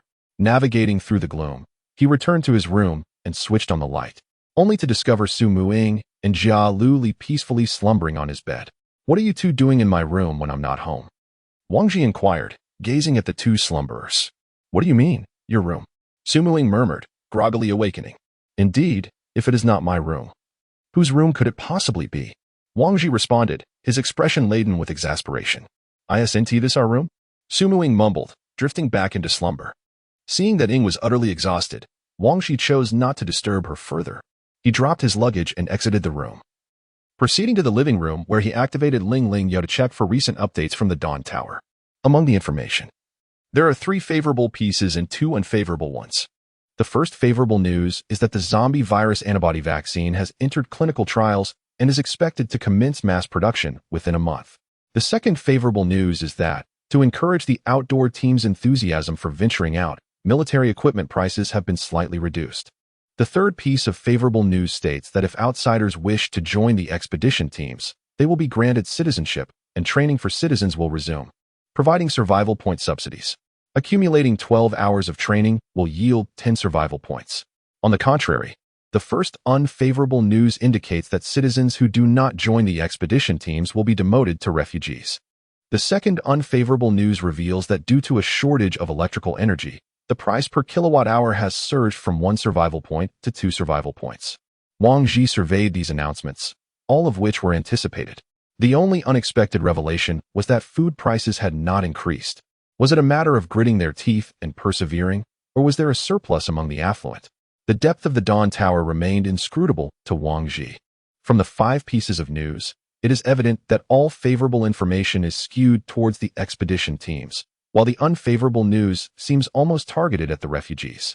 It appears that the situation for the expedition teams is not promising, with an increasing sacrifice ratio posing significant challenges for the future development of the Dawn Tower. After reviewing the announcements, Wang Ji accessed his account, noting that the total survival points accumulated by his team amounted to 33,500, with a remaining balance of 19,500. To elevate to a level 4 team, an additional 16,500 survival points were required. Wang Ji then examined his intelligence earnings, realizing that his outdated information was no longer profitable. It seemed time to acquire new intelligence. He proceeded to the room of the hefty individual, rousing him from his slumber. "Wake up, fatty." Wang Ji delivered a resounding slap to the portly fellow's rear, exclaiming, What are you doing?" The rotund man, roused from slumber, replied, "Why are we wandering about at this late hour?" He appeared somewhat exasperated. "I've been confined to the infirmary for an entire week. How can I possibly sleep now? Get up." Wang Ji persistently prodded the man until he reluctantly extricated himself from the bed. Once they donned their weighted suits, they departed the quarters. "Oh dear, I was just immersed in a delightful dream. You may find it hard to believe, but I dreamt of Jiao Chan. I told you, Captain Wang, when I first arrived. I weighed 200 pounds, and now I've whittled down to 150. With all the perspiration I shed daily. Can't you allow me a moment's respite during my break?" The portly man rambled on from behind. Wang Ji turned to regard him, and noticing his silence, the man timidly inquired, What is it, Captain Wang? Can 2 hamburgers silence your tongue?" Indeed. After procuring some sustenance from the dining hall, the duo made their way toward the intelligence center. "Captain Wang Ji?" As they ambled along, a voice called out from behind, prompting Wang Ji to turn around. "And Qing, are you on patrol?" Wang Ji observed in Qing clad in the armor of a guard. "Yes. I happened to pass by here and heard Captain Jieshi mention that you had sustained injuries. Just a minor wound. If Captain Jieshi can be injured, it's only natural that I might suffer a few scrapes as well," Wang Ji remarked nonchalantly. "Oh, I too wish to venture outside, but alas, they won't permit it. Do not entertain such thoughts. The outside world is far from amusing. If it weren't for the mission, no one would willingly venture out there." Wang Ji regarded Qing with a mixture of disbelief and concern, questioning whether her mind had faltered. She stubbornly refused to step outside, yet lamented the constraints imposed upon her. "I loathe those monsters. I yearn to obliterate them." And Qing's gaze dimmed with despair. "Oh, you." Wang Ji sighed, "Then channel that energy into your training. I believe that one day, the Dawn Tower will summon you for battle." "Is that truly the case?" "Indeed. Once our current expedition teams have met their fates, it will soon be your turn." With that, he turned to depart. The two made their way to the intelligence hall, where Wang Ji recorded the information regarding the mutated giant python, priced at 100 survival points per report. After completing the entry, he perused other intelligence reports, noting that as the number of teams venturing out increased, so too did the data. Wang Ji initially sought information about mutated zombies, but found no records under that keyword, leaving him at a loss. After further searching, he stumbled upon a report detailing strategies for combating zombies, priced at 200 survival points. "This is outrageous," he muttered. "Why don't we unlock that report and create a similar one of our own to submit?"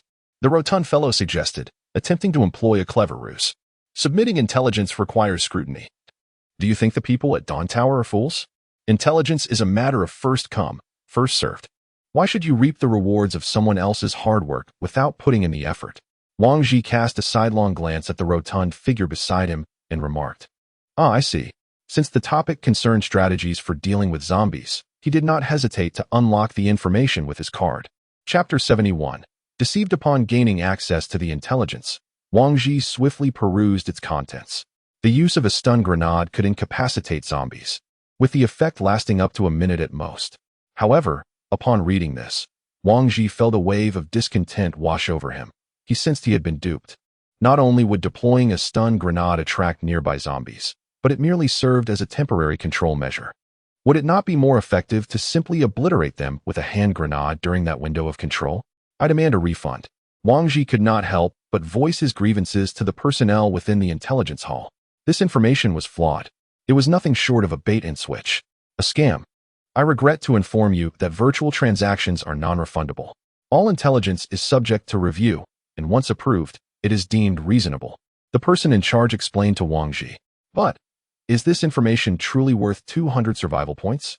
While my survival points are not easily acquired, they certainly should not be so frivolously squandered," Wang Ji retorted in frustration. "I sincerely apologize. Information is akin to Easter eggs. It may not always meet expectations." and one must bear the consequences of their choices, the official replied. Very well, I understand. Wang Ji was not particularly distressed about the loss of the 200 survival points. Rather, he was vexed at having paid a tax on his intelligence. Realizing that further discussion would yield no fruitful outcome, he decided to take his leave from the intelligence hall. Go ahead and laugh, fatty, don't hold it in, Wang Ji said to the chubby companion, who was making valiant efforts to suppress his laughter. The situation was utterly hilarious, reducing me to fits of laughter. Throughout the journey, Wang Ji repeatedly felt the urge to strike the incessantly laughing fatty beside him. However, constrained by a nagging ache in his ribs, he reluctantly maintained his silence and proceeded ahead. The duo procured 6 meals and returned to their abode. During the meal, the fatty's occasional silly grins persisted, finally eliciting Wang Ji's exasperation. Elder Sister Ing. Startled by Wang Ji's sudden exclamation, Su Muing turned to him with a questioning gaze. Upon witnessing Wang Ji's call to Su Muing, the fatty's demeanor immediately shifted, and he hastily apologized. Captain Wang, I'm in the wrong. Please, don't do this. Su Muing observed the pair with bewilderment, unsure of the cause of their commotion. The fatty desires to see you adorn black silk stockings, Wang Ji nonchalantly revealed, disregarding the fatty's presence. Pooh, excuse me, this meal is rather spicy, Zhang Ming interjected, feigning a coughing fit before promptly burying his face in his food. Oh, Su Muying's gaze fixated upon the fatty. Elder Sister Ing, allow me to elucidate. Captain Wang intends to frame me, employ a stratagem of borrowed knives, and utilize the tactic of straw boats borrowing arrows. Then elaborate on Wang Ji's motivation for framing you, she inquired. He roused me early in the morning to post new intelligence at the intelligence hub. After completing our task, we encountered intelligence concerning the confrontation with zombies. Subsequently, he fell victim to a ruse, and my amusement led to incessant laughter, incurring his displeasure and prompting his desire for retribution. Thwack! Su Muing forcefully slammed her dagger onto the table. Continue, she commanded. Captain Wang enlisted me to post new intelligence at the intelligence hub. After we completed the task, we saw intelligence about how to deal with zombies afterward. He was deceived, and I thought it was funny, so I kept laughing, which made him unhappy. And he wanted to retaliate against me. The overweight individual spoke candidly, expressing a preference for offending Wang Ji over Su Muing. Indeed, impulsiveness can be a devilish companion. Wang Ji merely needed to endure, yet now finds himself ensnared in a failed attempt at manipulation, with the added misfortune of being undermined by the very person he sought to exploit, leaving everyone present aware of his folly.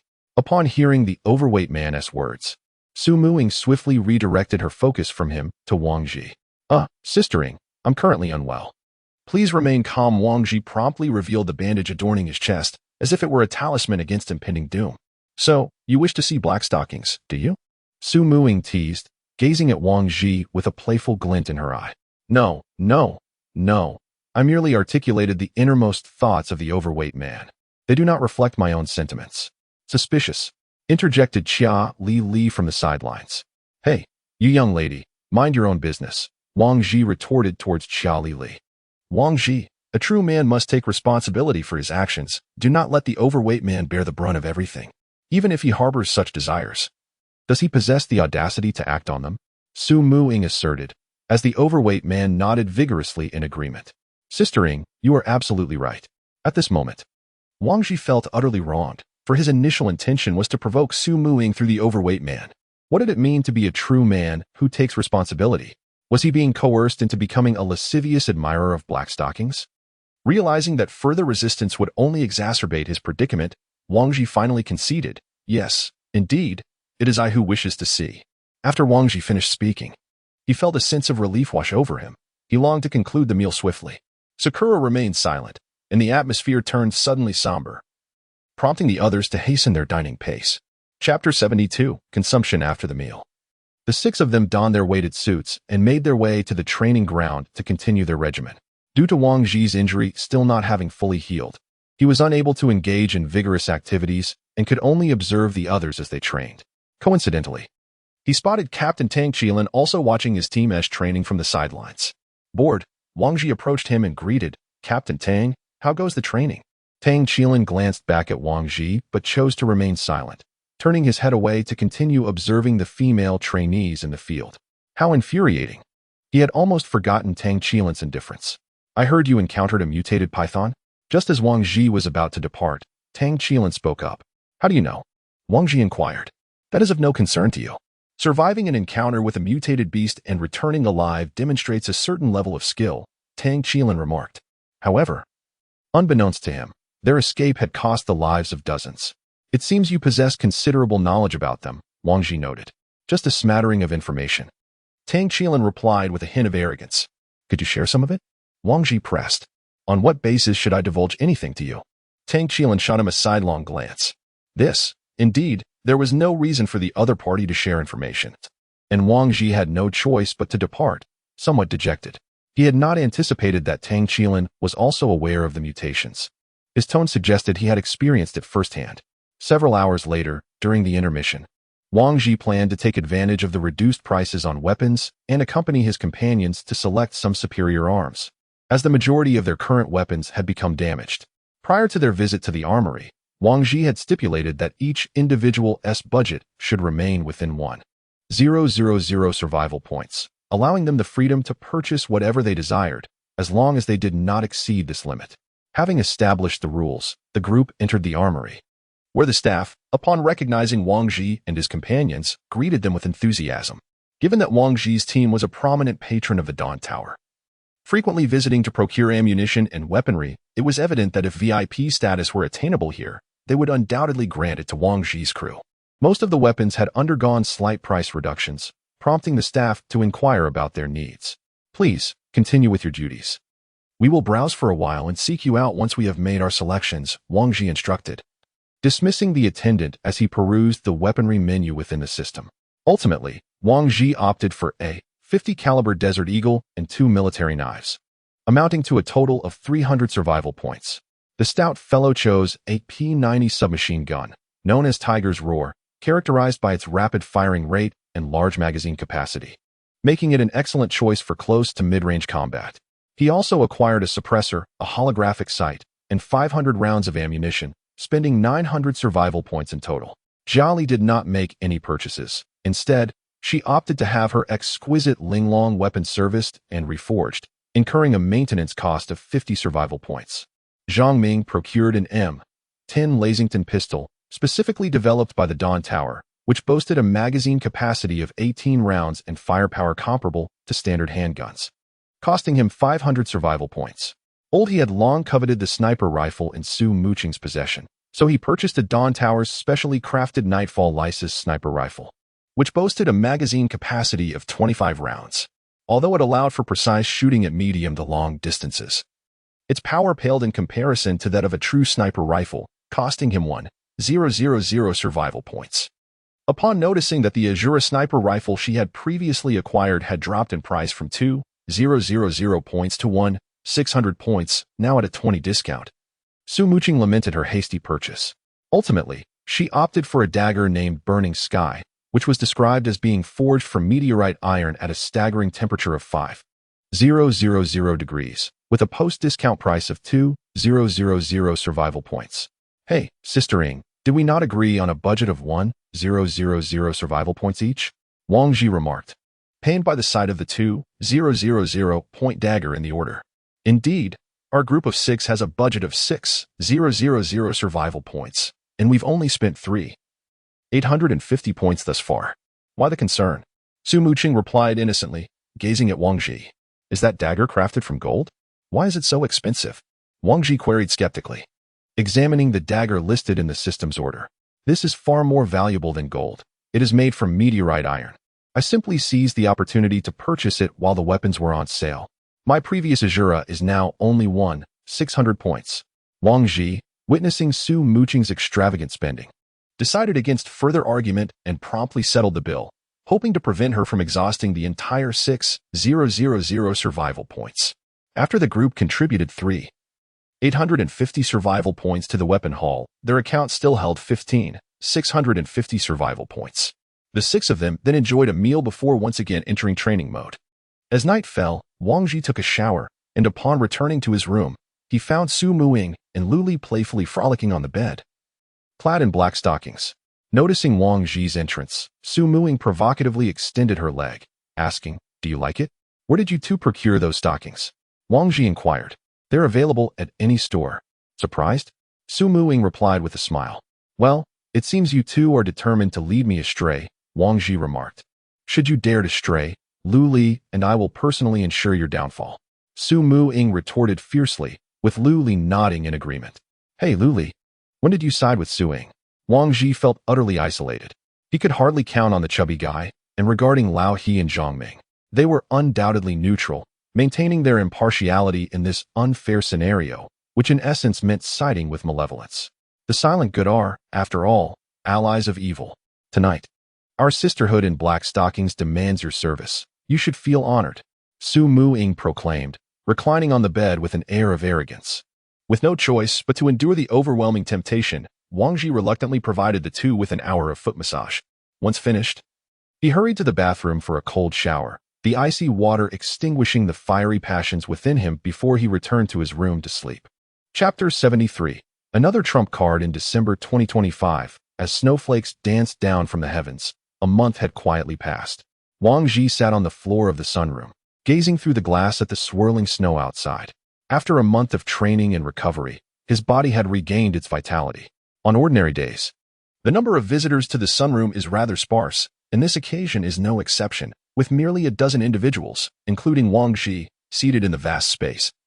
Their vacant gazes fixed upon the sky, as if each harbors unspoken burdens within their hearts.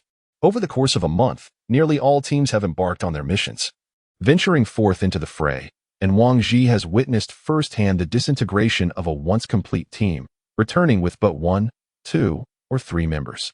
Since Wang Ji last encountered Jie Shi in the medical room, she approached him 3 days later to convey that her request for leave to the Tower Master had been denied, with no explanation provided. Following that, Jie Shi has not sought him out, nor has he pursued her, as the Dawn Tower has been preoccupied with the second recruitment. Under the enticing allure of a one-sided policy, a multitude of new citizens have inundated the second tier.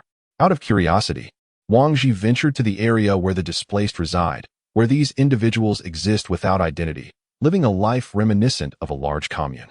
Engaging in collective labor and dining together, their meals consist solely of 2 pieces of hardtack and a bowl of broth devoid of rice. Witnessing this, Wang Ji seems to grasp that the choice to become a citizen and engage in battle is not born of a desire for heroism, nor is it a testament to their bravery. Rather, they are simply wearied by the life of a displaced person.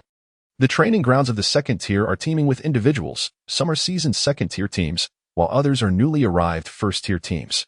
Observing their awkward attempts at training, Wang Ji is reminded of his own past. He has but 1 day remaining before he is compelled to undertake an external mission.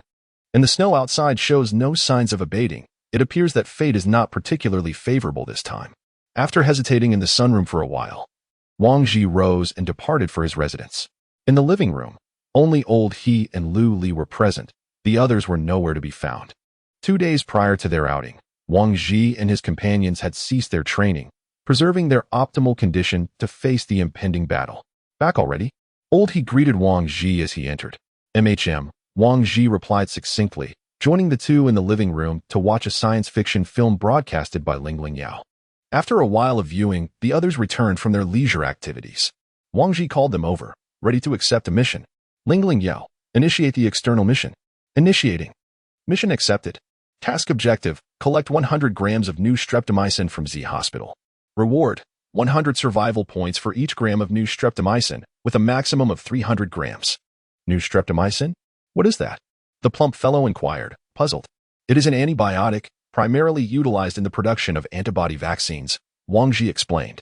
Ah, speaking of antibody vaccines. Didn't the last announcement state that they would be developed within a month? Why haven't we received any updates? The plump fellow recalled from a month prior. It is likely due to the lack of raw materials preventing mass production, Su Muing responded. Then, does this imply that our current mission objective is also a component of the antibody vaccine? Old He inquired. Indeed, although this medication is exceedingly rare, Z Hospital specializes in treating viral diseases, and since our mission target is there, it is certain that they possess new streptomycin, Wang Ji stated. Should we set off tomorrow? Zhang Ming asked. Indeed, I shall first procure some warm undergarments, for it continues to snow outside. After Wang Ji concluded his statement, he rose and exited the residence, making his way to the first floor where he selected a fitting piece of thermal wear before heading to the guard headquarters. It had been a month since Wang Ji last visited this place, and as he prepared to venture out once more, he felt compelled to pay a visit. For prior to each of his missions, he would always meet with Jieshi, as if her presence bestowed good fortune upon him. Upon arrival, it appeared that the guards had been replaced, and they did not recognize Wang Ji, stopping him in his tracks. "Hey, do you know where you are?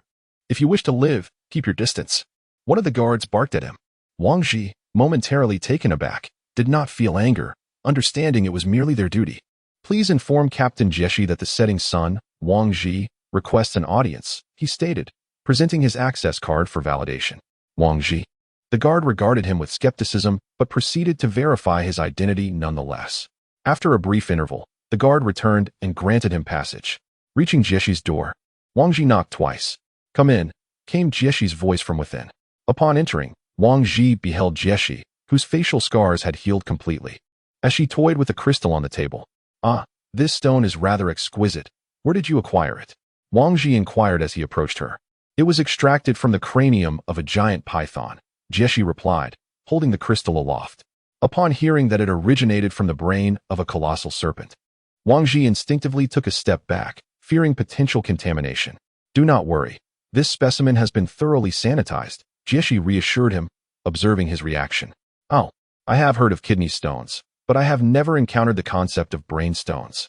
Upon hearing Jieshi mention the disinfection process, Wang Ji felt reassured and leaned closer to scrutinize the crystalline mass. The crystal measured approximately 10 centimeters, with fine strands of blood dispersed within. "I refer to it as the crystal nucleus.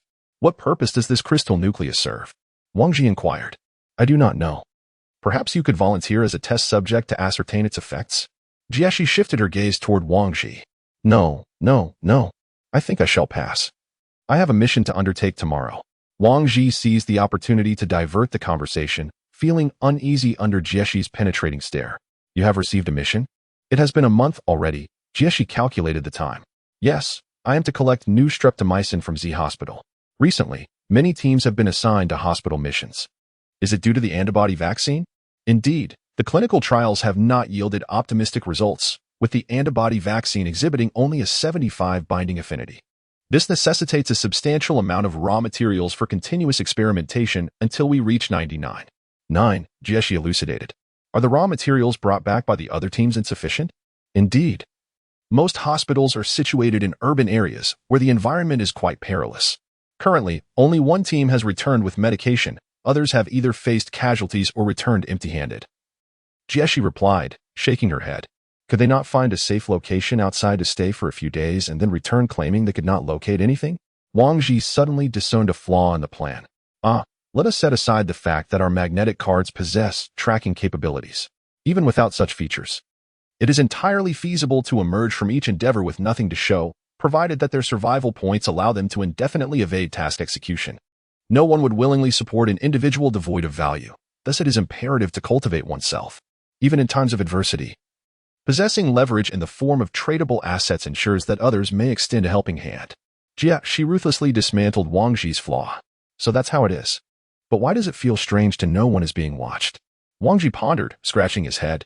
There is nothing peculiar about it. You should hasten back and prepare more ammunition. This trip to the city center will undoubtedly encounter a plethora of zombies, Jieshi advised, tossing Wang Ji a pendant. As he caught the pendant, Wang Ji instantly recognized it as the previously encountered mother and child pendant. Confused, he gazed at Jieshi, seeking to understand its significance. "Consider this a reward for your previous excursion," Jieshi remarked, returning her focus to her crystal core. Wang Ji discerned she was referring to the incident involving the giant python. Upon exiting the room, he contentedly draped the pendant around his neck, adding yet another card to his arsenal. Chapter 74. The Burning Heaven. Wang Ji stepped out of the guard headquarters and proceeded to the armory, where he procured ammunition worth 500 survival points in preparation for the impending battle. Their journey would lead them into the city center, the most densely populated area, where zombies would inevitably abound. Upon returning to the residence, the group busied themselves with the meticulous cleaning and arrangement of their respective weapons. After distributing ammunition according to type, Wang Ji ensured that each individual was equipped with 5 spare magazines. The purpose of these magazines was to allow for uninterrupted firing. Simply swapping in a fresh magazine would suffice. However, should all 5 spare magazines be expended while adversaries, the relentless zombies, remained, one would then be compelled to resort to melee weapons. Following the conclusion of a skirmish, they could gradually replenish all of their magazines. Wang Ji removed his heavy load-bearing gear, instantly feeling a sense of lightness, as if a portion of his latent strength yearned for expression. At that moment, the 2000 survival point Inferno meteorite dagger, previously purchased by Su Muing, was delivered. It arrived in a metallic case, and Su Muing swiftly located the latch and pressed it. With a hissing sound, the case released a cloud of cold air that mingled with the warmer atmosphere, creating a veil of vapor. Wang Ji, observing the case, mused that the packaging alone was worth at least 50 survival points. As the mist dissipated, the dagger within came into view, measuring 45 centimeters in length. The blade was composed of black metal, subtly shimmering with hints of lavender light. The vicious serrations along the edge exuded an ominous, intangible pressure. Is this truly the dagger worth 2,000 survival points? How striking. Wow, it's so cool. The rotund individual gazed at the Inferno dagger within the case, reaching out to touch it, only to recoil sharply as the frigid aura emanating from the dagger froze his hand. Seriously? Are you foolish? Didn't you see the case displays a temperature of minus 30 degrees? Su Muing shot him an incredulous glance. Once the cooling system of the box was deactivated and the temperature returned to a brisk 0 degrees, Su Muing finally extracted the weapon known as Fentian. Grasping Fentian, Su Muying's demeanor transformed, exuding an aura of fierce intensity, emulating the earlier actions of Jia Lu Li as she split bullets with Yiling Long. Su Muying placed a bullet upon the table. This time, she bypassed the diving motion entirely, directly pressing Fentian against the bullet. With a slight exertion of force, the bullet was severed effortlessly, resembling a potato cleaved in two. The onlookers, taken aback by the display, began to question the authenticity of the bullets before them. Having tested the weapon's power, Su Muying's grip on Fentian quivered with a mix of excitement and trepidation. Her icy gaze appeared unfocused, while the depths of her eyes seemed to brim with insatiable greed. Hey, Ing, are you all right? Lao He inquired nervously, noticing her erratic state. Is this power? Su Muying uttered through clenched teeth, her gaze honing in on the 5 individuals present. Hey, fatty, what's she doing? Zhang Ming asked, bewildered.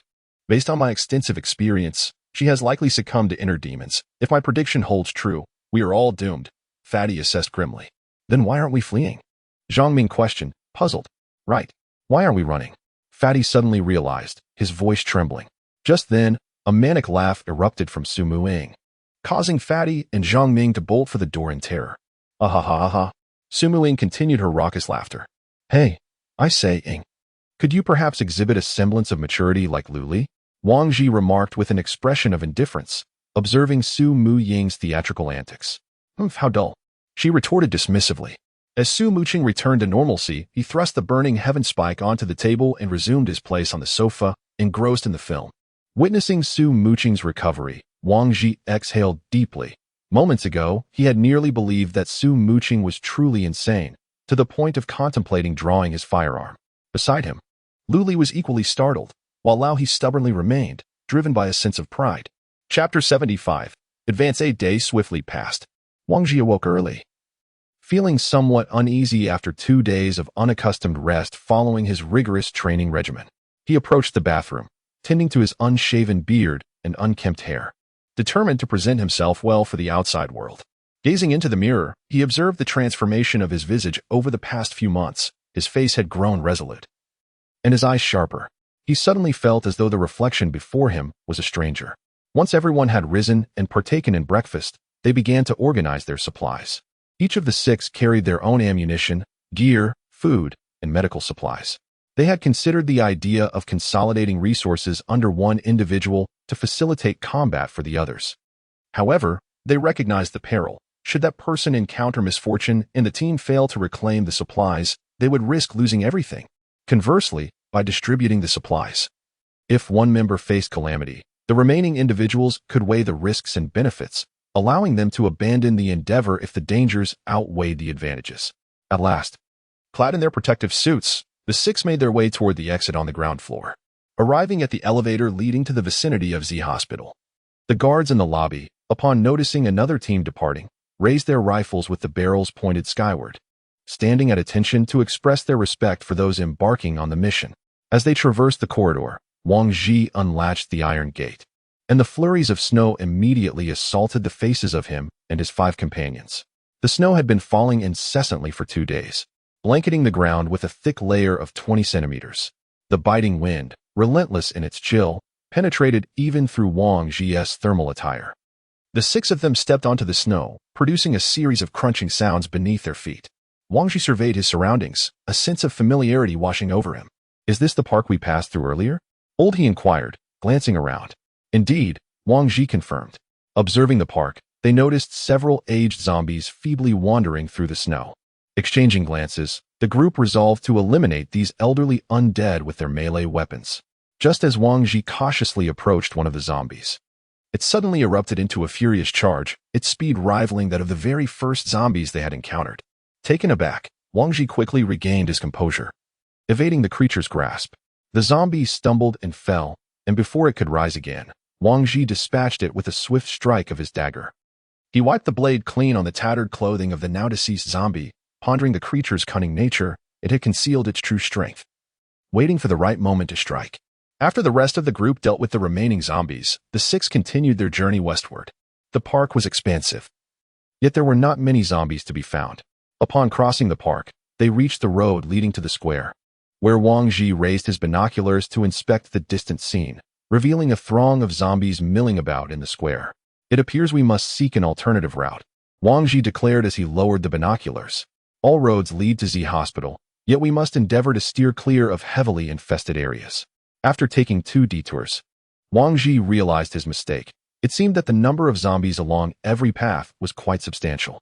No matter which route he chose, he ultimately had to enter the city center. What was destined to happen would inevitably come to pass.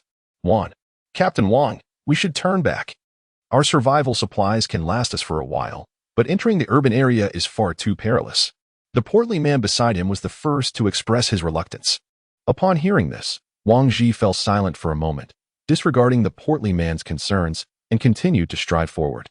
He understood the nature of his companion. If he pressed on, the portly man would inevitably follow. Was he the only one feeling trepidation? No, Wang Ji was afraid too. He was acutely aware that this path would be fraught with difficulties, yet he felt compelled to advance. For he knew this journey had to be undertaken sooner or later, while the zombies had not yet mutated, while humanity had not been completely extinguished, and while resources still remained at their disposal. Upon hearing the commotion, the zombies on the road erupted into a frenzy. Some slipped on the snow beneath their feet and staggered toward Wang Ji and his group of 6. Wang Ji switched to his handgun and shot the heads of the 2 nearest zombies. The others followed suit, firing at the approaching horde. Amidst the chaos, a bullet shattered the glass of a storefront, the sharp sound of breaking glass echoing through the desolate street. Realizing the gravity of the situation, Wang Ji quickly urged, "Let us not dwell on them. We need to reach the intersection as swiftly as possible." With that, the 6 of them sprinted through the snow, the relentless horde of zombies pursuing them closely behind. 6 individuals arrived at the intersection, where the thoroughfare was choked with abandoned vehicles. Wang Ji leaped atop a jeep, turning to fire behind him. The derelict cars significantly impeded the zombies' escape, granting Wang Ji and his companions ample time to reload their firearms. Once their spare magazines were expended, only a handful of zombies remained at the intersection.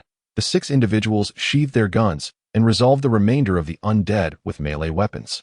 Chapter 76. The subway battle at the intersection. Sheltered behind the central mass of abandoned vehicles, Wang Ji and his comrades leaned against the car doors, replenishing their spare magazines. The biting cold wind left them shivering slightly. "How far do we have left?" He inquired. Wang Ji examined the map for their current location.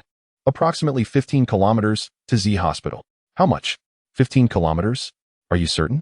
The stout man, visibly anxious, leaned in to scrutinize the map. Wang Ji pondered over the map, recognizing that 15 kilometers was indeed a considerable distance, particularly as this was the straight-line measurement. Zhang Ming suggested, "What if we take the subway station?" Wang Ji suddenly interjected, "The subway station? Why would we go there?" He questioned. "Observe our current position. The next intersection leads directly to the subway station entrance. The subsequent station exit from this tunnel is near Z Hospital. We merely need to traverse one station within the tunnel," Wang Ji explained, gesturing toward the map. "That's not feasible. The subway station is likely teeming with zombies. It would be far too perilous," Su Muing objected. "It is far superior to traversing the streets on foot. We have barely crossed one street." and nearly 300 bullets have been fired at us. We cannot endure a protracted battle at every intersection, Wang Ji remarked. Let us proceed through the subway station. If that fails, we can retreat. Old He concurred with Wang Ji's suggestion. Seeing that everyone was in agreement, Su Mu-ing reluctantly accepted the decision. The 6 of them reloaded their magazines and then rose to stealthily make their way to the next intersection. Having learned from previous encounters, they refrained from hastily using their firearms, instead relying on close combat weapons and staying close to the walls to dispatch the zombies. This time, they did not attract too many zombies, and Wang Ji and his group successfully reached the entrance of the subway station. The area beneath the entrance was engulfed in darkness, prompting Wang Ji and his companions to activate their night vision goggles in advance. Upon entering the subway station, they were greeted by the acrid scent of blood. The walls and stairs were smeared with dried brown stains, and the public facilities were in ruins, indicating that a fierce battle had previously occurred here. Wang Ji cautiously descended the stairs, but as he caught sight of the subway hall, a chilling scene sent shivers down his spine. At the foot of the stairs, a mass of zombies was densely clustered, their low growls reverberating through the air. Wang Ji immediately halted, retrieving a high-explosive grenade from his waist and signaling to the others, who quickly understood and also procured grenades for immediate use. With the safety pin removed, Wang Ji hurled the grenade downward, finally taking the initiative. As the grenade struck the ground, the horde of zombies surged toward it. Boom! With a resounding explosion, a small mushroom cloud materialized in the darkness, obliterating the advancing zombies into oblivion. However, the breach created by Wang Ji was swiftly filled by the encroaching horde of zombies. Fire! Wang Ji commanded. They currently held a vantage point, yet this soon transformed into a disadvantage. It's bad, Captain Wang. Zombies are approaching from above, came Zhang Ming's voice over the radio. Wang Ji turned to glance back and indeed saw zombies surging from the entrance at the top of the stairs. This was dire. Wang Ji had to make a decision to break through in one direction. Being trapped on the stairs and besieged from both sides would inevitably lead to their demise. Throw grenades. Break through downward. Wang Ji promptly resolved to descend. Since they had come this far, returning to the ground was utterly pointless. Upon hearing the command to move downward, the others hurled their pre-prepared grenades into the abyss. Boom, boom, boom. The detonations sent clouds of dust swirling through the tunnel. Once the explosion subsided, taking advantage of the temporary opening, Wang Ji dashed downwards. There was no time to change magazines, with 2 daggers brandished in his hands. His objective was clear: to breach the security checkpoint. The checkpoint was fortified with obstacles, capable of momentarily hindering the zombies. If they could reach that point, Wang Ji and his companions would find a moment to breathe. At that moment, Su Mu-ing surged ahead of Wang Ji, her ethereal form weaving through the zombies, rendering her position indistinct to him, save for the continuous fall of the undead around them. Meanwhile, the hefty man's submachine gun played a crucial role, unleashing a torrent of bullets indiscriminately upon the advancing zombies, causing Wang Ji to break into a cold sweat, fearing that he might inadvertently be struck. Soon, the 6 individuals swiftly breached the security checkpoint. Beyond the checkpoint lay a desolate hall, where only a few zombies wandered aimlessly. As they vaulted over the barrier, Wang Ji instructed Lu Li to deal with the remaining zombies in the hall, while the other 5 turned to continue firing at the approaching undead. In the pitch-black expanse of the hall, the tongues of gunfire flickered incessantly. Before the security checkpoint, a mound of zombie corpses had accumulated, while a few dismembered zombies remained outside. Wang Ji, indifferent to their presence, deemed it unnecessary to waste any more ammunition as long as they could not breach the barrier. Except for Lu Li, the remaining 5 were diligently reloading their weapons, preparing for the next stage of their escape. Chapter 77. The Subway Battle, 2. Wang Ji conducted a rough inventory of his ammunition. He still had 1,000 rounds left. Fortunate to have purchased 500 survival points worth of bullets before setting out, he had not anticipated that upon entering the city, he would expend 10 magazines worth of ammunition within mere steps. Their next destination was the first level of the subway tunnel, and Wang Ji's plan was to follow the tracks to the next station. Is everyone all right? Wang Ji inquired softly. No problem. Upon seeing the nods of affirmation, he took a brief respite before rising to venture deeper into the tunnels. Upon reaching the elevator, which had long ceased operation, Wang Ji descended the shaft and discovered that the train was not stationed there. Aside from some bloodstains on the floor, only a few zombies ambled sluggishly along the platform. What on earth is happening? The hefty man remarked, gazing at the empty platform. Wang Ji remained vigilant, scanning the surroundings. They must have all gone somewhere. Wang Ji pointed towards the shattered glass door in the distance. Have they all gone onto the tracks? The plump man inquired, perplexed. Indeed.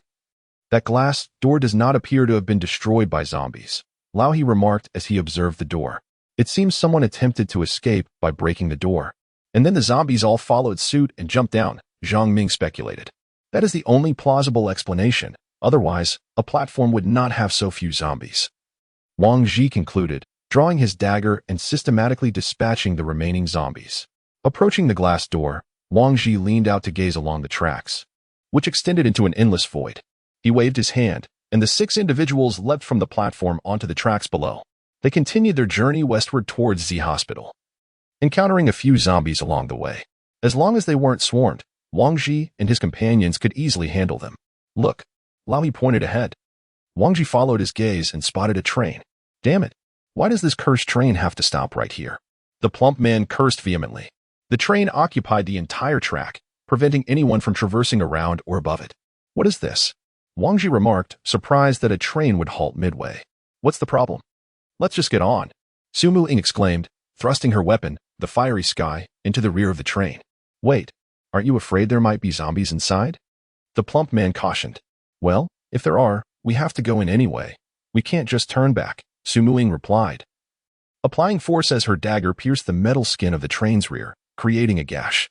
Indeed, possessing a formidable weapon allows one to act with impunity, Wang Ji observed as he watched Su Mu-ying's forceful entrance. As the small gap in the Su Mu cherry blossom opened slightly, the scene within took everyone by surprise. What the hell? The stout man exclaimed, gazing at the train car filled with zombies. The 6 individuals stared at the undead within the compartment, momentarily at a loss for how to proceed. How many grenades do you have left? Wang Ji inquired, quickly tallying the remaining supplies. They had a total of 4 high-explosive grenades. That should suffice. Wang Ji collected all 4 grenades and approached the iron panel at the rear of the train with determination. Striking it forcefully, the zombies inside had now congregated, and one had even managed to extend its hand through the opening, waving it frantically. After a brief moment of striking, Wang Ji deemed it sufficient and instructed the others to step back. He then tossed a high-explosive grenade through the gap. Boom! Flames erupted from the compartment, and the explosion claimed the lives of at least 20 zombies. Observing the rear of the train bulging outward, Wang Ji estimated that a second detonation would completely enlarge the opening. Following the explosion, he no longer needed to hammer on the train. The zombies had naturally been drawn to the noise and were now congested at the rear of the car. Prepare for battle, Wang Ji declared before hurling the second high-explosive grenade into the opening and swiftly retreating to join the others, now 20 meters away. Boom! The resounding blast confirmed Wang Ji's expectations. The rear gap had expanded into a sizable opening, and the zombies behind it began to leap off the train through the breach. This time, although there were numerous zombies, the breach was limited, allowing them to emerge one by one from the compartment. Thus, Wang Ji temporarily permitted only Lao He to engage in shooting. In Lao He's hands, the sniper rifle exhibited a terrifyingly high accuracy, with each shot striking the head. Only when Lao He was reloading would Wang Ji step in to fire a couple of rounds. After Lao He had been firing for a while, the rotund companion nearby felt a twinge of impatience and suggested they all practice shooting in turns, taking advantage of this rare opportunity to shoot at live targets. Time slipped by unnoticed, and soon the tracks were strewn with corpses, while no more zombies clambered out from the compartment. Yet, the group remained unsated, relishing this hard-earned chance for marksmanship practice. Chapter 78, Startling Me. Let us go. Watch your step. There may still be some undead lingering, Wang Ji remarked, surveying the tracks littered with bodies. He cautiously advanced, keenly observing his surroundings, and would not hesitate to take down any moving zombies. As he stepped upon the bloodied remains, a thought struck him. A general success often comes at the cost of countless lives. The 6 individuals boarded the compartment. Aside from a few skeletal remains, the remaining zombies had been vanquished. They proceeded to the front of the compartment, where Su Mu-ching continued her ferocious assault, employing her explosive force to breach the door. With a resounding crash, she pierced a rectangular opening, and Lao He kicked the metal sheet open with force, revealing the tracks once more. However, at the far end of the tracks, the number of zombies had evidently increased. After enduring several waves of battle, the group's stamina had significantly waned, prompting Wang Ji to decide to rest for a moment and have a bite to eat. As he removed his mask, the overwhelming stench of blood nearly caused him to regurgitate his meal, but he managed to suppress the urge with a sip of water. Captain Wong, how much further do we have to go? The stout man gasped. I do not know. There are no reference points here. We can only proceed until we reach the next station, Wong replied. Ugh, I'm utterly exhausted. The thought of encountering another horde of zombies at the next station. The stout man muttered, biting into his biscuit with renewed vigor. Wang Ji methodically filled his magazine, observing that the others had rested enough before rising to continue their relentless journey into the infinite ahead. 2 hours later, the 6 comrades finally spotted a platform to the side, its glass intact and unshattered. A throng of zombies roamed the station. Ah, I knew it, another batch. The stout man seemed to have grown numb to the carnage they had endured. Seeing the situation, Wang Ji resolved to employ the same strategy they had used on the train, instructing Su Muing to create a small breach, allowing the zombies to approach like the legendary Halua rescuing their grandfather, thus exploiting the glitch. However, while the ideal was splendid, reality proved harsh. The quality of the glass doors on the platform was nothing compared to the iron shell of the train. Just as Wang Ji dispatched 5 zombies, the glass door began to develop a spiderweb of cracks. Oh, they're all coming at once. The stout man exclaimed in alarm. Quick, fall back. Old He, who was providing cover fire in front, shouted. With a resounding crash, the entire glass door was shattered by the combined force of the zombies. Hundreds of them tumbled onto the tracks, only to rise once more and charge towards Wang Ji and his companions. The 6 fought valiantly while retreating, as the relentless wave of zombies pressed forward with fierce intensity. In such perilous circumstances, should anyone fall behind, they would be quickly overwhelmed by the horde, leaving the others helplessly watching as their comrade was encircled. The risk of friendly fire loomed large if they resorted to indiscriminate shooting. Watch out for grenades. Upon finishing his words, Wang Ji pulled the iron ring and hurled another grenade into the horde of zombies. A thunderous explosion erupted, scattering flesh and blood. For heaven's sake, Captain Wong, could you possibly throw it a bit farther? A severed hand just exploded above my head, the hefty man exclaimed, immediately tossing away the dismembered limb in his grasp. Enough chatter. Retreat swiftly. With 1 grenade detonated, there were still around 50 zombies remaining. Wang Ji, undeterred, continued to fight while falling back. The swarm of over 100 zombies forced the 6 individuals back nearly half a kilometer, leaving the path ahead strewn with corpses. Is this the end? Zhangming inquired, gazing into the distance. It's over. It's over. If this drags on any longer, I shall be the one finished. The hefty man slumped onto the tracks, lamenting. Let us take a breather. We shouldn't advance just yet, Lao He proposed. Are you tired, Lu Li? Wang Ji inquired as he settled down beside her, observing her clumsily loading bullets one by one. Exhausted, Lu Li replied succinctly. Ha.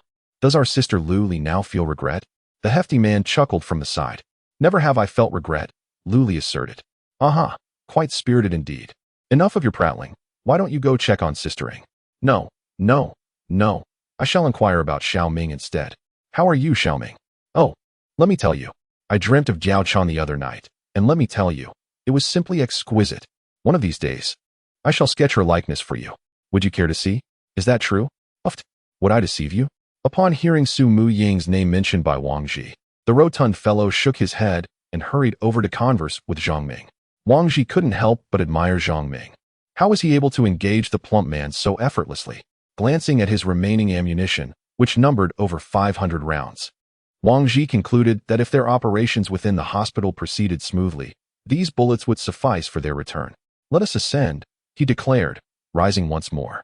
The 6 of them cautiously adhered to the wall as they made their way back to the platform, with Wang Ji vaulting onto it from the tracks. The platform was devoid of any zombies, all having succumbed on the tracks below, and the group bent low, alert as they approached the elevator. Strange, Su Mu Ying remarked, surveying the empty platform. How is it that the explosion failed to attract any zombies from the floor above? Could it be that there are no zombies up there? Oldie speculated. Let us investigate, Wang Ji responded, stepping into the elevator. Upon reaching the first floor, he was met with only a handful of zombies meandering at the security checkpoint, while nothing else appeared amiss. This sight perplexed Wang Ji. Why were there so few zombies at this entrance? Had the darkness outside driven them away? After dispatching the few zombies caught at the security point with his knife, he cautiously approached the entrance, deactivating his night vision goggles. Outside, it was indeed night, The snowfall had ceased, yet the wind remained biting. Wang Ji withdrew to the side of the entrance and proclaimed, "It is nighttime outside. We shall take refuge here for the night and venture out at dawn." Subsequently, the six found a sheltered spot devoid of wind and settled down. Wang Ji unfurled the map, noting that by exiting the station and walking a short distance southward, they would reach the Z hospital they sought. Wang Ji intended to first employ a drone to scout the surroundings of Z hospital. As he gazed at the screen, skillfully maneuvering the drone, he swiftly located his target. The hospital boasted 12 floors, and within its grounds lay a spacious parking area. Just as Wang Ji attempted to gain a closer view of the hospital's interior, the screen suddenly flickered and went completely blank. "What on earth is happening?" Laoyi inquired anxiously from the side. Wang Ji held a firm confidence in his drone. Given the distance, it should not have encountered any issues or malfunctions. How could the image vanish so abruptly? He endeavored to control the drone once more, but the outcome remained unchanged. There was no response at all. This was exceedingly strange. Wang Ji pondered various possibilities with a solemn demeanor, ultimately concluding that the likelihood of sabotage was the most significant. Could it be that this hospital harbored ghosts? The portly individual, having stealthily approached, jested ominously. "Hey, don't scare me like that," Wang Ji exclaimed, startled by the sudden appearance of the corpulent figure. Chapter 79. The Battle at Z Hospital nearby. Luli, upon hearing the mention of ghosts, exhibited signs of fear, instinctively inching closer to Su Muing. Observing Luli's movement, Su Muing gently pulled her closer and reassured her, "Don't be afraid, dear. There are no such things as ghosts in this world. Even if they existed, could they possibly be more terrifying than zombies?" My apologies, Luli. I didn't realize you were afraid of ghosts. I was merely joking." The portly figure scratched his head sheepishly. "Xiaoming, are you afraid?" Zhangming. The city lay enveloped in silence under the night sky, devoid of any flicker of light. Only the faint moonlight reflected upon the snow-covered ground illuminated the scene, while the zombies roamed aimlessly, as if they had become the true rulers of this desolate place. In the dim glow, they scoured the streets, both broad and narrow, seemingly proclaiming their dominion over humanity. The earth had been devoid of production, transportation, combustion, and pollution for nearly 3 months. The emissions of carbon dioxide plummeted dramatically, resulting in a global temperature decrease of 5 degrees compared to previous norms. In a corner of the subway, 6 individuals huddled closely together, seeking warmth from one another. At last, the dawn broke, casting sunlight into the tunnel, prompting them to rise and stretch their stiff bodies. None had managed to sleep through the night. The harsh conditions rendered even the fastest sleeper among them, the portly fellow, unable to find rest. "We must hasten to gather our medications and leave. I've had enough of this wretched place," the portly man muttered, his demeanor reflecting the toll of the harsh environment. "Everyone, remain vigilant once we reach the hospital. Do not venture off alone," Wang Ji cautioned, still haunted by the memory of his drone going offline the previous night. Once they confirmed their preparedness, the 6 emerged from the subway entrance and, following their route, walked 50 meters south until they reached the corner wall behind Z Hospital. Wang Ji produced a grappling hook, and they took turns scaling the 4-meter-high wall, arriving at the hospital's rear. From the vantage point of his drone the night before, Wang Ji had observed the front entrance swarming with zombies. Accessing the main door would necessitate eradicating the entire horde within the hospital. Wang Ji and his companions stealthily approached the back door from the backyard. The iron gate was firmly shut. Wang Ji turned to Sakura and said, "It's up to you." Sumu Sakura examined the situation and stated, "This is an electronic keypad lock, and it has lost power. It cannot be opened." Wang Ji began searching for alternative entrances, scanning the surroundings until his gaze settled on the ventilation window above on the 2nd floor. He then secured a grappling hook to the ledge overhead and descended the rope. The window was unlocked, and with a gentle push, Wang Ji opened it, allowing the others to follow suit. As Wang Ji stepped through the window, a sudden sense of foreboding gripped him, an eerily familiar sensation reminiscent of the day the giant python had appeared. Instinctively, he turned and climbed back out. The others, who had intended to follow him inside, were taken aback to see him emerging once more. They looked at him in confusion, unsure of his motivations.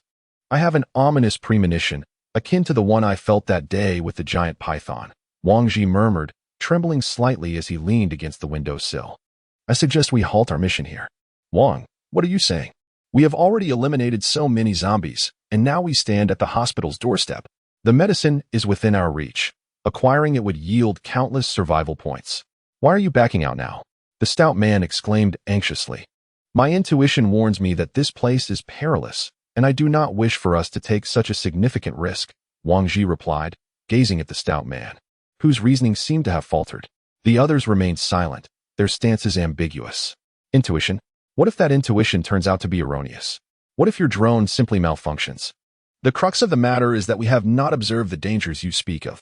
The portly man continued to express his agitation. Listen, my friend. I understand that our journey thus far has not been easy, but are you truly unafraid of death? Wang Ji whispered through clenched teeth, addressing the portly man. Then perhaps we should consult the opinions of the others? If necessary, we could adopt the principle of the majority. If 3 agree to retreat, then we shall withdraw. What say you? The portly man turned his gaze towards the others. Wang Ji acquiesced to the portly man's proposal, and the 6 of them voted to adhere to the majority's decision. Ultimately, only Wang Ji expressed his support for retreat, while the others opted to press on, including the usually compliant Jelly, who stood alongside Sumuing on the opposing side. Observing that everyone had chosen to proceed with their attempt, Wang Ji began to question whether he was being overly cautious, perhaps even alarmist. Wang Ji, the portly man's reasoning is sound. Since we have not witnessed any danger, it would be futile for us to return empty-handed. Anyone in our position would feel discontent, Sumu Ing remarked, gazing at the bewildered Wang Ji. Very well. Let us proceed according to our original plan. We shall locate the medication and retreat immediately. Wang Ji regained his composure and declared. With the decision made, the 6 of them ascended into the second-floor corridor. This time, Wang Ji felt a sense of calm. They planned to eliminate threats on the first floor and conduct a thorough search floor by floor, as the first level did not house any clinical laboratories. Wang Ji slowly pushed open the corridor door, revealing a scene of horror. Several zombies clad in nurse uniforms and white coats roamed the hall, while blood splatters adorned the white walls and claw marks marred the surfaces, creating a truly chilling sight. He lifted the sniper rifle and silently dispatched the few zombies. Wang Ji disregarded the sick room and stealthily infiltrated the pharmacy at the nurse's station. The 6 of them rummaged through the pharmacy in search of their target, new streptomycin. After a brief search, they found only some injectable and oral medications, but none of the new streptomycin they sought. Wang Ji realized that they would not find such a medication in commonplace areas. No more searching. We need to change locations, Wang Ji whispered. He had already deduced where their objective lay. Since it was a component of the viral antibody vaccine, it would undoubtedly be located in the biological virus laboratory.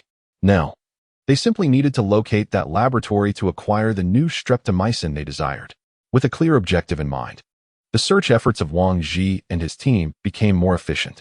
Upon reaching the 6th floor, Wang Ji observed that most of the rooms were patient wards, and laboratories should not be situated among them. They ought to be in secluded areas with fewer people. Thus, only the 11th and 12th floors remained as potential locations for the laboratory. Following Wang Ji's reasoning, he analyzed, indeed, let us first proceed to the 11th floor. If we find nothing there, we shall then investigate the 12th floor. As Wang Ji spoke, he made his way toward the staircase. Unbeknownst to them, since the 4th floor, they had encountered no zombies at all. Chapter 80. The Battle at Z Hospital. 2. The 6 individuals ascended the stairs leading to the 11th floor. I told you, Captain Wang, you cannot rely solely on instinct. With just a few of these feeble zombies, Li Feihong, could easily handle them all. The plump man swaggered on the staircase. Shoo, keep your voice down, you fool. It's best if there's no danger, Wang Ji replied irritably. With a creak, he pushed open the door to the 11th floor, and the 6 of them stepped into the corridor. The scene remained unchanged from the lower levels. The walls were marred with scratch marks. To Wang Ji's bewilderment, he noticed a zombie lying on the ground in the distance, while another sat nearby, facing away from Wang Ji and the others. Just as he was about to fire and blow the zombie's head off, the seated creature spun its head around a full 180 degrees, fixating its gaze on Wang Ji and his companions, still chewing on the innards of the fallen zombie. Wang Ji's pupils constricted. He shoot. Just as he was about to pull the trigger, the seated zombie vanished into the darkness at the end of the corridor. No, I must be seeing things. It disappeared? The plump man exclaimed in terror, staring at the spot where the creature had been. Was that a mutated zombie? He said, gun raised, still fixated ahead. Wang Ji remained silent, contemplating their ability to confront the mutated zombie. Thankfully, it wasn't one of those colossal mutant beasts. Otherwise, he would have turned and fled without a second thought. Could it be that it can become invisible? Zhang Ming speculated. Invisible? Upon hearing Zhang Ming's conjecture, everyone grew vigilant, glancing around anxiously. If that zombie truly possessed the ability to vanish, it could materialize beside them at any moment. Just then, Wang Zhi suddenly heard a low growl. Be careful. It's nearby. As Wang Zhi's words fell, the mutated zombie lurking in the shadows leaped down from the ceiling, its target being Wang Zhi himself. Be careful. Zhang Ming, standing behind Wang Zhi, saw the descending zombie and immediately pushed Wang Zhi aside. However, he was unable to evade in time, and the sharp serrations grazed his forearm. Once the zombie revealed itself, the others swiftly locked onto their target, brandishing melee weapons to strike. The mutated zombie, realizing its initial attack had failed, prepared to escape again. Just as a few were about to close in, it began to visibly dematerialize, merging with its surroundings. Just as it seemed poised to vanish once more, Su Muqing pressed forward, anticipating the zombie's escape route, and thrust her weapon into thin air. With her weapon, burning heaven, she stabbed at what appeared to be an empty space, causing the mutated zombie to emit a wail. Immediately afterward, Su Muqing staggered back, as if struck. Witnessing Su Muqing's successful strike, Wang Zhi and the others promptly drew their firearms and aimed at that spot. Stop shooting, it's gone, Su Muqing exclaimed, pointing to the blood left by the zombie on the ground. As the zombie had materialized, everyone had gotten a clear view of its appearance. It was devoid of clothing, covered in blood, with arms transformed into serrated appendages resembling those of a mantis. Upon seeing the zombie escape, Wang Zhi quickly turned to look at Zhang Ming, only to find Zhang Ming's protective suit torn, blood gushing forth uncontrollably. Zhang Ming, hold on. Bang, bang. After uttering these words, Wang Zhi immediately pulled out his Desert Eagle and fired 2 shots into Zhang Ming's arm. Alas, Zhang Ming let out a mournful cry of agony. Wang Zhi, what are you doing? Captain Wang. You. Lao He exclaimed in astonishment at Wang Zhi's actions. His arm has already become infected. Our daggers are tainted with zombie blood. We can only resolve this with a firearm, Wang Zhi declared, as he severed Zhang Ming's mangled arm. He retrieved a first aid kit from his backpack and applied it to Zhang Ming to staunch the bleeding. Xiaoming, this is all my fault. Hang in there. I assure you, you will be all right, he trembled as he comforted Zhang Ming. Once Zhang Ming's arm was bandaged, Wang Zhi administered an injection of adrenaline to keep his heart active and his mind alert. Support him. We must pursue that mutated zombie, since it has sustained injuries. We can follow the blood trail to find it, Wang Zhi said, picking up the handgun from the ground. Without hesitation, they pressed on, determined to capitalize on their advantage and eliminate the mutated zombie while it was vulnerable. The 6 followed the blood trail until they reached a point where it vanished. Wang Zhi noticed this and immediately signaled everyone to open fire in the surrounding area. Bang, bang, bang. In an instant, the walls were riddled with bullet holes. Yet the mutated zombie remained elusive. Wang Zhi looked up and noticed a breach in the ceiling, revealing the 12th floor above. They exchanged glances, and it became clear that the mutated zombie had escaped to the 12th floor. Wang Zhi promptly returned to the staircase and ascended to the 12th floor. The 6 arrived at the opening of the 12th floor, continuing to follow the blood trail until it led them into a room. Wang Zhi halted his steps, now certain that the mutated zombie lay in ambush within this room. He retrieved his last high-explosive grenade from his waist, gently pulling the safety pin before hurling it forcefully into the room. Boom. As the explosion resonated, the mutated zombie burst forth in a frenzied charge. Wang Zhi beheld the creature, its body engulfed in flames, one side reduced to a gruesome mass of flesh and blood. Open fire. With such a conspicuous target before them, the group's gunfire rained upon the mutated zombie. Now, the beast lay sprawled on the ground, struggling to survive. Just as Wang Zhi approached to deliver a fatal shot to its head, the mutated zombie unexpectedly unleashed a deafening roar. A sound that seemed both a cry for help and a harbinger of mutual destruction. The thunderous bellow shattered several of the thinner glass panes within the hospital, leaving Wang Zhi and his companions momentarily disoriented and nearly deaf. Gritting his teeth against the overwhelming sensation, Wang Zhi unleashed an entire magazine into the zombie's head, only lowering his weapon when he was assured of its demise, clutching his head which still throbbed from the shock. Goodness, where did that beast find the strength to roar so loudly? The portly man beside him grumbled while covering his ears. Wang Zhi recalled the crystal core that Jieshi had mentioned earlier, which she claimed to have extracted from the skull of a mutated python. He pondered whether this mutated zombie before him possessed a similar core. Upon this realization, Wang Ji brandished his dagger and advanced to sever the head of the mutated zombie lying on the ground. After rummaging within for a short while, he unearthed a notably hard object. With his dagger, he pried it out, revealing a crystal core smeared with blood, which was half the size of the one held by Jieshi. Wang Ji tore a piece of cloth to wrap it securely. "Let us hasten to find the medicine," he declared, stowing the crystal core away. Suddenly, a trembling voice crackled through the radio. "No. This is bad." It was Lao He, and Wang Ji felt a tightness in his chest. It was the first time he had witnessed Lao He in such a state of panic. What could possibly instill such fear in him? Chapter 81.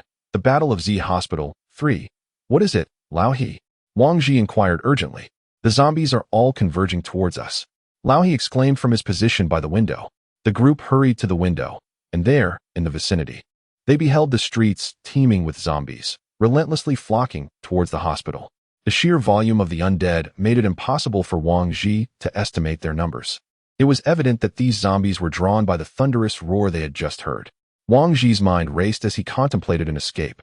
The zombies on the first floor had already begun their ascent, while outside loomed an unending horde.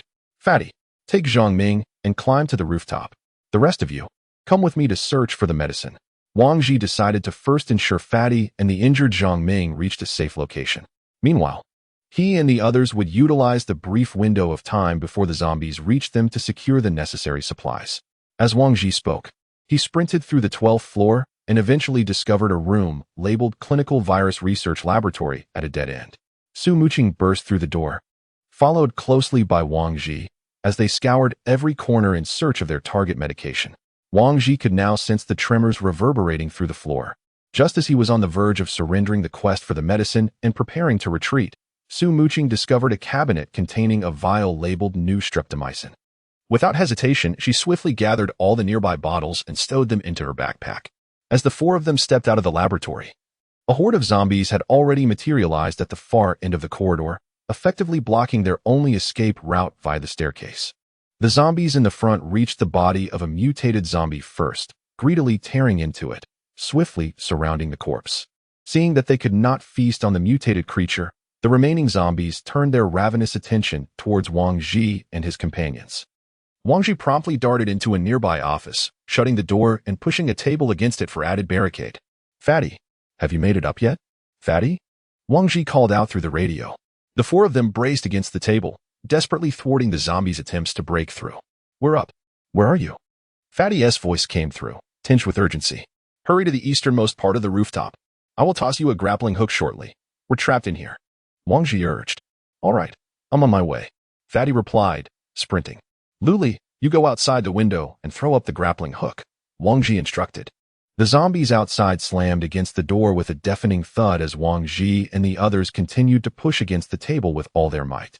After a brief moment, the radio crackled again with Fatty's voice. "Okay, Captain Wang, I've secured the grappling hook. Sister Sakura, you should retreat first. After you ascend, send down another rope. I will go up with old He," Wang Ji declared. Without hesitation, Su Muqing released her grip and climbed out the window, grasping the rope and ascending. With a slight exertion of her waist, she vaulted onto the rooftop. Wang Ji and Oldie held their ground for a moment longer. Upon seeing the second rope descend, they exchanged a knowing glance and simultaneously let go of the table. The moment the table was no longer a barrier, the door was swiftly breached by the horde of zombies, who lunged toward the two outside the window. Grabbing the rope, Wang Ji swiftly ascended, his heart racing as he observed a multitude of zombies plummeting from the 12th floor windows, cold sweat trickling down his back. Thankfully, he had allowed the portly man to ascend first. Once all six reached the rooftop, Wang Ji approached the opening of the ladder where the portly man and the others had ascended. As Z Hospital lacked a rooftop, they needed to climb a ladder to reach the top. Upon seeing the mass of zombies below, forming a human ladder as they gradually climbed upward, Wang Ji immediately drew his pistol to halt their advance. The five at the opening continued to fire downward, while the zombies relentlessly gathered. "It's over. We are doomed. It's all my fault for not leaving. If I had heeded Captain Wang's advice, Xiao Ming Wu Ti have lost an arm," the portly man lamented, his voice trembling with despair. "Why are you crying, portly man? We are not dead yet." Old He frowned at the weeping figure beside him. "Is it forbidden to express sorrow? In this situation, can we even escape? Shall we fly away?" The portly man choked out. Hearing this, Old He fell silent. Having made their choices, they could only endure the consequences in quiet resignation. After Wang Ji expended his last spare magazine, he retreated to a corner and hastily grabbed a handful of the remaining 100 rounds of ammunition from his backpack, swiftly reloading his weapon. He observed the relentless throng of zombies gathering in the streets below the hospital. The entire structure trembled under the weight of thousands of undead. Indeed, as the plump man had remarked, unless one could take flight, there was no chance of survival, be it by steadfastly holding the rooftop or leaping to the ground. Wang Ji's fingers brushed against the pendant that Jieshi had gifted him. He was uncertain whether she would arrive in time to assist him or if they could endure until her arrival. Yet, he found himself with no path of retreat. He had to make an attempt, regardless of the outcome. With this thought, he yanked the pendant from his neck and tossed it to the ground. Bang! After chambering a round in his handgun, he shattered the pendant with a single shot. Wang Ji, what are you doing? Quickly load your bullets and come over. Su Muing called out, noticing Wang Ji crouched in the corner. I'm coming. Everyone hold on. I have called for reinforcements. Wang Ji replied, feeling the necessity to instill hope in his companions. Reinforcements? Where are they? Upon hearing of potential assistance, the plump man's eyes widened with renewed hope as he inquired eagerly. Patience. Let us hold our ground. I have sent a distress signal to Jieshi. She should be on her way. Wang Ji explained the situation to the group. Let them all die. With the certainty that Wang Ji had indeed sent out a call for help, the plump man's hope reignited, and he began to unleash a barrage of gunfire into the throng below with his submachine gun. After several rounds of gunfire, the corpses at the entrance had piled up like a mountain. Apart from Zhang Ming and Lu Li, the ammunition of the others had run dangerously low.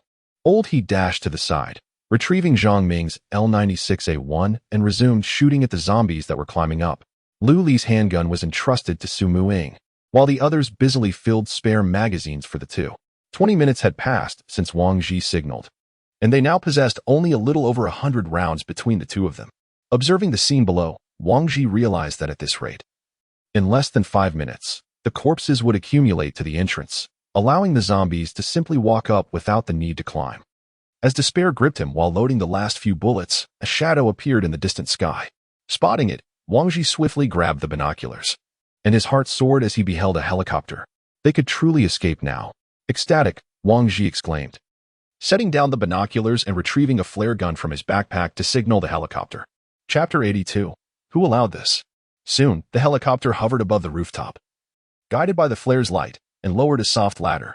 Fatty, you carry Zhang Ming up first, Wang Ji shouted.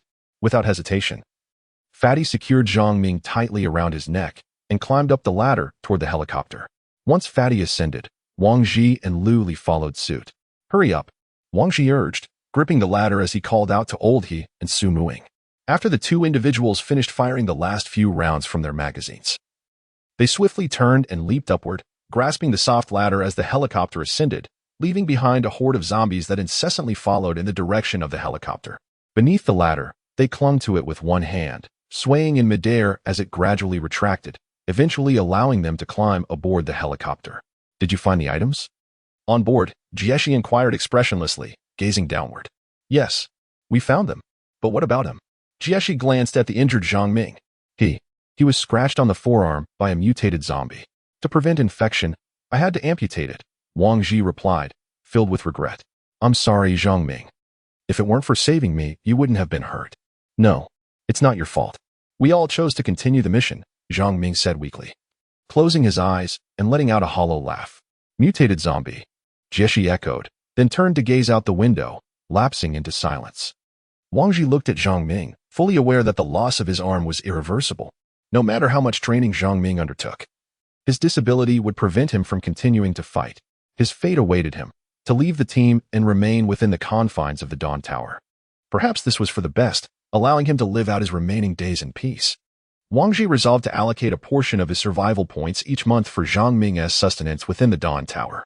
Minutes later, the helicopter landed at the base. Once everyone disembarked, they immediately boarded the elevator to return to the Dawn Tower. Upon entering the premises, Wang Ji dashed out of the elevator. After arranging for Zhang Ming to be taken to the medical room, he proceeded to the disinfection area for an inspection. Emerging from the disinfection room, Wang Ji hurried to the medical room and inquired of the nurse, "How is he? Has he shown signs of infection?" The nurse shook her head and replied, "There are currently no indications of infection. He will need to remain here for observation for a week. All right, good. Fatty, please go buy some porridge for Zhang Ming. Wang Ji instructed Fatty. You all may head back now. After saying this, Wang Ji turned and glanced through the window at the sleeping Zhang Ming, opting not to disturb him. After a while, upon seeing Fatty return with a bag of food, the two entered Zhang Ming's room.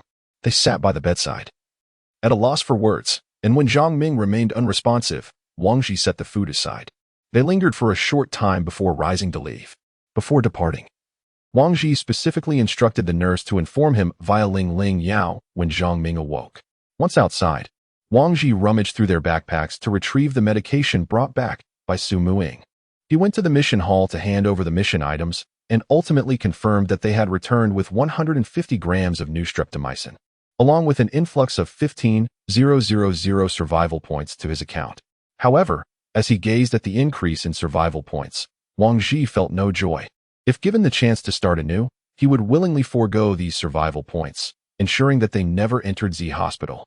He tucked away his access card and returned to the residence with Fatty. The four who had returned early were already resting in their rooms, exhausted after 2 days of combat. Emerging from the bathroom, Wang Ji chose not to return to his own room, but instead lay down on the sofa in the living room, keeping watch over Ling Ling Yao until he gradually succumbed to sleep. In a chamber on the 5th floor, the tower master, Guang, addressed Jieshi, who stood before him, head bowed in silence. Jieshi, you have ventured outside the tower unbidden twice. Are you truly unaware of the consequences that may ensue? I understand your intentions are for the benefit of the Dawn Tower. But have you considered what might transpire if those individuals discover that we are still alive? Do you believe the Dawn Tower can endure under such circumstances? Noting Jieshi's continued silence, the Tower Master sighed deeply and spoke earnestly. Understood, Tower Master, Jieshi finally replied. Very well, return now. Once Jieshi departed, Tower Master Guang activated a video communication link. Dr. Chen, what is the status of the virus antibody vaccine? He inquired. Everything is progressing smoothly. The binding affinity has reached 95, Dr. Chen responded. Excellent. Once development is complete, please notify the team in accordance with their priority for complementary vaccinations. Understood, Tower Master. With Dr. Chen's confirmation, the Tower Master terminated the communication. The following morning, Wang Ji awoke on the sofa, his attention drawn to the blinking message light from Lingling. Upon opening it, he found it to be a summons from the medical room, indicating that Zhang Ming had regained consciousness. Wang Ji made his way to the room of the portly fellow, intending to rouse everyone, only to find him sound asleep at the table, a lamp illuminating his face. Under his arm lay a painting of a woman, which Wang Ji picked up for a closer look. To his surprise, the depiction of Diao Chan was rather exquisite, despite Wang Ji having never encountered her likeness before. Hey, Fatty, wake up. Zhang Ming is awake. Wang Ji urged, nudging him. Huh, what? The overweight man sprang from the chair, his eyes wide with terror as he surveyed his surroundings, only to find solace upon realizing he was in his own room. Subsequently, Wang Ji went to rouse the other three, and together the 5 of them proceeded to the medical room. Upon arriving at Zhang Ming's ward, they discovered the bed meticulously made, yet Zhang Ming was conspicuously absent. At that moment, a nurse approached from behind, and Wang Ji turned to see her carrying a tray that held a piece of white paper, a magnetic card, and Zhang Ming's handgun, a lethal Kington. An unsettling feeling coursed through Wang Ji as he stepped forward to inquire, where is Zhang Ming? Where are the others? He has passed away. The nurse replied softly. Dead? How did this happen? Wang Ji's heart sank. He requested euthanasia. He personally signed the death agreement. The nurse continued, her gaze fixed downward. Who authorized you to take my teammate's life? Who gave you the right? Did I not instruct you to notify us immediately upon his awakening? Wang Ji shouted, brandishing the handgun from the tray at the nurse. The nurse merely kept her head bowed, unperturbed by Wang Ji's fury, for she was aware that the weapon was devoid of ammunition. Wang Ji, calm yourself. Old He, witnessing Wang Ji's aggression towards the nurse, swiftly seized his hand and disarmed him. Every individual possesses the right to determine their own fate. This was Zhang Ming's choice. Do not place blame on the medical staff, Su Muing remarked coolly from the side. Forgive me, Wang Ji acknowledged his own overreaction, apologizing to the nurse before taking the magnetic card and the white paper from the tray. Once the items were entirely collected, the nurse hastily departed. Chapter 83. News. Wang Ji raised his hand to examine the white paper in his grasp, upon which were the words left by Zhang Ming. Captain Wang, Brother Feihong. Brother He, Sister Ing, Sister Lioli, and Captain Duan, my dear friends, I am truly sorry. This is where I must part ways with you all. Please forgive me for concluding my life in such a cowardly manner, and thank you for granting me the opportunity to depart peacefully. I am aware that I can no longer continue the fight, and I refuse to live like a burden, squandering your resources and sustenance. I hope you do not lose heart due to someone's departure, but rather carry forth with hope and continue to pursue the light. The portly man gazed at Zhang Ming's handwriting, standing frozen in place, tears already soaking the image of Diao Chan he held. Let us return, Wang Ji said heavily after folding the paper and placing it alongside the magnetic card in his pocket.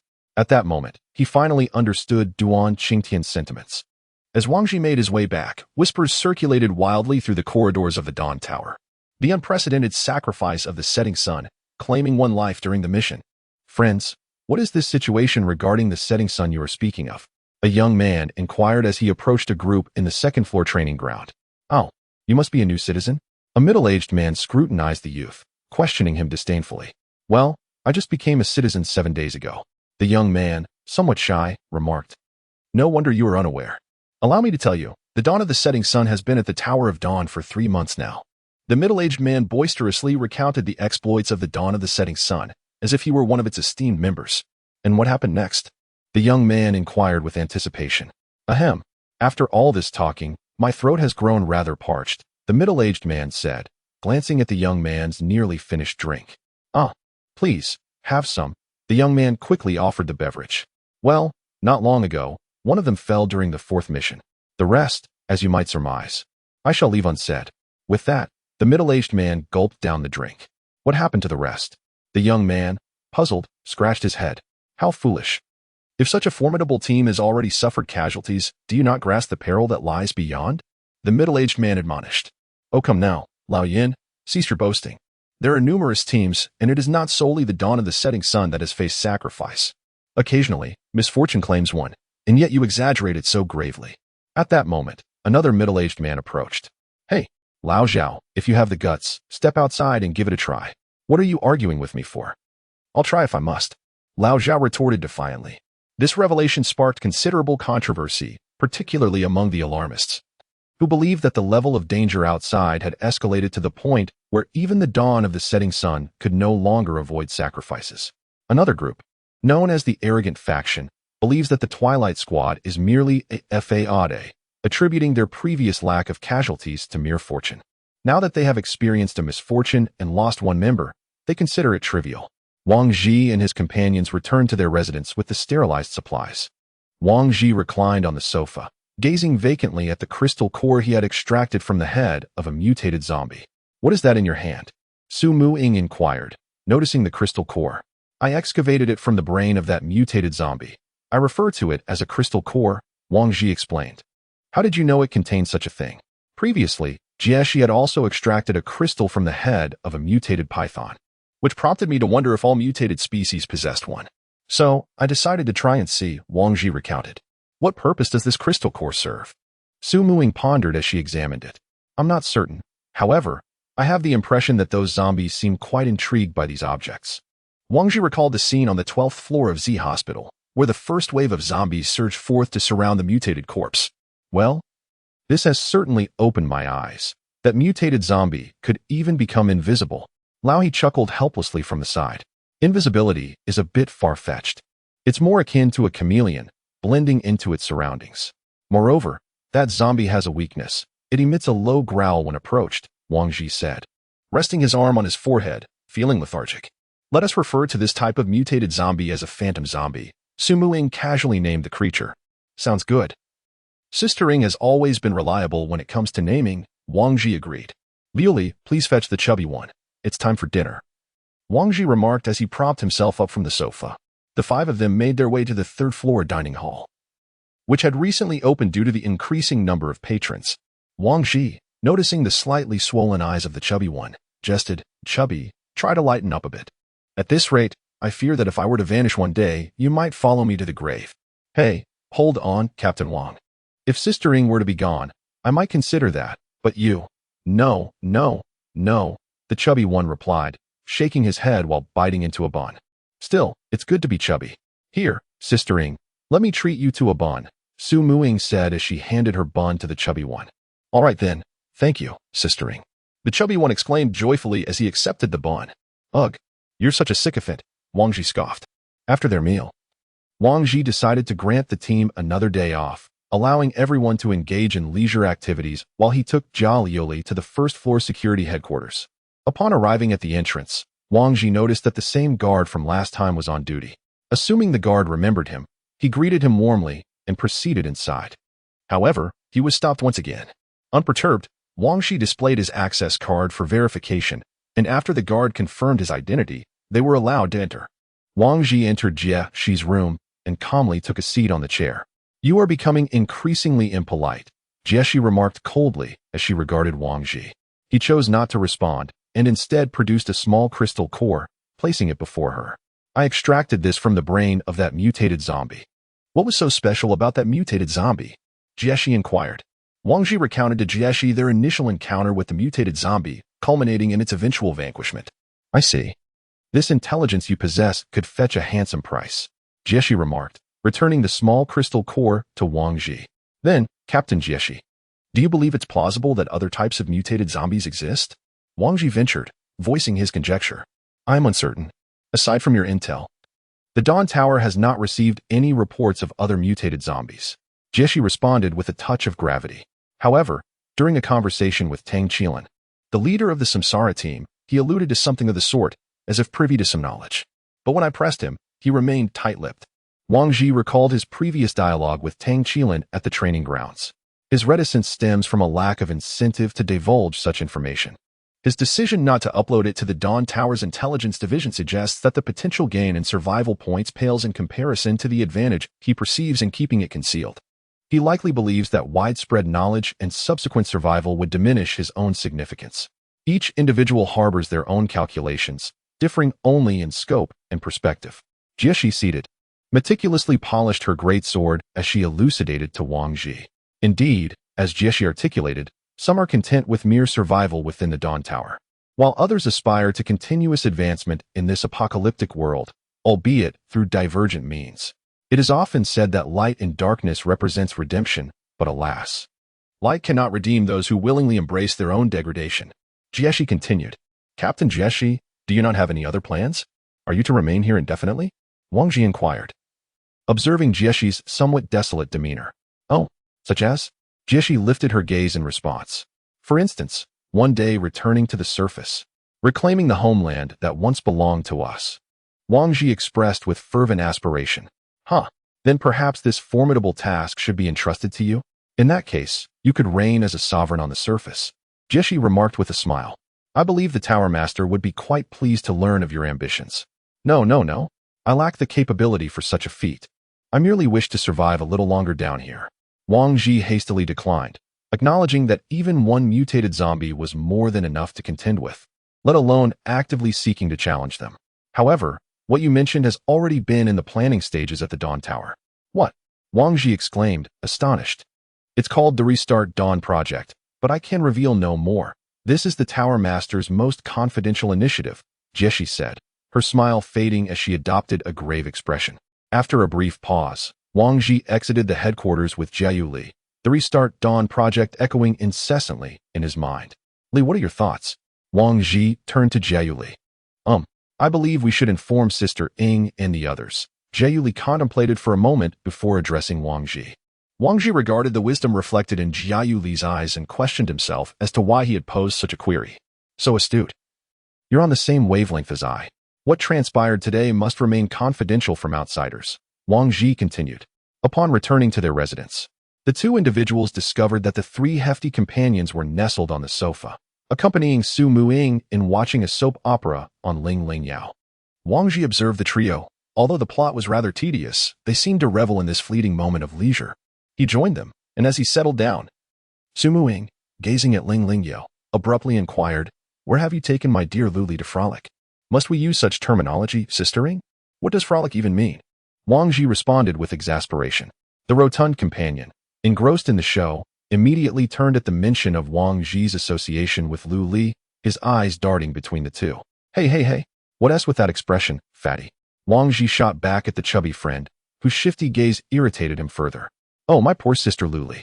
Fatty shook his head, then returned his attention to the screen. We just visited Jieshi. What are you all thinking? Your minds truly need some cleansing, Wang Ji remarked, observing their peculiar expressions.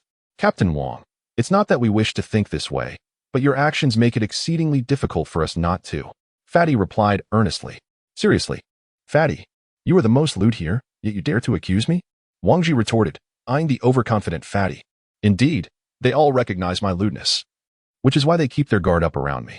However, Captain Wang, you are a wolf in sheep's clothing, Fatty continued. Enough. Luli, why don't you tell them what Wang Ji has done? Wang Ji, weary of their debate, poured himself a glass of water. Luli, come here and tell your sister what Wang Ji has done to you, Su Muing asked, pulling Luli close. The captain first inquired about my thoughts and then remarked on my cleverness, indicating that we were on the same wavelength. Luli responded candidly. Oh, what else? Su Muing raised an eyebrow. Well, the captain mentioned that today's events should not be disclosed to outsiders. Luli recollected. Uft. Ahem. Wang Ji, who was sipping water, choked on his drink at Luli's response. Oh, the portly fellow widened his eyes, pointing at Wang Ji. Wang Ji, gradually bewildered, pondered how he had only exchanged 3 sentences with Luli, and yet this was the outcome. He quickly recalled their earlier conversation, where Luli had merely mentioned her intention to inform Sister Ing. If Su Muing continued to probe Luli about what had been said, that statement would undoubtedly lead to... Wait. Wang Ji suddenly leaped up from the sofa, exclaiming. The 4 of them looked at the agitated Wang Ji with some confusion. Allow me to elaborate. Wang Ji hastily recounted his experiences with Jia Shi in one breath, eager to prevent any misunderstandings. The Dawn reboot plan? What is this plan? He inquired. I'm not certain. Jia Shi described it as the highest level of confidentiality from the Tower Master, but from her tone, it seemed related to going to the surface. Wang Ji reflected. Going to the surface? Why would anyone wish to leave this comfortable place below? What is the allure of the surface? The portly fellow remarked. There must be a reason for such actions. Even if no one desires to venture to the surface, the Dawn Tower surely possesses means to entice them, just as it encourages you to willingly undertake missions. Su Muing interjected from the side. Sakura's words were not unfounded. The Dawn Tower possessed a plethora of resources, and its intentions extended far beyond merely allowing us to reside in the underground with ease. Wang Ji concurred. Venturing outside was not entirely out of the question, as there had been camps that thrived in the open before, he recalled. However, they must have never encountered mutated species. Not to mention that colossal python could easily obliterate that camp, the Fatty remarked with a hint of trepidation. Let us not dwell on such matters. We should focus on the present, Wang Ji advised, rubbing his temples, as thoughts of those mutated creatures filled him with an inexplicable headache.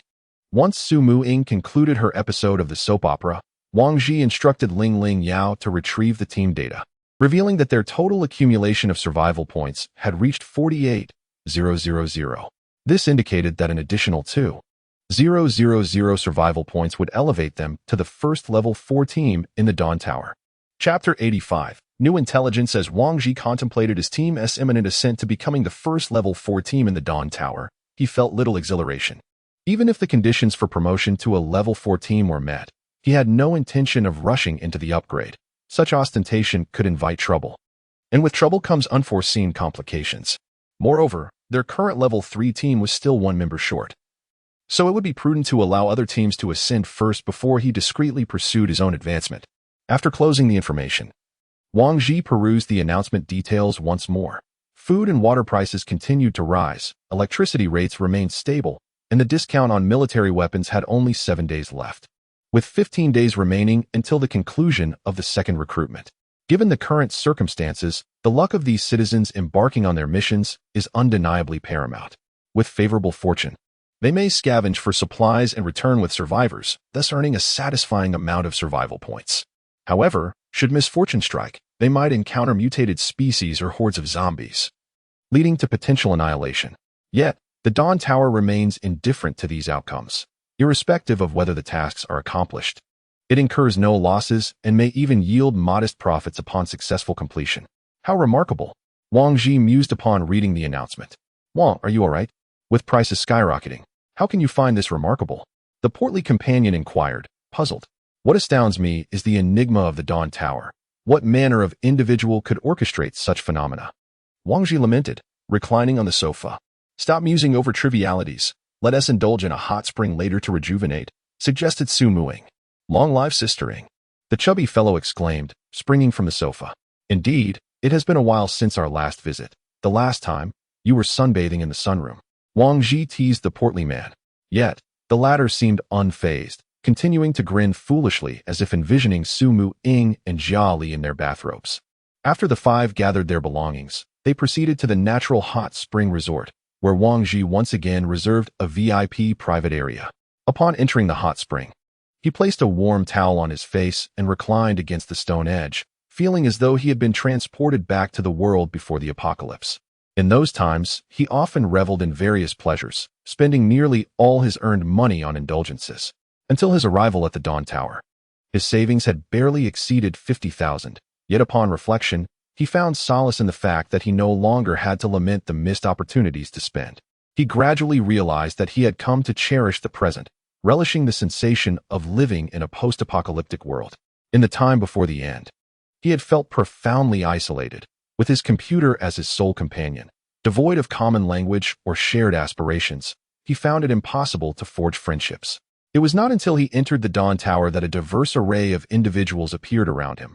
Mercenaries, soldiers, students, mechanics, and archaeologists, people who had previously been strangers, now gathered together in camaraderie, sharing laughter and conversation, united by a singular purpose, survival.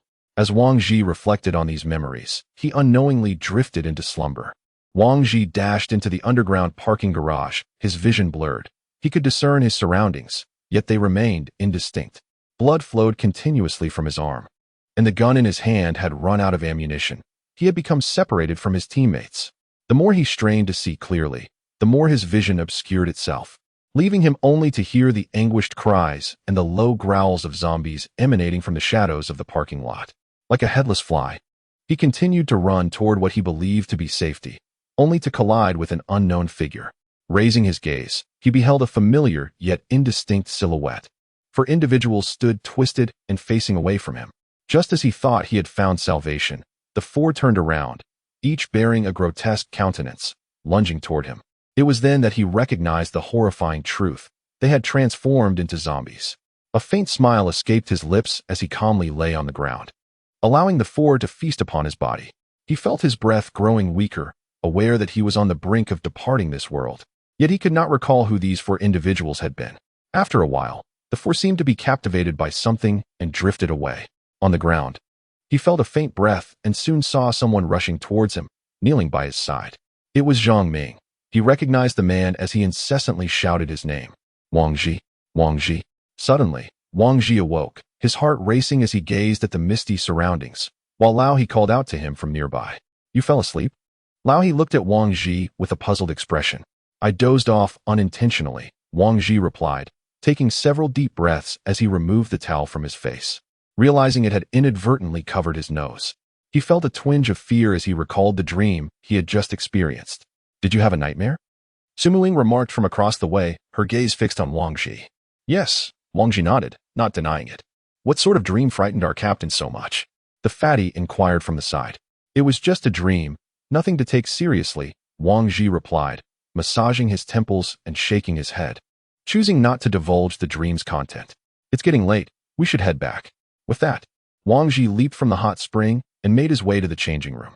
As the five departed, Tang Chi-Lin fortuitously arrived with his five companions at the natural hot spring, the two groups passing each other without a glance, merely appearing in the corners of each other's vision. I am increasingly irked by that bespectacled fellow. He parades around with five women as if he is desperate for everyone to notice, Fatty grumbled once they had walked a fair distance. If you're annoyed with him, find an opportunity to challenge him to a duel and give him a good thrashing, Wang Shi suggested. It is not mere boasting. I could easily overpower him with just 2 strikes, the stout fellow insisted defiantly. The 5 individuals made their way to the intelligence hall, where Wang Ji intended to upload the information regarding the mutated zombies, aiming to enlighten more people about their characteristics. Approaching the system, Wang Ji meticulously input the details of the mutated zombies and submitted the application for review, maintaining the price at a modest 100 survival points. In truth, he could have quoted a significantly higher price for such valuable information, as many teams would undoubtedly be interested. However, considering the circumstances of several teams, he opted to keep it at an accessible rate. He then reviewed his previous intelligence earnings, discovering an additional 500 survival points awaiting collection, with the giant python intelligence having been purchased 4 times. After claiming his survival points, he perused the information submitted by others. Having learned from past experiences, Wang Ji approached this task with greater caution. He understood the necessity of first checking the details of the publishing teams. If they were of level 1 or 2, he would generally disregard them, as he sought only the intelligence from level 3 teams, which tended to value their reputation. After a prolonged search, Wang Ji finally stumbled upon a piece of information regarding the mutated zombies. However, he refrained from celebrating prematurely, as he was yet unaware of which team had published this intelligence. The price alone startled him, 1,000 survival points. This was certainly a swifter acquisition than expected. Upon clicking to view the details of the intelligence, he discovered that it had been published by the Reincarnation team. Chapter 86, Annihilation. Wang Ji glanced at the intelligence released by Tang Qilin, noting that it had been published during their recent visit to the hot springs. Thus, there would be no conflict with what Dreschi had informed him regarding the lack of a team reporting on the mutated zombies. Sister Sakura, oldie, come and take a look. There is intelligence concerning a mutated zombie. Wang Ji called the two over. After a third discussion, everyone unanimously agreed to make the purchase. Even if Wang Ji were to be deceived once again, no one would mock him. The deduction of 1,000 survival points was successful. Upon unlocking Tang Qilin's intelligence, Wang Ji eagerly accessed the content homepage. This information had cost him 1,000 survival points, and should he be misled again, he would truly seek out Tang Qilin for a duel. Hypothesis: mutated zombies often possess their own territories and will attack their kind. Discovery: the currently known type of mutated zombie is the swift type. Characteristics: relatively small in stature, exceptionally fast, capable of long jumps, and able to consume flesh and blood to restore itself. Wang Ji studied the intelligence with great seriousness. Tang Qilin's information indeed provided him with significant insights. He felt that the expenditure of 1,000 survival points was not in vain. Although Tang Qilin had a somewhat dubious reputation, the information he provided was substantial. The fact that mutated zombies have their own territorial domains was something Wang Ji had not previously considered. More importantly, he had learned of another type of mutated zombie. Unexpectedly, that bespectacled fellow proved to be quite trustworthy, the chubby man remarked. But what if this intelligence is fabricated? Su Muing inquired. That is unlikely. At least one detail can be confirmed. They will attack their kind. When we were at Z Hospital, the moment we encountered that phantom zombie, it was feasting upon the zombie on the ground, Wang Ji stated, as he transmitted the intelligence to Ling Ling Yao. It appears that the types of mutated zombies are far more varied than the one we encountered, which indeed presents a dilemma. Oldie furrowed his brow and remarked, let us head back. It's best to rest early today and commence training tomorrow. After Wang Ji spoke, he turned and walked outside. That night, as Wang Ji lay in bed, he tossed and turned, unable to find solace in sleep. His mind incessantly replayed the recent events from the moment he entered Z Hospital, when an inexplicable sense of crisis enveloped him. He felt profoundly that this was no mere coincidence. He could distinctly sense the looming threat. Sakura, I think I understand. Wang Ji suddenly sat up in bed. Hiss, I understand as well. Let us discuss this tomorrow. Su Mu Sakura frowned, turning over to embrace Galulai once more, leaving Wang Ji alone in the darkness, unable to sleep. Perhaps it was due to his nap in the hot spring, or maybe he was simply too exhilarated. Wang Ji rose and made his way to the living room on the first floor, curling up on the sofa as he watched the movie that Ling Ling Yao was playing. The next day, he was roused from his slumber by Su Mu Sakura, who had brought a cup of milk and sat across from him. What was it you said you understood last night? She inquired. I meant to say that I seem to be able to sense mutated species, Wang Ji replied, sitting upright on the sofa. Are you certain? Su Mu Sakura raised an eyebrow. Yes. My experience at Z Hospital is proof enough, though it seems my sensing range is quite limited, Wang Ji explained. Then, does that mean we can avoid the mutated species? Su Mu Sakura asked. Theoretically, if the mutated species does not detect us, we should be able to evade them, just as we successfully withdrew from Z Hospital. Indeed, our captain status is finally set to ascend. Su Muing rose and seated herself beside Wang Ji, her hand caressing his face as she spoke with a hint of mischief. Just then, Lao He, who had just exited the room, caught sight of the two engaged in a rather blush-inducing display on the sofa. With a resigned cough, he urged them to temper their exuberance. Seizing the opportunity while Su Mu-ing glanced back at Lao He, Wang Ji swiftly swatted her hand away and shifted to another sofa. "Where are Fatty and Lu Li?" Wang Ji inquired, noting their prolonged absence. "They've been gone for quite a while. Why haven't they returned?" As Su Mu-ing muttered her concerns, the door swung open to reveal Fatty bursting in. "Everyone, extraordinary news," he exclaimed, rushing into the room. "Calm down, sit, and tell us slowly," Wang Ji replied, taking a breakfast item from Fatty's hands. "I must tell you, according to whispers, the team from Eternal Apocalypse has been utterly annihilated." Fatty whispered excitedly. "What? Where did you hear this?" Wang Ji asked urgently. Though he had not directly interacted with that team, they were a well-established presence. Back when they were merely a Tier 1 team, Eternal Apocalypse was already a Tier 3-1. If this news were to reach the other survivors within the Dawn Tower, it would undoubtedly incite unimaginable panic. "Well, it's a long story," Fatty began, teasing them with suspense. "Ingjia," Wang Ji shot a glance at Su Mu-ing, sensing Fatty's hesitation to divulge further. Wait. It was Qing who informed me. We happened to run into her while buying food and exchanged a few words." Fatty quickly clarified, noticing Su Mu-ying's intent demeanor. "Anqing, how did she come to know?" Wang Ji inquired, perplexed. "I asked her, and she mentioned she heard it from Jieshu yesterday, stating that the magnetic card location of everyone in their team has remained stagnant for 2 consecutive days. Jieshu also instructed her not to disclose this information, so please refrain from sharing it with others, as it could jeopardize Anqing," the plump man cautioned. "This Eternal Apocalypse is proving to be even more dire than the former dynasty, facing total annihilation without a single messenger returning." "Quite intriguing," Su Mu-ing remarked with a sneer. "In what location did they meet their demise?" Old He inquired, his brow furrowed. I didn't ask. Her knowledge of the details is likely limited," the plump man replied, scratching his head sheepishly. "Could it be possible that they discarded their magnetic cards and subsequently joined another organization?" Old He suddenly suggested. "That is indeed a possibility. However, I find it hard to believe there exists a place superior to the Dawn Tower. Thus, the likelihood of that scenario is minimal.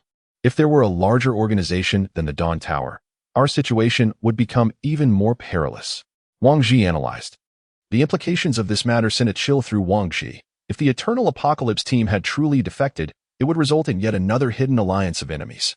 Wang Ji gazed blankly ahead, acutely aware that among the remnants of the 3rd tier, only he and Tang Qilin's group remained. The 2 established teams had all but vanished. He was uncertain of the daily toll the Dawn Tower exacted on its members, yet it was evident that the ranks above them were dwindling, which instilled a profound sense of insecurity within him. As the Allied forces grew increasingly fragile, what significance did it hold that his own team stood at the forefront? Chapter 87. The situation after their meal, the 5 donned their weighted suits and entered the training ground. With the passage of time, the number of those advancing to Tier 3 swelled, and apart from the Eternal Apocalypse team, there were now 18 teams within this tier. The training ground of Tier 3 gradually became lively, and physical fitness and agility had always been Wang Ji's primary focus in training. He did not seek explosive power, rather, he required ample stamina and swift reflexes. Simultaneously, Wang Ji meticulously observed the diverse individuals within the training area. Among them, a particular group drew his keen interest. He had identified 5 individuals, with one more expected to join. Each of them was robust and physically formidable, akin to Old He. The assembly of these 5 undoubtedly constituted a formidable team.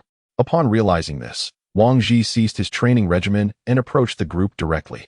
"Greetings. May I inquire who among you is the captain?"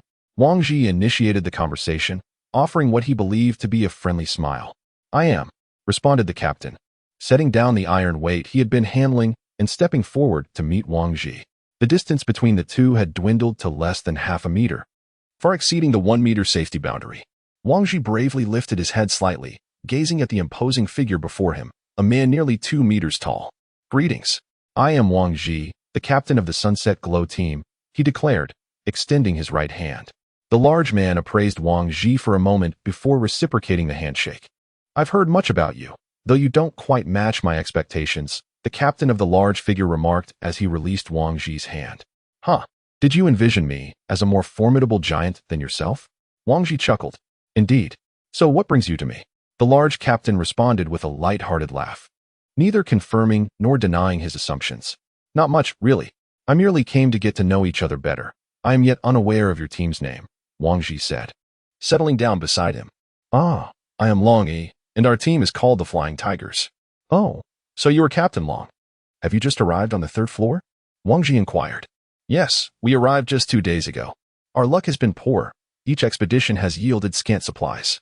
It was only on this 3rd return that we managed to gather enough resources for survival here on the 3rd floor, Long Yi replied with a hint of resignation.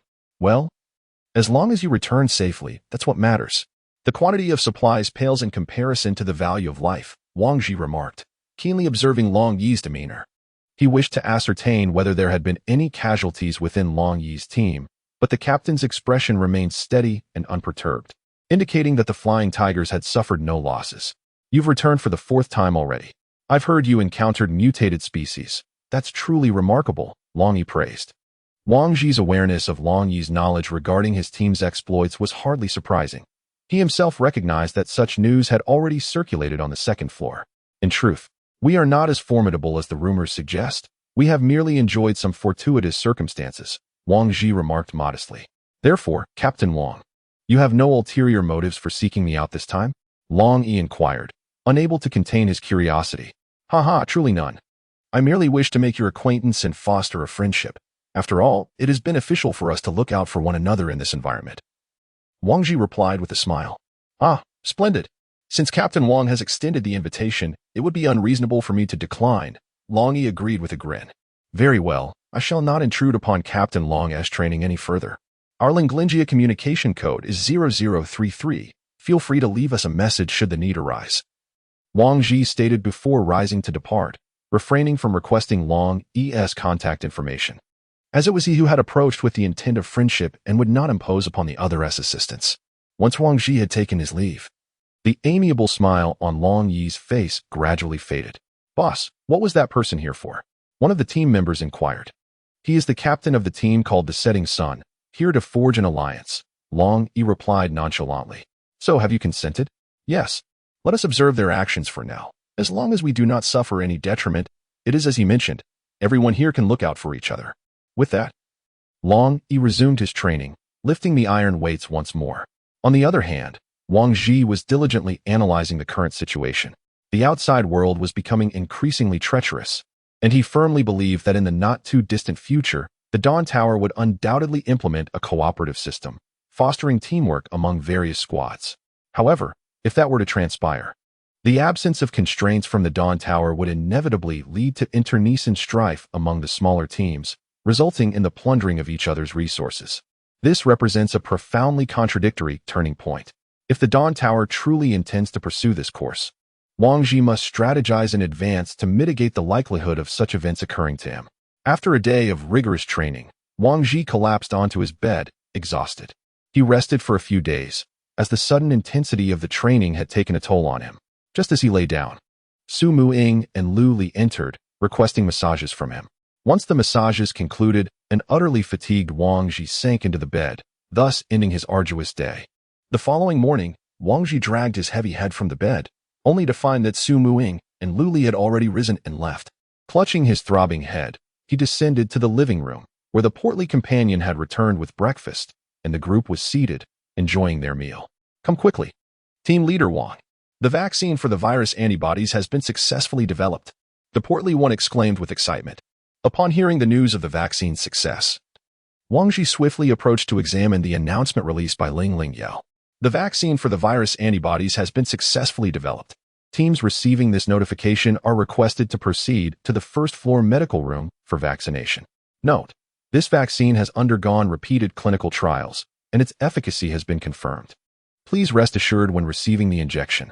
Excellent. It seems the medication we brought back has proven effective, Wang Ji remarked as he gazed at the announcement. Alas, if only the antibodies for this virus had been developed sooner, Zhang Ming lamented, then he wouldn't have been so distressed over a minor injury to his arm.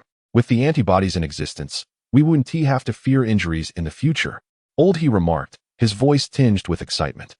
Are you truly convinced that this vaccine is effective? No one desires to be a guinea pig. Even if the vaccine were administered to the fatty, would he dare to let a zombie take a bite? Even if experiments were conducted on animals yielding immune responses, It does not necessarily imply efficacy in humans. Su Muqing interjected while filing her nails. Are you suggesting that this viral antibody vaccine has yet to be validated in humans? Old he inquired, puzzled. It is merely my conjecture. The concrete effectiveness remains unknown to anyone, does it not? Once Su Muqing finished speaking, her beautiful eyes turned toward Wang Ji, eager to hear his opinion. Chapter 88. Investigation. Wang Ji lowered his head, consuming his breakfast while contemplating the hypothesis presented by Su Muqing. I believe we should first observe the reactions of other teams after vaccination. As long as there are no significant side effects, we could still consider trying it ourselves. After all, there is nothing to lose. If, by misfortune, someone were to sustain an injury, we would then ascertain its true efficacy. Wang Ji articulated his perspective while munching on his bun. Indeed, that makes sense. After all, there is nothing to lose. And we might as well assume the vaccine is ineffective. Old he concurred. Once Wang Ji finished his breakfast, the five of them proceeded to the medical room, only to discover that the number of teams that had received notification was remarkably scarce. Among them was Tang Qilin's group, who had just completed their vaccination and were making their way outside. Fatty, go and shadow Tang Qilin to observe if they exhibit any unusual reactions. Remember, follow them openly. If questioned, speak the truth, Wang Ji whispered. His intention was to avoid raising suspicions. Once doubt arose, no matter the actions taken, the other party would perceive ulterior motives. Thus, Wang Ji chose to be forthright from the outset, ensuring they understood their purpose. Understood, Fatty replied, promptly turning to follow. Luli, you should accompany Fatty as well, Wang Ji added after a moment's thought. Although the order within the Dawn Tower was well maintained, he remained uneasy about them acting alone. After a while, another team emerged, and the trio followed. Wang Ji observed that those prioritized for vaccination were predominantly from Tier 3 teams, leading him to quickly deduce that the supply of the Dawn Tower's viral antibody vaccine was currently limited, favoring those of higher tiers for vaccination. The absence of first-tier teams receiving the vaccine indicated the Dawn Tower's confidence in this batch of antibody vaccines. If what Su Muqing stated held true, the Dawn Tower should have first vaccinated and monitored the first-tier teams, rather than foolishly experimenting on the third-tier teams. With this realization, Wang Ji's concerns regarding the viral antibody vaccine diminished significantly. The trio trailed the team for a full 2 hours, during which the captain of the opposing team noticed them and approached Wang Ji with inquiries. Upon learning of their intent to observe the vaccination reactions, he mockingly called them cowards before turning away. Wang Ji remained indifferent to the opinions of others. After all, in a world teetering on the brink of collapse, no one would stand up for you. It was prudent to exercise caution. Fatty, how are things on your end? Wang Ji called out over the radio. Everything is normal, Captain Wang, came the response from Fatty, momentarily catching Wang Ji off guard. Did Tang Qilin discover your presence? Yes, but he seems unconcerned and has been ignoring us, Fatty replied. Understood. Let's gather in the medical room. With no unusual reactions reported from either team, it was safe for them to proceed with their vaccinations. Once the five of them assembled, they entered the medical room, where they were greeted by the nurse who had delivered supplies to them previously. She paused in surprise upon seeing them, but quickly regained her composure, taking their magnetic cards for registration. After completing the registration, they proceeded inside, where the esteemed chief nurse Sophie was personally administering vaccines to the survivors. Why are you all so late? I've been waiting for you, Sophie remarked, her brow furrowed in displeasure. Apologies, we were delayed by some matters. How many doses are in this initial batch? Wang Ji inquired as he took a seat and bared his left arm. We have only produced a total of 100 doses so far. Due to a shortage of raw materials, we need survivors to gather additional supplies before we can begin the second round of production. All right, next, Sophie said, withdrawing the needle.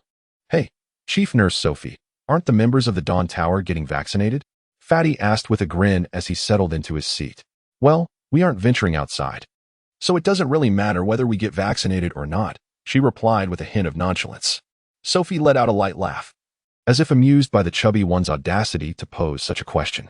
Once all 5 individuals had received their vaccinations, they departed from the medical room. When Wang Ji had been listening to Sophie discuss the shortage of raw materials, he had surmised that their recent mission would undoubtedly involve the collection of these essential supplies. Typically, these raw materials were found in the city, and after his recent excursion there, he still felt a lingering dread.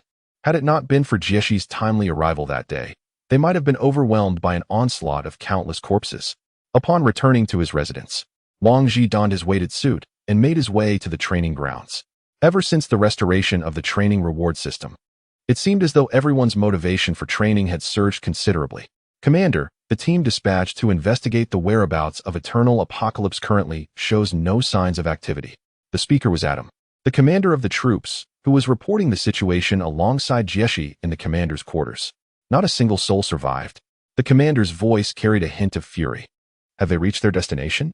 Yes, they are near the vicinity of Eternal Apocalypse.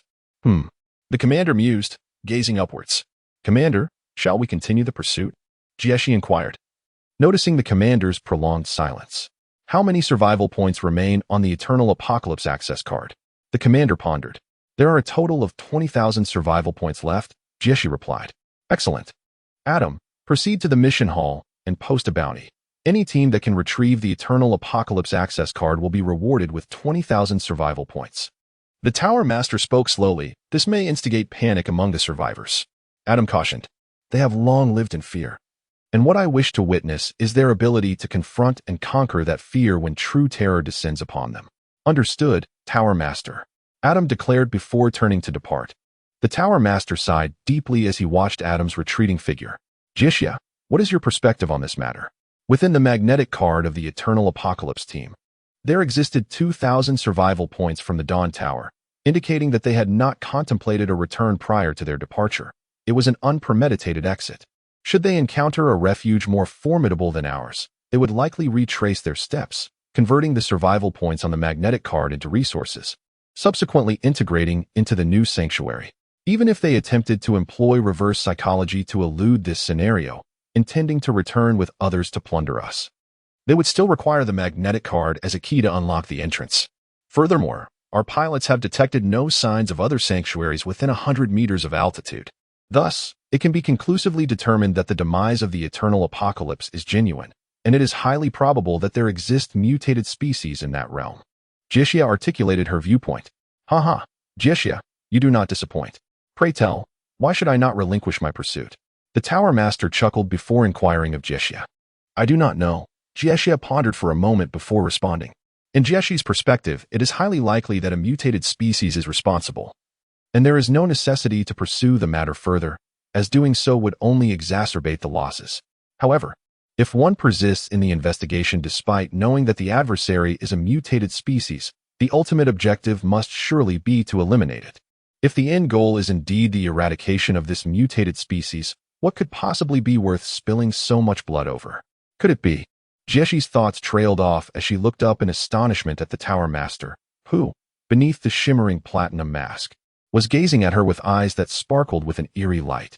Since you comprehend the situation, hasten back and make preparations, the Tower Master intoned, returning his attention to the books laid out on the table. Team leader Wang is in trouble again, the portly figure exclaimed as he hurried over to Wang Ji. Observing the state of his companion, Wang Ji, who was in the midst of training, immediately grasped that trouble had indeed arisen. What has happened? He inquired, slowly setting down his equipment. The Dawn Tower has issued a bounty mission, the portly fellow divulged mysteriously. Oh, what kind of bounty mission? Wang Ji responded, intrigued, as it was the first time he had heard of such an initiative from the Dawn Tower. The objective of the mission is to retrieve the magnetic card of Eternal Doom from the outside. What? Does this not mean that everyone will be aware that the Eternal Doom has been annihilated? That, I cannot say, the portly figure replied. But the reward for completing this bounty mission is a staggering 20,000 survival points. 20,000, Wang Ji exclaimed, his astonishment evident, as the portly figure nodded in satisfaction at his reaction. The 20,000 survival points were sufficient for a comparable team to meet the criteria for promotion to a Tier 3 team. However, a question arose. The news of the Eternal Doomsday team's annihilation had reached him through Anqing 2 days prior. In reality, the incident had occurred even earlier, as Anqing was not the first to receive the information to relay to Fatty. Wang Ji pondered the implications of this connection. Why did the Dawn Tower not promptly issue a bounty task? Instead, they opted to conceal the information for several days before making it public. The only explanation Wang Ji could conceive was that the Dawn Tower had dispatched its own personnel to the site of the Eternal Doomsday incident, but the outcome was dismal, resulting in their demise. If that were the case, the Dawn Tower would undoubtedly seek retribution. Setting that aside for now, they had decided to remain in training this month, avoiding any missions. Wang Ji and his team had only returned a few days prior, and he had no intention of accepting any tasks before the end of the month. With nearly 30,000 survival points remaining, they had ample resources to sustain themselves for quite some time. That evening, after training, Wang Ji returned to their quarters and discovered a new message from Ling Yao that had arrived unbeknownst to him. Ling Yao, check the new message, he instructed while changing his clothes. The message was from the Flying Tiger team, inquiring whether they were interested in joining the search for the bounty known as the Twilight Glow. Wang Ji chuckled softly upon reading the content. It was quite amusing that the Flying Tiger team was not seeking assistance but rather proposing collaboration. Nevertheless, Wang Ji had no intention of wading into this murky situation. Since they had reached out to him, he felt compelled to offer Long Yi a piece of advice: refrain from participation and recommend a period of observation. After Ling Yao replied, Wang Ji turned off the device and retired to his room for rest. The following day, upon rising, he deliberately glanced at Ling Yao, only to discover that she had not responded. He shrugged off the thought, reasoning that he had conveyed his message, and whether it was heeded was entirely their choice. In truth, following the release of the bounty task, numerous secondary teams had been eager to participate. The prospect of earning 20,000 survival points was indeed worth the gamble. Should they succeed, they would ascend directly to a tertiary team, making it much easier to acquire women from lower-tier teams. After his meal, Wang Ji arrived at the training ground, where he immediately noticed the members of the Flying Tiger team training with an air of nonchalance. It seemed they had taken his advice to heart and chosen to observe. In a world filled with uncertainties, he had established a principle for himself: to refrain from impulsive actions. As for this bounty task, it remained shrouded in mystery. Despite its allure, he found himself disinterested, preferring merely to observe from the sidelines. "Excuse me, are you Captain Wang Ji of the Sunset Afterglow team?" Wang Ji was engrossed in his training when the question reached his ears. Turning, he saw a young man with a fresh appearance, sporting a crew cut and a friendly demeanor, accompanied by 3 men and a woman, all carrying various pieces of luggage. And you are?" Wang Ji inquired suspiciously. "I am Ching Hao, captain of the Flowing Years team. It is a pleasure to meet you. Your team has always been our benchmark. Today, we have finally ascended to a tertiary team, and our first order of business is to meet you in person. We hope you will look after us in the future." "Hee, Captain Ching is jesting. We are merely ordinary survivors here, always supporting one another. There is no need for such patronage," Wang Ji remarked. Shaking the already extended right hand of Cheng Hao, he scrutinized the other man. On the surface, none of them exhibited any remarkable traits, and thus, he found little interest at that moment. Indeed, mutual support, haha.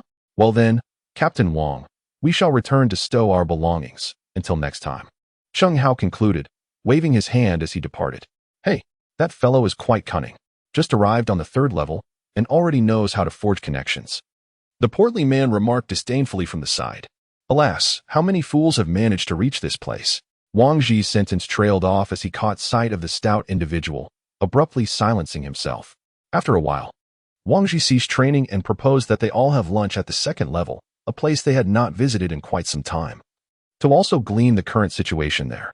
Upon arriving at the 2nd level, Wang Ji's first impression was that it was bustling with people. The activity in the 2nd level was more than double what they had encountered during their previous visit. It was reported that this recent recruitment had filled all residential units on the 2nd level, and some individuals wishing to join the ranks of citizens had been relegated to a waiting list, hoping for acceptance into the citizenry. Throughout their journey, the 5 of them were occasionally recognized, with some approaching to exchange pleasantries. A few even inquired with Wang Ji whether they were still accepting new members, despite their teammates being absent. Witnessing such fickleness, Wang Ji frowned. He would prefer a physically impaired individual with unwavering resolve over such spinelessness. Upon arriving at the restaurant, Wang Ji was astonished to discover that the prices of dishes on the 2nd floor were a staggering 10 higher than those on the 3rd floor. Was there such a hidden advantage on the 3rd floor? The portly man chimed in. "Alas, regardless of the time, class distinctions are inevitable," remarked Su Muing as she picked up the menu and ordered some inexpensive meals to satiate her hunger. Meanwhile, in the 1st floor preparation area, 30 individuals were gathered, clad uniformly in chemical protective suits and wielding automatic rifles. Each bore a serious expression, all in a state of readiness for action. Chapter 90. Recruitment. While Wang Ji and the others dined, the most prevalent topic of discussion around them revolved around the bounties associated with the Eternal Apocalypse. Following the announcement of the Eternal Apocalypse's death toll, coupled with the recent loss of one of their team members. The combination of these two pieces of news had led to a decisive shift towards fear and arrogance, with only a handful of teams clinging to a sense of luck. The majority had succumbed to the ranks of the fearful. Though the temptation of the bounty was significant, when it came to actually venturing out, hesitation engulfed them once more. In the first floor preparation area, the vice captain of the guard, Wu Changjung, passionately addressed the 30 soldiers regarding the objectives of the upcoming mission. Soldiers, this mission is unique and of paramount importance. We shall confront a ruthless and fearsome horde of zombies. And our ultimate goal is to spare no effort in taking the head of the enemy's leader. Do you all understand? Understood. Excellent. Soldiers, follow me. Let us depart. After Wu Changjung shouted loudly, he turned and entered the helicopter. Wang Ji, having finished his meal, hurriedly led a few individuals away from the second floor. The meal left Wang Ji feeling somewhat uncomfortable, as he was unsure who had spread the news, resulting in many people knowing that their team was dining in the second-floor restaurant. A crowd had gathered outside the restaurant to watch, making Wang Ji feel as though they were akin to monkeys in a zoo. Of course, the ones who attracted the most attention were Su Muqing and Jiao Yuli. Su Muqing remained composed, unfazed, while Jiao Yuli, on the other hand, was blushing profusely, burying her head in her food. Wang Ji did not believe that the onlookers were there out of admiration. Those who came were either seeking to verify the previous rumors or wanting to catch a glimpse, hoping to familiarize themselves in case they encountered them later. As for admiration, it was non-existent here. Only selfishness and jealousy prevailed. Upon returning to the third floor, Wang Ji encountered Cheng Hao on the training ground. Although Cheng Hao professed admiration for their team, Wang Ji had never taken it seriously from the very beginning, as he had not perceived a shred of genuine admiration in their eyes. "Hey, Captain Wang, nice to see you again. What have you all been up to?" Cheng Hao inquired as he approached Wang Ji and his companions upon their return to the third floor. "You're asking a bit too much," Wang Ji replied, frowning with displeasure. "All right then," Cheng Hao shrugged, turning to leave. "TCH. He really thinks too highly of himself," he muttered under his breath as he walked away, his voice barely audible. Yet Wang Ji and his companions could hear it clearly. Upon hearing this, the hefty individual widened his eyes in anger, intending to approach Cheng Hao, but was abruptly pulled back by Su Muqing. "Why are you so agitated? Even Captain Wang hasn't reacted," she remarked with a hint of frivolity. Wang Ji observed Cheng Hao's retreating figure with a calm demeanor. Although this action took him by surprise, it was nonetheless within the realm of reason. What astonished him was Cheng Hao's audacity to utter those words in his presence, yet it was entirely predictable that a hypocrite like Cheng Hao would display such a facet. Shaking his head, Wang Ji resumed his training, while his attention was once again drawn to the Flying Tigers team. At that moment, Long Yi had seemingly recruited a new member, a robust man, indicating that Long Yi had a penchant for brawny individuals. As Wang Ji surveyed the 6 members of Long Yi's team, he began to contemplate the prospect of scouting for a new addition to his own. However, the mere thought of recruiting a new member gave him a headache. While most candidates were generally acceptable, the exception was Su Muqing. If she disapproved of someone, it would be utterly intolerable. After training concluded for the evening, Wang Ji shared his thoughts on recruitment with the group. Following their agreement, he was confronted with a new dilemma. If he sought a capable individual, he would have to poach from other teams. Yet, he harbored a deep-seated disdain for betrayal and opportunism, thus narrowing his options considerably. He could only select from those displaced individuals yearning to gain citizenship. With only 3 days remaining until the end of the second recruitment phase, should he identify a suitable candidate within this time frame, they would save 1,000 survival points required for citizenship. He was not particularly greedy for such trivial advantages, nor did he feel compelled to recruit during the second summoning period. He simply believed that having 6 individuals would be more convenient, allowing them to divide into 3 groups for tasks. With their current group of 5, one person would inevitably be left alone if they attempted to form 3 groups. If he truly had his sights set on a particular individual, he would not be preoccupied with the amount of survival points he had expended on them or the returns he might expect.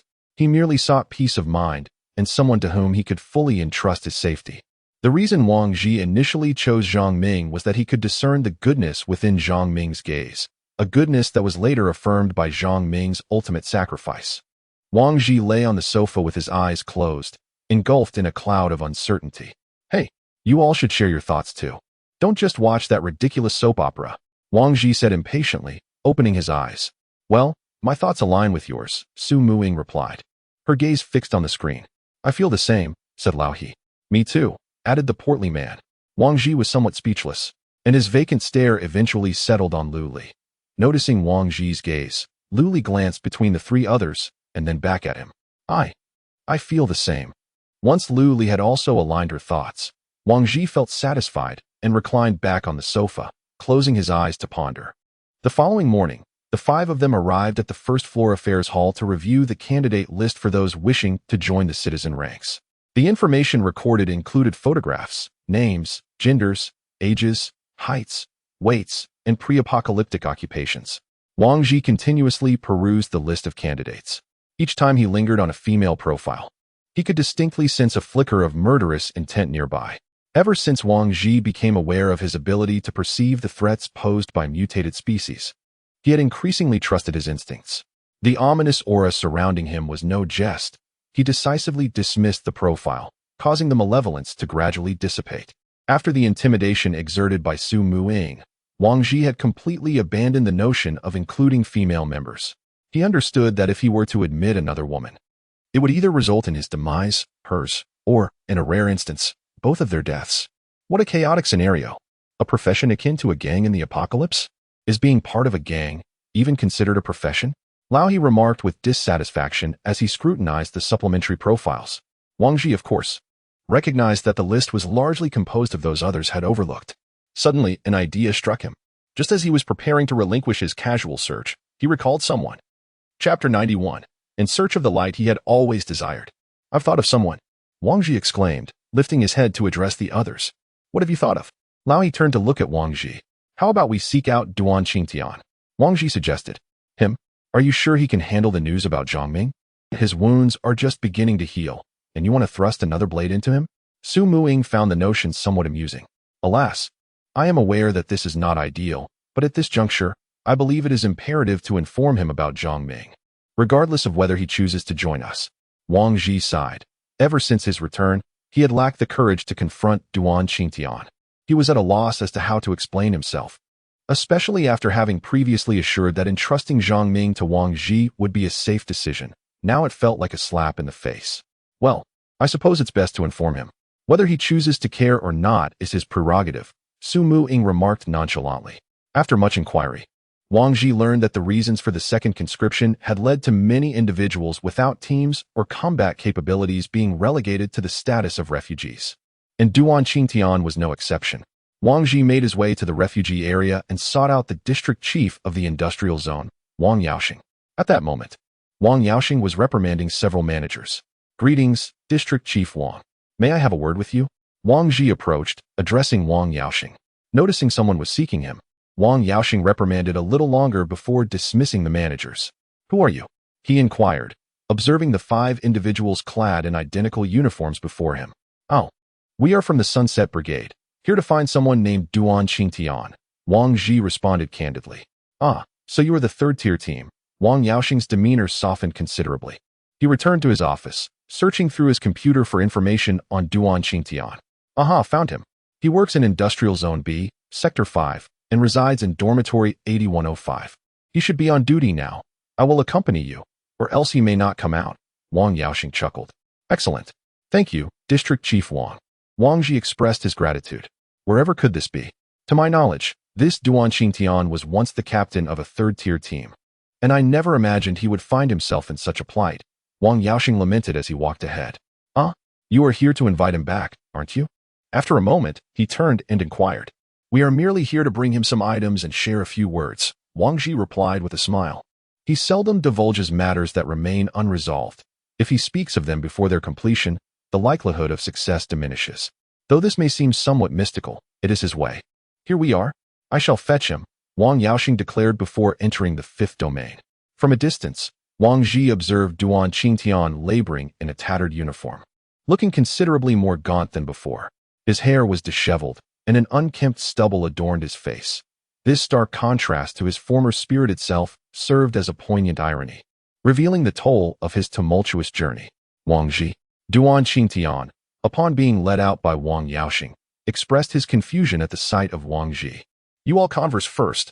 I have some matters to attend to, so I shall take my leave. Wang Yaoxing excused himself. It has been a long time, old Duan. Wang Ji managed a strained smile. What brings you all here? Where is Zhang Ming? Duan Qitian scanned the group, noticing Zhang Ming's absence. This is not a suitable place for discussion. Let us converse in your dormitory, Wang Ji suggested. Yet, Duan Qitian sensed an unease in the air. The ambience among the six was rather somber, with silence enveloping them, save for the rhythmic sound of their footsteps echoing against the ground. Upon entering the dormitory, a cramped 20-square-meter room in disarray barely accommodated 6 beds, permeated by a musty odor. Observing the challenging conditions, Wang Ji furrowed his brow deeper. Speak, what exactly has transpired? Duan Qingtian's voice trembled slightly. Wang Ji recounted the events of the past 2 days in detail, narrating everything from their departure to their return. This is Zhang Ming's handgun, along with his access card and message. Finally, Wang Ji produced Zhang Ming's firearm, and from his pocket, he handed over the access card and message to Duan Qingtian. With one hand pressed to his forehead, Duan Qingtian gazed at Zhang Ming's written words, obscuring his emotions. You foolish child, everything about you is admirable. Except for your relentless consideration for others. You see, with a severed arm, no one reproaches you. It would have sufficed for you to accompany me here. Duan Qingtian muttered to himself. Despite his efforts to mask his expression, Wang Ji noticed several tears cascading to the floor.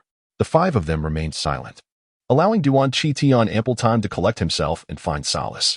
So, you have come to recruit me into your ranks? After a prolonged silence, Duan Qitian slowly raised his head, the bloodshot veins in his eyes still prominent. Wang Ji refrained from denying it, instead observing Duan Qitian with a complex gaze. Awaiting his next decision, Wang Ji understood that Duan Qitian had already arrived at his conclusion, rendering further words unnecessary. I have become a drifter. Not out of fear of death, nor do I return with you because I cannot endure the squalor here. I do this for Zhang Ming, to carry on his legacy and pursue the light he so fervently yearned for. Duan Qingtian trembled slightly as he held the gun and magnetic card, his gaze resolute as he faced the 5 individuals. At that moment, he could no longer contain himself and stepped forward to embrace Duan Qingtian. Both soldiers, united in their shared experiences, found solace in each other's presence. Across from them, Wang Ji exchanged a glance with Su Muiying before rising to speak. Old Duan, welcome to the setting sun. Let us return. As they prepared to leave, Wang Ji approached Wang Yaoxing's room. I've taken the person. I truly appreciate your assistance. District Chief Wang, he greeted. No problem. I'll handle the remaining procedures myself. You all may head back, Wang Yaoxing replied with alacrity. Wang Ji found Wang Yaoxing's demeanor unsurprising. The district chiefs managing the displaced individuals wielded little power, as the Dawn Tower often favored teams deemed to offer greater value. Within the hierarchy of the Dawn Tower, the departments that held significant influence were the Guard Division, Command Center, Medical Unit, Biological Research Facility, and Research Department, each contributing immensely to the tower's operational success. As Wang Ji and his 5 companions exited the refugee zone, they found that Zhang Ming's magnetic card identity had yet to be deactivated. Duan Qitian seamlessly assumed Zhang Ming's identity, allowing him to integrate into Wang Ji's group without the need for tedious enrollment procedures. Just as they were about to ascend to the 3rd floor, Wang Ji caught sight of the entrance area on the 1st floor, where several bloodied individuals suddenly burst forth from the elevator. Chapter 92. Redesign. Wang Ji observed the panicked figures, initially perplexed, until he recognized one of them as Wu Changzheng, the deputy captain of the guard team. Causing a jolt of alarm to surge through him, Wang Ji paused, gazing at Wu Changzheng at the entrance, accompanied by 7 weary soldiers. He was unaware of the tribulations they had faced, but the mere fact that individuals from the Dawn Tower ventured outside indicated a matter of significant gravity. However, one thing was certain to Wang Ji. Wu Changzheng was affiliated with Jieshi, and this situation was undoubtedly related to her. It seemed he would have to pay her another visit. By the way, you all may return first. I will accompany old Duan to procure some attire, Wang Ji remarked, gesturing towards the weighted suit he wore. The 2 proceeded to the trading hall, where Wang Ji instructed the staff to replicate the suit he was wearing and tailor a similar one for Duan Qingtian, increasing the weight to 35 kilograms, akin to that of old he. Additionally, Wang Ji procured a Nepalese curved dagger and a fully equipped automatic rifle for Duan Qingtian, spending a total of 1,000 survival points. The recent price reductions in the armory had indeed saved Wang Ji's team a substantial amount of resources. Old Duan, is there anything else you require? Do not hesitate to speak. Wang Ji gently patted Duan Qingtian's arm. These are sufficient. Purchasing more would be impractical, Duan Qitian replied, lifting the lace cinqueton in his hand. Duan Qingtian's words prompted Wang Ji to contemplate their burden issues. The protective gear recommended by the Dawn Tower had room for improvement. For instance, the current design of the chemical warfare suit only allowed for 3 grenades and 5 spare magazines to be carried at the waist. Furthermore, the fit of the suit was not as precise as it could be, which could slightly affect the intricacies of combat. With these thoughts in mind, Wang Ji conceived the idea of custom designing a new combat suit. Upon exiting the trading hall, Wang Ji led Duan Qitian to the medical room. When Duan Qingtian learned of the existence of a viral antibody vaccine, he was taken aback, fully aware of its significance. Inside, Wang Ji encountered Sophie and inquired whether any vaccines remained. Well, consider yourselves fortunate. The higher-ups have allocated your team 6 doses. And after the 5 of you have been vaccinated, 1 dose indeed remains. Sophie glanced at Duan Qingtian, immediately recognizing him as the new member of Wang Ji's team. After receiving the viral antibody vaccine, the two returned to their residence, where Wang Ji assigned Duan Qitian to the room previously occupied by Zhang Ming. He then asked Lao He to talk to Duan Qingtian about recent events, facilitating his quicker acclimatization to this new environment. In the living room, Su Muying and her companions were engrossed in the soap opera they had been watching, seemingly opting not to train now that Duan Qingtian had just arrived.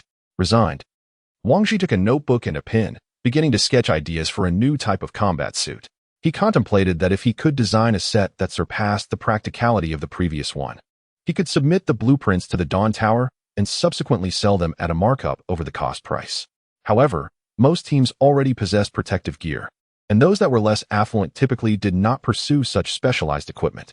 Even if it was superior to what the Dawn Tower recommended, few would likely make a purchase. Wang Ji sketched the design, initially placing 5 pockets to carry spare magazines on each side of the ribcage. One side designated for handgun ammunition and the other for rifle ammunition. The chest should be reinforced. As Wang Ji sketched, he softly murmured to himself. Su Muying, who was intently watching a soap opera nearby, suddenly turned her head in surprise, looking at Wang Ji with curiosity. What is wrong, Ingjie? Wang Ji, startled by her sudden movement, inquired. What did you just say? I mentioned enhancing the chest area. Wang Ji began, only to realize midway that something was amiss. Oh, whose chest are you referring to? Su Muying raised an eyebrow, teasingly. It's not about anyone's chest. I'm designing our chemical warfare combat suits. And the chest area needs reinforcement, Wang Ji quickly clarified. Oh, then please continue. Just remember to use black for the final color. Su Muying mused before returning her attention to the show. Reinforcing the chest area of the combat suit could effectively prevent fatal injuries. If the vaccine against the virus proves effective, preserving life would be the priority, and everything else would be secondary. As for the color, Wang Ji intended to use black as well. After all, they certainly could not wander outside at night in green or white outfits. Subsequently, Wang Ji designed pockets on both sides of the arms for utility. He incorporated straps on the sides of the legs to carry daggers and designed a grenade pouch on one side with a capacity for 5 grenades. On the other side, he planned to install a deployable grappling hook mechanism. The grappling hook is designed to be launched like a bullet, subsequently deploying claws from all sides to secure its position. When the user presses the retraction trigger, gas is utilized to drive a fan, retracting the cable of the fastener and thereby drawing the user towards the anchored location. Wang Ji had previously encountered this grappling hook and noted that both the equipment's cost and fuel consumption were rather exorbitant, coupled with its limited practicality, which dissuaded him from making a purchase. However, in hindsight, such a mobility device could indeed prove to be life-saving. Having completed his sketch, Wang Ji nodded in satisfaction, admiring the combat suit that only he could decipher. Let us go eat, he declared, putting away the sketch and rising to address the trio engrossed in a soap opera. He then called for Duan He and the others, and the 6 of them made their way to the 3rd-floor dining hall. At that moment, Duan Qingtian had transformed significantly from their first encounter. He had changed his clothes, shaved his beard, and had his hair tidied up by old He, presenting a much more vibrant appearance. Today, with old Duan joining us, let us order something nice. Everyone eat up, Wang Ji announced, primarily selecting nutritious dishes for Duan Qitian to help him recover from temporary malnutrition. After the meal, they engaged in another clean plate initiative. With the presence of the plump one, they had never left anything uneaten. It's been a while since I felt this full, the plump one said, leaning back in his chair and rubbing his belly. This time, Wang Ji ordered rather abundantly, spending 80 survival points.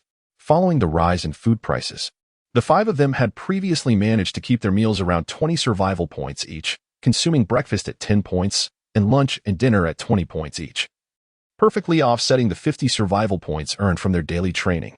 Upon exiting the dining hall, the six of them entered their free activity period. Wang Ji once again took Liuli under his wing and headed towards the guard headquarters on the first floor. He couldn't forget the encounter with Wu Changzheng and the 7 soldiers at the entrance. Chapter 93. What will you exchange for? Wang Ji arrived at the guard headquarters with Galilei, and at the entrance stood the same guard as last time. The guard recognized Wang Jiu. Without giving the other a chance to speak, presented his magnetic card directly. After the notification was processed, Wang Ji entered Jieshi's room. Upon entering, he was immediately enveloped by a chilling aura of hostility, emanating unmistakably from Jieshi. Wang Ji had never before sensed such intense animosity from her. She was sitting alone in the room, radiating an overwhelming energy of menace. He felt a twinge of fear, worried that Jieshi might direct this unsettling emotion toward him. Sit, Jieshi commanded, casting a glance at Wang Ji. Wang Ji stood dazedly, maintaining a distance of 3 meters from Jieshi, too apprehensive to draw nearer until she bade him to take a seat. Captain Jieshi, I just saw Captain Wu and the others return from outside. Did something happen? Wang Ji inquired cautiously. There were 30 of them when they left. Jieshi lowered her head, struggling to suppress the fury bubbling within her.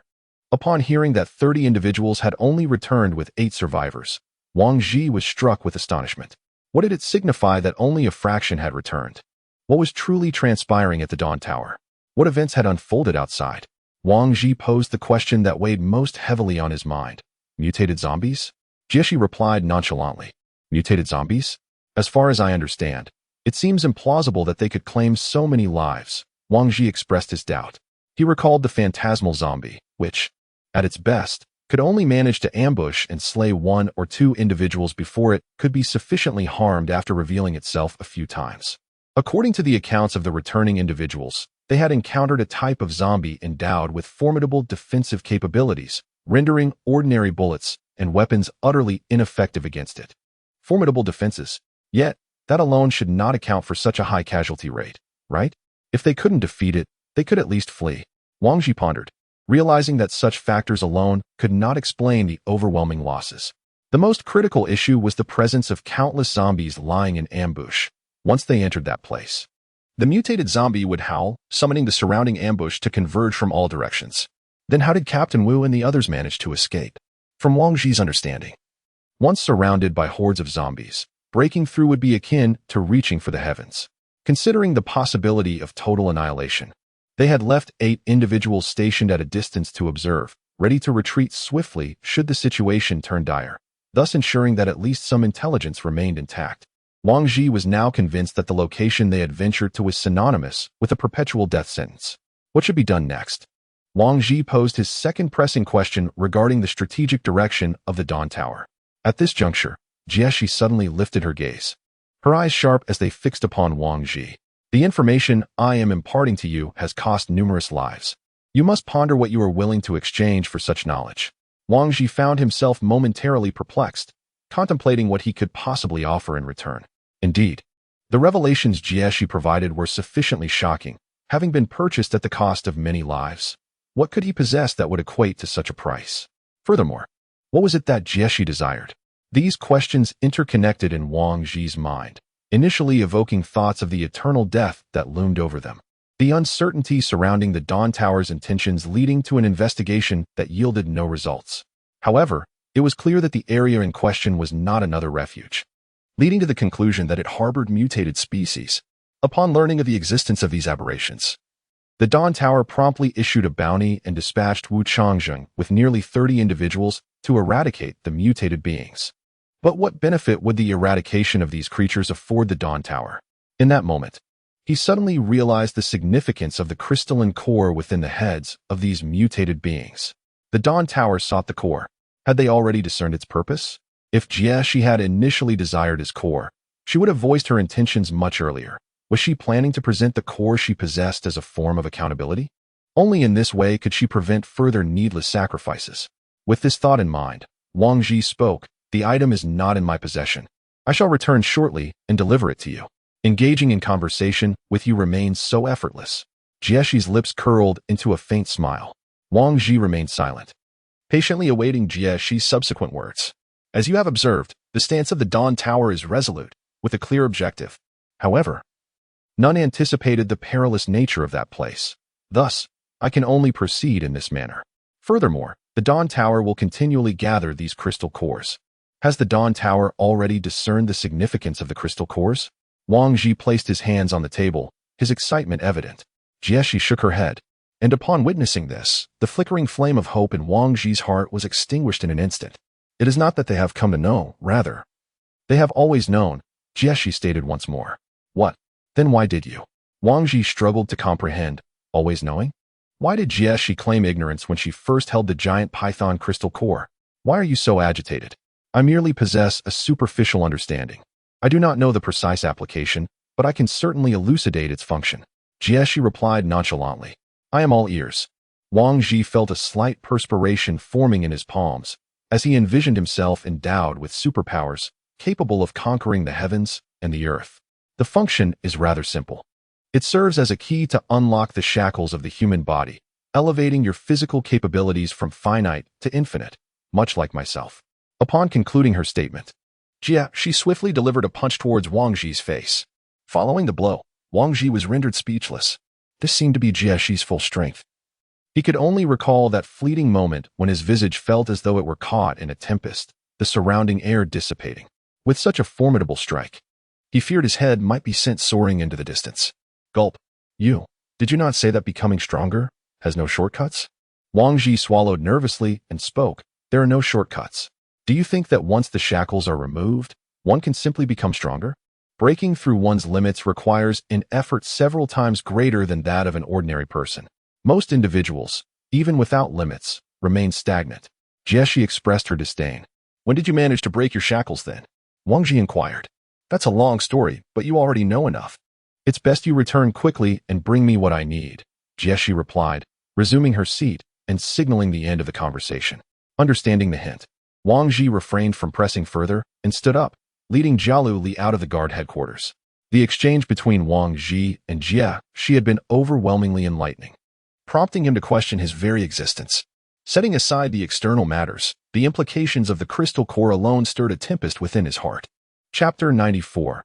A future of promise. Upon their return to their residence, the others were still engaged in leisurely activities outside. Wang Ji approached the cabinet in the corner and retrieved the crystal core. Since she had initiated the conversation, it was only fitting that he present it. After all, this object served no purpose in his possession, and he believed in Jieshi's intentions, confident that she would not lead them astray. With the crystal core in hand, Wang Ji and Jialu Li made their way back to Jieshi. Upon receiving the core, she expressed her satisfaction by giving Wang Ji a pat on the shoulder before turning to depart. In fact, Wang Ji had noticed long ago, during his encounter with Jieshi, that both in terms of speed and strength, she had surpassed the capabilities of an ordinary person. He was perpetually intrigued by how Jieshi had achieved such feats, only to be playfully misled by her into believing there were no shortcuts. Nonetheless, her assertion did hold some truth. Prior to any breakthroughs, one's physical capabilities must first reach their pinnacle. When it comes to this upper limit, Wang Ji believed that among their group, only Su Mu Ying was likely to have touched upon it.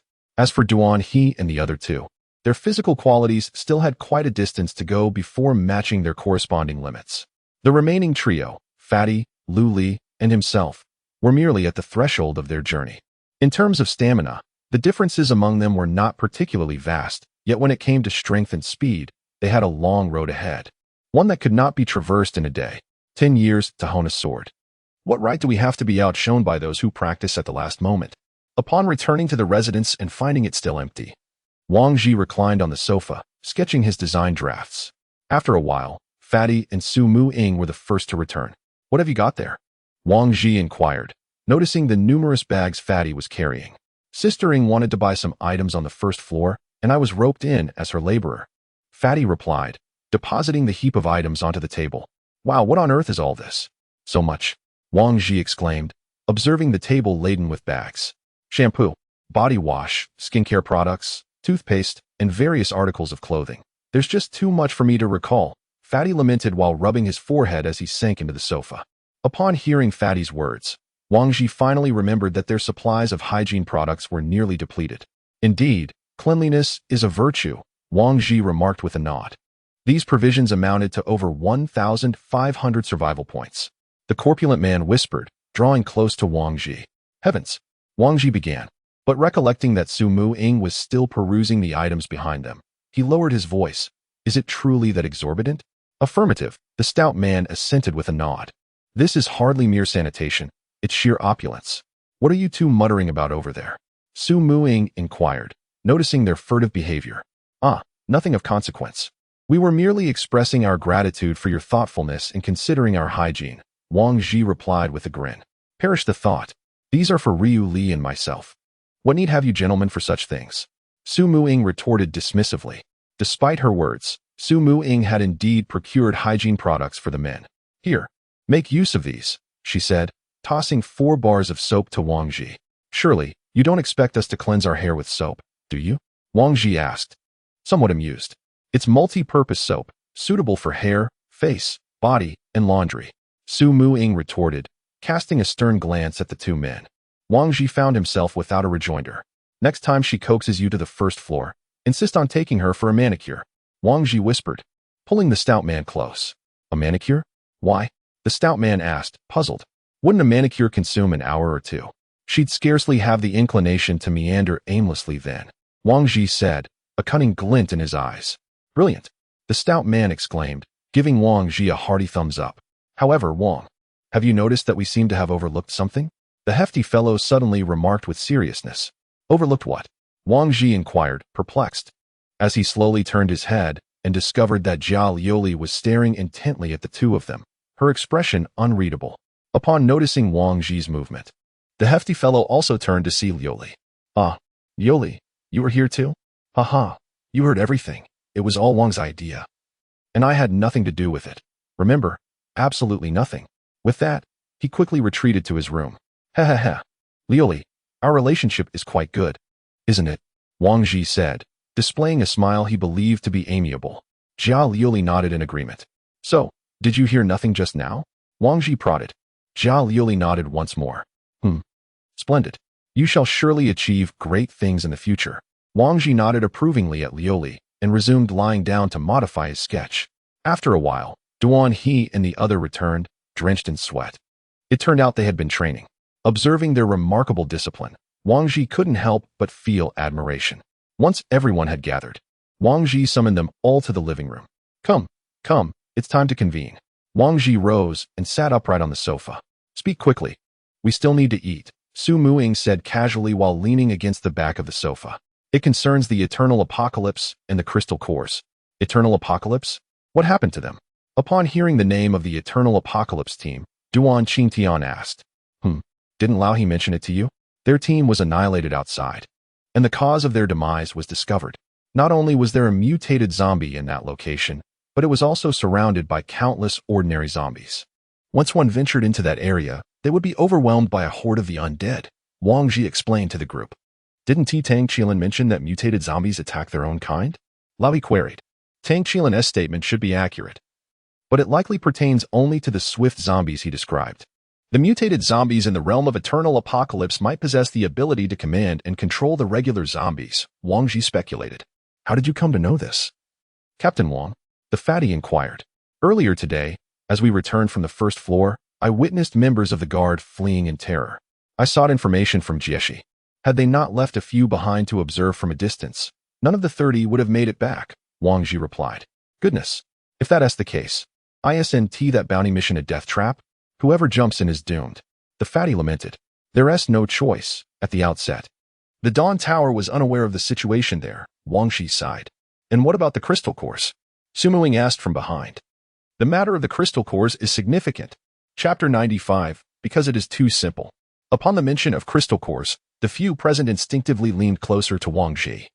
Even Su Mu-ing, who had been reclining on the sofa, sat up, awaiting Wang Ji's words. The Dawn Tower had long understood the function of the crystal cores, but had yet to research how to utilize them safely and effectively. What purpose do they serve? The portly individual inquired anxiously. Our current physical capabilities as humans are indeed limited. Yet the essence of the crystal core is to enable us to transcend these boundaries and attain limitless potential. Jackie is presently in such a state. Upon the conclusion of Wang Zhi's words, the others fell into a contemplative silence, each lost in thought, mirroring Wang Zhi's earlier demeanor. It is no wonder that during the encounter with the giant python, Jackie leapt nearly 5 meters into the air. I found myself questioning whether she was truly human. Old He remarked thoughtfully, will we, upon utilizing the crystal core to break through, also be capable of such feats, like Captain Jackie's 5-meter jump? The portly one asked with yearning. In theory, it is possible. However, it ultimately depends on your own training. For instance, if you have not yet reached your physical limits, the crystal core will hold little significance for you and will not grant you the ability to soar, Wang Zhi elucidated. How long must one train to achieve that? The portly one lamented, cradling his head in despair. Thus, it is imperative to enhance our training henceforth and reach our limits as soon as possible. Wang Zhi smiled reassuringly at him. How can you be so certain that the Dawn Tower will provide the crystal core for people like us? Su Muing scoffed. As long as we possess enough survival points, if the Dawn Tower refuses to sell, we are left with no alternatives, for the technology lies in their hands. Wang Zhi replied with resignation. Meanwhile, as Wang Zhi and the others conversed, Ling Yao also announced a new notification, stating that the bounty task had been taken offline. It appeared that Jackie had resolved her matters on her end. Wang Zhi pondered upon seeing the message. What shall we do next? Duan Qi Tian inquired. Wang Zhi glanced at Ling's outing schedule, noting that there were still 23 days remaining. To forge iron, one must first temper oneself, he mused, resolving to dedicate the next 20 days to rigorous training. The external conditions were continually deteriorating, and we too must evolve. Are there any further questions? Wang Zhi asked, directing his gaze towards the others. Seeing them shake their heads, he stood and adjourned the meeting. The group proceeded to the dining hall to partake in dinner. During the meal, Wang Zhi unexpectedly encountered Tang Qilin, who was accompanied by 5 women, all clad in full gear as they ascended the elevator. It appears they are preparing for an outing today, remarked Old He, observing their departing figures. These individuals are quite formidable. They even brought a rocket launcher, Duan Qingtian commented. Gazing into the distance, we possess heavy weaponry as well, though it is cumbersome to transport and seldom utilized. It seems Tang Qilin is aware that their mission is not trivial, Wang Zhi noted. Captain Wang, enjoying a meal?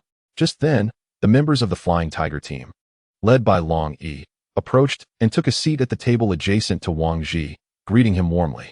What a coincidence, Captain Long, Wang Zhi replied with a smile. In truth, there was no standardized mealtime here. Each team operated on its own biological clock. For Wang Zhi and his team, it was dinner time, while for others, it might well be breakfast or lunch. Captain Wang, when will you all venture outside again? Long Yi inquired casually as he ate. We have only just returned a few days ago, so it will be at least 20 days from now, Wang Zhi responded. Alas, we must depart in just a couple of days, Long Yi sighed. In recent days, have you already accepted the task? Indeed. We are to venture outside and gather at least half a ton of petroleum products. Wow, your luck is extraordinary. This task seems rather simplistic, does it not? Simply find a location with numerous vehicles and siphon all the fuel from their tanks, and the mission will be effortlessly accomplished. The hefty fellow remarked with envy. Quite right. With such a favorable assignment, why do you still seem disheartened? Wang Zhi also expressed confusion. It is precisely because it is too simple. Half a ton yields merely 500 survival points, which is hardly sufficient for us brothers to utilize, Long Yi replied. Upon hearing this, Wang Zhi was taken aback as well. Half a ton for only 500 survival points? Doing the math, that amounts to merely 3 survival points per liter, which indeed seems rather meager. Perhaps the Dawn Tower intends for you to procure a greater amount, several tons even, which would consequently increase your survival points, the hefty fellow suggested. Spare us your foolish ideas, my friend. How would we transport several tons of fuel back? Most vehicles are practically in ruins. Should Captain Long and the others carry it back barrel by barrel? Wang Zhi cast a sidelong glance at the hefty fellow. There's no alternative. As a newly promoted level 3 team, we are left with scant survival points, and with the rising prices of various commodities, relying solely on these 500 survival points would scarcely suffice for the 6 of us over a month, Long Yi lamented. Fear not, Captain Long. There are still many additional opportunities outside. We can rescue some survivors or seek other valuable supplies that can also be converted into survival points upon our return. Wang Ji consoled. Huh, hearing your words. It seems we might indeed procure a few more survival points. Long Yi responded with a wry smile. Now, Wang Ji has discovered that the majority of teams seem to be rather financially constrained. A team like theirs, boasting over 20,000 survival points, may have reached the pinnacle among the third-tier teams. After Zhao Yan's demise, the 1,000 survival points were entirely transferred to them by Jie Shi, and subsequently, Zhang Ming joined with an additional 5,000 survival points. Such resources have allowed Wang Ji and his companions to outpace other teams on multiple excursions. After dinner, Wang Ji returned to their residence to review their recent account of survival points. Since the reinstatement of the training reward system, the 5 of them had collectively amassed 550 survival points, while the 2 pieces of intelligence he had released on mutated species sold for a total of 1,100 survival points. Consequently, their total survival points had reached 50,150, qualifying them for promotion to a 4th-tier team. After deducting various expenses such as utilities and food, they still retained 25,650 survival points. Gazing at the substantial sum in their account, Wang Ji couldn't help but feel a sense of nostalgia. This sum was ample enough to elevate 2 new teams swiftly to 3rd-tier status. In truth, Wang Ji did not perceive the promotion to a 3rd-tier team as a distant goal. With merely 10,000 survival points and the successful completion of 2 commendable missions, they could ascend. Conversely, Wang Ji believed that reaching the 3rd tier was merely crossing a threshold. The true core teams were the 4th-tier teams, which were distinguished by a staggering 40,000 survival points more than the 3rd-tier teams. In a certain sense, a 4th-tier team embodies the combined strength of 5 3rd-tier teams. In the following days, Wang Ji successfully completed the design of his chemical defense combat suit. Upon the completion of the battle suit design, the 5 individuals marveled at the lifelike representation of the attire, praising Wang Ji's artistic prowess, lamenting that he would squander such talent if he did not pursue a career as a cartoonist. With no objections from the group, Wang Ji proceeded to the armory hall, where he summoned a responsible party to discuss the customization of the chemical defense battlesuit based on his drawings. Given the existence of a design blueprint, the official readily accepted the commission. Wang Ji awaited the estimation of costs while in the hall. The materials for the battlesuit would remain consistent with those previously utilized, while the gloves, knees, and elbows would be crafted from carbon fiber. Compared to other metals, carbon fiber composites could achieve an impressive weight reduction of up to 80, while boasting a hardness 5 times greater than that of steel. Its remarkable properties undeniably rendered it the premier choice for the armor of the battlesuit's joints. After a considerable wait, we have calculated the price for you, the official stated with a smile. The base cost is 420 survival points, plus a production fee of 30 survival points, totaling 450 survival points. 6 sets, Wang Ji declared without hesitation. In this establishment, prices were not subject to negotiation as one might find in a bustling marketplace. Acceptance was the only option, and if one could not afford it, they would simply need to save more. Wang Ji found the 30 survival points for the craftsmanship reasonable, recognizing that the true expense lay in the materials. By the way, may I apply for a patent for this design? Wang Ji inquired. Patent? The official replied, somewhat puzzled. Indeed, incorporate this ensemble into your catalog, priced at 500 survival points. Deduct the 450 survival points for your crafting expenses, and the remaining 50 points shall be transferred to our team's account. Would that be agreeable? Should anyone procure your design? Then certainly. The person in charge was initially taken aback, but subsequently acquiesced. It was the first instance they had encountered such a transaction. Wang Ji approached the reception desk and settled the bill for the 6 sets of combat attire, amounting to 2,700 survival points. Following this, the personnel meticulously measured each of the 6 individuals from head to toe. En route back, a sensational announcement reverberated from Dawn Tower. Another Tier 3 team had encountered misfortune. Noticing the surrounding chatter, Wang Ji dispatched Fatty to gather information. After a short while, Fatty returned, appearing rather gleeful, and stated it was that bespectacled Weak Kidney Fellows team that ran into trouble. They lost 2 members out there this time. Tang Qilin. Wang Ji furrowed his brow. Yes, when they departed, they were swaggering about with a rocket launcher on their backs, yet they still lost 2 individuals. Haha. Fatty gloated from the sidelines. Wang Ji harbored a habit of always aiming for 2nd place, never 1st. In the context of Wang Ji's plans, Tang Qilin's mishap was, in fact, unwelcome news. He had intended for Tang Qilin to expedite his advancement and strive for Tier 4 status. In this way, Tang Qilin's team would emerge as the new vanguard among the citizens, and Wang Ji would not have to fret about the perils of standing too tall. Currently, on the third stratum, Wang Ji held a favorable view of Tang Qilin's team from Samsara, Long Yi's Flying Tigers, and a team known as Hidden Dragon. This particular team of is rather unique, as its captain is a woman adorned with a dragon tattoo that cascades over her shoulder, while the members consist of 5 men. Due to certain special circumstances, Wang Ji refrained from engaging in mutual understanding and instead offered superficial evaluations based on his observations during routine training. As for Tang Qilin, despite his aversion to communication, he had not committed any egregious acts and was already aware of the existence of mutated species prior to Wang Ji's engagement, leading Wang Ji to conclude that Tang Qilin possessed a complexity that belied his demeanor. Regarding the Flying Tigers, particularly Long Yi, Wang Ji deemed this team worthy of closer interaction, for should a collaboration become necessary in the future, the Flying Tigers would undoubtedly be his first consideration. 3 days later, Wang Ji's custom-made chemical warfare suit was finally complete. Upon receiving the suit, he eagerly donned it without delay, retreating to his room to try it on. One must commend the craftsmanship of the proportions were impeccable, tailored to suit every individual's physique, whether in length or girth. After dressing, he emerged from his room to find the others had similarly suited up. Observing the black combat attire on his companions, Wang Ji nodded in satisfaction, as the finished product aligned well with his expectations.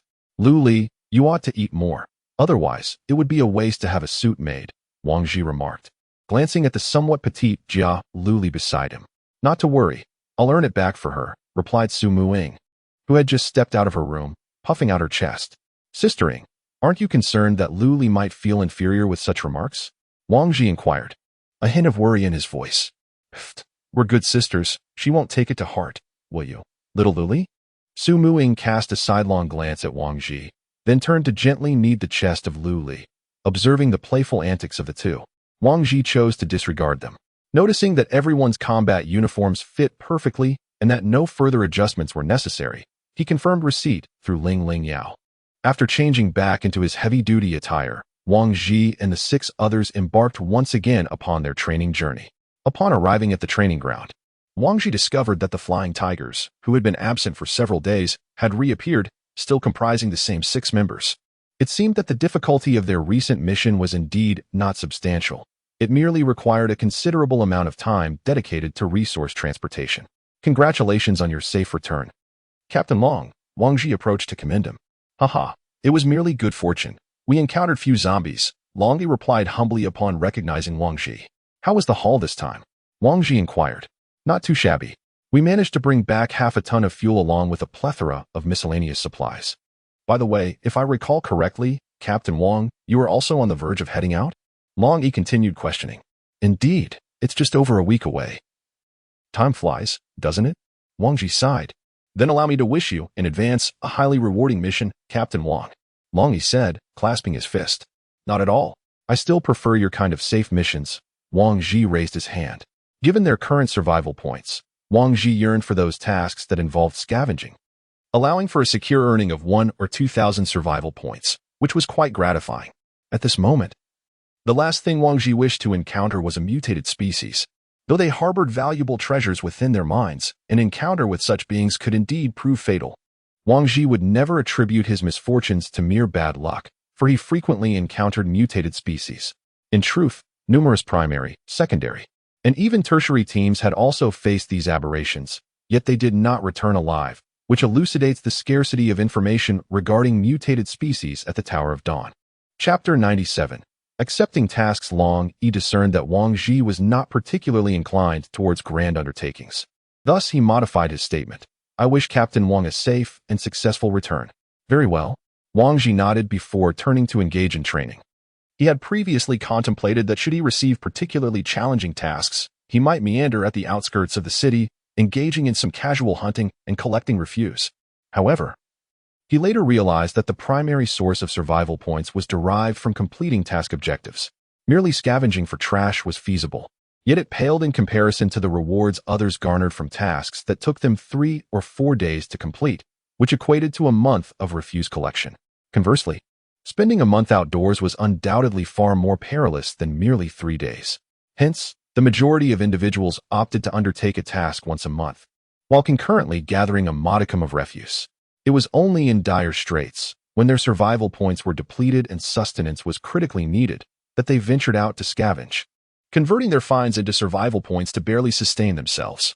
This randomness and task acceptance resembled a lottery. Upon drawing a prize, one would venture to redeem it, only to encounter mutated species, akin to hitting the jackpot. This scenario encompassed two unknown variables, rendering survivors exceedingly vulnerable. After more than 2 weeks of recovery training, Duan Qitian has returned to his previous state, while Wang Ji, having removed his weighted garments, can distinctly feel the transformation of his body. It is as if his strength is bursting forth, yearning to scale walls and leap rooftops. The force of his punch feels capable of shattering a sandbag. In their pursuit to reach their physical limits swiftly, Wang Ji and his companions have resolved that if they do not feel thoroughly fatigued by nightfall, they must intensify their efforts the following day, striving to push their bodies to the absolute brink each day. With merely 3 days remaining until mission acceptance, Wang Ji has concluded his final day of training, dedicating the next 3 days to rest and recuperation. At this moment, Wang Ji lies languidly on his bed, his eyes vacant as he gazes into the encompassing darkness. Recently, Su Muing has been considerate enough not to request massages from Wang Ji, as everyone is utterly exhausted, lacking the surplus energy to attend to others. The two individuals beside him have long succumbed to slumber, and although Wang Ji is fatigued, sleep eludes him. Whether it is due to the prospect of rest tomorrow or the anticipation of an imminent lottery draw, he is uncertain, dragging his weary body into the living room. Wang Ji seeks solace on the sofa, where he often retreats when insomnia strikes, turning on Ling Ling Yao to watch a film. It is only through this distraction that he can calm his restless spirit. Time passes unnoticed until Wang Ji is stirred from his reverie by the sound of the film playing, the room still shrouded in darkness, indicating that the others have yet to awaken. He rises to stretch his stiff shoulders, contemplating what to have for breakfast when he spots Old He emerging from his room. "You're up quite early, aren't you?" Old He observed Wang Ji, who was engaging in some physical activity in the living room, and remarked, "I have just risen as well." Wang Ji replied, "Did you spend the night on the sofa again?" Old He inquired, glancing at the open Ling Ling Yao. "Yes. I couldn't sleep, so I decided to watch a movie to pass the time." Old He responded, "Do not burden yourself with excessive pressure. Simply do your best." Wang Ji fell into a contemplative silence, acutely aware that Old He was alluding to their upcoming outing in 3 days. Ever since Zhang Ming's unfortunate accident, he sensed a profound change within himself. He had become increasingly timid and fearful, transitioning from being a pioneering member of the first expedition team from Dawn Tower to now wishing to delay accepting assignments until the very last moment. The true terror lay not in death itself, but in witnessing the demise of those one holds dear. "Let us go and procure breakfast," Wang Ji said, snapping back to reality and beckoning Old He to accompany him outside. In the past fortnight, 7 new teams had ascended to the 3rd tier, increasing their number from 18 to 25. Observing the burgeoning teams, Wang Ji sincerely hoped they would rapidly strengthen and soon give rise to a 4th-level team capable of leading the charge. After a while, the two returned to their residence, each carrying 20 steamed buns. By this time, all who were supposed to be awake had risen, leaving only Fatty to indulge in a lazy slumber. Wang Ji refrained from waking him. After all, a rare opportunity for rest should not be disturbed. Ultimately, the 5 of them left 3 buns for Fatty as they departed from the dining table.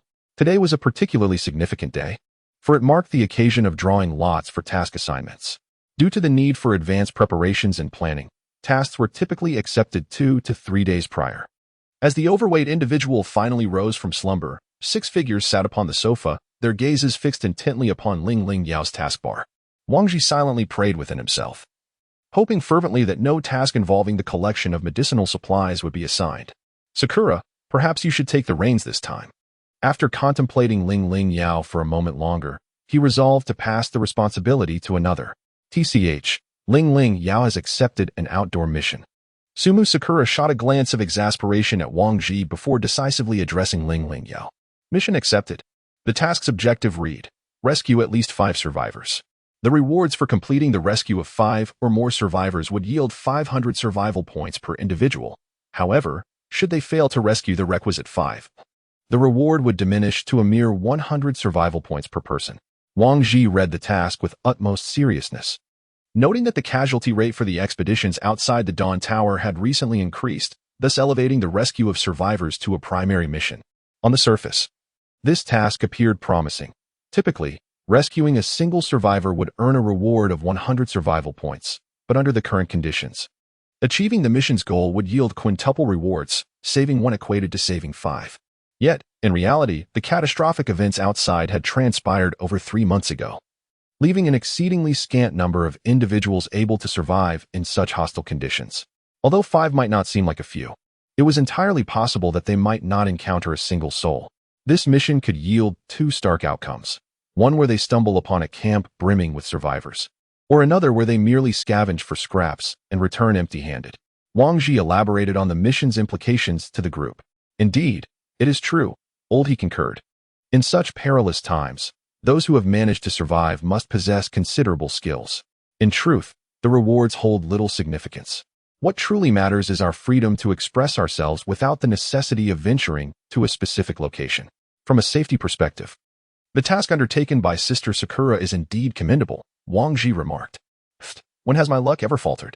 Sumuing disdainfully replied while brushing her silver hair. All right, everyone, let us relish these 3 days of rest.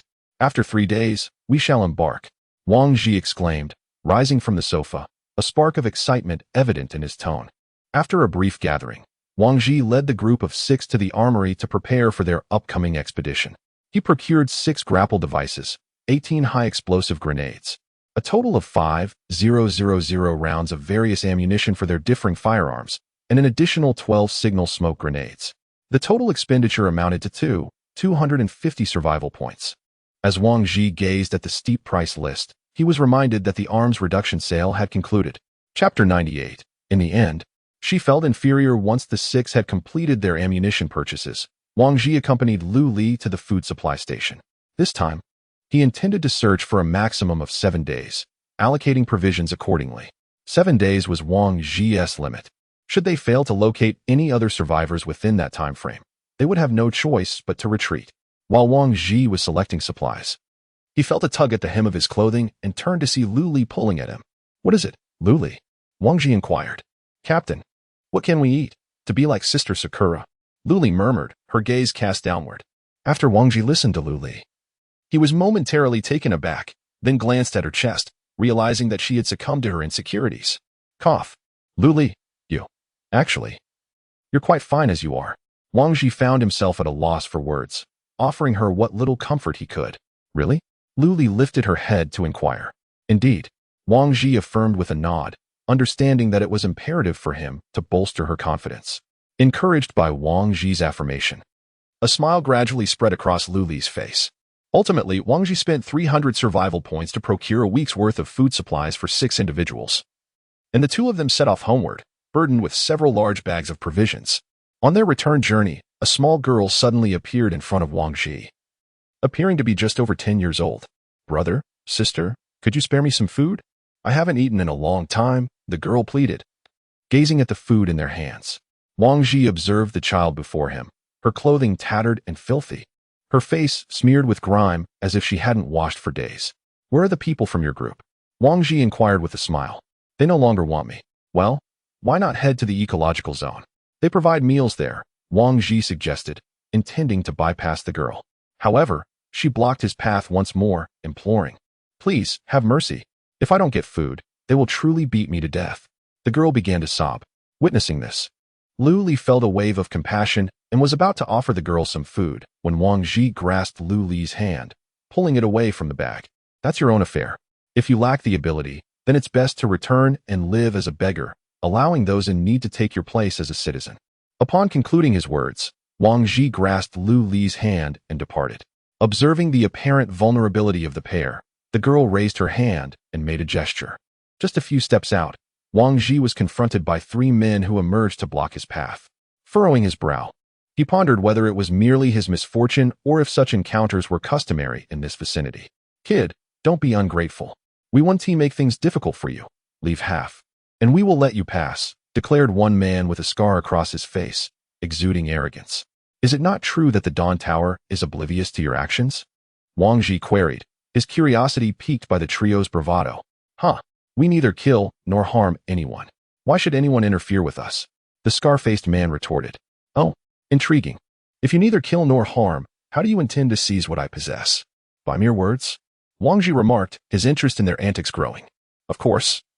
We will resort to robbery, the scar-faced man declared, and with that, the trio lunged forward, intent on snatching the bags from Wang Ji and Lu Li. However, as they approached, the men stood frozen in disbelief. Wang Ji was brandishing his Desert Eagle, aimed squarely at them, poised to fire at any moment. What? What do you intend to do? Are you planning to shoot someone here? The scar-faced man stammered, suppressing his fear as he addressed Wang Ji. Wang Ji shook his head. No, I merely drew it to intimidate you. The trio paused, glancing at the scar-faced man.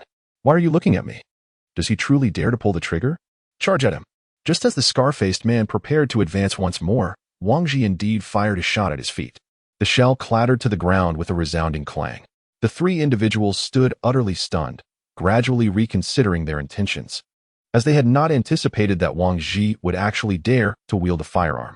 If one were to beg, one should do so with sincerity. If one sought to rob, one ought to venture outside for such endeavors.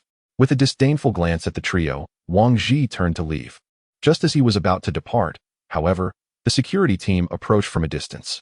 Although Wang Ji's weapon was equipped with a silencer, rendering the sound minimal, the unfolding situation was clearly observable via surveillance.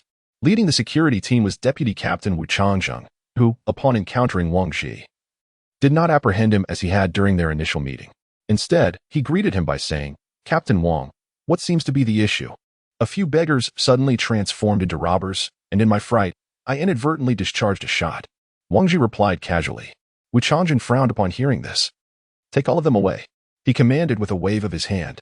Oh, and there is also a little girl. She's an accomplice, Wang Ji added, pointing to the girl who had already fled into the distance before turning to leave. For Wang Ji, no one within the confines of the Dawn Tower was deserving of pity. All were equal, possessing hands and feet, just as they had before the apocalypse and would continue to do so after. It was a matter of survival of the fittest, and he held in contempt those who sought to reap rewards without effort or contribution. Upon returning to his residence, Wang Ji contemplated the need to organize a time for everyone to practice using the grappling hook. After all, such a tool was not typically employed lightly. Should a moment arise that necessitated its use, it would undoubtedly be a time of crisis. Thus, he must ensure their stability and safety in handling the grappling hook. Wang Ji called the others back over the radio, instructing everyone to don their combat uniforms before proceeding to a training ground surrounded by stone walls. He took out the grappling hook and explained its usage to the portly man and Lu Li, deeming it unnecessary to demonstrate for Duan Heng and the other three. After covering the theoretical aspects, they moved on to practical application. The mechanism for launching the grappling hook was akin to that of a handgun. Aim at a target and press the launch button. With a resounding clang, Wang Ji embedded the hook into the wall 6 meters above. He then pressed the retraction button, causing the cable to retract as he exerted a slight push from his feet, allowing him to stand atop the 6-meter wall. To retrieve the hook, he simply pressed the retraction button again, causing the iron claws lodged in the wall to retract and the cable to release from the surface. Now you try it, Wang Ji encouraged before leaping down from the high wall. Subsequently, the two others drove their hooks into the wall and joined him above. After several rounds of practice, they gradually acclimatized to the sensation and commenced advanced training. This higher-level exercise involved leaping from one high wall to another, necessitating a high degree of proficiency to complete both the fixation and retraction actions before landing. They trained diligently until the gas fuel was exhausted, at which point Wang Ji called a halt to their practice. Chapter 99. Cozy Village, January 1st, 2026, overcast. 3 days passed swiftly, during which Wang Ji frequently consulted the map, scrutinizing the surrounding layout. Ultimately, he selected the area accessible via elevator number 9. This region was relatively underdeveloped and sparsely populated, making it the most promising option in Wang Ji's estimation. Within the confines of the residence, 6 individuals meticulously inspected their equipment. The jovial demeanor of the stout man had vanished, replaced by a solemn focus as he organized his backpack. Time was of the essence. It was time to depart. Wang Ji glanced at Ling Ling, and upon concluding his brief observation, the group shouldered their packs and proceeded to the first floor. As they descended, passers-by turned their heads, captivated by the sight of the 6 clad in their comprehensive gear. Some gazed upon them with envy and admiration, while others harbored jealousy and resentment. The group entered passage 9, and as the elevator reached its destination, Wang Ji ascended the staircase slowly. With each step upward, he felt the biting cold intensifying. a stark contrast to his previous outing, which had been 3 degrees warmer. Wang Ji furrowed his brow. In this frigid winter, the survivors outside lacked air conditioning and heating. Their only means of warmth was the burning of firewood. Without adequate insulation and heating measures, they risked succumbing to the merciless chill. After a brief walk, the 6 arrived at the iron gate leading to the outside world. They disengaged their firearm safeties, bracing themselves for any unforeseen circumstances. Once everyone was prepared, Wang Ji activated the iron gate. Instantly, the cold gusts of wind surged into the tunnel. Even clad in insulated garments, he felt an icy chill penetrate him. Surrounding them was a desolate wilderness, with only a few withered weeds and a handful of figures moving slowly in the distance. Observing these silhouettes, Wang Ji noted that they were still adorned in tattered short sleeves. He couldn't help but admire their tenacity. These beings demonstrated an extraordinary resilience, refusing to perish even in the icy grip of winter. The rotund figure observed the slowly moving zombies, stealthily swapping his weapon for a dagger as he approached the undead. The relatively small number of zombies instilled an unusual boldness in him. Just as he drew within 10 meters of the zombies' backs, one of the creatures sensed his presence and turned to run towards him. In the distance, Wang Ji watched the zombies' movements and noted that their speed had considerably diminished since their last excursion. It seemed that the frigid environment had indeed hindered the zombies' mobility. Lost in thought, the rotund man had already dispatched the few silhouettes, striking a pose he deemed quite dashing. Wang Ji regarded this display as a form of courtship behavior. Where to next? Duan Qi Tian inquired. Wang Ji surveyed the desolate surroundings, noting a rural road marked on the map leading towards the city. Let us first traverse this rural road ahead and see if any villages lie along our path. With that, Wang Ji stowed away the map and proceeded forward. He felt that a village would be relatively safe, given its sparse population, alleviating concerns of being besieged by hordes of zombies. The 6 of them arrived on the rural road, which served as a crucial route to the provincial highway. Scattered along the road were numerous abandoned trucks and tankers. Wang Ji approached one of the tankers, only to discover that its contents had long since drained away. He shook his head in disappointment. Had there been a well-preserved tanker among them, it could have significantly benefited their group. Some construction materials within the trucks remained intact, yet they offered little advantage to Wang Ji and his companions. Stay close to the roadside.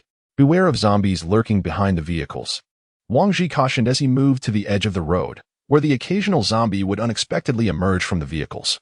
Currently, the speed of the zombies has significantly diminished, making it considerably easier for Wang Ji and his 5 companions.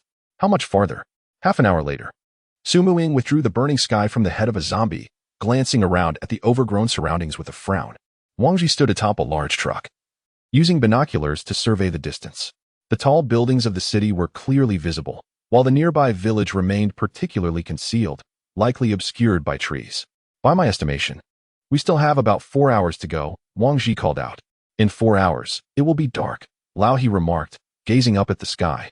Tonight, let us find a village to take shelter, Wang Ji suggested as he leaped down from the truck's roof. What village could possibly be around here? The plump man surveyed the vast wilderness. We shall press forward. If necessary, we can find a vehicle and spend the night inside it, Wang Ji replied, leading the way.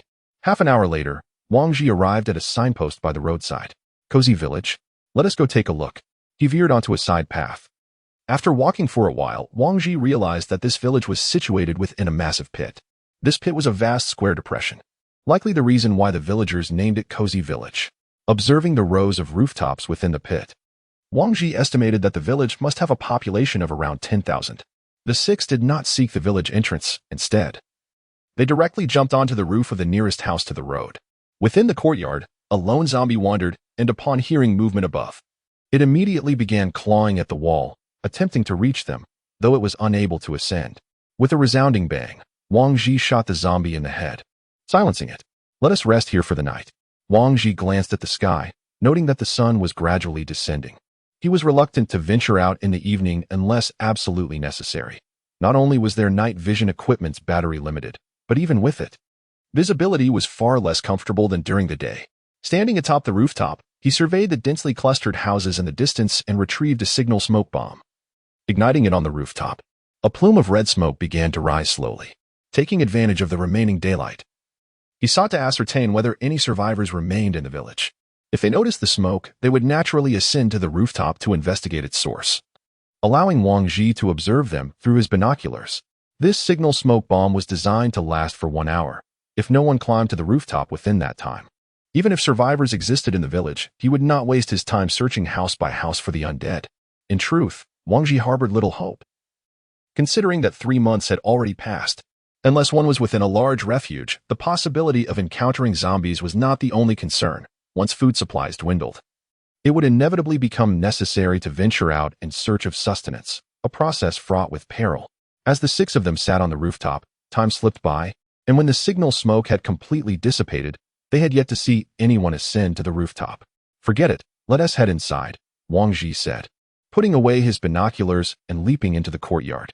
Upon entering the house, he noted that the living room sofa was covered in dust, suggesting it had been untouched for quite some time. In the bedroom, he encountered 2 skeletons on the bed, furrowing his brow. It seemed that his plan to sleep there tonight had been thwarted. Chapter 100. The City of Longevity. Once the 6 individuals confirmed the safety of their surroundings, Wang Ji began transporting all wooden items from the kitchen to the living room, intending to kindle a fire for warmth. Although their physical conditions were robust enough to withstand the frigid weather, who would not desire comfort? With a decisive flick, Wang Ji ignited the kindling on the ground, successfully kindling the fire. The 6 gathered around the flames, occasionally adding various pieces of wood, even using small stools as fuel. They divided into 3 groups for watch duty. Wang Ji and Lu Li formed the first group, the Fatty and Su Muing the second, and the final duo comprised Duan He and another. Wang Ji focused intently on the flickering flames, periodically tossing in more firewood. The crackling sounds mingling with the distant low growls and thuds of zombies battering against the wooden door outside. Initially, Wang Ji felt unconcerned. The numbers were manageable, and it seemed impossible for the door to yield. Thus, he remained silent, lost in contemplation of the fire. However, as time passed, an unsettling sensation crept over him. The strange noises outside multiplied, and the sounds of impact grew increasingly frequent. "Something's amiss," Wang Ji whispered, rousing the resting companions. As they opened their eyes, they noticed Wang Ji extinguishing the fire. "It seems something is not quite right outside," Wang Ji declared as he stamped out the flames. Boom! Just as his words fell, the wooden door at the entrance of the courtyard was shattered. The group gasped in alarm, swiftly shouldering their backpacks and activating their night vision goggles. In the instant the door broke apart, hordes of zombies surged in, swiftly converging at the doorway before Wang Ji, relentlessly battering against the entrance. Wang Ji gazed at the multitude of zombies outside the door, raising his rifle to fire through the glass window, systematically eliminating the zombies in the front row to ensure the door remained unbreached. "Lao He, go to the back of the house and dismantle the steel bars on the window. We will escape through there shortly," Wang Ji shouted. In a matter of moments, the door had been shattered by the relentless fire from their rifles, while the entrance was fortified by the hefty figure of the fat man, who had pushed a sofa against it. "The window is clear," came Lao He's voice over the radio. "Retreat," Wang Ji commanded, shooting as he retreated. Reaching the window where he grasped the ledge with both hands and effortlessly vaulted outside. "What on earth is happening?" Su Muing questioned as she arrived on the rooftop, surveying the horde of zombies that filled the courtyard. "They must have been drawn here by our fire. We should evacuate this place immediately," Wang Ji replied before leaping back onto the road. Observing the zombies below in the pit, Wang Ji felt a twinge of confusion. Is it really possible that a mere fire could attract so many zombies? Why have they all suddenly congregated nearby? This perplexity weighed on Wang Ji's mind. "Should we continue our journey now?" Lao He inquired. "Let us move on. We certainly cannot remain here any longer," Wang Ji stated, turning swiftly to depart. The location felt ominous, and Wang Ji dared not linger, fearing the emergence of a mutated species from the shadows. By then, escape would be futile. The 6 of them proceeded cautiously along the night road, ultimately spending the night inside a van parked along the way. As dawn broke the next day, they were awakened by Duan He and another guard on the 3rd watch. In truth, none of them had managed much sleep.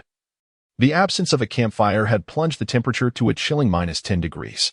Wang Ji hastily rose from the vehicle, stretching his limbs in an attempt to invigorate his circulation.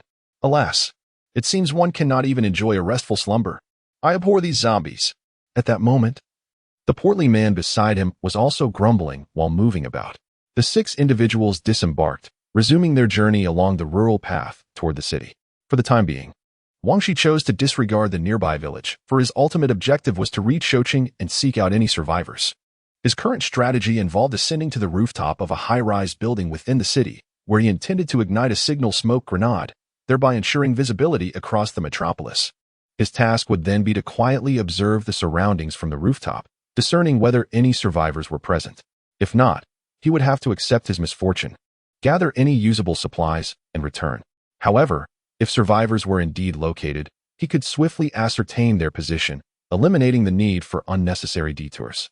Wang Ji's greatest dread was to wander aimlessly, for while he might fail to find survivors, the mutated species could very well be lurking nearby.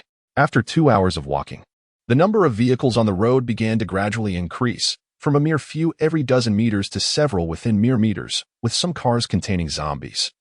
Their fate's uncertain. Wang Ji refrained from provoking them, quietly advancing along the roadside. Beyond the gas station lies Shoqing, Wang Ji declared, pointing ahead. "Oh, is that really Shoqing up ahead? Are you sure you're not mistaken?" The portly man questioned, gazing at the seemingly desolate landscape, save for a few trees and streetlights. "Indeed, this is merely a small city. It is quite normal for the outskirts to be comprised of urban villages," Wang Ji replied, observing the greenery in the vicinity.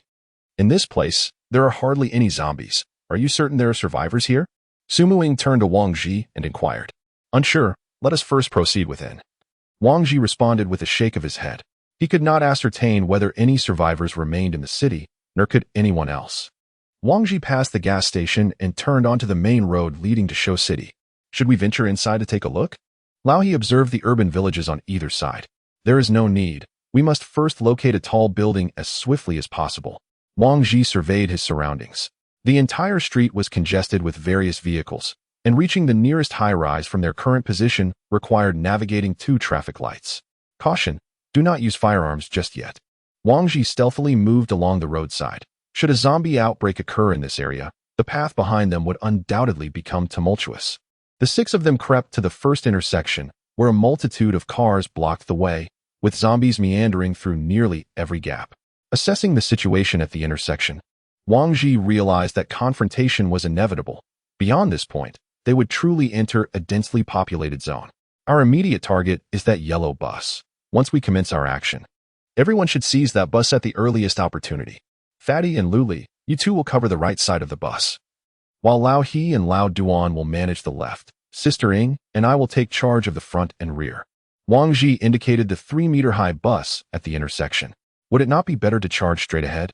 Duan Qingtian questioned why they should confront enemies from all sides at the intersection. Due to our ignorance of the number of zombies ahead and on the sides, as well as our unfamiliarity with the surrounding terrain and the quantity of nearby undead, we are faced with a precarious situation. If we were to falter on the bus, there might still be a chance for retreat. However, should we recklessly dash through the intersection, an unforeseen mishap could leave us with no escape route. Wang Ji explained to Duan Qitian. Indeed, it is imperative to always maintain an avenue for retreat. Sumu Ing concurred from the side. Chapter 101, Shou City 2 begins. After taking a deep breath, Wang Ji spoke softly. The 6 swiftly ascended onto the roof of the bus, leaping onto the central yellow vehicle. The zombies wandering nearby, upon noticing the 6, erupted into a frenzy and charged towards the bus. Wang Ji was the first to leap onto the front of the bus. Once he steadied himself, he began firing his handgun at the approaching zombies. The chaotic array of cars effectively impeded some of the zombies' advance, preventing them from overwhelming us in an instant. At that moment, the most perilous areas were the sides of the bus. Given its length, many zombies had already gravitated to the flanks, attempting to climb up. Initially, Wang Ji had anticipated this, assigning 2 individuals to each side. Yet, despite their efforts, the bus continued to sway under the relentless push of the zombies. "Luli, change your weapon. Keep an eye on the surroundings," Wang Ji called out as he noticed signs of a breach. The battle on this side had attracted the surrounding zombies, who were now completely encircled beneath the vehicle. The corpses of the fallen zombies served as stepping stones, enabling those behind to nearly reach the roof without the need to climb. "Ah, Oldie, come help me here." The stout man, changing his magazine, spoke with a hint of urgency as he observed the approaching zombies nearly climbing onto the vehicle. Meanwhile, Duan He and the others were unable to assist from their position, as they faced the city, the side most infested with the undead. Just as Wang Ji dispatched the nearest zombie, he intended to turn back and aid the stout man, only to find that Luli had already intervened. decapitating several zombies that were about to board. Seeing that the stout man was no longer in peril, Wang Ji switched to his rifle and continued firing ahead. Soon, the area around the bus was littered with corpses, and the surrounding zombies had nearly all been eliminated, with only a few stragglers occasionally approaching. Everyone holstered their firearms and instead drew their daggers to deal with the remaining undead. The 6 individuals stood atop the bus, reloading their recently expended magazines. With their reserves now expanded to 10 magazines, the impact was evident. Wang Ji still had 3 spare magazines remaining. Had they been wearing their previous combat gear, they would have found themselves in a predicament, unable to reload. Assessing their ammunition, Wang Ji noted that each person carried an average of 1,000 rounds, and they had already expended 180 in this initial skirmish. While their ammunition sufficed for such minor encounters, facing a horde would leave them with no option but to flee. "Are we all set?" Wang Ji inquired, glancing back at his companions. Seeing their nods of affirmation, he leaped down from the bus and stealthily made his way towards the next intersection. As Wang Ji passed by a school, he noticed a group of diminutive zombies clad in uniforms, clinging to the iron fence on the other side. These student zombies bared their teeth and snarled at the 6 of them. Wang Ji glanced at the fence, assured that they could not climb over, and chose to disregard them. The 6 stealthily approached the next intersection, which was not a crossroad but rather a T-junction. On the other side lay a residential complex. Wang Ji observed the building, noting its 20 stories, which met his planned height. "Let us head there," he declared, gesturing towards the tall residential building across the T-junction. There were more zombies at this intersection than at the previous one. Lowy lowered his binoculars, his expression grave. "Shall we charge through?" the plump one inquired. "No. We cannot afford to engage in combat here," Wang Ji replied, leaning against a tree as he surveyed the junction. The T-junction lacked elevated vehicles or advantageous positions, rendering them vulnerable. "If we're not fighting, should we sprint past?" Duan Chi Tian asked. "We must run swiftly into the residential complex and locate a building with a closed entrance. Then we can use this to ascend," Wang Ji stated, patting the grappling hook at his waist. "Are you certain the zombies won't breach the building's entrance?" Lao He questioned. "Once we enter, we will immediately head for the rooftop. As we distance ourselves from the zombies, their frenzy should diminish. I believe the quality of the building's entrance will be adequate," Wang Ji speculated. "Let us proceed as Wang Ji suggests. Lingering here is not a viable option," Su Muqing decisively remarked. With determination, Wang Ji prepared to throw a grenade into the distance, intending to lure the zombies from the various intersections. Once the grenade exploded, that would make their dash into the community. After confirming with his companions, he pulled the pin from the grenade and hurled it towards an area densely populated with the undead. Boom! The grenade detonated amidst the horde, drawing the attention of the zombies, who promptly turned to pursue the sound. Now was the moment. Wang Ji sprang to his feet and swiftly ascended the roof of a vehicle, leaping from one car to another. Meanwhile, the explosion had also captivated the zombies within the community, and as they rushed out, they quickly spotted Wang Ji and his 5 companions, redirecting their focus towards them. In the midst of their escape, it was inevitable that the frantic grasp of the zombies would catch at least one of them. However, their combat suits effectively mitigated any potential injuries. Wang Ji wielded his dagger, dispatching the zombies that obstructed his path with swift precision. The sight of blood splattering from the fallen undead ignited a fervor within Wang Ji, warming him against the cold that should have enveloped him. Before long, their rapid sprint had distanced them from the zombies that had been clustered at the entrance. Upon entering the community, Wang Ji noticed that the door to building No. 2 was firmly shut. "To building number 2, he shouted, racing towards it without hesitation. Upon reaching the ground floor, he swiftly retrieved his grappling hook, aiming it at the wall between the 2nd and 3rd floors. Clang! The hook lodged itself securely into the wall. Wang Ji pressed the retraction button, using it to propel himself upwards. With a decisive kick, he shattered the glass of the ventilation window and nimbly slipped into the stairwell. As the 5 individuals descended into the stairwell, they found a number of zombies below, who had lost their target and began to wander aimlessly, while others continued to cling stubbornly to the building's entrance. "Are you all unscathed?" Wang Ji inquired anxiously, observing the 5. "If you're fine, what could possibly be wrong with us?" Su Muqing shot him a glance. "Is it too much to ask about the fatty?" "I'm perfectly fine." Fatty quickly waved his hands, asserting his robustness. "Then let us ascend," Wang Ji declared, turning to climb toward the 20th floor. Once inside, he felt no trepidation regarding the presence of zombies. Considering a family of 3, The entire building could harbor a maximum of 120, not accounting for those who were not home or whose doors were securely locked, resulting in an almost zombie-free stairwell. The 6 of them reached the 20th floor with relative ease. After Wang Ji ascended to the rooftop, he surveyed the cityscape, which lay before him in its entirety.